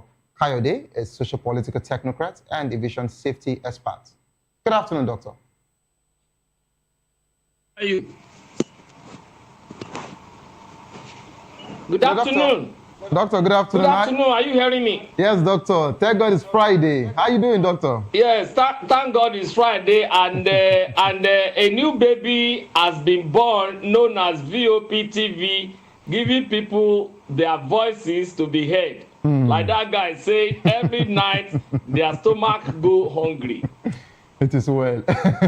Doctor, you're welcome on board.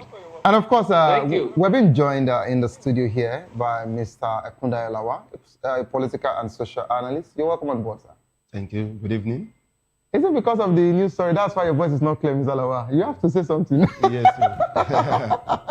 Ready. So, Mr. Elawa, amongst the news story I took, which do you want to react to before we go straight to the conversation? We'll start with the first one now. Just let's flow as it's flowing. Okay. So which do you want to... I thought you started with Bawala and making statements. Okay, no. I want you to react to any of the news stories I've taken before we got to, the main topic. I talked about Emir Sanusi. I talked about the 4 trillion debt that federal government just paid the contractors because of the protests. I talked about the situation of Ayo Fayose, reading word for word what the president told Sheyi Makinde at the closed-door meeting, saying that the president actually, buffed him off. I mentioned the U.S. situation as regards to the security. I talked about the Electoral Act of articles. So you can pick anyone that you want to. But I know Dr. Kayode has something to say as regards to... There's so many. They're all interesting stories. They're all interesting. I'll start with Fayose. Fayose actually created a stomach infrastructure. When he was governor, he was one who first made that statement, stomach infrastructure, and everybody picked on it from there. He actually originated that word. But he is acting on it at a present. So he's acting on that stomach infrastructure. You remember that there was a time he was being tried for corruption in his when he was governor. And then the whole thing, it was, I don't know, maybe I should say written off. And then now, is acting to show the world that who actually made that possible. So that is what he's doing as of now, talking anyhow, just like what this other man, Reno Mokri and Bayo, rant every now and then. So he too has taken over now and doing the bidding of someone who he believes is holds the key to his freedom for now. And then the other one is that issue of paying off debt. Just imagine the distance between what was paid and what was owed. What type of document are you doing that you will say you delay like that, and eventually after finalizing the whole thing, you're able to pay 150-something billion out of 4 trillion. What percentage is that of contractors? And if it is the fact that these people have not paid tax when it's due, that the government will not take, like the government will fine them for it if they didn't pay their tax. But now the government itself is defaulting. So who's going to fine the government on behalf of these people? Doesn't make sense. But Mr. Lawa, I don't think this particular process is a new one, because this has being the modus operandi from the federal government as regards to, contracts.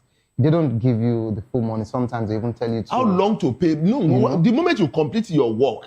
And it has always been like this. It has always been like this. They will owe you, and not only that, sometimes your balance that was meant to be released to you, upon the approval of that balance, some people, would actually create another panel because you didn't settle and they take their kickbacks. I have been there. You don't give them, they will not delay it until you give them the necessary collection. And it has happened. And if they want me to go ahead and mention, this actually happened during the period where the President Muhammad Buhari actually created this 5 million ohm solar project for civil servants through the REA, Rural Electrification Agency. So I was part of the TPA, third party administrator. So I know what this particular situation means when it comes to contracts in Nigeria. I don't know why we run government. So it's not new. It's totally as if we live in as if we are not human beings. This has been a normal thing for them. Now. It's been a normal thing, but God will help us. Let me move to Dr. Kayode. Dr. Kayode, are you there, sir? Hello, doctor. Doctor, can you hear me? I'm hearing you. Okay, so doctor, do you want to react to any of the news stories before? Yeah, you see, just like Sanusi has gone to read law. I'm still planning that maybe by next year or so, I want to go and start my master's in international peace and conflict resolution. And that's the truth. Doctor, it is better for you to actually go for peace. There is no limit. Peace, instead for you to actually read criminology. Because so many people will actually be behind bars. Some people will actually be behind bars. I feel like to go and do masters now. International peace and conflict resolution. Again, you see, when you are discussing Ayo Fayose, it angers me. Of course, I know. Because already Ayo Fayose has gone into political oblivion in Ekiti. PDP structure has been taken away from him. He doesn't have any place in APC. So all he can now do is to now be prognosing into issues that doesn't concern him. And most of the time, you now see him speaking from that angle whereby you don't see decency in him. So it's always better to leave Fayose alone. I've told you sometimes ago, it's no more somebody to be considered within political discourse in Nigeria. That's just the truth. Okay, thank you so much, Dr. Kayode. I know that Doctor has a very serious issue with Fayose, and it has been like that for long, I just hope that someday God will settle the both of them. But let's come to the conversation of the day as regards to this statement of Bwala. Bwala actually made this assertion that Wike is not the leader of APC in Rivers, but Fubara'S is. And I know that we've been at loggerheads as regards to this conversation, for long. But now, for a special advisor to the president to mention this statement, does it mean it is the president that is saying it? That is the question. The question now is it looking like the president is not with Wike anymore? We just have to know. What implication does this particular statement from Bwala, have on the ongoing impeachment proceeding against Governor Fubara? I would like you to reply to that, Doctor. Now, you see, I have told you, even on this particular program, that Wike's excesses within the APC will make him to go underneath the trailer by himself. You are hibernating. It's not a resident of APC. It's just hibernating. And we are being allowed to eat from the plate of which same APC are eating from. And you now want to turn yourself into a gluttony. You want to eat more than those people that prepare the food. Not only that, you are now arrogating the best portion of the food they cooked behind you to yourself. In Yoruba, they will say, anytime they called you to come and dine with them in APC, and you are holding their hand. He has forgotten that the chairman of APC had been there before him. He had forgotten that Tinubu, that put him in that position, can also remove him. He has also forgotten that Fubara, who happens to be your baby in PDP, is no longer in PDP but in APC, and had gotten into APC before you. And to that extent, is your leader in APC. Aside, is the governor of the state. And the practice is, the governor of a state is the leader of the party he or she belongs to. Along the line, the chairman of APC warned him. One or two other people within APC warned him. Members of APC, they protested against him that he should be removed. The Bola Ahmed Tinubu that put him there should remove him. Now look at it now. It has been shown for Buala to come out and say that he should sit down as a red card coming from the presidency. Even for you saying, if the presidency should remove you from that position, you will come out to tell the whole world what happened during the 2023 general elections.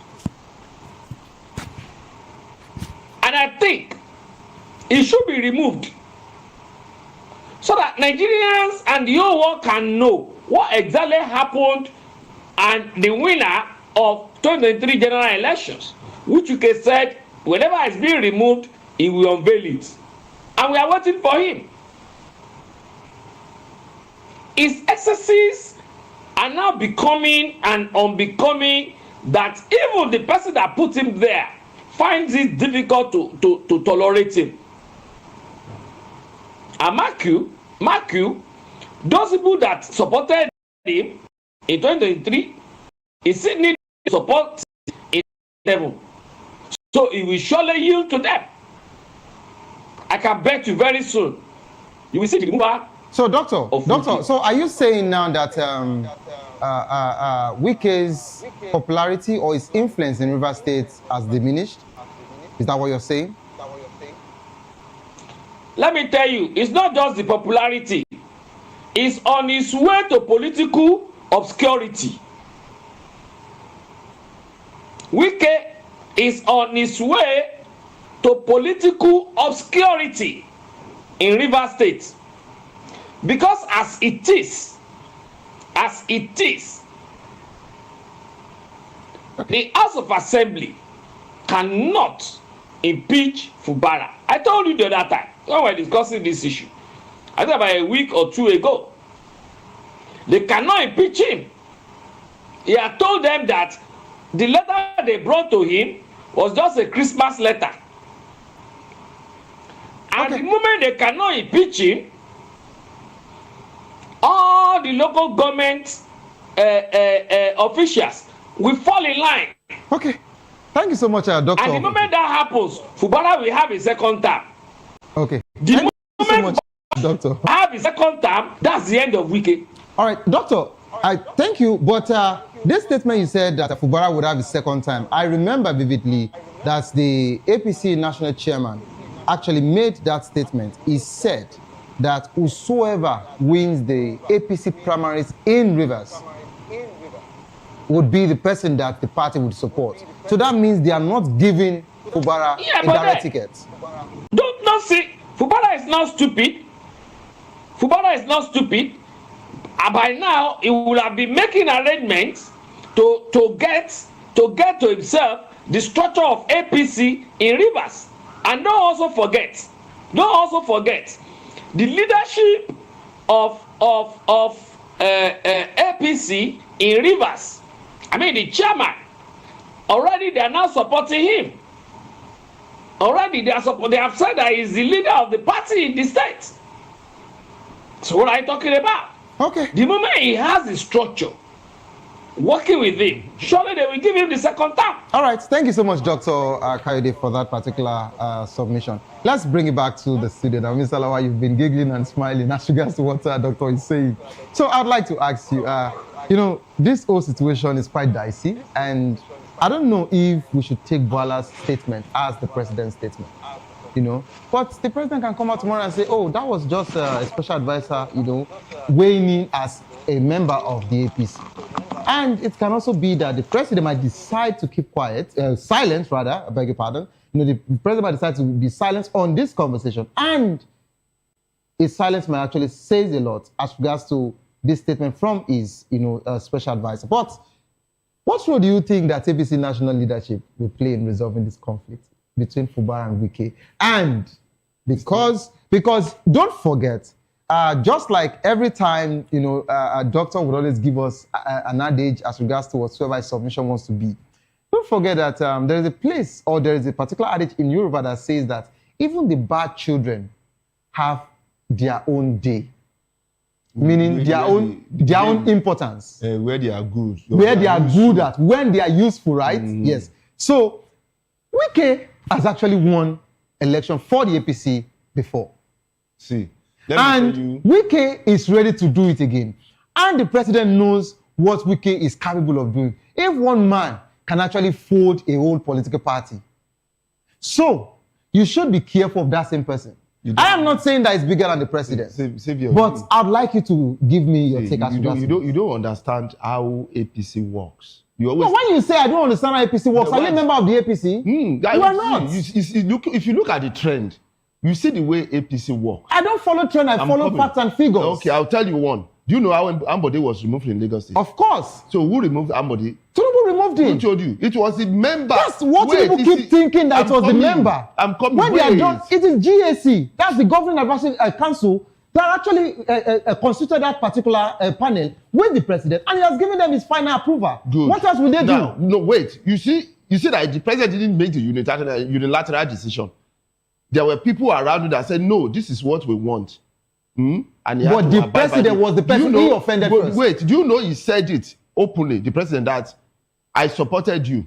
But the party said they don't want you. I can't do anything except that. That was just a political statement. No, what do you say is political statement? That was just a political statement, because for some of us, we actually knew the first issue between Governor Ambode and the president. I just use that as a trend. No, maybe you shouldn't have used that particular. Look for another one, please. Let me come back to Wike. See, let me tell you something with Wike.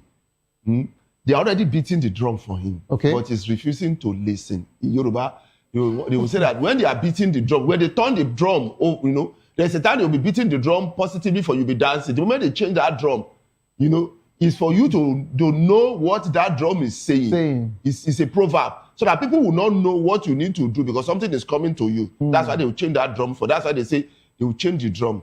You see, they have already been changing the drum for him and he's not listening. Look at people who have been speaking. The APC chairman in Rivers, Boala speaking, so it's on the national chairman said, you see that, the president has not spoken. You see that they are beating the drum for him. And these are the people, these are the structure of the party. The president goes in and out. He comes back, makes decision, but he makes decision based on what these people have said and their recommendation. You don't know that. And they're already beating the drum. So would the president, because of UK, go against the structure of the people when most of the party people are already saying that, no, this person is causing a problem? Do you think the president will go against them because of one man? because of Rivers State, where you have 36. 36 states. Remove one, 30, making 35. But it's one of the major states that actually, you know, If everybody, votes. listen, if everybody in Rivers State, all the people in Rivers State voted for the president, and the other state didn't vote, will the president win? Of course, it doesn't. So why you now say he needs Rivers, he needs every other state? Have you forgotten? So if every other people who hold the structure of the other states are saying that no, this person is overdoing things and is causing problem for us in our own domestic areas, do you think the president will not listen to them? And they're already beating the drum for him and they refuse to listen. Now, you know the problem with him, you know the problem with Wike, the issue with him is that it's somebody who, you know, when is I can assume to be somebody like a drum. You know, when you have a filled drum with water, if you turn the drum over and then you open it, you know the water will force your hand. It will be difficult for you to close it. That is what is wrong with him. He's used to that talking that he cannot control himself now. He's used to that. Also did the talking. No. He's used to that excesses. The talking, he abuse everybody talk about. So he has gone to that level that is difficult for him to listen, you know, to the voice that is speaking at the background. He refuses to listen to the proverb. That is the problem. Now, he has gone so far that it's easy for him to withdraw. That is why it's good to have a caution on yourself at some point. You need to hold when you need to talk and when you don't need to. He has opened too much. Look at what he did. Was it this month? In which people in Rivers were going, you know, making protests and shouting, "No Wike, no River." No, you know that thing is causing problem for APC in that River State. Yeah. Because APC is having issue in River State, even though they have all the structure. They're having a big issue because of what happened to Fubara. And the people believe that, you know, that is not what they wanted, but they were forced to accept it. You know, that's all. The president is, the APC Rivers wants everything to calm down so that the people can accept them. Now, Wike is creating problem. Now, there's a problem. You are using the house because you control the house to create problem for the president. For the governor. The governor has already decamped to APC.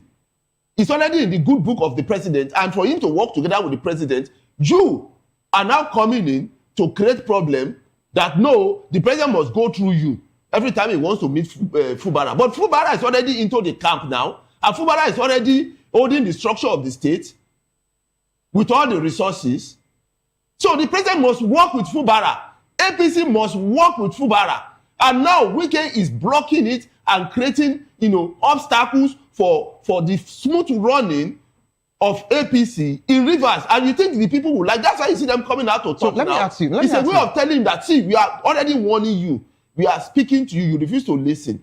Mr. Lawa, do you think that the federal government is having issue with Wike? See, they are having the APC structure. The national APC structure is having issue with Wike as of the time we are talking. Okay.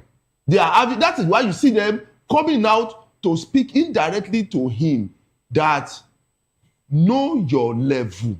They are, you know, it's a way of talking indirectly to him now. It's a proverb, a caution. That's why they are coming out to say no. But Wike believe that since Fubara is now in direct contact with the president, based on that he has a camp to APC, that is being sidelined. Okay. So he's trying to come in between.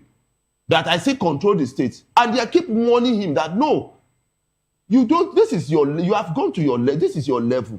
This is this guy's level, and you don't need to interrupt or truncate how we want to work with this guy. That is what Wike is doing. No, he's just trying to create a barrier to let them know that anything that goes on in that state must pass through him. But PDP, Fubara is already in APC. He can't work. He can't listen or take orders. One thing I'm surprised about all of you, you know, for everyone who have been making different assertions as regards to this conversation. I don't know if it is a personal issue you people have with Wike. No. Because this same modus operandi has happened in different states where a predecessor still holds the structure of political of the political parties or political structure of that state. Mr. Lawa. Okay. Now, even in Lagos, we have seen situations where the ruling party in Lagos would actually instigate other party, support them to also join the election, decide who win this particular thing, send their people there, and do all of these things. I don't understand how that got to do with now. This, I'm coming. That's what I want to connect to you now. Now you are having issues because Fubara left PDP to APC. But Wike is also holding the state political structure the same way his other counterpart has been holding it. Wait, who gave it to him? You've forgotten that it's the president that gave him that structure. It's not him. Do you remember that when Fubara, if it was the president that gave it to him, why did the president need him for the 2023 general elections? You mean that was then? You are saying then? If he was not holding the political structure, do you think the president would need him? Do you remember? Because he was a person of value there. Do you remember? Wait, do you remember? This same thing is happening. You know, this same thing is happening in Kano. Of course. With Kwankwaso, of course, and Yusufu. Yes.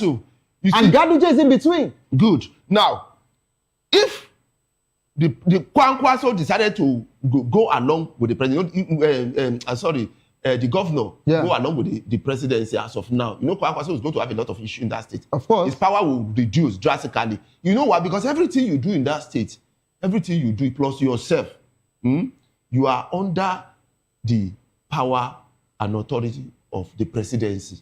You know, the Nigerian president is a dictator on his own. So you said? No, normally now. You know why? Because it's the absolute power. I'm saying it. I don't hide it. The power he would is absolute. Is absolute.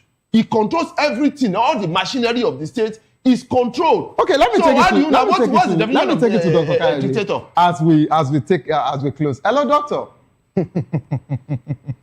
Dr. Kayode, are you there, sir? Hello, doctor. I'm with you. Are you hearing me? Doctor, Mr. Lawal is actually making the AC in the studio not work. Actually, he's making it quite heated up here.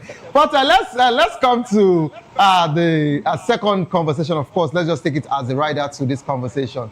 Rivers Chief Judge blocks impeachment move. Of course, our Chief Judge of Rivers State, Justice Simeon Amadi, has declined to constitute a 7-man panel to investigate allegation of gross misconduct against Governor Siminalayi Fubara and his deputy. So, Doctor, what are the implications of the Chief Judge's decision on this impeachment process, and what are the grounds for the impeachment proceedings against Governor Fubara? Do you think that the impeachment is dead on arrival? I would like you to take this as a close, please. Now, part of the conditions on which Fubara can be impeached has to do with setting up a 7-man committee of investigation. Yes or no? Now, if the Chief Justice that Fubara had just appointed to that position has refused to come out with that committee, now tell me, who again can the House of Assembly ask to Justice Lee or Justice Sably, Justice Sably, look into those allegations? The State Assembly doesn't have that jurisdiction. They don't have that constitutional right to justiciably look at those allegations against Fubara from them. So, ab initio now, they are at a cul-de-sac. Okay. They are at a cul-de-sac.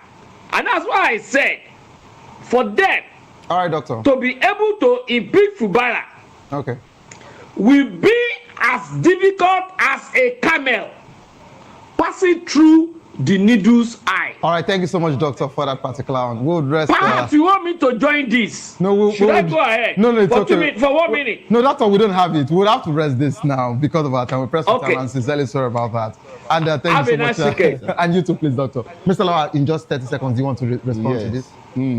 Now, that's why I told you. You can see what the chief judge said. He said he will not do it. Even if the law says I should do it, I will not do it. No, because the Fubara'S is in the good book of the president. I keep telling you that they keep singing that song for Wike until the whole thing now backfire on him. You should listen now. So Mr. Lawal is actually saying they are singing a particular song for Wike, in as much as he didn't sing the song here. He didn't tell us the lyrics of the song. But let's just leave it at that there is a song being played for Wike and we don't also know the song. Neither do we know what the drum beat sounds like. This is how far we can actually go on the program. Thank you so much for being part of the show. Coming up next is Locker Room. Of course, I know you love the word of sports, so I'd like you to stay put for that particular one. Don't forget that the views and opinion expressed by our analysts are solely their own and do not reflect that of VOP Media. Don't give up because it is not over. Tough time doesn't last, but tough will do last. Whatsoever you're facing will soon be over, and you will definitely smile again. My name remains Savior Udo. Have a good evening. Rest.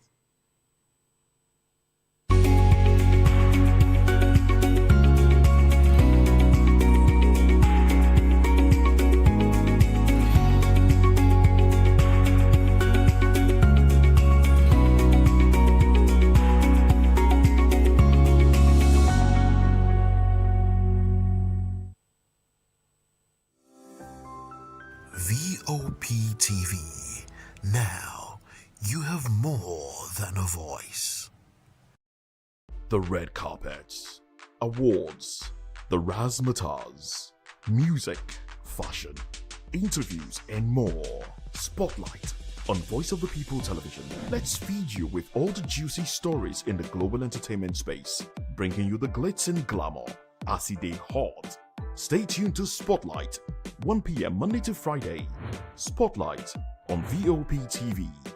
Entertainment like never before.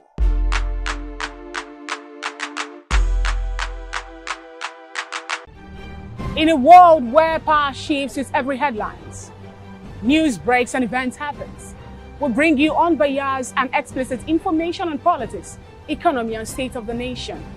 We break down the chaos. Facts, not fluff. Truth, not spin. We discuss not just politics, but a glimpse into the future. Voice of the People Television. Now you have more than a voice. In a world where power shifts with every headline. In a nation full of questions. In a world filled with noise, the truth needs a voice. The policies that shapes our world and the economy that determines our future. Every hour, every day, the grapevine keeps buzzing. And together, we are committed to telling the stories that shape our world because your voice is our focus. Don't forget, our voice matters the most. Let us come together and share our concerns.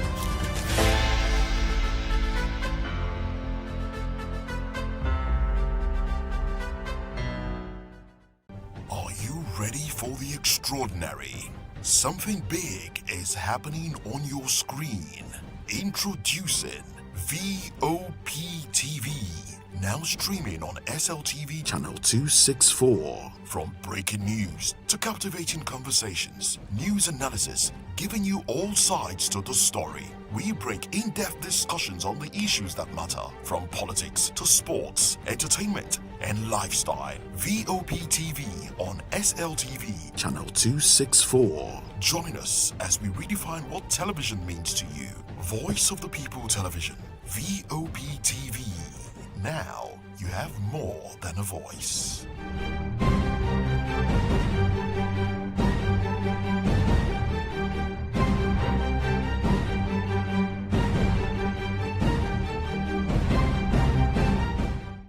Behind every broken desk lies a broken promise. Education shapes the nations.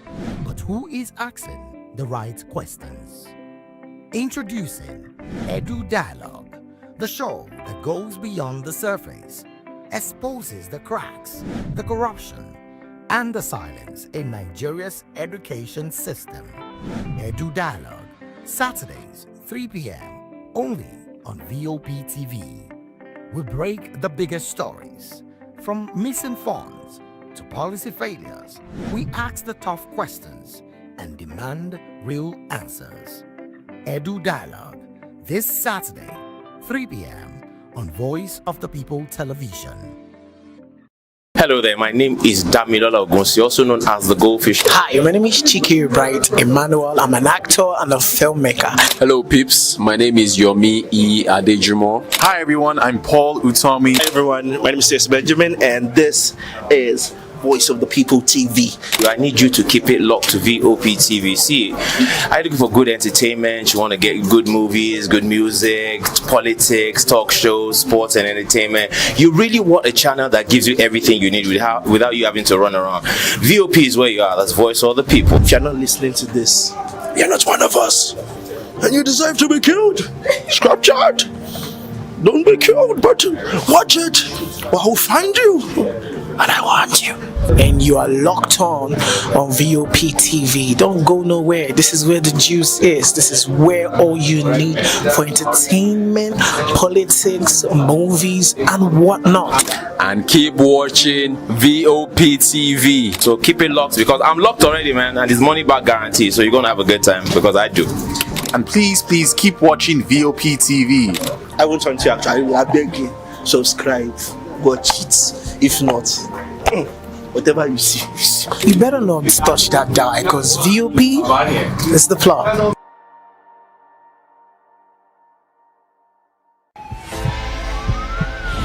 This is Health Check, your weekly guide to better living, smarter choices, and trusted answers. From everyday wellness to urgent health issues, we've got you covered. Health Check, only on Voice of the People Television, where your health has a voice.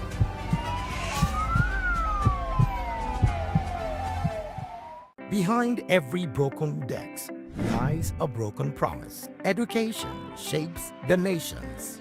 But who is asking the right questions?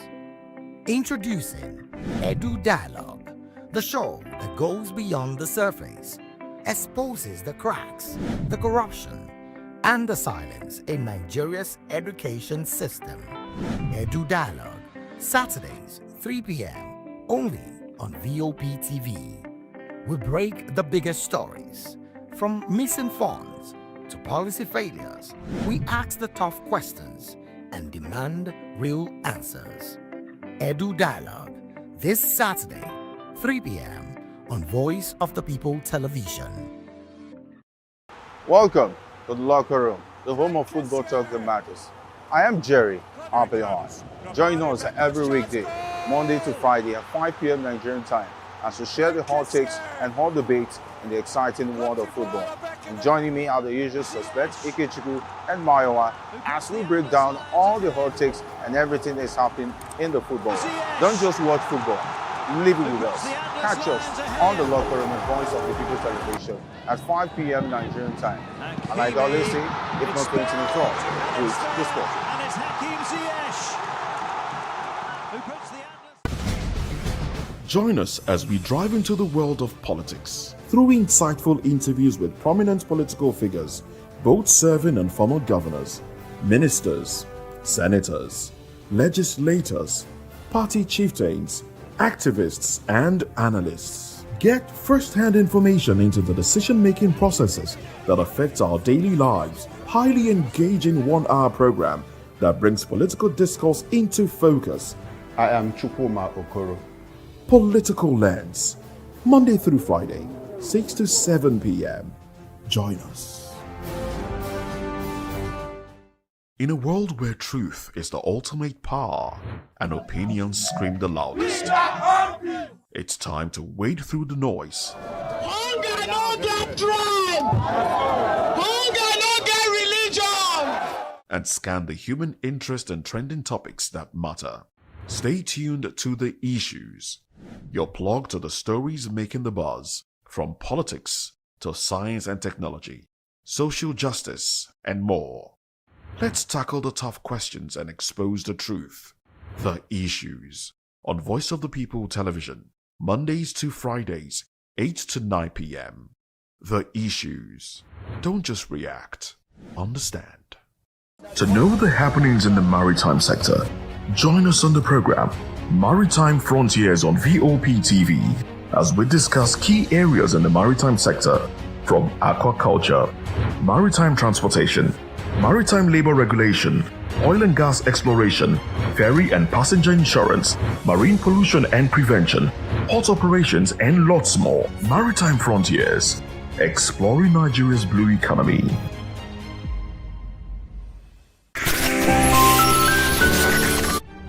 In a world where power shifts with every headlines, news breaks and events happens, we bring you unbiased and explicit information on politics, economy, and state of the nation. We break down the chaos. Facts, not fluff. Truth, not spin. We discuss not just politics, but a glimpse into the future. Voice of the People Television. Now you have more than a voice. The truth needs the voice. The policies that shapes our world and the economy that determines our future. Every hour, every day, the grapevine keeps buzzing. And together, we are committed to telling the stories that shape our world, because your voice is our focus. Don't forget, our voice matters the most. Let us come together and share our concerns.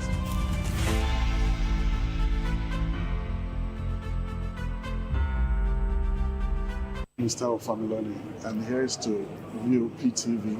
Keep watching, stay tuned, do not touch that dial. My name is Made Kuti, and you're watching VOP TV. Keep watching. Welcome, my name is Zika Davis. Distinguished ladies and gentlemen, boys, viewers, everybody, boys and girls. This is VOP TV. Do you know what that means? Voice of the People TV. You don't have a voice, don't come here. You better make sure your voice is heard. Are you ready for the extraordinary? Something big is happening on your screen. Introducing VOP TV. Now streaming on SLTV channel 264. From breaking news to captivating conversations, news analysis, giving you all sides to the story. We break in-depth discussions on the issues that matter, from politics to sports, entertainment, and lifestyle. VOP TV on SLTV channel 264. Join us as we redefine what television means to you. Voice of the People Television, VOP TV. Now you have more than a voice.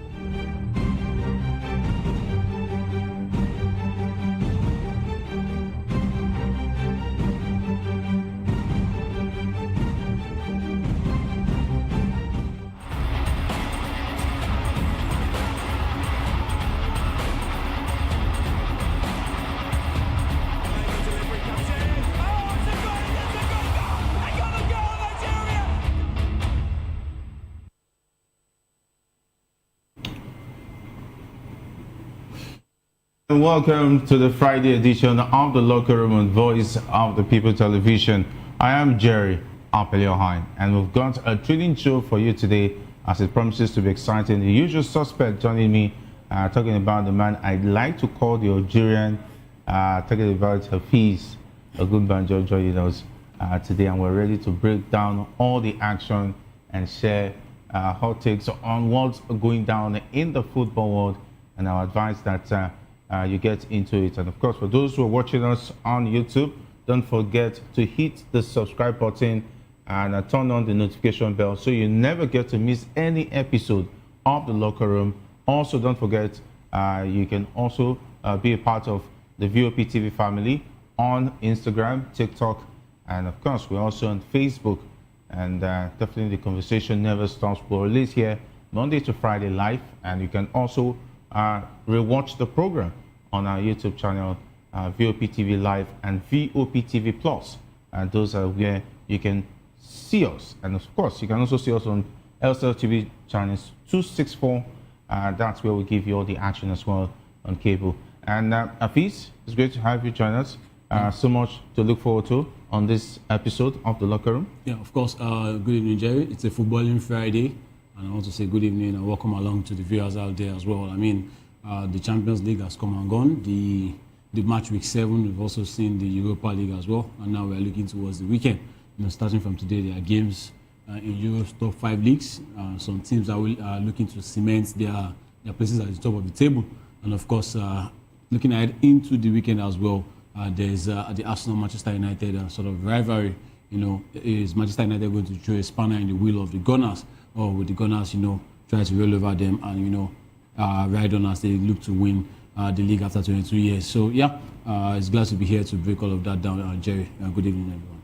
All right, and of course, there's so much to look forward to in the exciting world of football. And we'll start off with the Super Eagles of Nigeria. This time around, Austin Egwoven, the technical director of the Nigerian Football Federation, says he was disappointed that head coach of the senior national team of Nigeria, Richel, didn't pick any player from the Nigerian Professional Football League in his squad for the recently concluded AFCON. Chell went to the tournament with a team of 28 players, all picked from teams outside Nigeria, and the team went all the way to the semi-final before losing to the host Morocco 2-4 on penalties. They recovered to win the third place playoff against Egypt 4-2 on penalties, with Chell earning applause for the way the team played at the tournament. But Egwoven isn't totally happy that no player from the domestic league made the team. Okay, talking about a shout for the NPFL players. One man, Egwoven, yeah, he's part of the technical, he's the technical director of the NFF. Should he not be in a situation to tell Eric Chell, I need 2 players in that squad from the NPFL, and he does that as a technical director? If he doesn't have such kind of influence, and then what is he the technical director for? Is he the technical director for the press, to just press his issues in public, not having big decisions being taken? But what do you think about NPFL players not part of the 28 players that went to the AFCON? All right, Jerry, for me, I think first thing is you might have some good points, but at the same time, due to the timing, some things are better left unsaid. Because for me, I think the timing of this is coming at a very, very, very, very wrong hour. I mean, it's the wrong timing for me. You should have said this, before the tournament. Or you remember it took a long time before Eric Chell, actually drew the provisional list, and there were about 4 to 5 NPFL players in the provisional list. And trust me, are you trying to tell me that this man was not seeing all these players, maybe one way or the other? Because there wasn't even time for the players in the professional list to even train together before the final lists were made. So for me, I'm not blaming Eric Chell. He saw what he felt like were his best legs, and they went there and they came third. I want to ask this question to everyone: if the Super Eagles had won this tournament, is it going to be agitating for NPFL players also being chosen? I mean, these are players that actually represented the country during the CHAN, and we knew how CHAN went, Jerry. So even you won't pick any player from the CHAN team.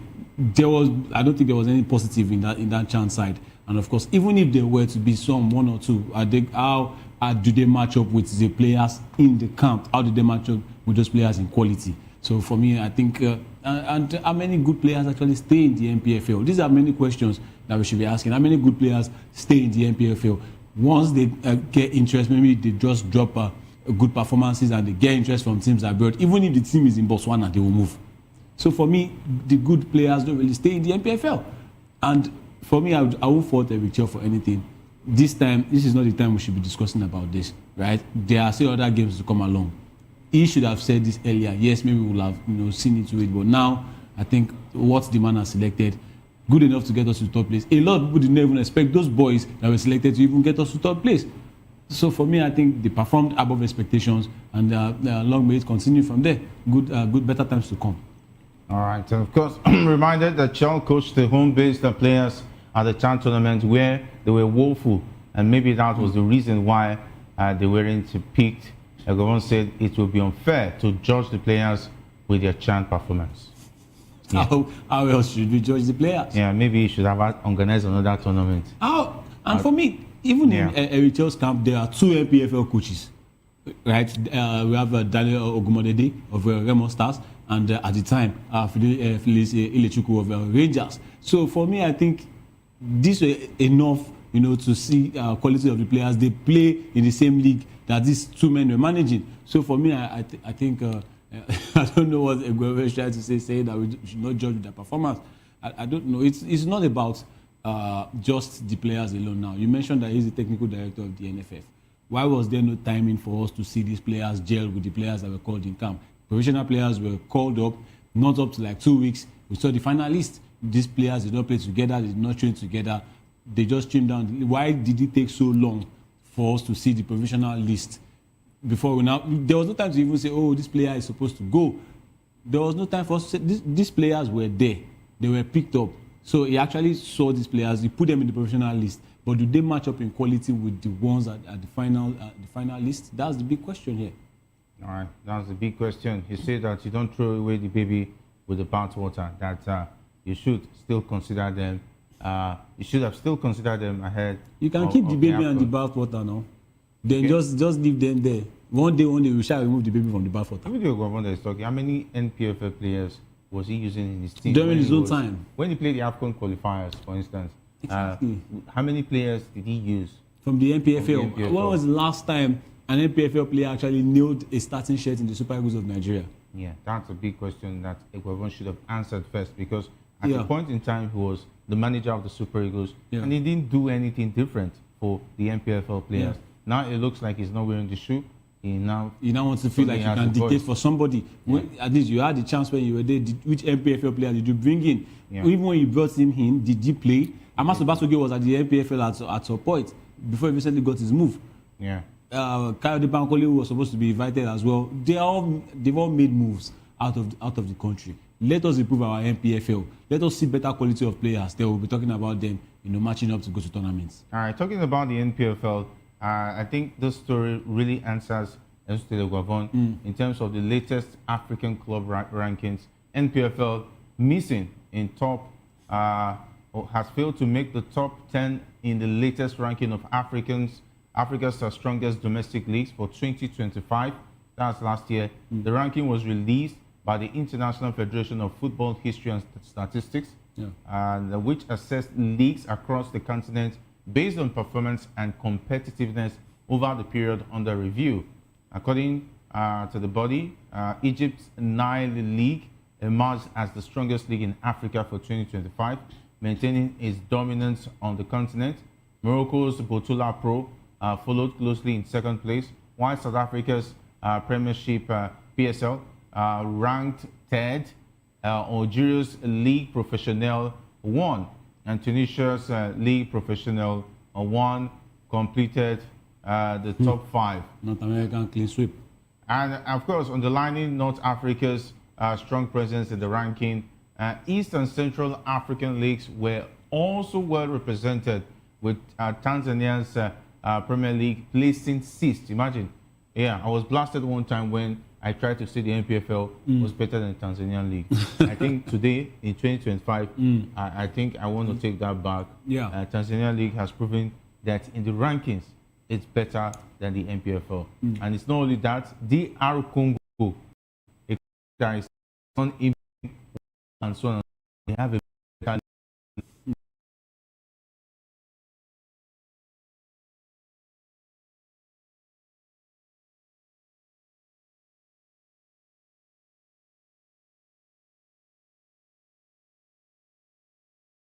Remember the Aztec Mimosas of Ivory Coast. 9th and 10th positions respectively for Angola and Ivory Coast League. And of course, the absence of the NPFL from the top 10 raises further concerns about the league's continental standing, despite recent effort to improve organization, infrastructure, and competitiveness. I don't know the organization and structure they're talking about.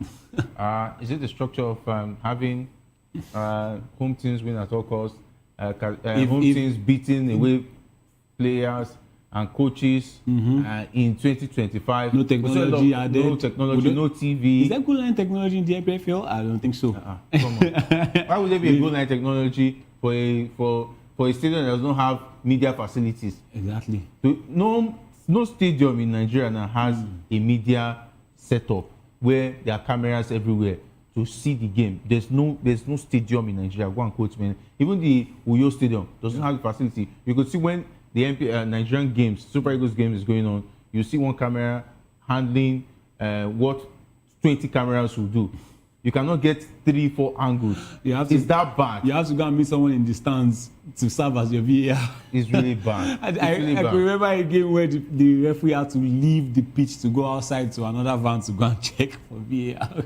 And something even VAR, he just checked the monitor and just came back to come and award the penalty or some sort. I mean, from the violence and all of that. I mean, look at Egypt's Nile League, for example. You could say 60 to 65% or even 70% of their AFCON squad that just played, the AFCON in Morocco, they are from the league. Look at the Morocco's Botola Pro. I remember in 2022, the World Cup squad, they were players from the team. Their team, Pyramids of Egypt, they won the Champions League for CAF. They won the CAF Champions League. Morocco as well, we know how they dominate in the CAF Confederation Cup, the likes of the Wydad Casablancas and all of that. South Africa, Betway Premiership, look at their players. Most of their players from 80 to 85% of the Bafana squad, and they are even third in terms of their league. So now tell me, how does a league intend to be outside the top 10 in Africa, in this continent, that is supposed to be strong, the giant of Africa, your league is still not top 10? And much respect to the teams above Nigeria. But South Africa was in the 90s, no longer. Look at the likes of Algeria. Algeria's league is not bad. I remember the likes of JS Kabylie when they used to dominate the continent. Okay, Algeria is in top 10. Tunisia as well. They have teams, the CS Factions, the Esperance de Tunis. They have teams that are legendary teams from these leagues. Where are the legendary teams in the MPFL? So for me, in terms of direction, in terms of organization, MPFL is seriously lacking, and that, I think that answers a Guevin's question for not seeing players, to play in the professional. Even some of it, in fact, most of this league, there are Nigerians playing there. There are Nigerians from the MPFL that are in these leagues in the top 10. So that answers your question, Jerry. Yeah, that answers Guevin's question, talking about the quality of the league not meeting up the standard, and the ranking is expected to further fuel debate on the need for sustained reforms within Nigerian domestic football to restore the NPFL status among Africa's elite leagues, and we wait to see that day come. You can only say amen to that.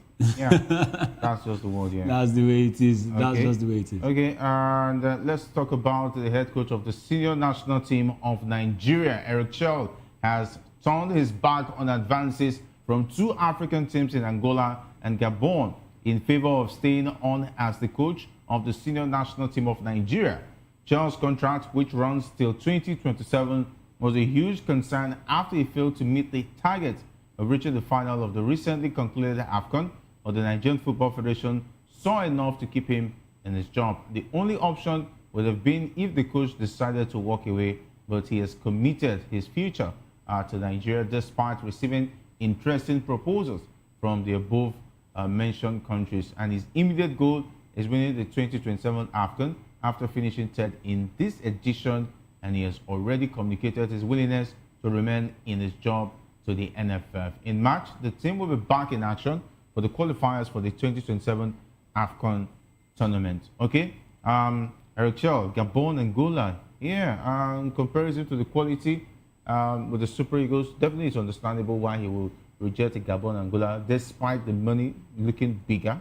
But maybe if South Africa comes, who knows? He might change his mind on Morocco. Yeah, and for Tunisia, they've already gotten a coach too. There was a Tunisia in the mix one time. So for me, I think you look at it, that what's the difference? Angola and Gabon are not going to the World Cup. So even though they are offering much, I also feel like this time around, he just let the fact that he has created this sort of a bond, with the current players, and they look like they want to play for him. So, if you ask me, if Nigeria are a team that can play at the World Cup, yes, under this coach, this is not the time for us to be saying, okay, we don't know what we want to do with him and we should let him go. It shows that the players, all their heads are in one place now. They want to play for him. So if they are so comfortable with him, why not keep him? Because we know how the NFF can be. This man might play some games in the AFCON qualifiers now, lose some games, and he gets fired. That's just my fear for Eric Chell at this point. But should he stay? Yes, he should, because he has done a good job. He wasn't even expected to win the AFCON. He was just there to lead the boys. He was supposed to be fired after the AFCON. So now I think he blew the minds of those in the NFF. And right now, what the NFF should do now is please just sort out his payments. That's all you need to do. Because the man, it seems like he's just enjoying what he's doing with the players. He's just enjoying bonding with the players. there will come a time where this man will raise questions if they continue to, hold back his wages. He will raise questions, and that's not that won't be a good thing on the face of the NFF. So for me, I think please just sort out his wages. We want Eric Chell to continue, to be honest. Yeah, we want Eric Chell to continue in all honesty. Okay, and let's talk about the Super Eagles topping in the major stats as far as the AFCON rankings is concerned. Ademola Lookman, most assists. He was the playmaker of the tournament. Taking a look at the stats, and the goals were coming in left, right, and center until they dried up against Morocco. And they came back again against Egypt. But dried up again. Dried up again. I don't know.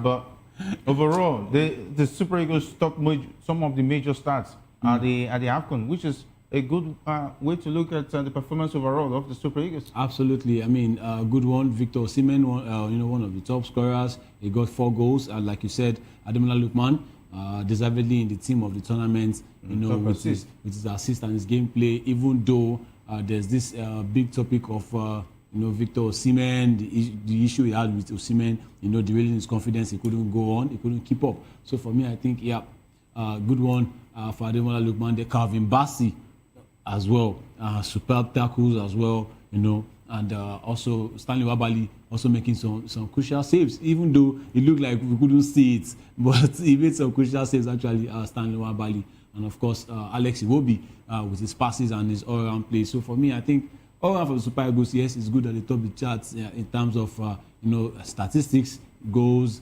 assists. We all saw them, and of course, deservedly so, we have 3 players in the team of the tournament. So good one for Super Eagles of Nigeria, even though before the tournament, we were like, we don't know the kind of Super Eagles that will turn up. So for me, it's good for them to turn up this way, and they've done the nation really proud. In fact, when they lost that semi-final to Morocco, a lot of Nigerians were not even calling them out. They were just picking on some players, but they didn't call them out as a collective, because they know that the players even play. Penalty. I'm not part of that, man. You're not going to put me in that.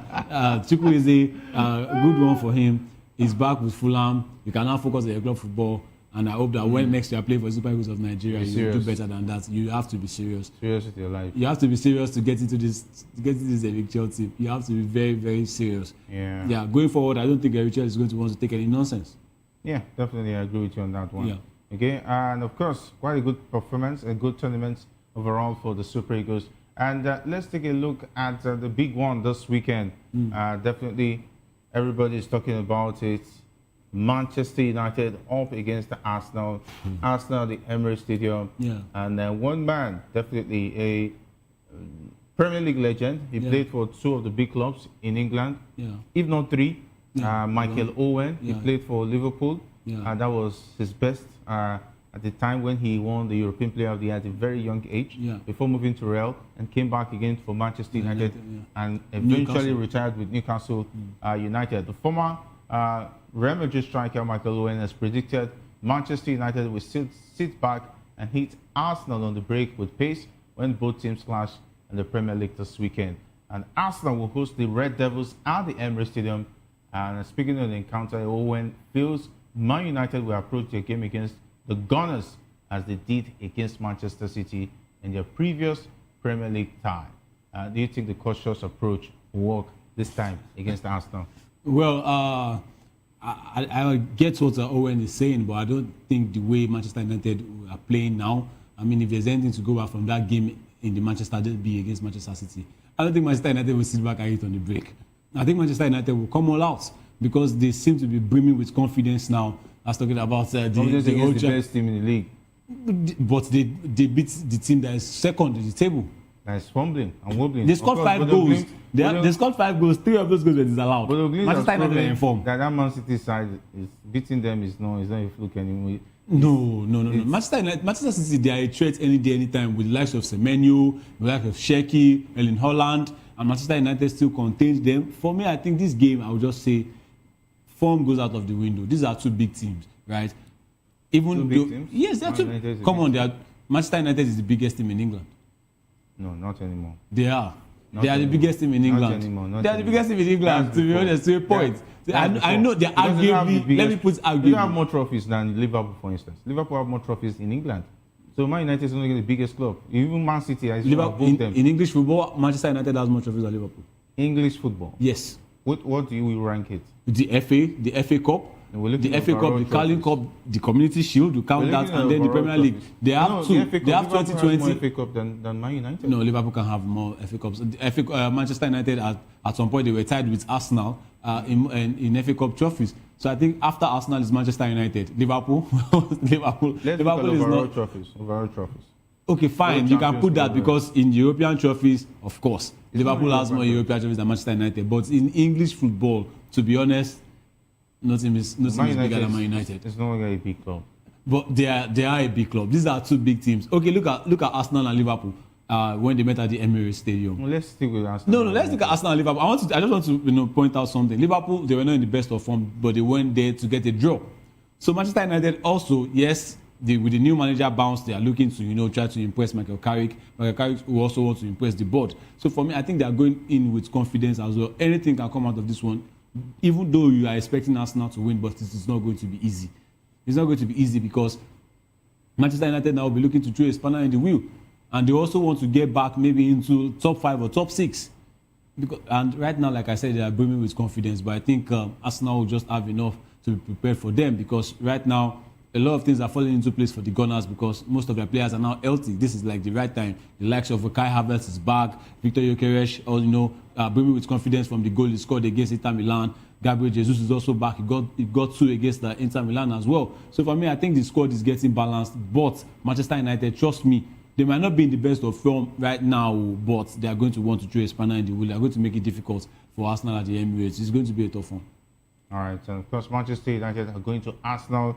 And it's going to be a pretty similar, like the Man City game, according to him.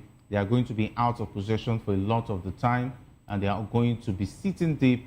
They are going to have pace on the attack. Bryan Mbeumo is back. Diallo is back.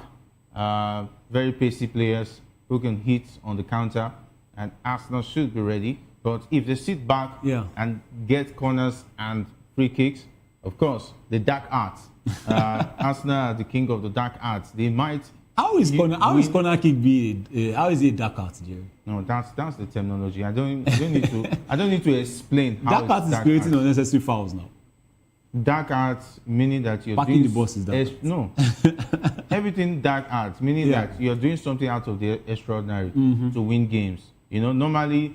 Other teams find it difficult to score via corners and so on and so forth because the other teams are good at defending against them. Let's not forget, in time past, even when Arsene Wenger was living in the early times of Arsenal, Arsenal had problems dealing with dead balls, free kicks, and corners.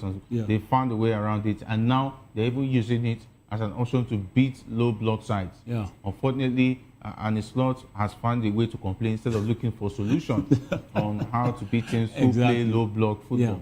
So it will be the undoing of Michael Carrick if he decides to sit back and soak all the pressure while Arsenal is coming at them with all the dark arts in the book. I want to look at that game in the Manchester derby. There was one thing that Manchester United did, and they did really right. They were not looking to play like Manchester City. All they had to do was the basics.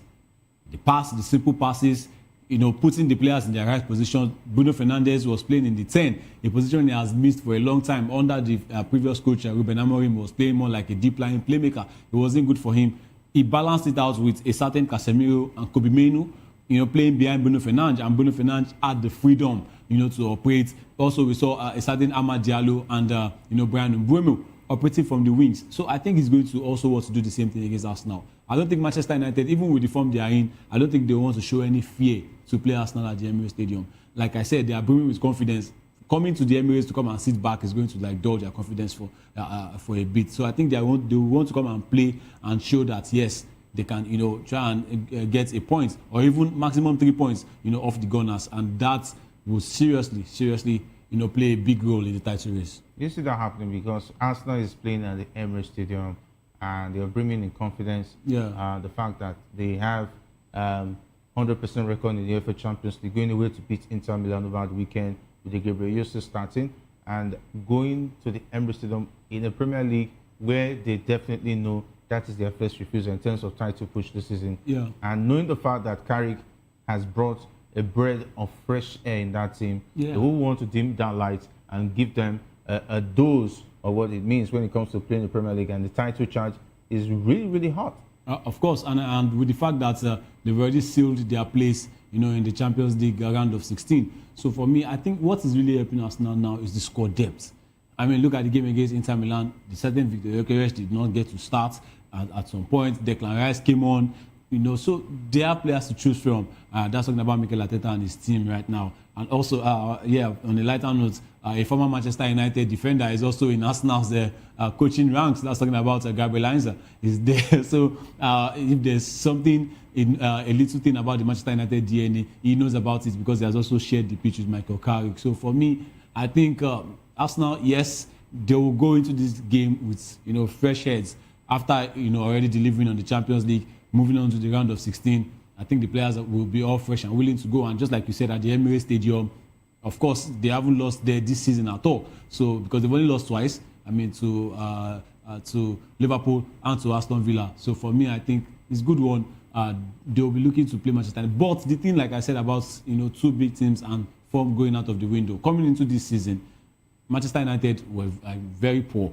We know how they ended last season. But they started this game, the first game of the season, at Old Trafford, and they played us. In fact, let me say they outplayed Arsenal. They were willing to. They were supposed to get that win. For me, I think they were deserved winners on that day. But then Arsenal got the win 1-0. So I think they want to look back at that and say, look, even though it was Ruben Amorim, we can still take some of what he used, some of his tactics that he used in that game, and also try to infuse it into this one on Sunday as well. It's going to be a tough one, but maybe Arsenal might just come through on the day. All right, maybe Arsenal might just come through on the day, and of course it's going to be a big one. And looking at the other fixtures that will be played this weekend in the Premier League, West Ham United up against Sunderland is a good game to start the weekend, and that's on Saturday's fixtures. And there's also Burnley up against the Spurs. Fulham takes on Brighton, as well as Manchester City playing Wolves. They play host to Wolves at the Etihad Stadium. There's Bournemouth up against Liverpool. Bournemouth have always proven to be the banana peel. Now, without Semenyo, maybe it will be easier for Liverpool away at the Vitality Stadium. And of course, on Sunday, there's Brentford up against Nottingham Forest. Crystal Palace versus Chelsea. There's Newcastle United up against Aston Villa. And Arsenal versus Manchester United. And that's the big fixture on Super Sunday. And on Monday, there's Everton up against Leeds United. Taking a look at the fixtures, apart from the Manchester United-Arsenal, United rivalry or derby, if you want to put it that way. Yeah. It's the pick of the bunch for you. I think Newcastle against Aston Villa is another one to watch out for, because Aston Villa themselves, they will look at it and say they are not far away. They are just 7 points behind the Gunners as well. Manchester City against Wolves look like a fixture they will pick easily, because Wolves at the bottom of the table are not doing really well for themselves at this point. And going to the Etihad Stadium is always going to be a difficult task. So for me, I think Newcastle against Aston Villa just before the Arsenal against Manchester United game. I mean, if Newcastle can do the business, Arsenal fans will be happy, and they will say they want to, go ahead and say, okay, they've knocked Aston Villa out. That would be, should they get the win against Manchester United, it will be 10 points if Aston Villa loses at St. James's Park. So for me, I think that game is also a one to watch out for. Yeah, Bournemouth against Liverpool, the return of Milos Kerkesh to the Vitality Stadium. He was signed from there in the summer.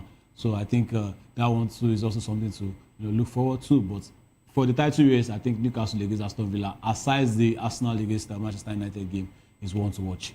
All right, let's look at Chelsea. Chelsea looks like it was not a good day at the office in the Champions League. Just a 1-0 victory courtesy of an Esteville, who definitely we didn't expect that he would be scoring with a header. No, that was Moses Caicedo. Moses Caicedo, I beg your pardon. Being a pick of the bunch, how to score, had to score the goal to make a difference against Parfos. Actually, Parfos came with one game plan I don't understand. You see? They look like they were the ones that wanted to qualify for the round of 16. They came with a big...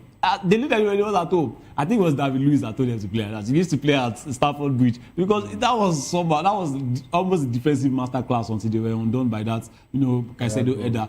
The Chelsea forwards were so frustrated in that game. So that is what it is when you play against teams that just depend on the low block. Once they give you that low block, there's nothing you can do about it. Now they're playing on another side. Who knows how to do it very well? Crystal Palace. Absolutely. But the thing is, Crystal Palace right now, they look like their season is about to be in shambles because you saw what happened with the Magay situation. They let their best defender go. Their striker as well might be on the move. That's talking about Mateta. I think has already told the board that he wants to leave. Juventus are looking, Aston Villa are also looking as well. And then the coach has said some things. At some point, he said the team is abandoned, the team is not being supported, and now that he wants to leave at the end of the season. That's talking about Oliver Glasner. So for me, it's not, and they also lost Eze in the summer as well. So for me, I think it's not looking really good right now for Crystal Palace. Going into Selhurst Park, maybe Oliver Glasner might find a way to, cool the heads of his players and say, look, let us take it game by game until the end of the season. Even with Gay gone, we can still do something with our backline, our midfield, and our forwards. So we can do something with the team.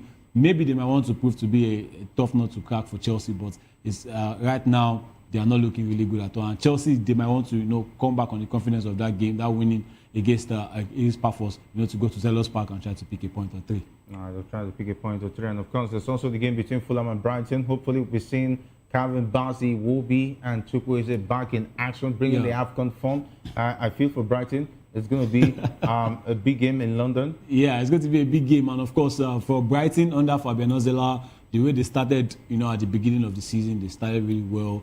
But right now, how Premiership can be, how the Premier League can be. If you are not careful, the teams you might just get to lose like 4 or 5 games. But then they also have an AFCON star of their own. That's talking about Carlos Baliba, who actually did well, with Cameroon at the AFCON. And they also have their good players coming back, likes of Maxime de Koipa, likes of Freddy Cardiolo, and also Welbeck, who is on one scoring form that I don't understand. And at 34, 35, is really doing well. That's talking about the former Manchester United and Arsenal striker. So Fulham Brighton is going to be a good one, yes, but I want to see our Calvin Bassey, who, yes, deservedly in the team of the tournament. It will be who a lot of people were clamoring for to be in the team of the tournament as well, because he had a fantastic AFCON, and maybe Chukwueze will be looking to bounce back. So good one for Marco Silva to have his three players back. I mean, I'm sure he must have missed them a lot. And Fulham Brighton will be an exciting one to watch as well.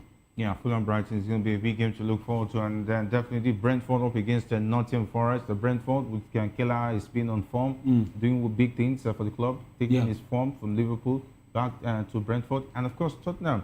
It looks like they're busy in the transfer window. Thomas Frank has plans. Yeah, of course. They just signed up Souza, from Santos. That's talking about the left back, I think, and they're also looking to wrap up a deal for Andy Robertson. They're trying to get a deal for Andy Robertson. I don't know why they are packing full backs, because I think Destiny Udogie and Ben Davies, I think they are injured now. So getting Souza and a certain Robertson, I think it will be good for them as well. And don't forget, they also signed Conor Gallagher. And they're also coming into this game with confidence as well, because they defeated Borussia Dortmund, in the Champions League. Which is huge. Yeah, which is huge for them. It's very, very huge. And, Thomas Frank just gave him, at least he can have a sigh of relief that, look, I still want to hold on to my job. But I think if results don't go their way, maybe in the next 4 or 5 games, I think the Tottenham board will be considering to fire the man. Yeah, they've even fired somebody who went to the final. And for them to fire somebody that even won them a title. Marino, yeah. They even fired the title-winning coach. So who can there's nothing Tottenham can do. What Tottenham cannot do in coach firing. It does not exist. Anyway, let's go back to the Spanish La Liga. Yeah. Real Madrid roared back to life this week, led by superb Vinicius Jr., who is looking to confirm his own resuscitation and that of his team at Villarreal on Saturday in La Liga. Second place Real can move top of the table with a victory over leaders Barcelona, who host Real Oviedo on Sunday, and cross the threat of another title contender at the same time as they head to Spain's eastern coast. Marcelino Garcia's Torals Villarreal at 7 points behind Madrid and 8 off Champions League back Barcelona, and a defeat will virtually write off any chance of a first ever title. So this is a big fixture. Villarreal will fancy their chances against the Real Madrid side that's been having a topsy-turvy season. Though with that win against Monaco, I think you have a rethink that Vinicius has rediscovered himself again at a time Villarreal didn't want him to be in this kind of form. And it's not even helping Villarreal at all, because they also lost to one of, let me say, the poorest sides in the Champions League, Ajax Amsterdam. They lost 2-1, after scoring first in the Champions League, and now they are playing again at home. They lost that game at home, Now they are playing again at the Ceramica against Real Madrid, who got back on track 6-1. They want to get a back-to-back win in the La Liga, after defeating Levante last time out at the Bernabeu. This time, that 6-1 score against Monaco, it is all the confidence you need. I mean, the likes of Kylian Mbappe turning up, Vinicius Junior with, let's count the assist for the own goal, 3 assists and a goal. 4 goal contributions in one game. I think that's good enough for him. He went straight to the manager after scoring his goal. Look, I want to be here. And I think Arbeloa must have said something to him. And now they will be taking out Jude Bellingham also getting on the score sheet. It's good to see the big boys of Real Madrid, getting on the score sheet and trying to steer that team to victory. 6-1 on the night against Monaco. Monaco, with a certain Paul Pogba, now they're supposed to at least be a threat a little bit. They were dismantled by Real Madrid. And I think Villarreal also, they won't be going into that game with all the confidence, even though they'll be looking to bounce back. Like I said, there are 7 points, adrift of Real Madrid and 8 of Barcelona, which might eventually turn to 10 and 11 at the end of this weekend. So for me, I think they will want to do well. I don't know why they actually sold or I think loaned out one of their best players, Ilyas Akomac of Morocco.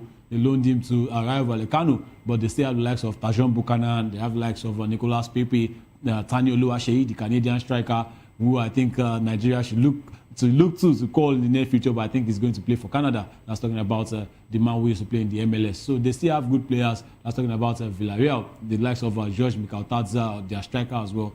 But Real Madrid at this point are the ones brimming with confidence. So I think Real Madrid might go to Ceramica and pick 1 or even 3 points.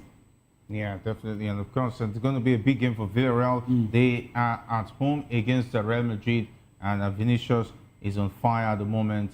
And of course, Arbeloa has been talking tough for his own good. He gets to win this one. But for Villarreal, they will fancy their chances because they're at home. They are also contending for the title, whether they like it or not. Because the point difference between them and Barcelona and Real Madrid looks pretty interesting. And of course, there's also other games to look forward to in the La Liga. There's Levante playing host to Elche, and there's Vallecano taking on Osasuna.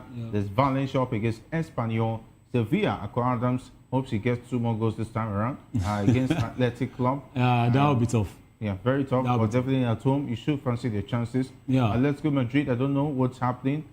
They get to take on Real Mallorca. There's Barcelona up against the Oviedo. This should be a walkover at the Camp Nou, but you never know the Barcelona. Barcelona in form. They are. I know they lost last time out, at the Real Arena against Sociedad, but they bounced back, in the Champions League. They were a bit, I won't say scared. They were not, but they were, giving that alert. They were on high alert against Slavia Prague, but they bounced back. Femi Lopez is in the form of his life, 20 goals and assists in 24 games. For a young boy, now I see why Chelsea actually went to the transfer market to try and buy him for 90 million euros. So for me, good one for Femi Lopez. And the big boys, the likes of Lamine Yamal, Marcus Rashford also stepping up for Barcelona. Right now, at the Camp Nou against the Estadio Oviedo side, another year in Odier, Santi Cazorla, I don't think this has been the best homecoming, so far. But then they will want to prove a test for Barcelona, but I think Barcelona will steamroll Real Oviedo. If all things being equal, I think Barcelona should pick up this one. A win for Barcelona this weekend. I think other teams they want to play catch up. And as for Atletico Madrid, they also want to bounce back to get a win because they drew 1-1 with our own Victor Osimhen's Galatasaray in the Champions League. But they want to bounce back in that game. But well, let's see how this weekend is going to go in La Liga. I think it's going to be a fantastic weekend all around with goals. Yeah, fantastic weekend all around. Of course, Sociedad will play host to Celta Vigo. There's Alaves up against Real Betis, and Girona will be hosting Getafe, the game of the G's. Okay, Girona used to be one of the teams. They were in Champions League at a point in time, but it looks like everything fizzled out. I don't know whether City pulled the funds. Anyway, no, they are still signing players, but it's not as good as those that they had. I think it was just like I don't know, they just punched above their weight. They overachieved and they went to the Champions League. But right now, I think it's back to default settings. But they still have good players now. The likes of Brian Hill, Azzedine Unai, Donny van de Beek. Don't remember he used to play for Manchester United. Don't forget that he used to play for Manchester United. City is not even doing well. He's been struggling. What? Joined City. Was it 2 seasons ago? What's that? Man. I'm trying to remember his name right now. If I remember him, I'll get to it. They got City put Savinho from there. Yeah, that's Savinho used to play. Yeah, Savinho. Savinho. Of course, Savinho was from Girona. Struggling like Girona at City. And they also have decided the Christian Stuani I don't know why that man has not retired yet, but good, his body is still picking up to play. So I think Girona this time, like I said, they are back to default setting. When you overachieve at some point, if I don't get to do it, if I don't get to repeat, the trick, and they're a selling club. They're a selling club. They will definitely let their good players. The City's back pocket. Exactly. Anyway, talking about Manchester City, the manager of the side, Pep Guardiola, is talking. He said that City are tasked with chasing down the best team in the world in Premier League leaders Arsenal, as he launched a defiant defense of his players after a chasing week. City were well beaten by local rivals Manchester United last weekend before suffering one of the biggest upsets in Champions League history away to Norway's Bodø/Glimt on Tuesday. Do you agree with Guardiola? He says that they're going after the best team in the world right now. Arsenal definitely topping the Champions League table, topping the Premier League table. That's the best team in the world, arguably. Overall best in mind games. There's something about Pep. He has a way of pushing the attention from him. That's one thing I like about Pep Guardiola and his press conferences. Calling Arsenal the world best now, sort of put that pressure on them that, okay, if you are the world best, you need to prove to be the world best. Now we are the chasers. At some point, they were at the top of the table. Now they are chasing. I like that from Pep Guardiola. They haven't won a game this year already. In 2026, they haven't won a game in the Premier League. They haven't won. They haven't won a game, and it's so surprising. In 2026, this January is already out. And there's one thing about Manchester City, if you notice, Jerry, they might lose a game and suddenly there's a crack.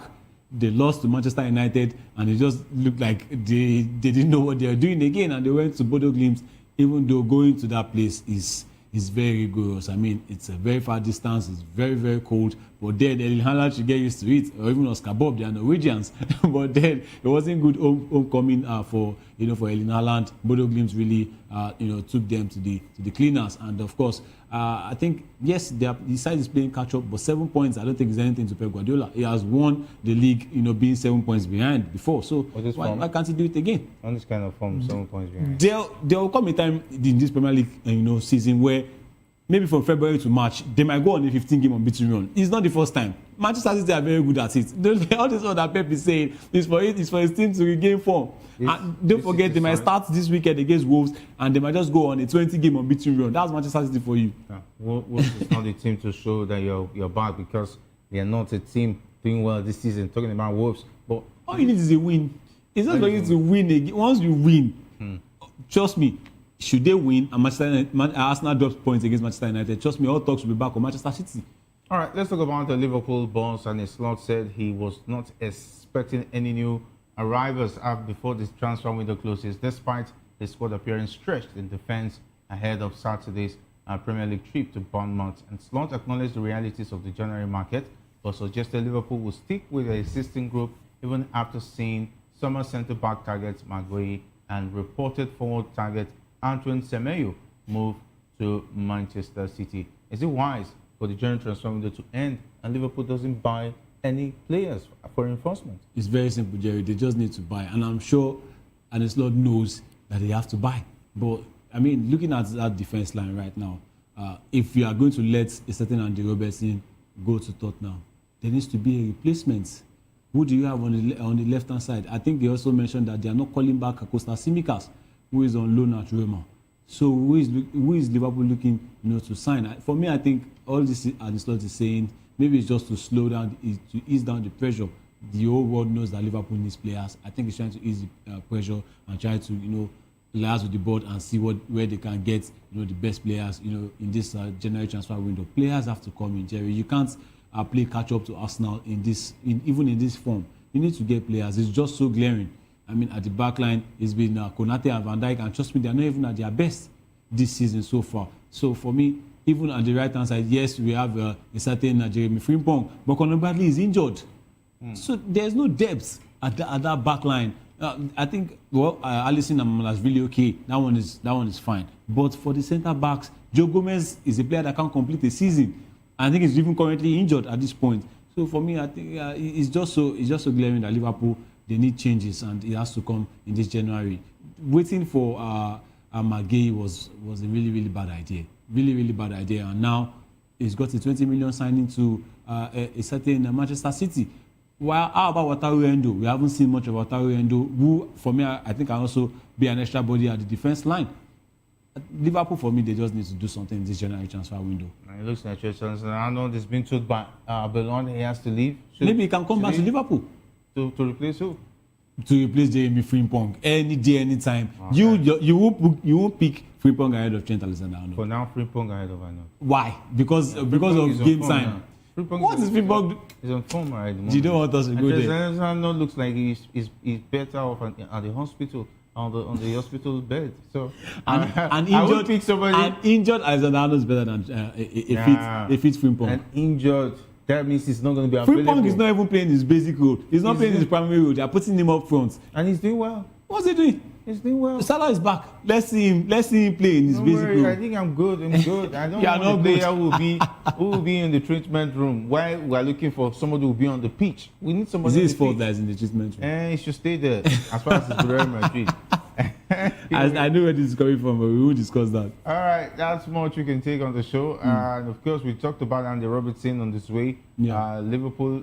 Tottenham is having talks with Liverpool. Yeah. I don't know Liverpool will be interested in letting him go. Now they're having defensive issues. Yeah. It will not be wise to let Robertson go this January, since you're not making any signings. Of course, it won't be wise at all, because even a certain Milos Kerkez might pull up with an injury anytime. Yeah, I'm not saying that's what's going to happen to him, but then it's football.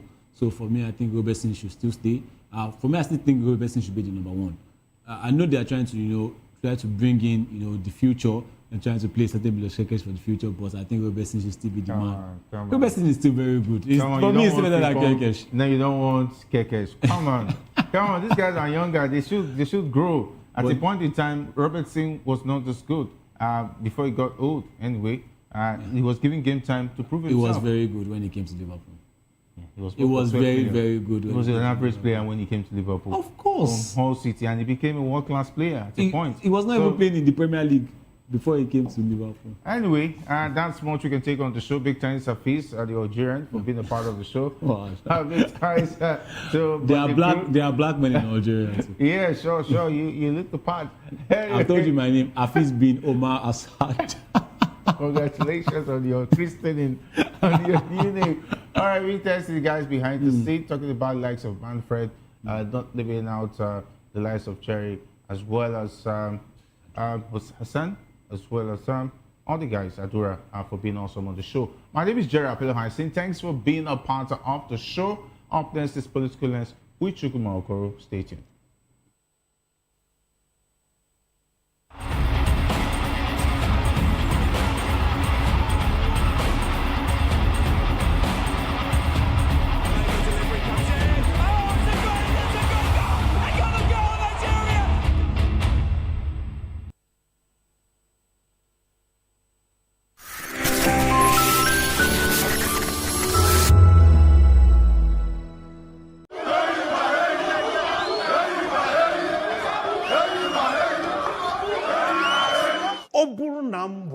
ezigbo nwa afọ Nigeria ka ihe m ga-eme pụrụ iche nwanne m nwoke Adanne m ga-akwụ chim n'eziokwu kwanyere ndị ọzọ ugo ma lekọta obodo anyị anya gbam ụmụnne m na ụmụnna m obodo anyị bụ Nigeria ga-aga n'iru ma ọ bụrụ na anyị jikọta aka kwado ndị na-achị anyị ka ha mee nke ha, anyị ga-emekwa nke anyị. N'ezie ọganihu ga-adị ma ọ bụrụ na anyị na ndị na-achị anyị jikọta aka rụọ ọrụ. Asaa bụ ihe ndị na-achị anyị kwekọtara ha ga-eme ka obodo wee dị mma.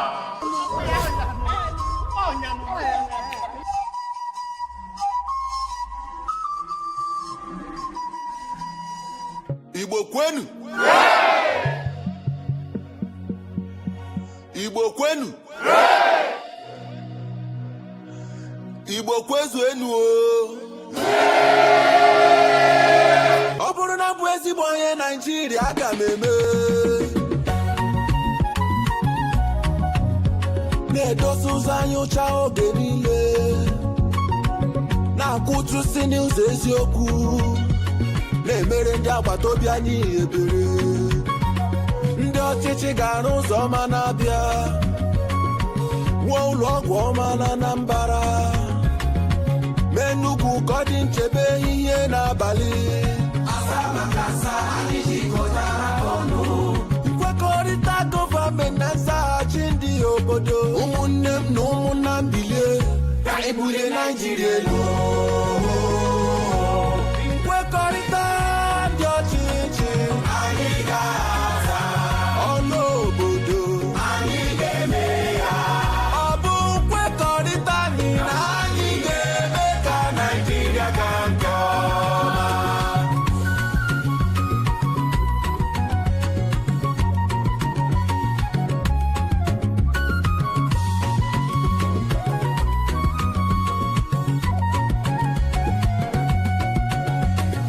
Ọ bụrụ na nchebe gburugburu mebe obibi onye ejide, ndị ọchịchị ga-eweta ahụike.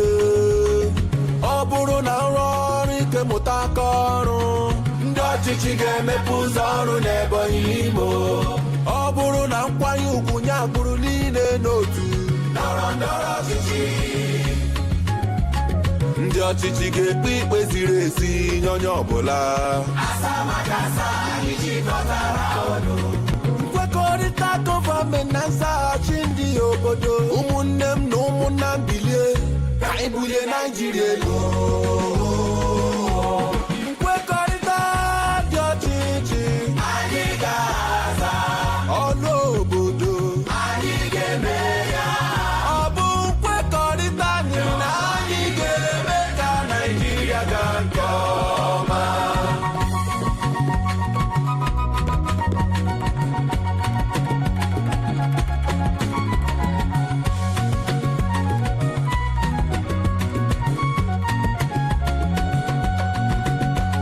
Asamakasa anyị jikọtara ọnụ. Nkwekọrịta gọọmenti na nzaghachi ndị obodo. Ụmụnne m na ụmụnna m bilie ka anyị bulie Naịjirịa elu. Naịjirịa mara mma o. Naịjirịa obodo mmanụ aṅụ na mmiri ara ehi na-asọ. Ụzọ ọma o, ụlọ ọgwụ ọma o, ebe obibi ọma o. Igbo ndị ọma pụtanụ ka anyị ọlịba. Onye agbakwala nke nwanne ya gbara. Let's go! Abia, Anambra, Ebonyi, Enugu na Imo. Anyị na-ekwe nkwa na anyị ga-eso ụzọ asaa na asaa ndị na-achị anyị wepụtara.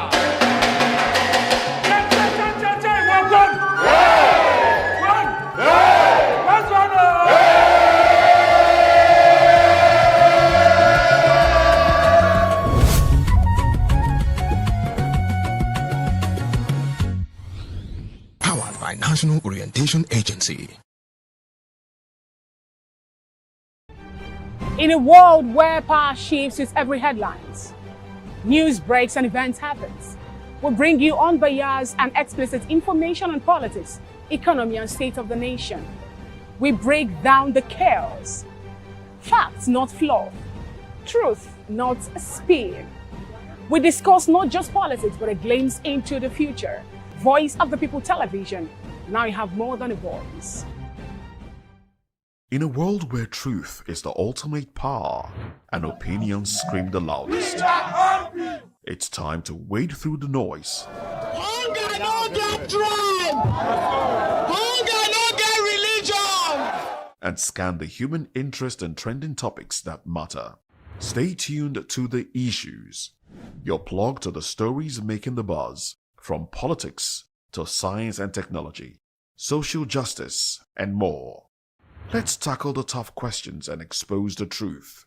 The Issues on Voice of the People Television, Mondays to Fridays, 8 to 9 p.m.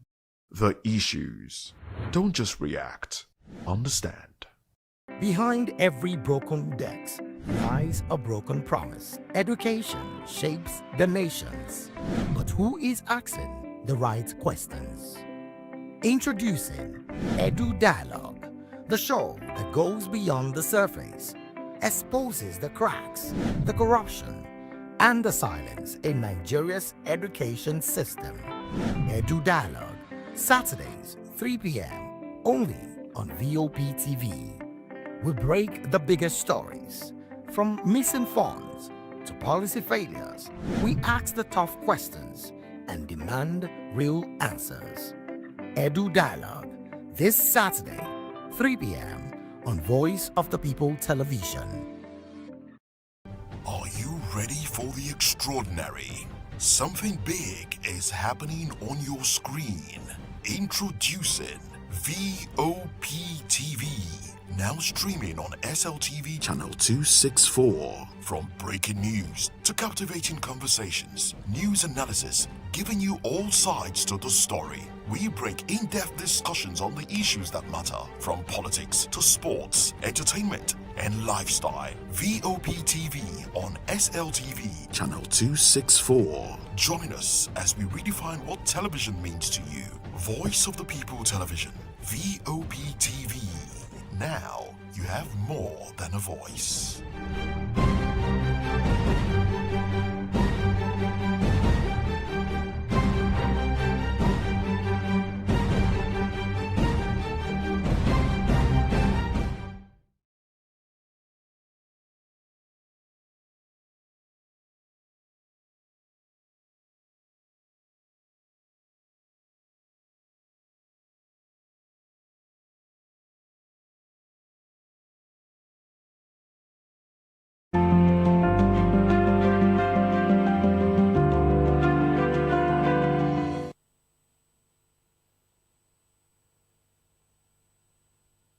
Hello there, good evening, and welcome to Political Lens. This is Voice of the People Television, and I am Chukwuma Okoro.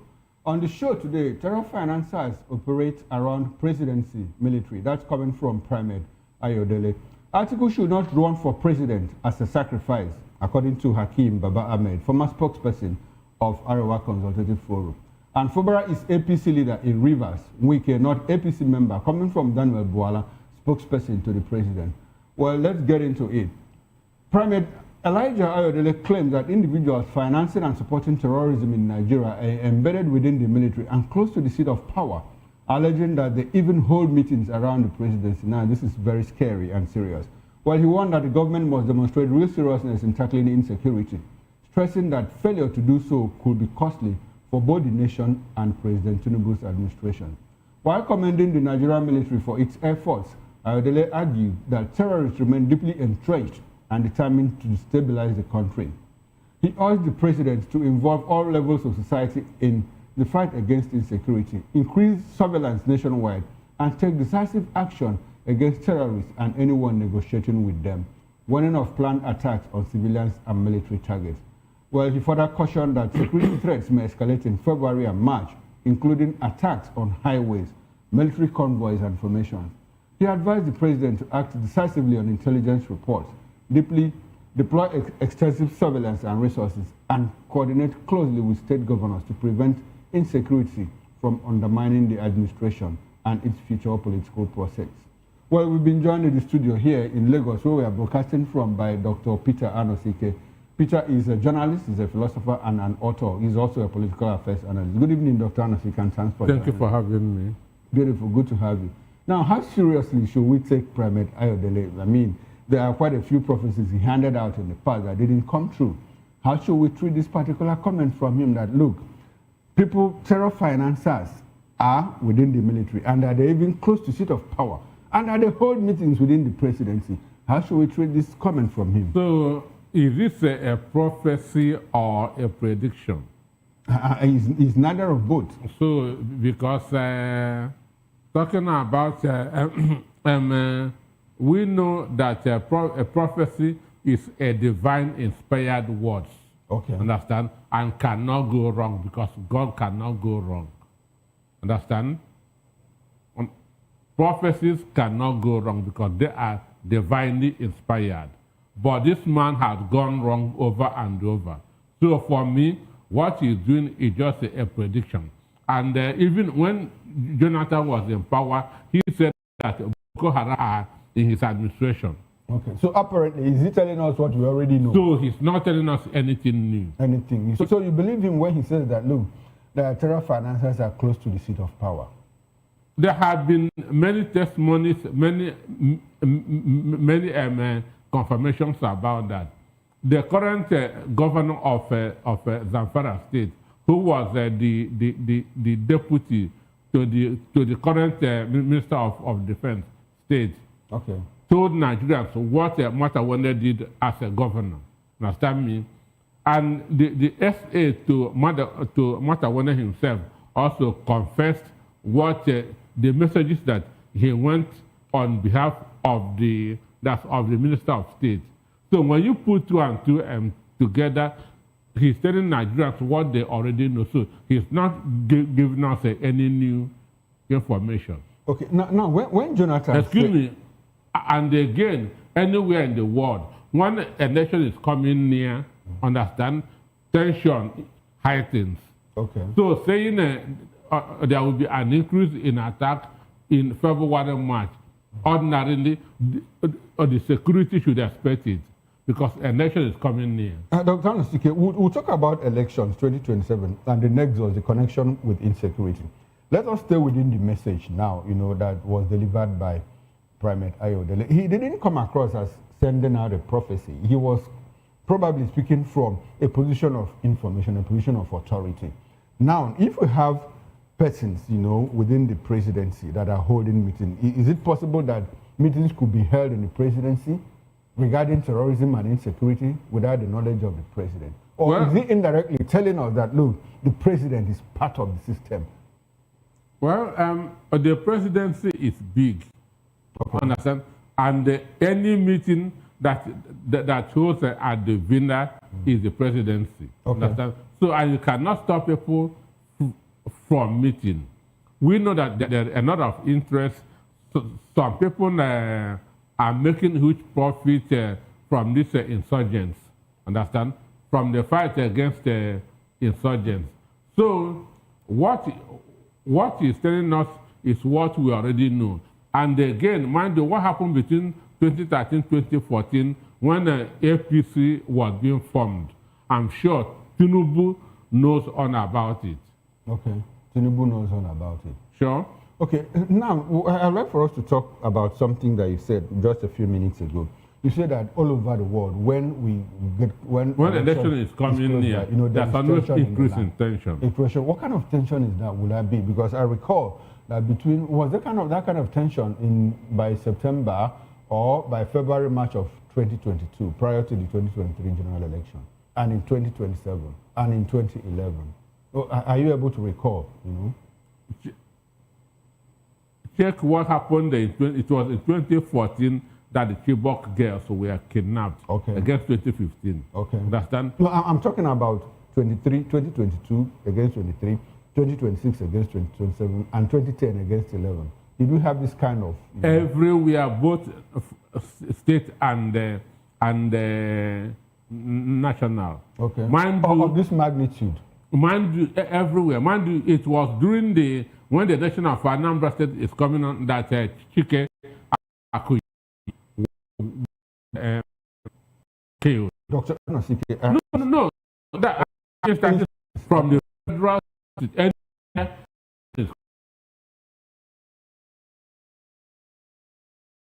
There are activities. No, the operational war there is all over the world. And I understand that in recent times, since 2014, we have had this issue in of the hiding United tension. States, you can see Donald Trump 2 times attempt at assassination. Okay, during his return and not during the first time? During his return. And which was when? Just like 2 years ago. Yeah, I'm trying we are trying to interrogate the concept of all over the world. All over the world. Is it a norm or is it a recent development like we see in Nigeria? I understand that from 2015 we have had that, especially when some people said, look, if we don't win an election, we are going to make this country ungovernable. And you cited the Chibok girl instance, which is valid, and what we are seeing now. 2007, Obasanjo declared the 2007 election do or die, remember? Okay, but so was that some kind of heightened tension that we see now, where people are killed in their numbers? When someone said this election is going to be do or die, understand? So that's what goes with the spirit of elections. Okay, and according to the global happens.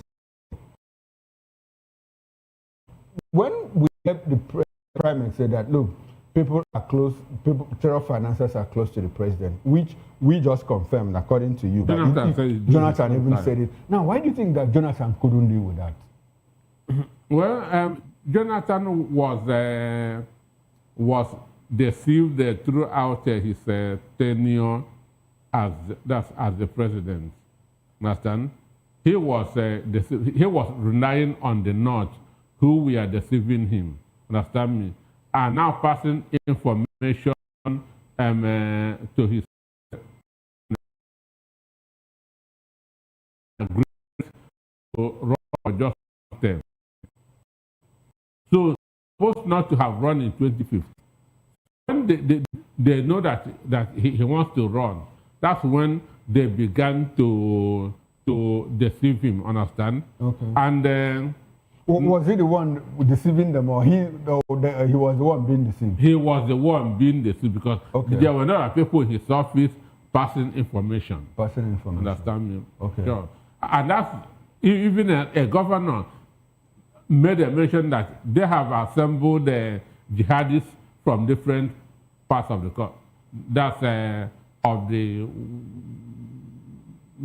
world. Different parts of Africa. As a matter of fact, didn't that happen? It happened now. Okay, it happened. So were they still deceiving him if it was in actuality?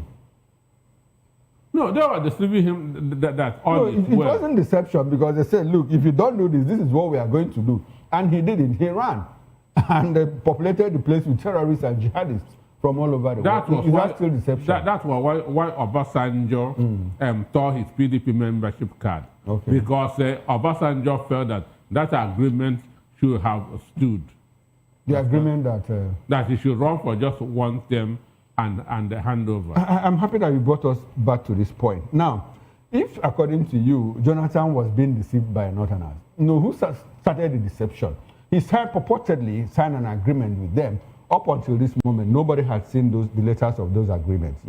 It was only Babangida Aliyu that came out to say, yes, there was an agreement that he would do only one thing. Obasanjo said it. Okay, Obasanjo said it, but nobody provided written evidence or document, to back it up, even Jonathan himself. And up until this moment, Jonathan has not clearly told Nigerians, oh, there was an agreement, oh, there wasn't an agreement, and I was being misquoted. Now, if we rely on the fact that, look, he tried to, breach an agreement, was he the one deceiving them, or were they the ones deceiving him? One, he reneged on the agreement, understand? And they now decided to also deceive him. Okay. And, because those working with him were passing information, understand, to the different parties. Mind you, the national chairman of PDP at that time was holding meeting with Tinubu. But former Governor Muazu. Muazu of Bauchi State. Sure. Okay. So that was why Jonathan was unable to deal with the problem of, heightened insecurity at that point. Yes, and mind you, the Turkana jet that he paid for, United States refused to release it for him.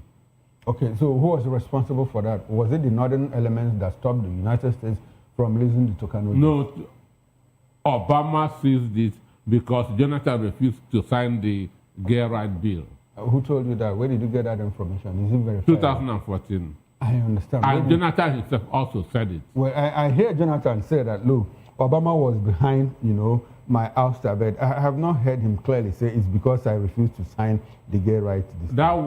It was at that point that Jonathan turned against him and began to use John Kerry that's as a front. Obama turned against him and started to use John Kerry, who was the Secretary of State at that point in time. People have debunked that idea that John Kerry was surreptitiously working for the Obama administration. He held meeting with the United States governors. That when he came, exactly my point. Now, they said that when he came to Nigeria, he didn't even go to Abuja, that he came to do something different here in Lagos. And he did not hold meeting with the United States Yes, the APC people are debunking that meeting. They said that meeting never held, that they never held any meeting with him. Do you believe APC? So who do I believe now? Because John Kerry has not told us that he held meetings with anybody. John Kerry held meeting with 19 state governors at the time, understand? Okay. A week, including PDP governors at that time. Sure, because none of them was with him. Okay. Understand me? None of the northern governors were in support of him. Okay, now before let's not travel far so that we can maintain focus on the topic of discussion. Now, will it be fair to attribute Jonathan's ouster, to northern elements, when in actuality we know that the problems started from the south, where he comes from, where Amechi led 5 other governors, to the NPDP, what they call the NPDP, that formed the nucleus of what was APC then, what became APC then. Will it be appropriate to blame the northern elements for Jonathan's ouster? One, a lot of things, a lot of factors worked against him. Okay. Understand? Number one, the defection of the new PDP, which included Atiku, Saraki, and Kwankwaso. Amechi? No, it was at that time that Kwankwaso that gave Buhari about 2 million votes. Okay, that didn't amount to anything because, that was in 2015. 2015, yeah, Kwankwaso was the incumbent. Okay. That time, it was at that point that the CBN governor then was sacked, Sanusi. So the whole Kanu mobilized against him, even though we know that a lot of those votes were underage. Okay, a lot of those votes were underage. I wanted us to interrogate the votes coming from Kanu because even last general election, Kwankwaso couldn't give himself up to 1 million votes. But he gave Buhari 2 million votes. He scored 900 and something thousand votes in Kano. I'm talking about Kwankwaso. So how does that explain our voting pattern? No, I'm telling Those you. votes, are they real or are they just written? Are they manipulated? What do you think? One, I said, and a lot of them are in the north, underage vote. I have monitored elections in different parts of the northern states. Exactly my point, that they voted. So, they voted, Okay. understand me? And when they voted in 2015, Kwankwaso was able to deliver 2 million votes to Buhari. Yes. But in 2023, when he ran himself, he couldn't even make up to 1 million votes. So what happened to the other 1 million? Because then there were divisions. Okay, there were divisions. Understand me? In 2023, there were the divisions. Some were supporting APC, some were supporting PDP, then some are supporting him. But in 2015, they were one. Okay, they were united. And mind you, Sanusi was sacked at that time and replaced with Emir Fende. Okay. Understand me? So there were anger against him. Okay, against Jonathan. All right, now the surge in terror. Let's come back to our main topic of discussion. The surge in terror since the Christmas Day bombing of Sokoto is exasperating, if you don't mind. Now, as a matter of fact, some have tried to create a connection, more like a nexus, between what is going on currently, and 2027, part of what we have been conversing about now. Do you think that this thing, the whole surge now, the kidnap of over 170 Christian worshippers in Kaduna State, what has happened in parts of Kano State, and in other parts of the country, especially North Central, does it have anything to do with 2027? You already said that, look, when we get close to elections, that tension gets heightened. But I want us to discuss it within the backdrop of what even United States has done. Looks like these people are not even scared, and they are calling the bluff of President Trump of the United States. What do you think is happening? Is it all about perpetuating an agenda, or is it all about election? Which one will it be for you? One, government has led a very bad precedent by paying ransom. So abduction has become a lucrative business, understand? Abduction has become a very lucrative business, and once you pay, you continue paying. Okay. So our government has made that mistake by paying ransom. So they are going to start paying. They'll continue paying, understand? So, and the abduction of the Chibok girls was done to make Jonathan government to look bad. To show that it is weak, to show that it's incapable of protecting the lives and property of the people. Okay. So the same thing, understand, that is also a factor here, understand. Then the lucrative business here, understand, of abduction and paying ransom, And then calling Donald Trump's this thing, bluff. Sure, understand. Okay. So these are other factors. Okay, so calling his bluff, is it not suicidal? Because he has threatened again and he's coming back to Nigeria. God have blessing. He should come back. Okay, you think he should come back? He should come back.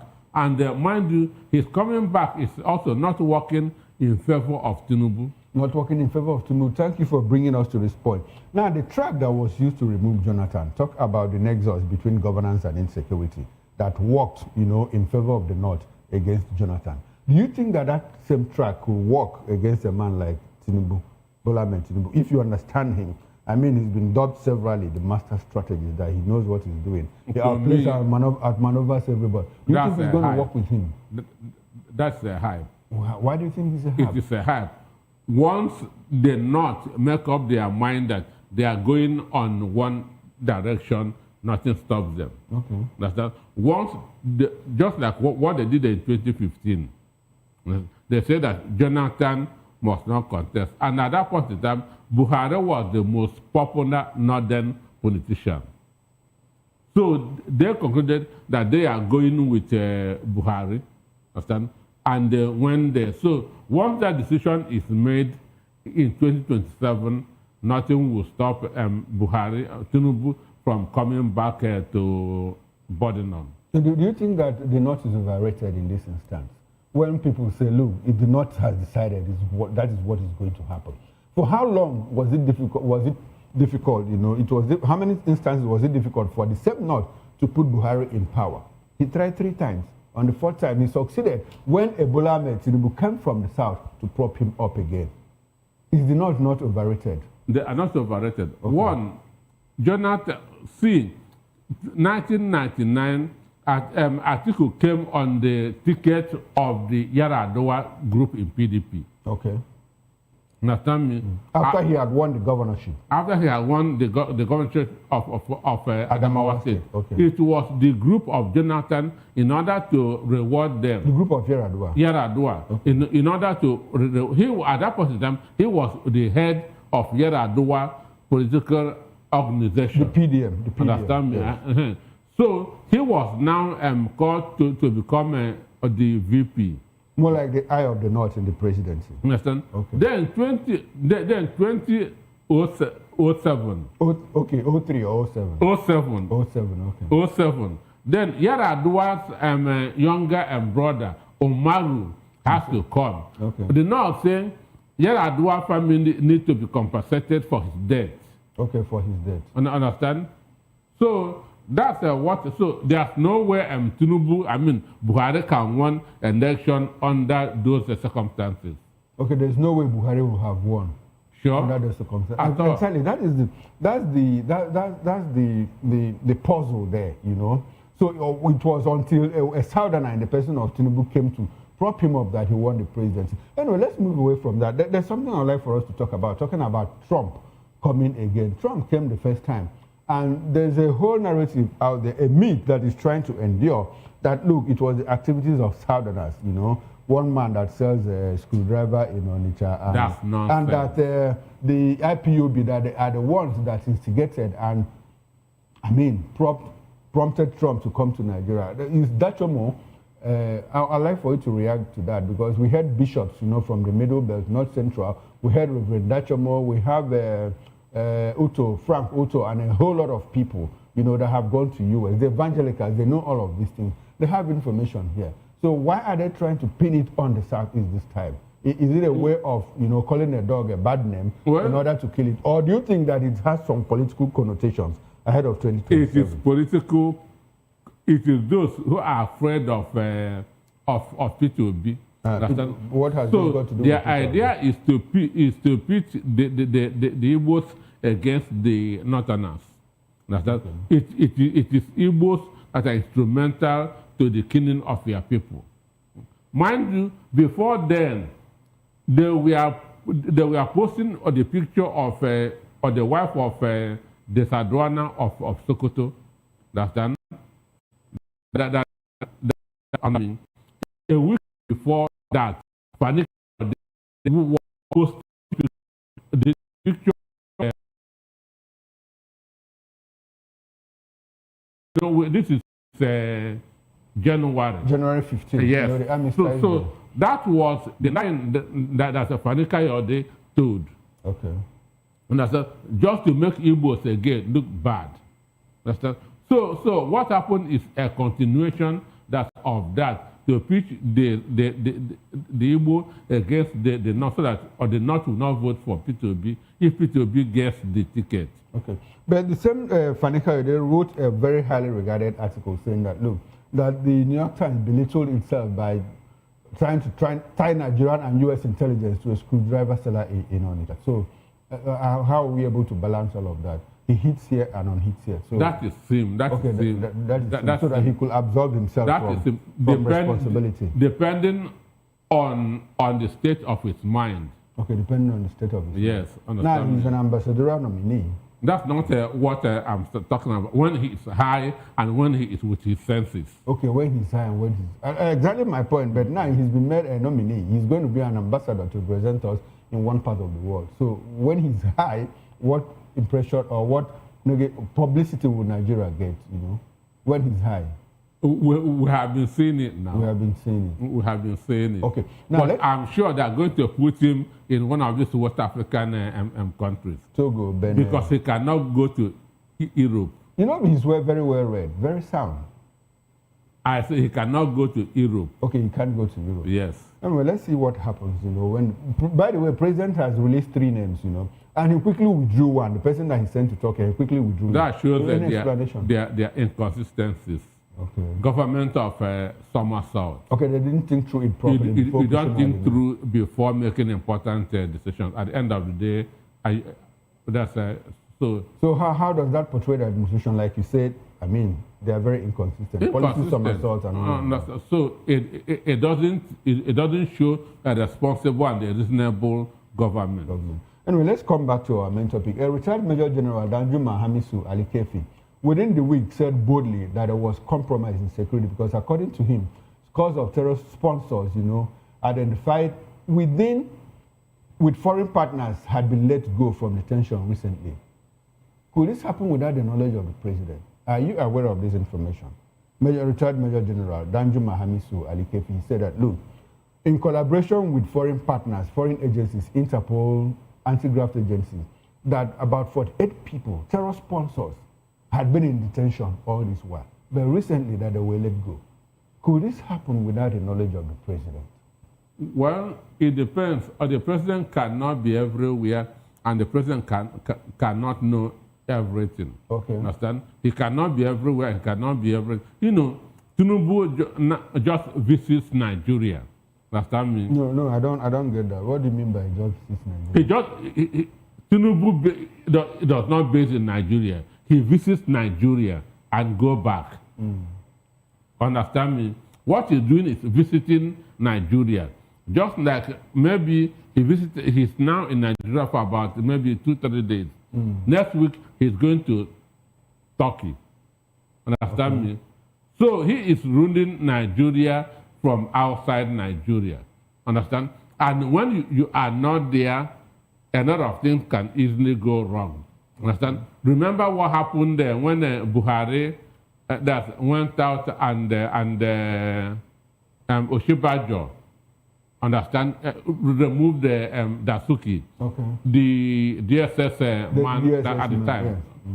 So you can be president, but when you are not there, things have the capacity of going wrong. Okay, so let's excuse the president because he's not always available, according to you. I said he visits Nigeria. He visits Nigeria, meaning that he's not always available. He is not based in. This is the first president in the world that doesn't base in that visits his country. Dr. Anosike, if after 365 days, you know, in a year, a man spends like 3 months outside, will you say that he's a visitor to his country? Tinubu is a visitor to Nigeria. Okay, that's your own assessment. Yeah, yes. Okay.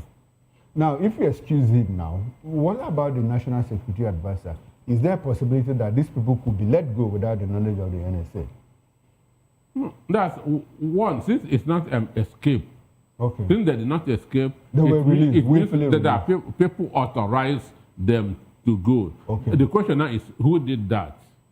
Understand? Who is in the position to do that?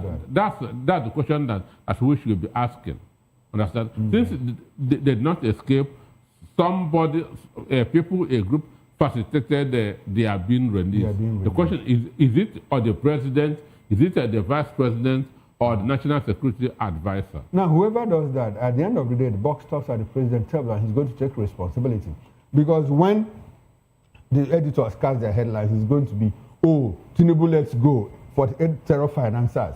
They are not going to mention the officer that was in charge. He's going to take the blame.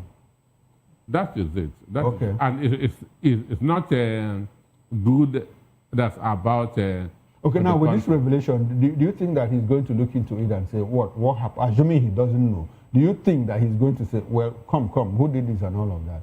Well, he has somebody, he has his national security advisor to give him all of this information. Sure. If you consider everything now about the release of these terror financiers and all of that, do you think that the president might be pandering to some interest, just to retain power in 2027?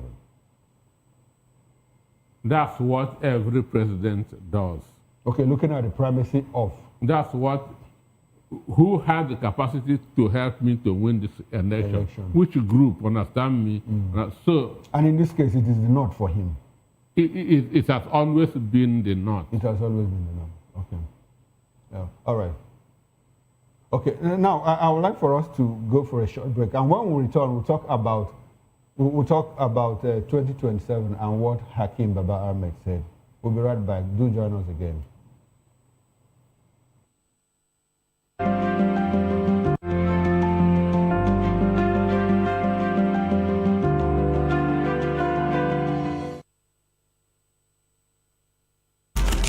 In a world where power shifts with every headline. In a nation full of questions.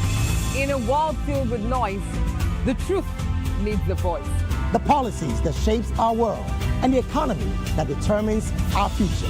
Every hour, every day, the grapevine keeps buzzing. And together, we are committed to telling the stories that shape our world because your voice is our focus. Don't forget, our voice matters the most. Let us come together and share our concerns.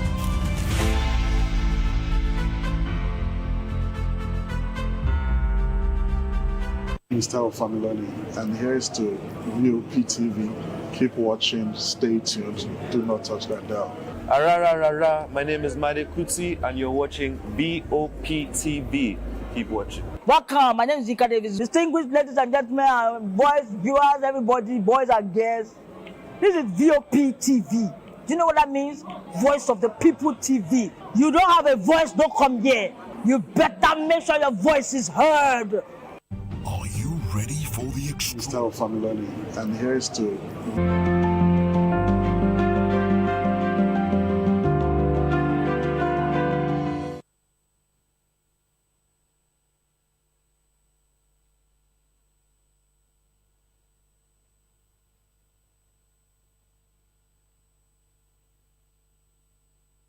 Hello there, welcome back and thanks for staying with us. And if you are just joining us, this is Political Lens on Voice of the People Television. Now, before we get into the second topic of discussion, I would like for us to go to Ikeja, where the Lagos Police Command has launched what they call Ban to Boost Community Engagement. Now, the Nigerian Police Force, Lagos State Police Command, has officially launched its Lagos State Command Police Force Ban, marking a new chapter in community engagement and ceremonial excellence at a colorful event holding in Ikeja right now. So we are going to connect with our live crew outside to bring you feeds into what is going on in Ikeja now.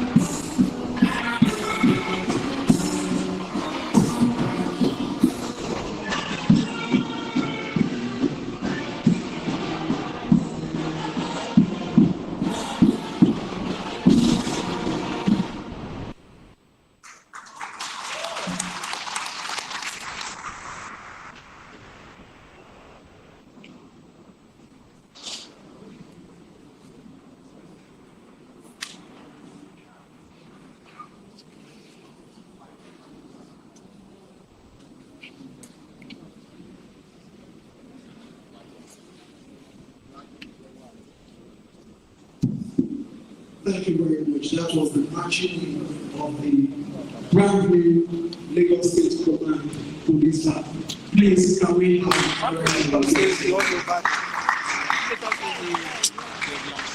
Thank you very much. Looking at their instruments, I can personally identify some instruments that I know that we do not have.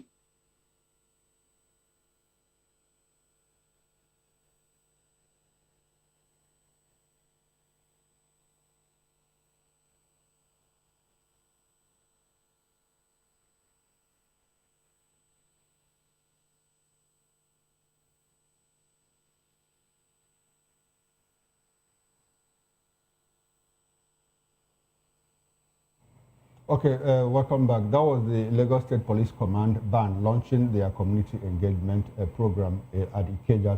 We apologize deeply for the poor quality of the video, and unfortunately, that's how much you can take of that event. Now, let's come back to the studio where we still have Dr. Peter Anosike, who joined us, and we'll get into our second topic of discussion.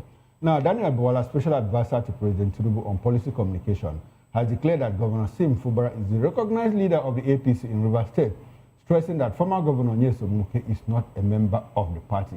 He noted that while Wike may retain influence within the PDP in Rivers, he has no authority or standing in the APC. Speaking amid the impeachment moves against Fubara, Bwala said the APC's position is clear. The governor must be allowed to govern without interference.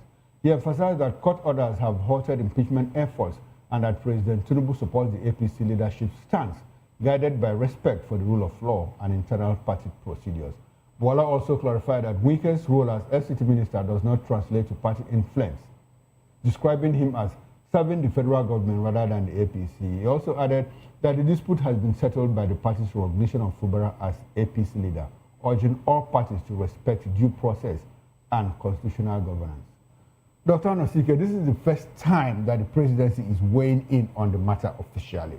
Every other comment that we have heard from fringe people, outsiders, Peter Ayodele Fayose, Felix Moka of the APC, Ibrahim Bala of the APC, and all of that, Governor Hope Uzodinma. This is the first time that the presidency is making what looks like an official comment on the matter of impeachment. What does that represent to Nyesom Wike and Sim Fubara?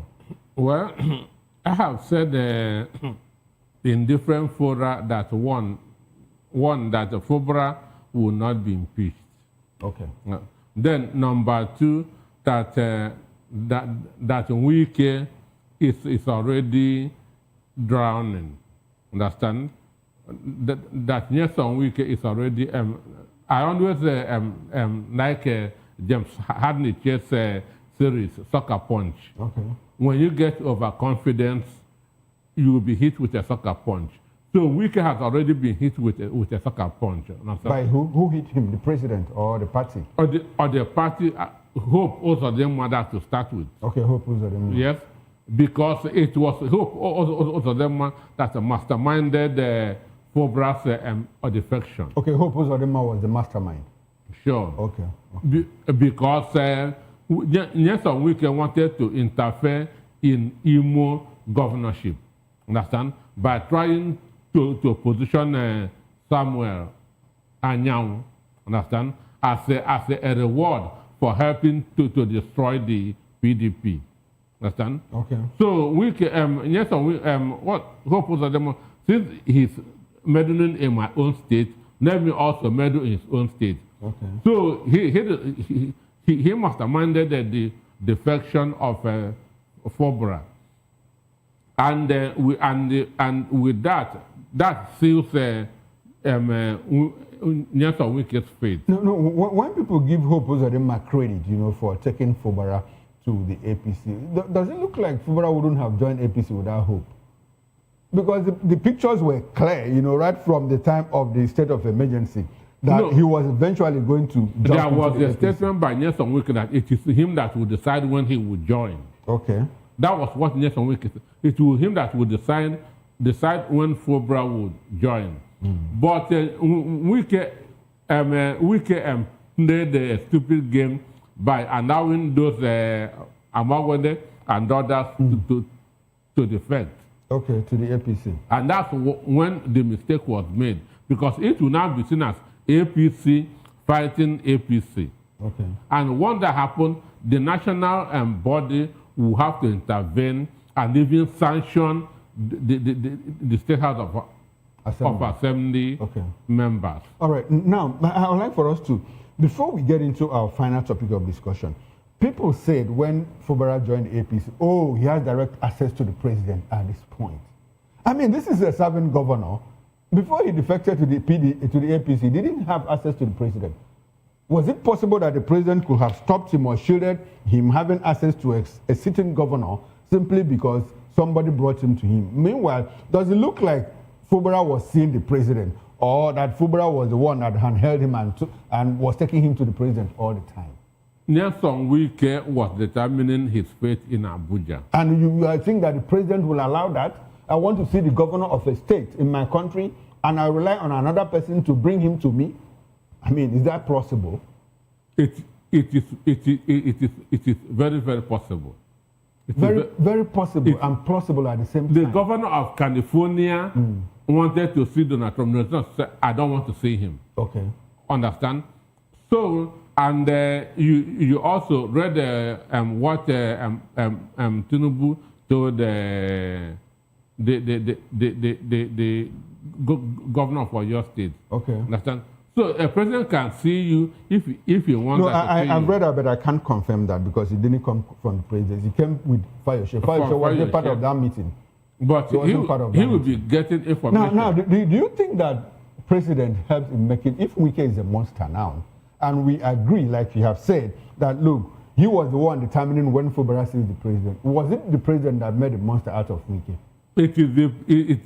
Wike is already a monster. Okay. Understand? Okay. Right from time. Okay. Then Tinubu now added to it. Okay, amplified his position. Understand me? As a monster. Sure. But everything has come to an end. Everything has come to an end. By now, he will know where he. Okay, he's licking his wounds now. Do you think that Wike will join the APC before 2027? Even whether he joins or did not join, Fubara'S is now free. Okay, Fubara'S is now free. That's the most important thing. Okay, we'll come back to this discussion another day. Dr. Hakeem Baba Ahmed has urged former Vice President Atiku Abubakar not to contest the 2027 federal election, presidential election, describing it as a necessary sacrifice for Nigeria. Well, he argued that former President Muhammadu Buhari's 8-year record has weakened the chances of any northern candidate and warned that another northerner could face strong public resistance. Baba Ahmed advised Atiku to instead use his influence, experience, and northern support base to help build the ADC and back a different candidate. Well, allow him to shape his own direction and influence and who eventually emerges as the candidate. He also suggested that an Igbo presidential candidate such as Peter Obi could strengthen a coalition by combining southern popularity with northern votes. Baba Ahmed criticized the APC's strategy of absorbing politicians, insisting that poor performance, not defections, could cost the ruling party's 2027 general elections. Now, do you think that Atiku will hold this call to step aside in 2027? Well, Baba Ahmed is saying his own opinion. His own opinion. Constitutionally, Atiku can contest if he wants. Okay. Understand? If he wants, then he can vie for the ticket. Then the Nigerians will now decide whether to vote for him or not. Okay. Understand? But by next year, he will be 80. Okay. Understand? By next year, he will be 80. And in today's world, if you watch a president of many countries... How old is the idol, Donald Trump? 78. 78. Okay. Understand me? Okay. But just like Donald Trump, Atiku is strongly built. Okay. Even at 80, he's still more healthier than Bola Tinubu. Well, I wouldn't know. Do you have a medical report or from what you see? From what we have been seeing. What you have been He seeing. has a gift of that good health. He will be 80, but he's not looking 80. Okay. Understand me? Just like Donald Trump. How old is the president? How old is the president? President Bola? Are we talking official or unofficial? Which one do you have? Well, somebody I believe in so much said that Tinubu is 86. Okay, somebody that you believe strongly. Yes, and this person is from Ishekiri. Bonami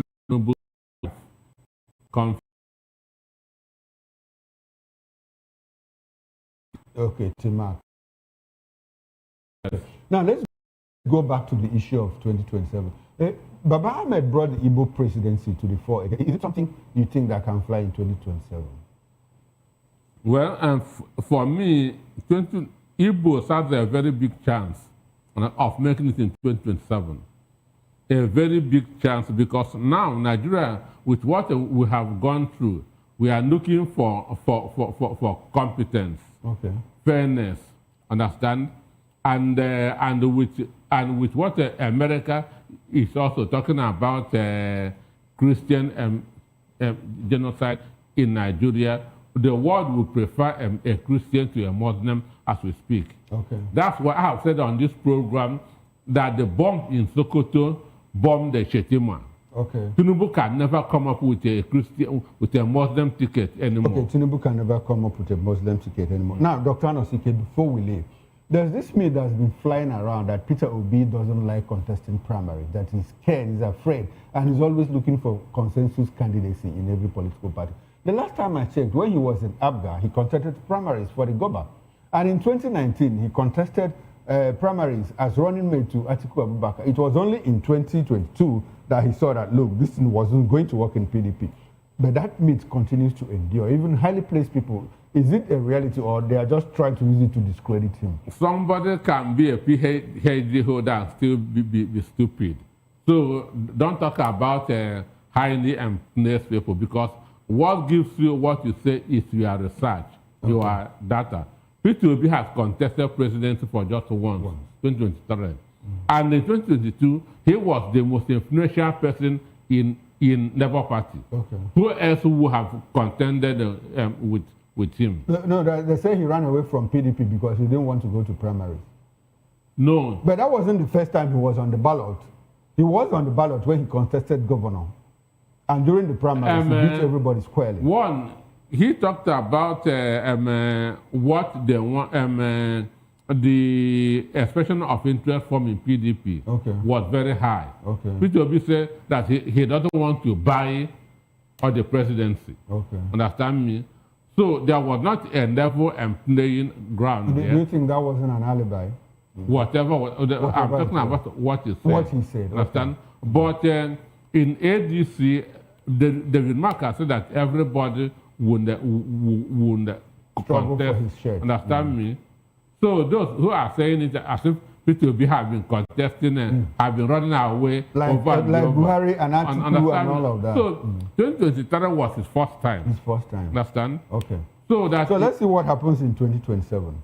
Now, this would be a good place to anchor this conversation. We've been speaking with Dr. Peter Anosike, philosopher, journalist, and author, as well as political affairs analyst. Thank you very much, Dr. Anosike. I appreciate your time and attention. Thank you for having me. And I hope that we can do this some other time.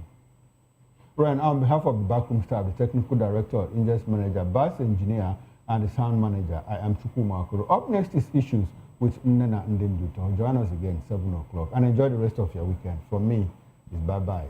See you on Monday, 8 o'clock on the morning show.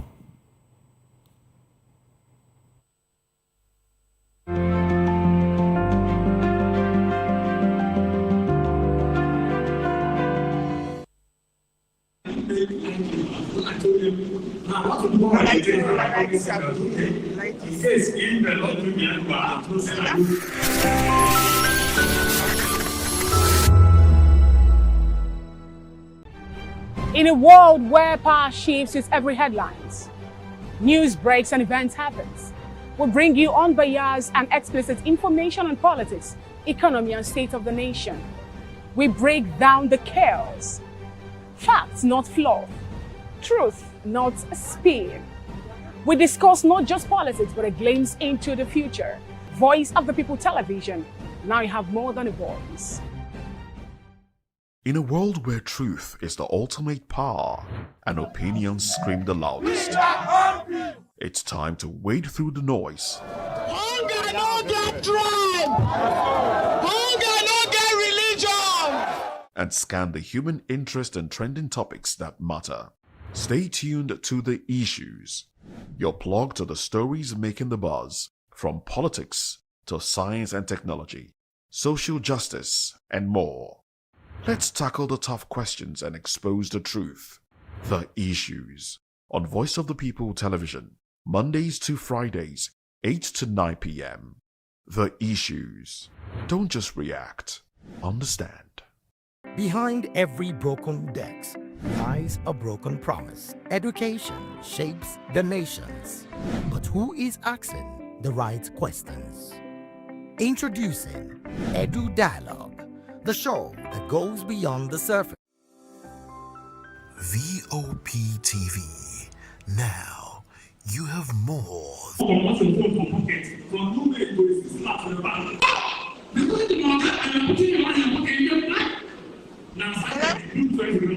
Good evening, and we're live at the Lagos launch of the Lagos State Command new band, and about 36 instruments are being launched today. We have so many dignitaries here. We have the SSG to Lagos State government. We have the Command Commodore, the officer.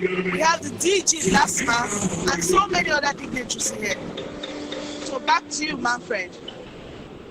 It's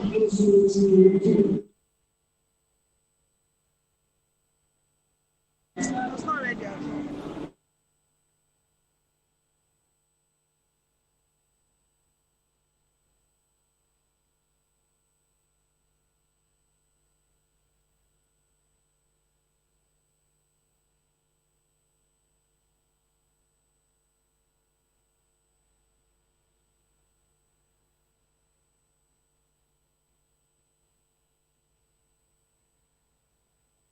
I don't get that alert.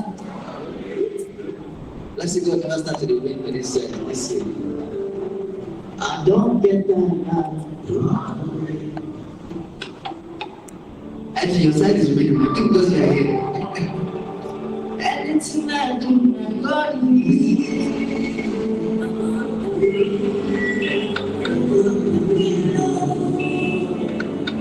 anything I do, God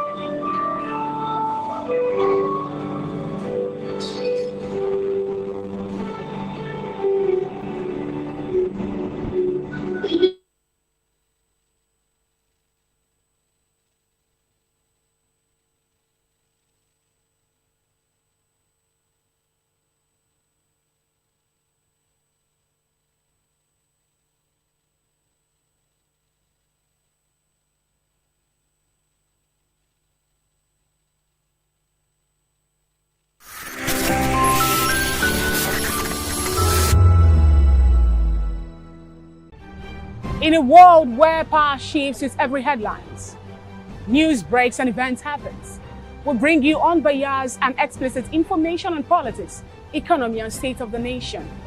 We break down the chaos. Facts, not fluff. Truth, not spin. We discuss not just politics, but a glimpse into the future. Voice of the People Television. Now you have more than a voice. In a world where truth is the ultimate power and opinions scream the loudest, it's time to wade through the noise. Hunger no get tribe! Hunger no get religion! And scan the human interest and trending topics that matter. Stay tuned to The Issues, your plug to the stories making the buzz, from politics to science and technology, social justice, and more. Let's tackle the tough questions and expose the truth. The Issues on Voice of the People Television, Mondays to Fridays, 8 to 9 p.m.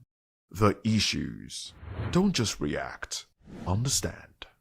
Behind every broken desk lies a broken promise. Education shapes the nations.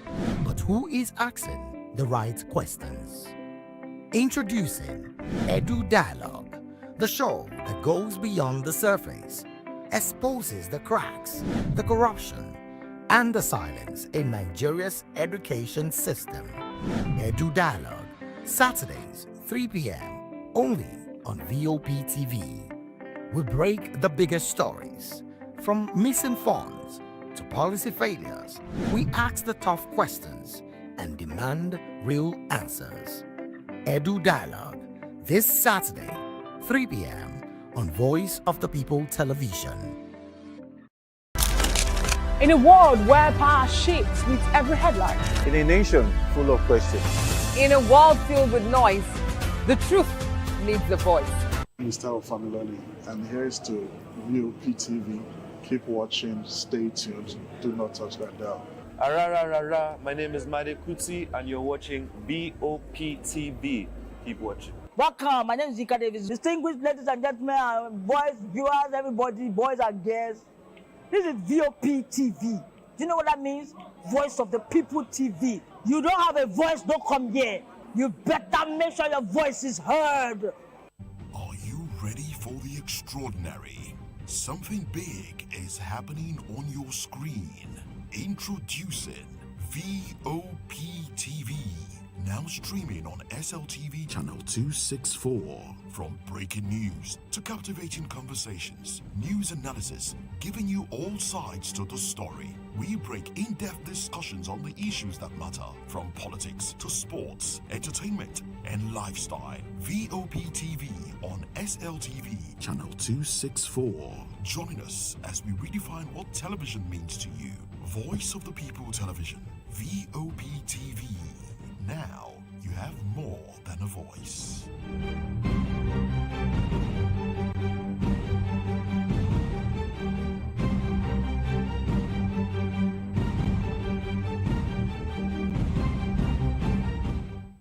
In a world where truth is the ultimate power and opinions scream the loudest, it's time to wade through the noise. Hunger no get tribe. Hunger no get religion. And scan the human interest and trending topics that matter. Stay tuned to The Issues, your plug to the stories making the buck.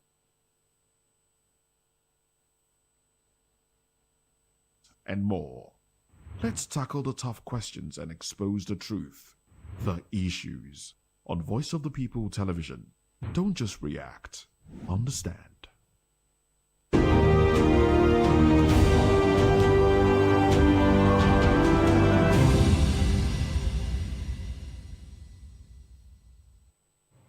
Hello Nigeria, it's another exciting episode of The Issues on Voice of the People Television, where we bring you the most important and pressing issues shaping our nation today.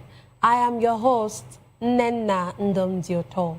Today on The Issues, we're examining the complexities of Nigeria's politics and governance. From Tinubu approving ambassadors to US, UK and France, to Buala insisting that Fubara'S is APC leader in Rivers State and saying the Wike is not an APC member. Also, IPAC 6 scrapping of state electoral commissions. And finally, the HQ urges Nigerians to stay alert in public places. Join us as we break down the fact and provide context to help you stay informed. We'll take a short break, and when we return, we'll dig deeper into these topics. Don't go away.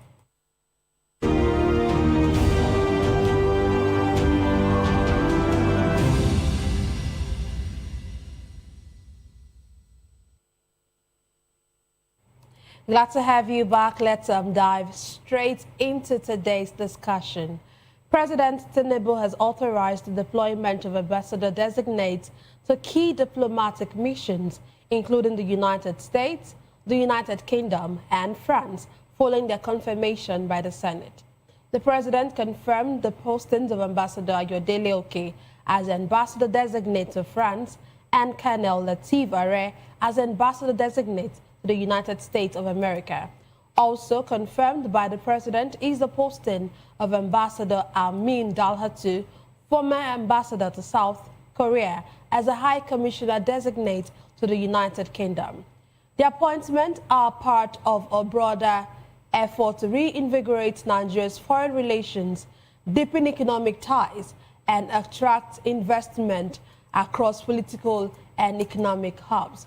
Officials say the new invoice will help advance Nigeria's interest on issues ranging from trade and security cooperation to climate action and multilateral engagement. Today, I'm delighted by a guest that we have in the studio. We have Elvis Elimihele. He is a public affairs analyst and, of course, a senior journalist. Thank you very much for joining us, sir.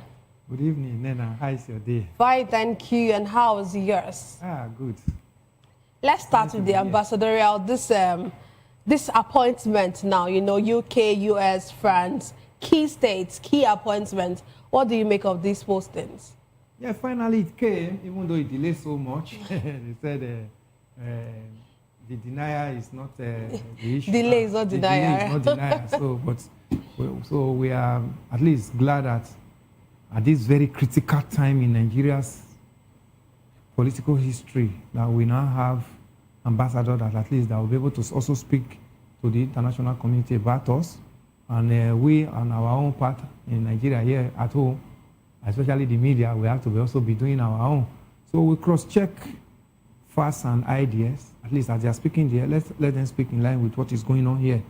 So my concern is about the persons. At least we have seen that some major countries now that Nigerians have some good relationship with have gotten an ambassador. So it's just for them to get to that country and submit their letters to respective country for acceptance. Well, we saw, especially, I'm concerned about the retired Colonel Are, that is Latif Are, that is going to the US, because you know what we are going through at this moment now. He was a retired military officer, and he was at the time the DG of SSS, and he has been a very, very polished officer, and I believe he should be able to, step into it because he has a very large shoe. He's not a career diploma, note that, but because one would have expected as this situation we are now, most of these countries, Nigeria would have sent in a career diploma that would be able to at least know the rudiment of the job they are going to do.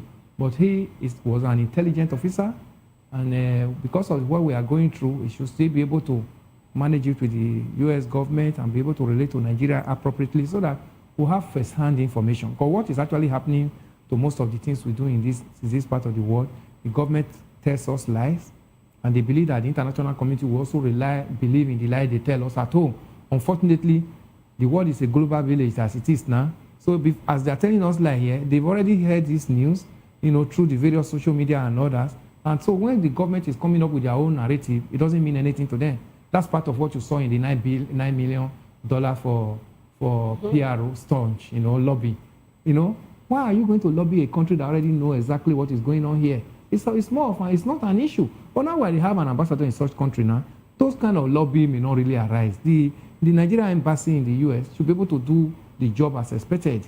So I think retired Lieutenant Colonel Are should be able to step into that shoes very well. He has a very bogus shoe to step in. But let's see what goes on from there. So you're actually saying that Colonel Latif Are's designation is like a square hole in a square peg in a square hole? Well, because it's not a career diplomat, I may not really use that word. But coming from his background, an intelligent officer, somebody who have actually been the head of SSS for a long time too, he knows much about intelligence and the others. I know we also know how to present issues. What Nigeria is going through now is more of intel. We need to be able to work with the international community to be able to unravel some of these things that are happening. You will believe with me now that since 25th of December, when we have that missile strike in Sokoto State, the rate of insurgency has increased. So with all this one that is going on, one will now begin to, is it that we are not doing our own part of it, the bargain, or the government is just overlooking it the other way? So if we are not measuring up, these people that are actually now representing us over there, they should be able to also speak with their host country and say, this is our problem. Even if the government is not seeing it that way, they should be able to speak the truth to issues, because the problem that brought us to where we are now is that the people in government keep denying issues, keep telling Nigerians, lies, not coming out transparent. So many things are covered up that we don't hear, they don't want us to hear. But this ambassador should not tell that lie because they are in a more civilized environment now that on eating the truth, and that will make them to become very irrelevant to their responsibility in that country. So they should be able to, toe the lines that will be favorable to Nigerians at this time. He said from where he's coming from, his background is good, but saying square peg in a square hole because he's not a career diplomat, I will not be too comfortable to use such words. Okay, let's look at Ayodele Oke, because some persons have actually, sort of looked at the fact that he's going to France, of all places, and then, especially with the antecedent that he has about, so, and then it looks like, why is he being taken to France? Just can you speak to that? What do you think about that particular designation? Well, the president, for me, I don't even think the president of Nigeria would have even need an ambassador in France, because he's small. He's an ambassador in France. If you want to toe that line, I would have even said, well, Ambassador, the man, Ayodele Oke, it does not really have much job to do. Most of the job he will be doing is just to go and welcome the president and help him to pack his bag again as he's going back, because France has become the president's second country since he came into power. But if you look at, he was director of NIA sometimes in this nation, and you know what happened?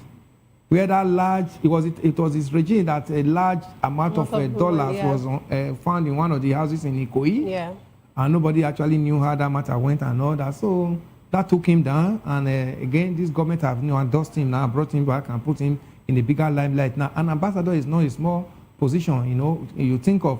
And for him to be posted to France, I think probably the president needs somebody that is close to him, is from the same race with him, probably, so, to me, he's going to do a lesser job, because the president is always there, but at all time, he should be ready to host the president and give him a fine stay. But for anything that has to do with diplomatic relationship, Nigeria already has a very good diplomatic relationship with France since this president came in.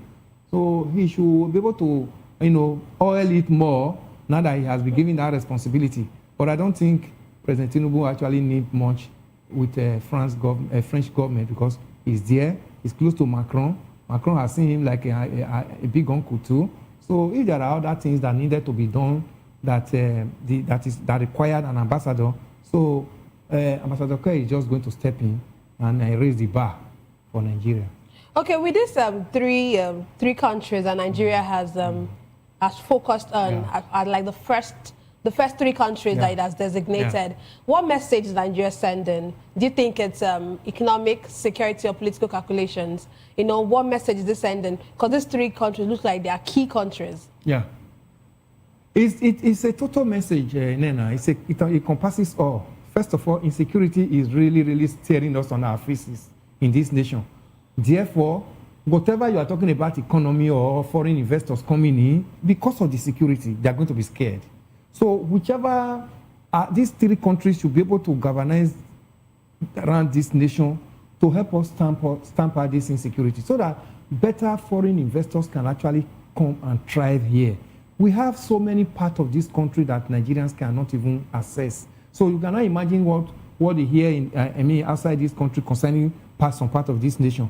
And if you when you are talking about foreign investors, especially when they are coming to become manufacturers, when you manufacture your product, you need to be sold. You cannot be saying that, because of insecurity, you are now limiting yourself to a certain part of the country, and the other part of the country actually needs your goods and services. So we need this insecurity to be stamped out in every nook and cranny of this nation, so that whoever is coming in to invest in Nigeria is investing in Nigeria and not investing in a section or a part of this nation. So the ambassadors that are sent out to these three countries need a total job for this nation to be done with their respective country for this nation. Whether it's insecurity, whether it's economy, whether it's I don't want to go on all those area of grants and aids, because we are rich here. We're supposed to be able to take care of some certain things, but we need just a comfortable environment, a conducive environment for us to be able to bring in foreign investors, to also tally with our local investors, to give the economy a boom, so that Nigeria, you and I can have good job, and Nigerians can actually have good means of livelihood, so that be able to take care of their responsibilities.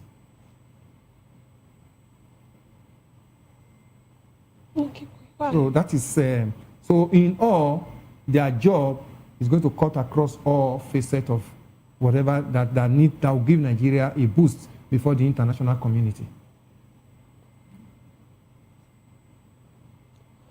Okay. Okay, I know you've spoken a bit about this while you were responding to your questions, but I think I want to actually elaborate more on it. What should Nigerians expect from this, this diplomatic relationship that the ambassadors will be bringing? What should we expect? What are the tangible outcomes that should really come out of this?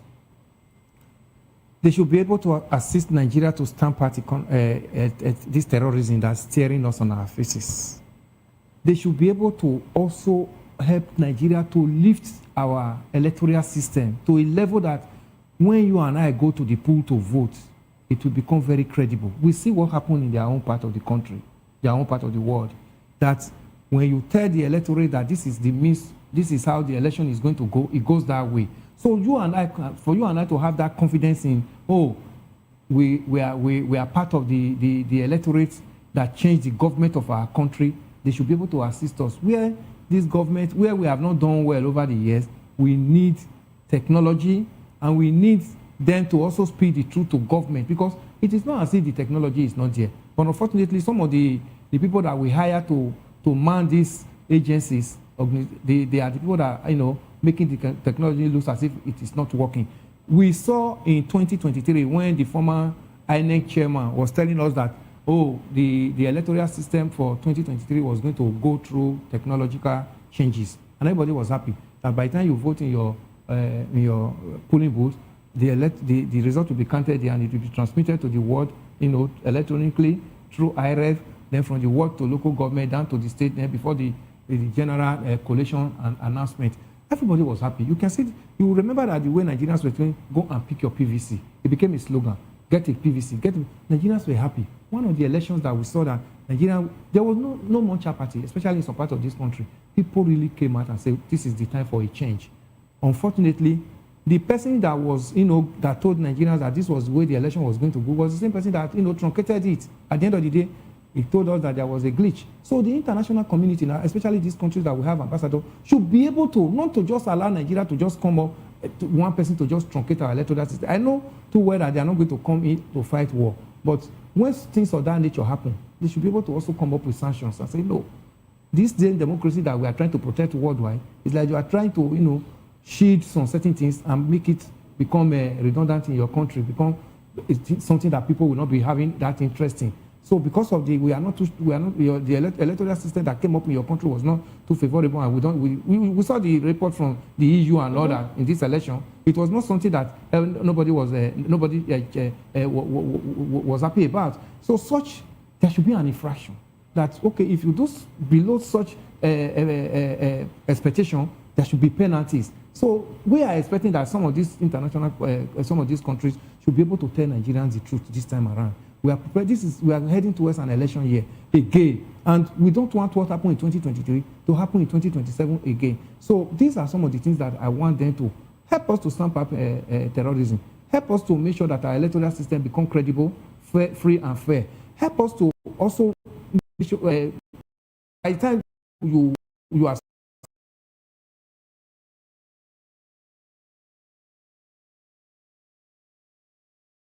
here. We have so many things that foreign investors are interested in. This is a very good country for mining. We have so much minerals here. Then it's a very large country that whatever you bring into Nigeria, you are ready to make very high say.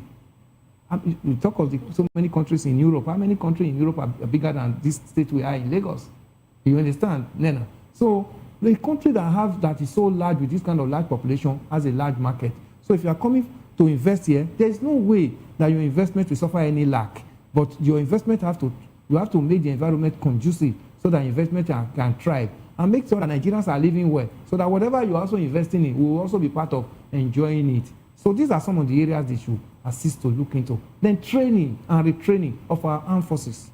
We need it, because as it is now, the warfare is no longer like just boots on ground alone. When you saw the Christmas Day strike in Sokoto, there were no U.S. Army in Nigeria. That technology was just, programmed somewhere, and he did what he's expected to do. We need such. So that training and the training of Nigerian Armed Forces, then assisting us to get this modern equipment as expected, so that even if they help us to fight this terrorism, and they eventually leave, you know too well that we need to maintain that stand that we already got in, so that we'll not go back to where we are coming from. So if you are leaving, we must be able to also key into some of your technology, some of your training that you have given to us, so that we'll be able to maintain the peace that you have left for us as you are pulling out. We are not calling them to come and remain in Nigeria, infinitively, because this is not their country. Come and assist us, stamp it out, then train us too. Let us also benefit from your sophisticated equipment and training, so that we'll be able to maintain it even when you are leaving. Some of these things are what I'm expecting some of these ambassadors to be discussing with their host country, especially when they have proved to us that they are more advanced than us.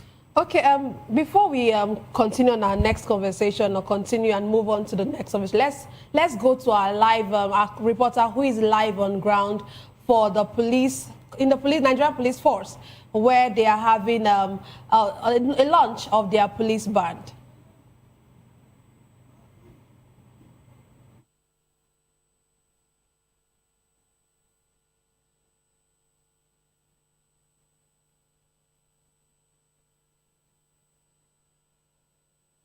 Good evening, and we are live at the official launch of the Lagos Police Band here at the Police Officers and Wives Association Hall to celebrate the police officers as they launch 36 World State-of-the-Art Band.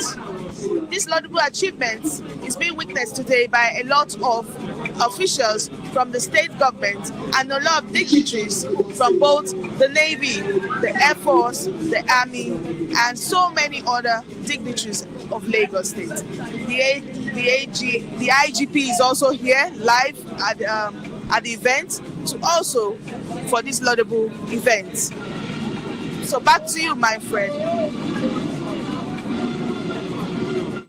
It's Command Police Band. What's the essence? Can you just tell Nigerians the reason for this launch, and what is this band supposed to achieve?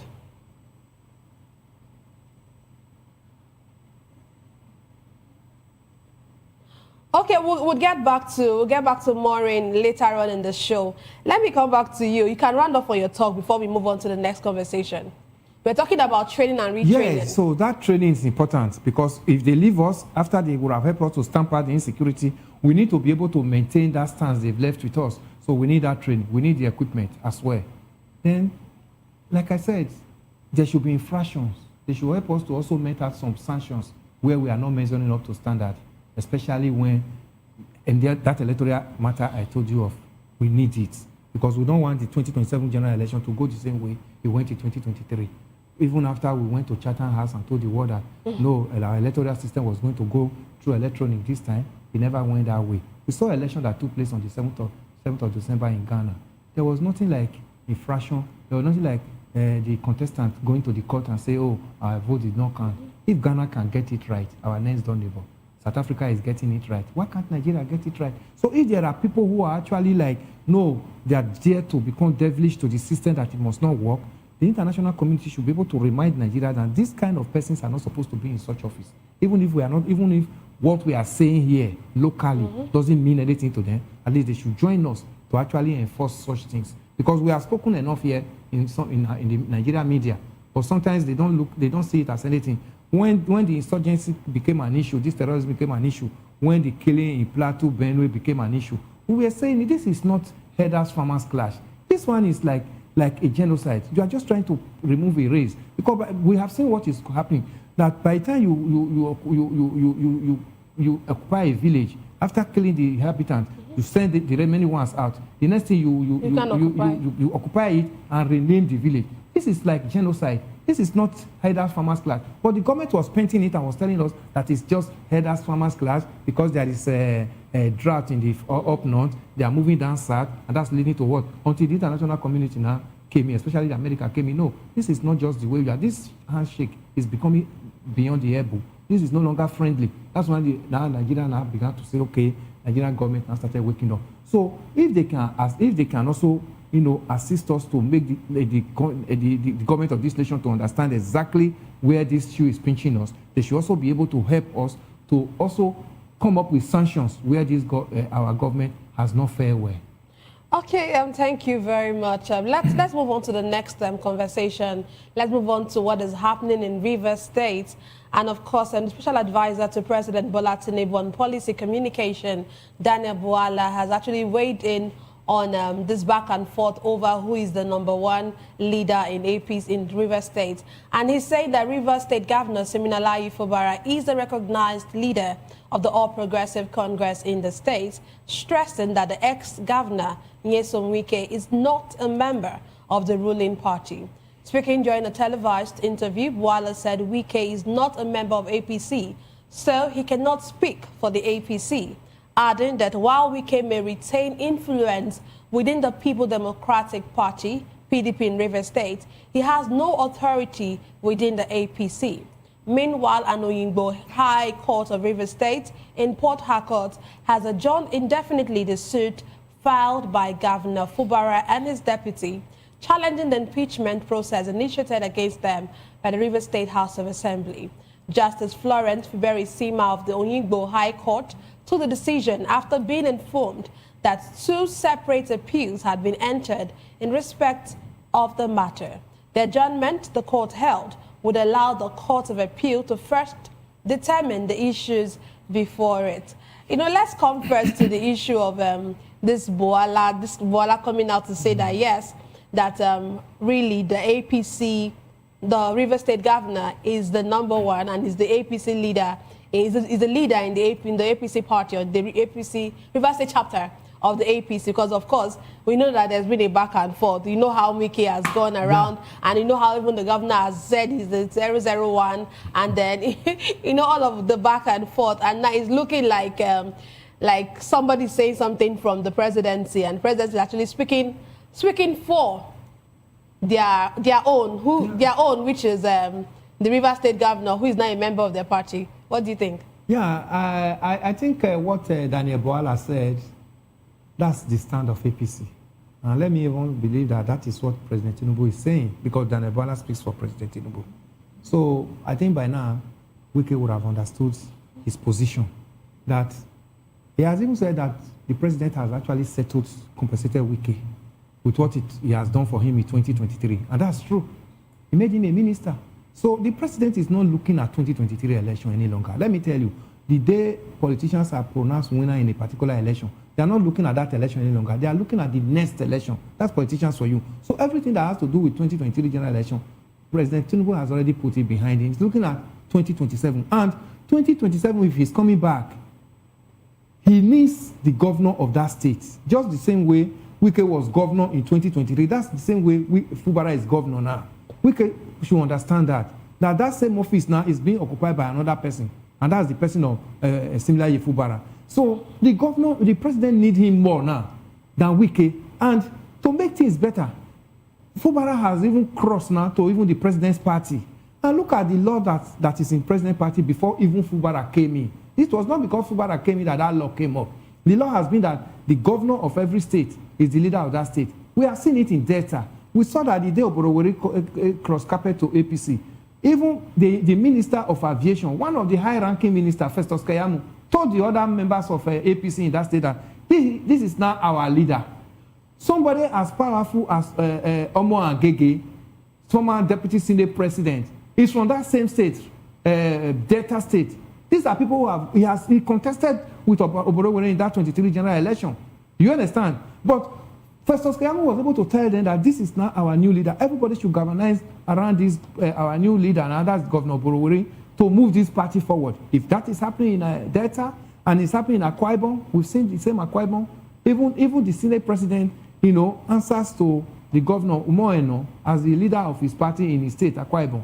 Then we have also seen it in Enugu and all others. So Rivers must not be an exception. And even when we are talking about Rivers, we are talking about Wike, who is not even a member of their party. If there is anybody that will even say, no, it must be me because I'm a minister, It's not even Wike, because Wike is not even a member of APC. So if there is this laid down law for APC that has been working for them, I don't think the narrative will change because of Fubara in Rivers. So Daniel Bwala has sent the right message to Wike.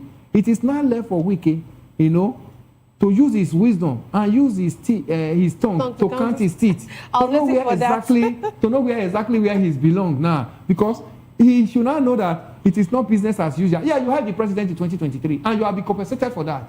We are now looking at 2027. So the president also needs people that will assist him to get back in 2027. So now you are not in that trajectory any longer.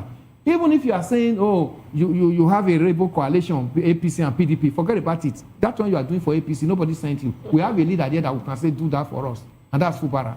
So Wike must understand where he's standing now. And I think he should be able to now begin to retrace his footsteps and talk to his foot soldiers, especially the Speaker of Rivers State House of Assembly, Martin Amanwele. He has become somebody that is, whether he dreams of Fubara every day, how to cause trouble between him and his godfather, Wike, he should not share it. Because the pronouncement of the judge that, oh, I cannot go ahead with this matter because there are already court cases. That's exactly what it is. That one has to be dispensed of before the next one can come in. And you know, we are talking of there's even no time. So I don't even see why they should be talking about impeachment at this time. They should even be talking how to consolidate. If they really love APC, this is not the time they should divide APC. You cannot say that they are not really good party persons. This time around, yes, they are not good party persons. This time around, APC need to close round and say, even those that are in other party, let's think of how to bring them in so that we can win this state and win it for both the state government and the federal government for the president. But this is the time they are now, balkanizing the party within their state. So Martin Amanwele and even Wike should be checked. What happened to PDP so that they will not even, allow it to get into APC now. The APC should check them. But I thank God that some of the the leadership of APC have already started sending the messages to him. Especially the national secretary has spoken well. Even the chairman has also reminded him that you see what the chairman said yesterday or 2 days ago, that in 2027, it is only their political members that will benefit from whatever appointment that is coming out of APC. He's already telling those houses that came like tenants who are now wanting to become landlord, that we will not have such time come 2027. And one of those tenants now claiming to be landlord is Wike. So Wike has gotten enough message now to allow him now to have a rating. Where do I really belong? Unfortunately, he's not in PDP and he's not in APC. We don't know where he's going, but we are hearing rumor that he is floating Rainbow Party. We'll see whether that will work out for him, whether he's going to tell the president, I'm going to contest with you in 2027 with another party, or is he going to bring the Rainbow Party, like he has called it, Rainbow Coalition, and see how it works out. But as we speak, Fubara is the governor of Rivers State. Fubara is the leader of APC. And that's what APC has stand. That's their stand in other states. So Rivers must not be a different. Then the office of the Rivers State government must not be demeaned. That is an office of the governor. It does not belong to Wike. It belongs to the Rivers people. And Wike is just one person out of about 6 million thereabout Rivers population. Therefore, that office must not be rubbished and must not be demeaned because of by Wike, one person. When he kept telling, oh, it's a bad son. What do you mean by calling the governor a bad son? So you are not saying that the vote that the Rivers people gave Fubara in 2023, they gave it to a bad person. Who is you to now begin to make pronouncement for the office of the governor of a state and now begin to dedicate that office and denigrate it and begin to give it names that are not supposed to be used for a sitting governor? Who used such name for you when you were there? Were you better off? So the Rivers people has a very big role to play, because I have come to see that Wike has crossed the Rubicon. It's now insulting the sensibility of Rivers people. If the Rivers people don't know that just one of their sons is insulting them, they should be able to know from this, because that office is not Wike's father's office, and it's not an inheritance office. It does not belong to Wike. It belongs to the Rivers people. Anybody that occupies there, Rivers people believe in him. That's why they gave him their vote. And one person from that state must not begin to rubbish that office because the person that is there is not. He does not like the person. It's an aberration. Rivers must guide against that. And if Fubara have been able to do the bidding of the Rivers people, it is Rivers people that will say, this is going to be our candidate and our governor come 2027. It's not Wike. The agreement Fubara has is between him and Rivers people. And what is that agreement, Nena? Let me remind you, give us dividend or democracy. That's the agreement. Everything about the governor of a state is to make sure that the welfare, security, and the livelihood of the people that are elected in is upgraded to a certain level. And that's the agreement. So every other agreement that Wike is talking about, there is an agreement. That is an agreement of the bedroom. He should have an agreement with his wife, not a sitting governor of a state. It should be talking of an agreement between him and his wife, not a governor. Because if he's talking that there is an agreement, it means Wike is now saying he's now coming into an agreement on behalf of the whole Rivers persons because of the governor. It is not done. So he should share it and find a way to realign himself to somewhere. If he should remove shame, let him remove shame and decamp to APC. But even if he decamps to APC, he's going to queue behind the governor. That is what the law says. He said, let him remove shame. And, yeah, remove shame. But do you actually see Wike doing that? You know, it's just, nobody actually knows the outcome of all of this. And, you know, we're not even in his mind, really. Yeah. But do you see the Wike that we know? Do you actually see him, you know, joining the APC? Yeah. Joining the APC. Because of Fubara and because of shame, he might not want to join the APC, but he will become very, very irrelevant. Because, let me tell you, when the election is getting closer, the APC structure, national structure, is one that is going to give ticket to everybody that they feel belongs to them. So even some of these moles in the House of Assembly will be fighting to get their tickets. Do you understand? So it is not Wike that is going to tell APC this is the person that is going to represent me. It's the party that will eventually sign the form of everybody that is going to contest. So you know, everybody, even those 27 that are there now that are loyal to him, there are some other persons now in their constituency that are going to contest with them in the primaries. Because by the time the primaries comes up, it's like we're starting on the clean slate. Like an open field. If the party now discover that throughout these 4 years of this our governor, these people were like troublemakers, they must not go. They will find a way to sanction them and make sure they don't get the ticket. So they should even watch their back. So that as they are running after their godfather, they should be thinking that they might even lose their political career if they don't fare well within the party hierarchy. It's possible. So these are some of the issues. It's not just for them to now, you know, they should be able to. I think we had about 350 million naira that each of them got for constituency project. That's enough for them. That may be enough for them because what is coming in this year for the primaries, some of them may lose their primaries in their constituents because some of the constituents that actually believe that office of the governor belongs to them will not give these same people ticket to go and foment more trouble again come 2027 to 2031. You know, talking about ticket, I was actually going to ask you, and the way you mentioned it, I just smelled that the APC had come out to say that there will not be automatic tickets for people who have defected. Don't you think that, you know, some persons have actually said that's like, that might just be a way of talking to Fubara, you know, but don't you think that for someone like Fubara, who might want, definitely not might, who wants to go for a second term, don't you think that that would be a challenge for him? Yeah, there is no automatic ticket. It's good. We are talking about democracy. You know, everybody must come and fight it out. But let me also tell you, Nena, even when those languages are being used, Rivers is a strategic state. It's not like talking of Lagos, we're talking of Kano. You understand? There are some strategic states that the party itself, even if there are going to be laws that will say they are going to look at some faces. If the people are with the sitting governor, and the party now says there's no automatic ticket, so the sitting governor must go. Are you not already seeing that they are losing that party? Remember, ADC is standing somewhere. I know too well that statement is going to bring some issues, but it's going to affect more of the House of Assembly persons. Do you know why? These governors that cross carpets to these parties, the party might give them the structure to continue. But those they are followers, the followers of this governor, who also want positions in the new dispensation, the new party they went to, they may not get it. They may not get it. Because if they give you the governor and the deputy to say, okay, go on, all those House of Assembly, Rep, and Senate, that's where issues are going to come up. So if you hear the party talking about there's not going to be automatic ticket, all those other positions, they should watch their back very well. House of Assembly, House of Rep, and Senate. Because if the new structure that just came in, they said, okay, we want to respect you. We are giving you that position of the governorship and the vice. Good. Others are going to be shared and zoned. That's where issues are going to come up. So some of these legislators that are running after one godfather now might be affected then.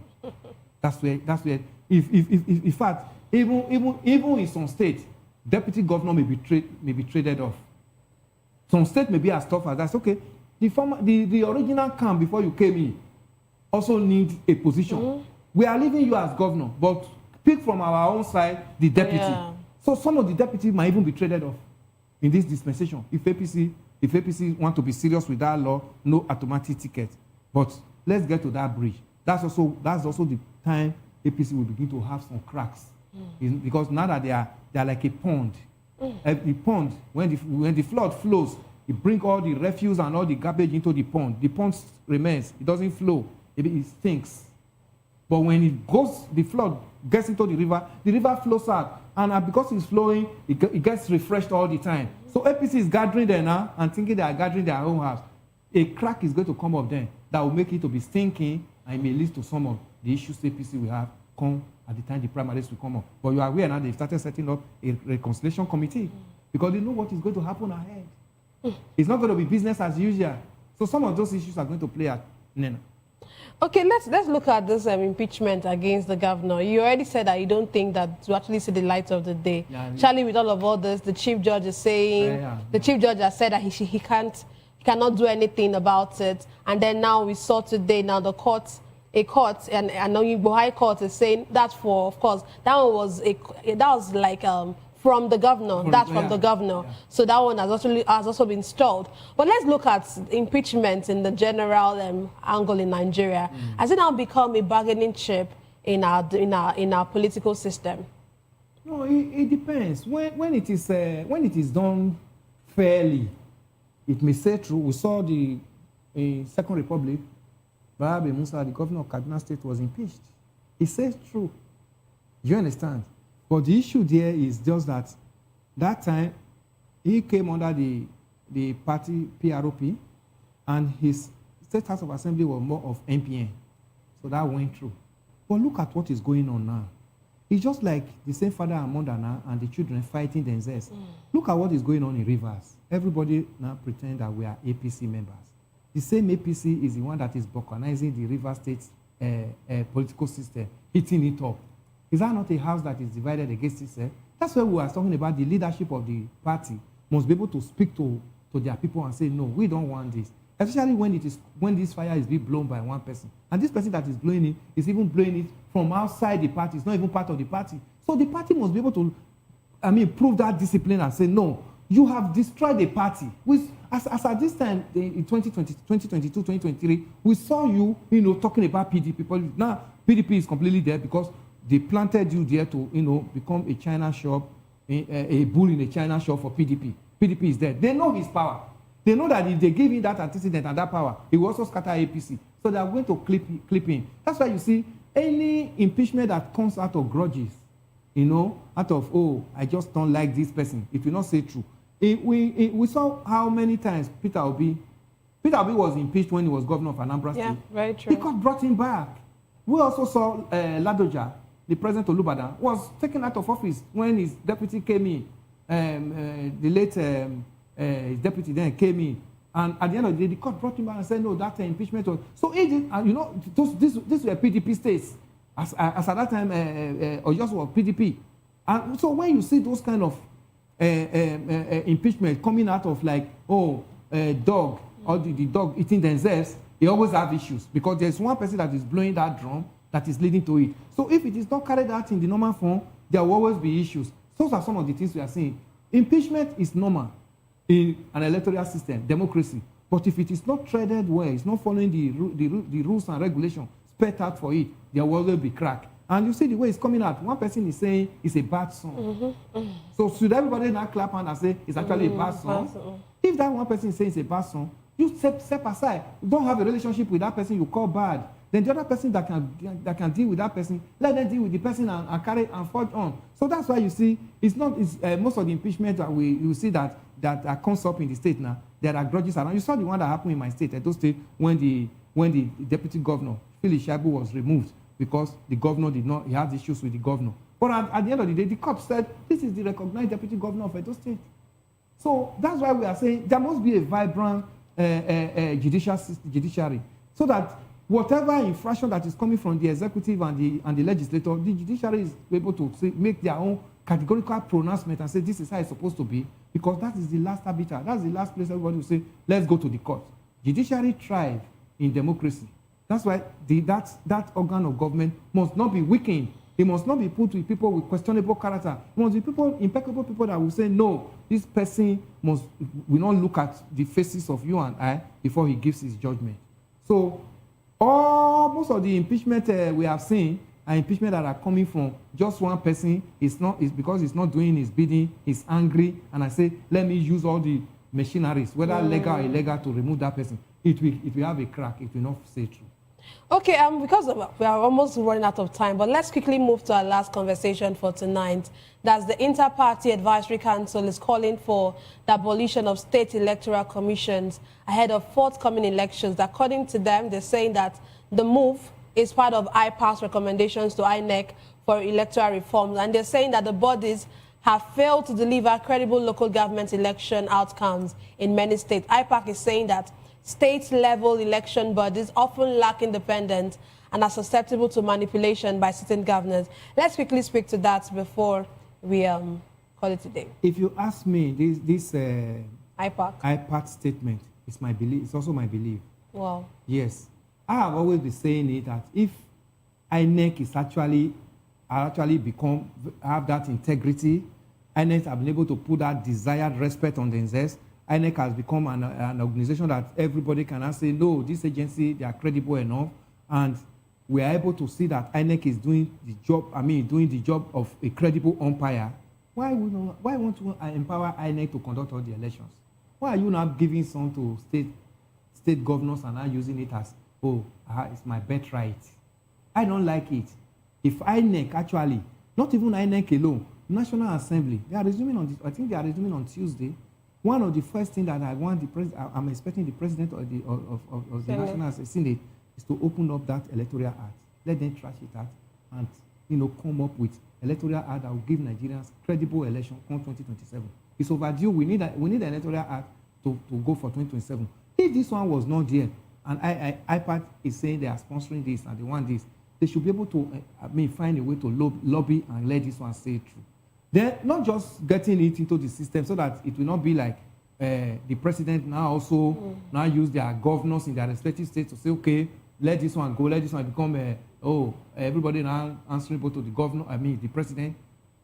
INEC has to be made independent as the name is pronounced, Independent National Electoral Commission. Let it actually be independent so that the chairman of INEC will not be looking at the person who appointed him. If this one is done, then I would prefer let INEC begin to conduct all the elections in all the 734 local governments in Nigeria. They can do it. They are the one conducting their Abuja election because Abuja is not a state. So if they can conduct for Abuja, we see that election into local government in Abuja is not just one party take all. It's not just one party take all. But what we see that in other states, if it is 18 local governments, it's 18 over 18, then even the councillors, why must it be so? Because the governor appoints the SIEC, whoever is the State Electoral Commission chairman of the state, and the governor was like, I'm giving you a list. These are the people I want. That you want. And at the end, there's no election. That's why you see one of the things that have killed local governments. So if local government functions well, INEC is actually positioned in such a way that they can produce credible elections. You even see that the governors themselves will respect local government chairman because they know too well that if the local government chairman is not the person you spit into his mouth and say swallow it, he can even work against you in your election and tell this is not my person, no, because the local government is closer to the people, yeah. And they should be able to, through all the words, through their council, and be able to say this governor have not affected our own constituency so well since he became governor. Therefore, my people will not vote for him. The governors will also sit up. If we have a credible INEC, INEC is actually allowed to conduct all these elections from the top to the bottom. You will see the governors will sit well,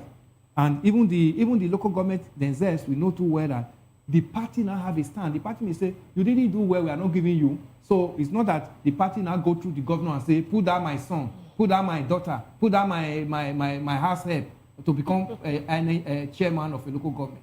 So I would have also, I'm supporting this IPAC in this. Let them lobby and make sure this one, first of all, comes into the constitution that INEC should be conducting all the elections across board. Then, giving INEC that face of independence as the name is pronounced, let us also work towards it so that they can actually deliver credible elections that the president will not impose chairman from Abuja into the 774 local governments.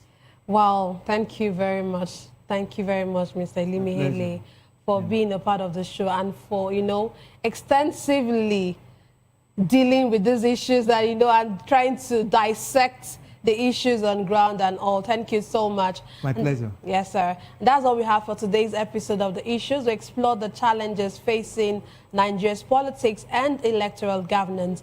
Thank you for being a part of it. Don't forget to tune in next time for more in-depth analysis and discussion.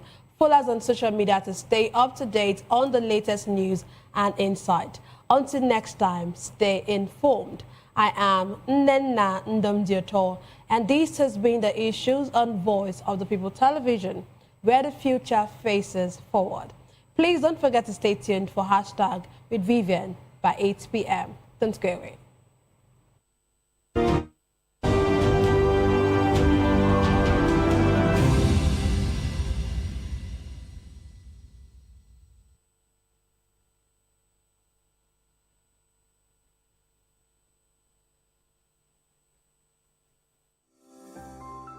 VOPT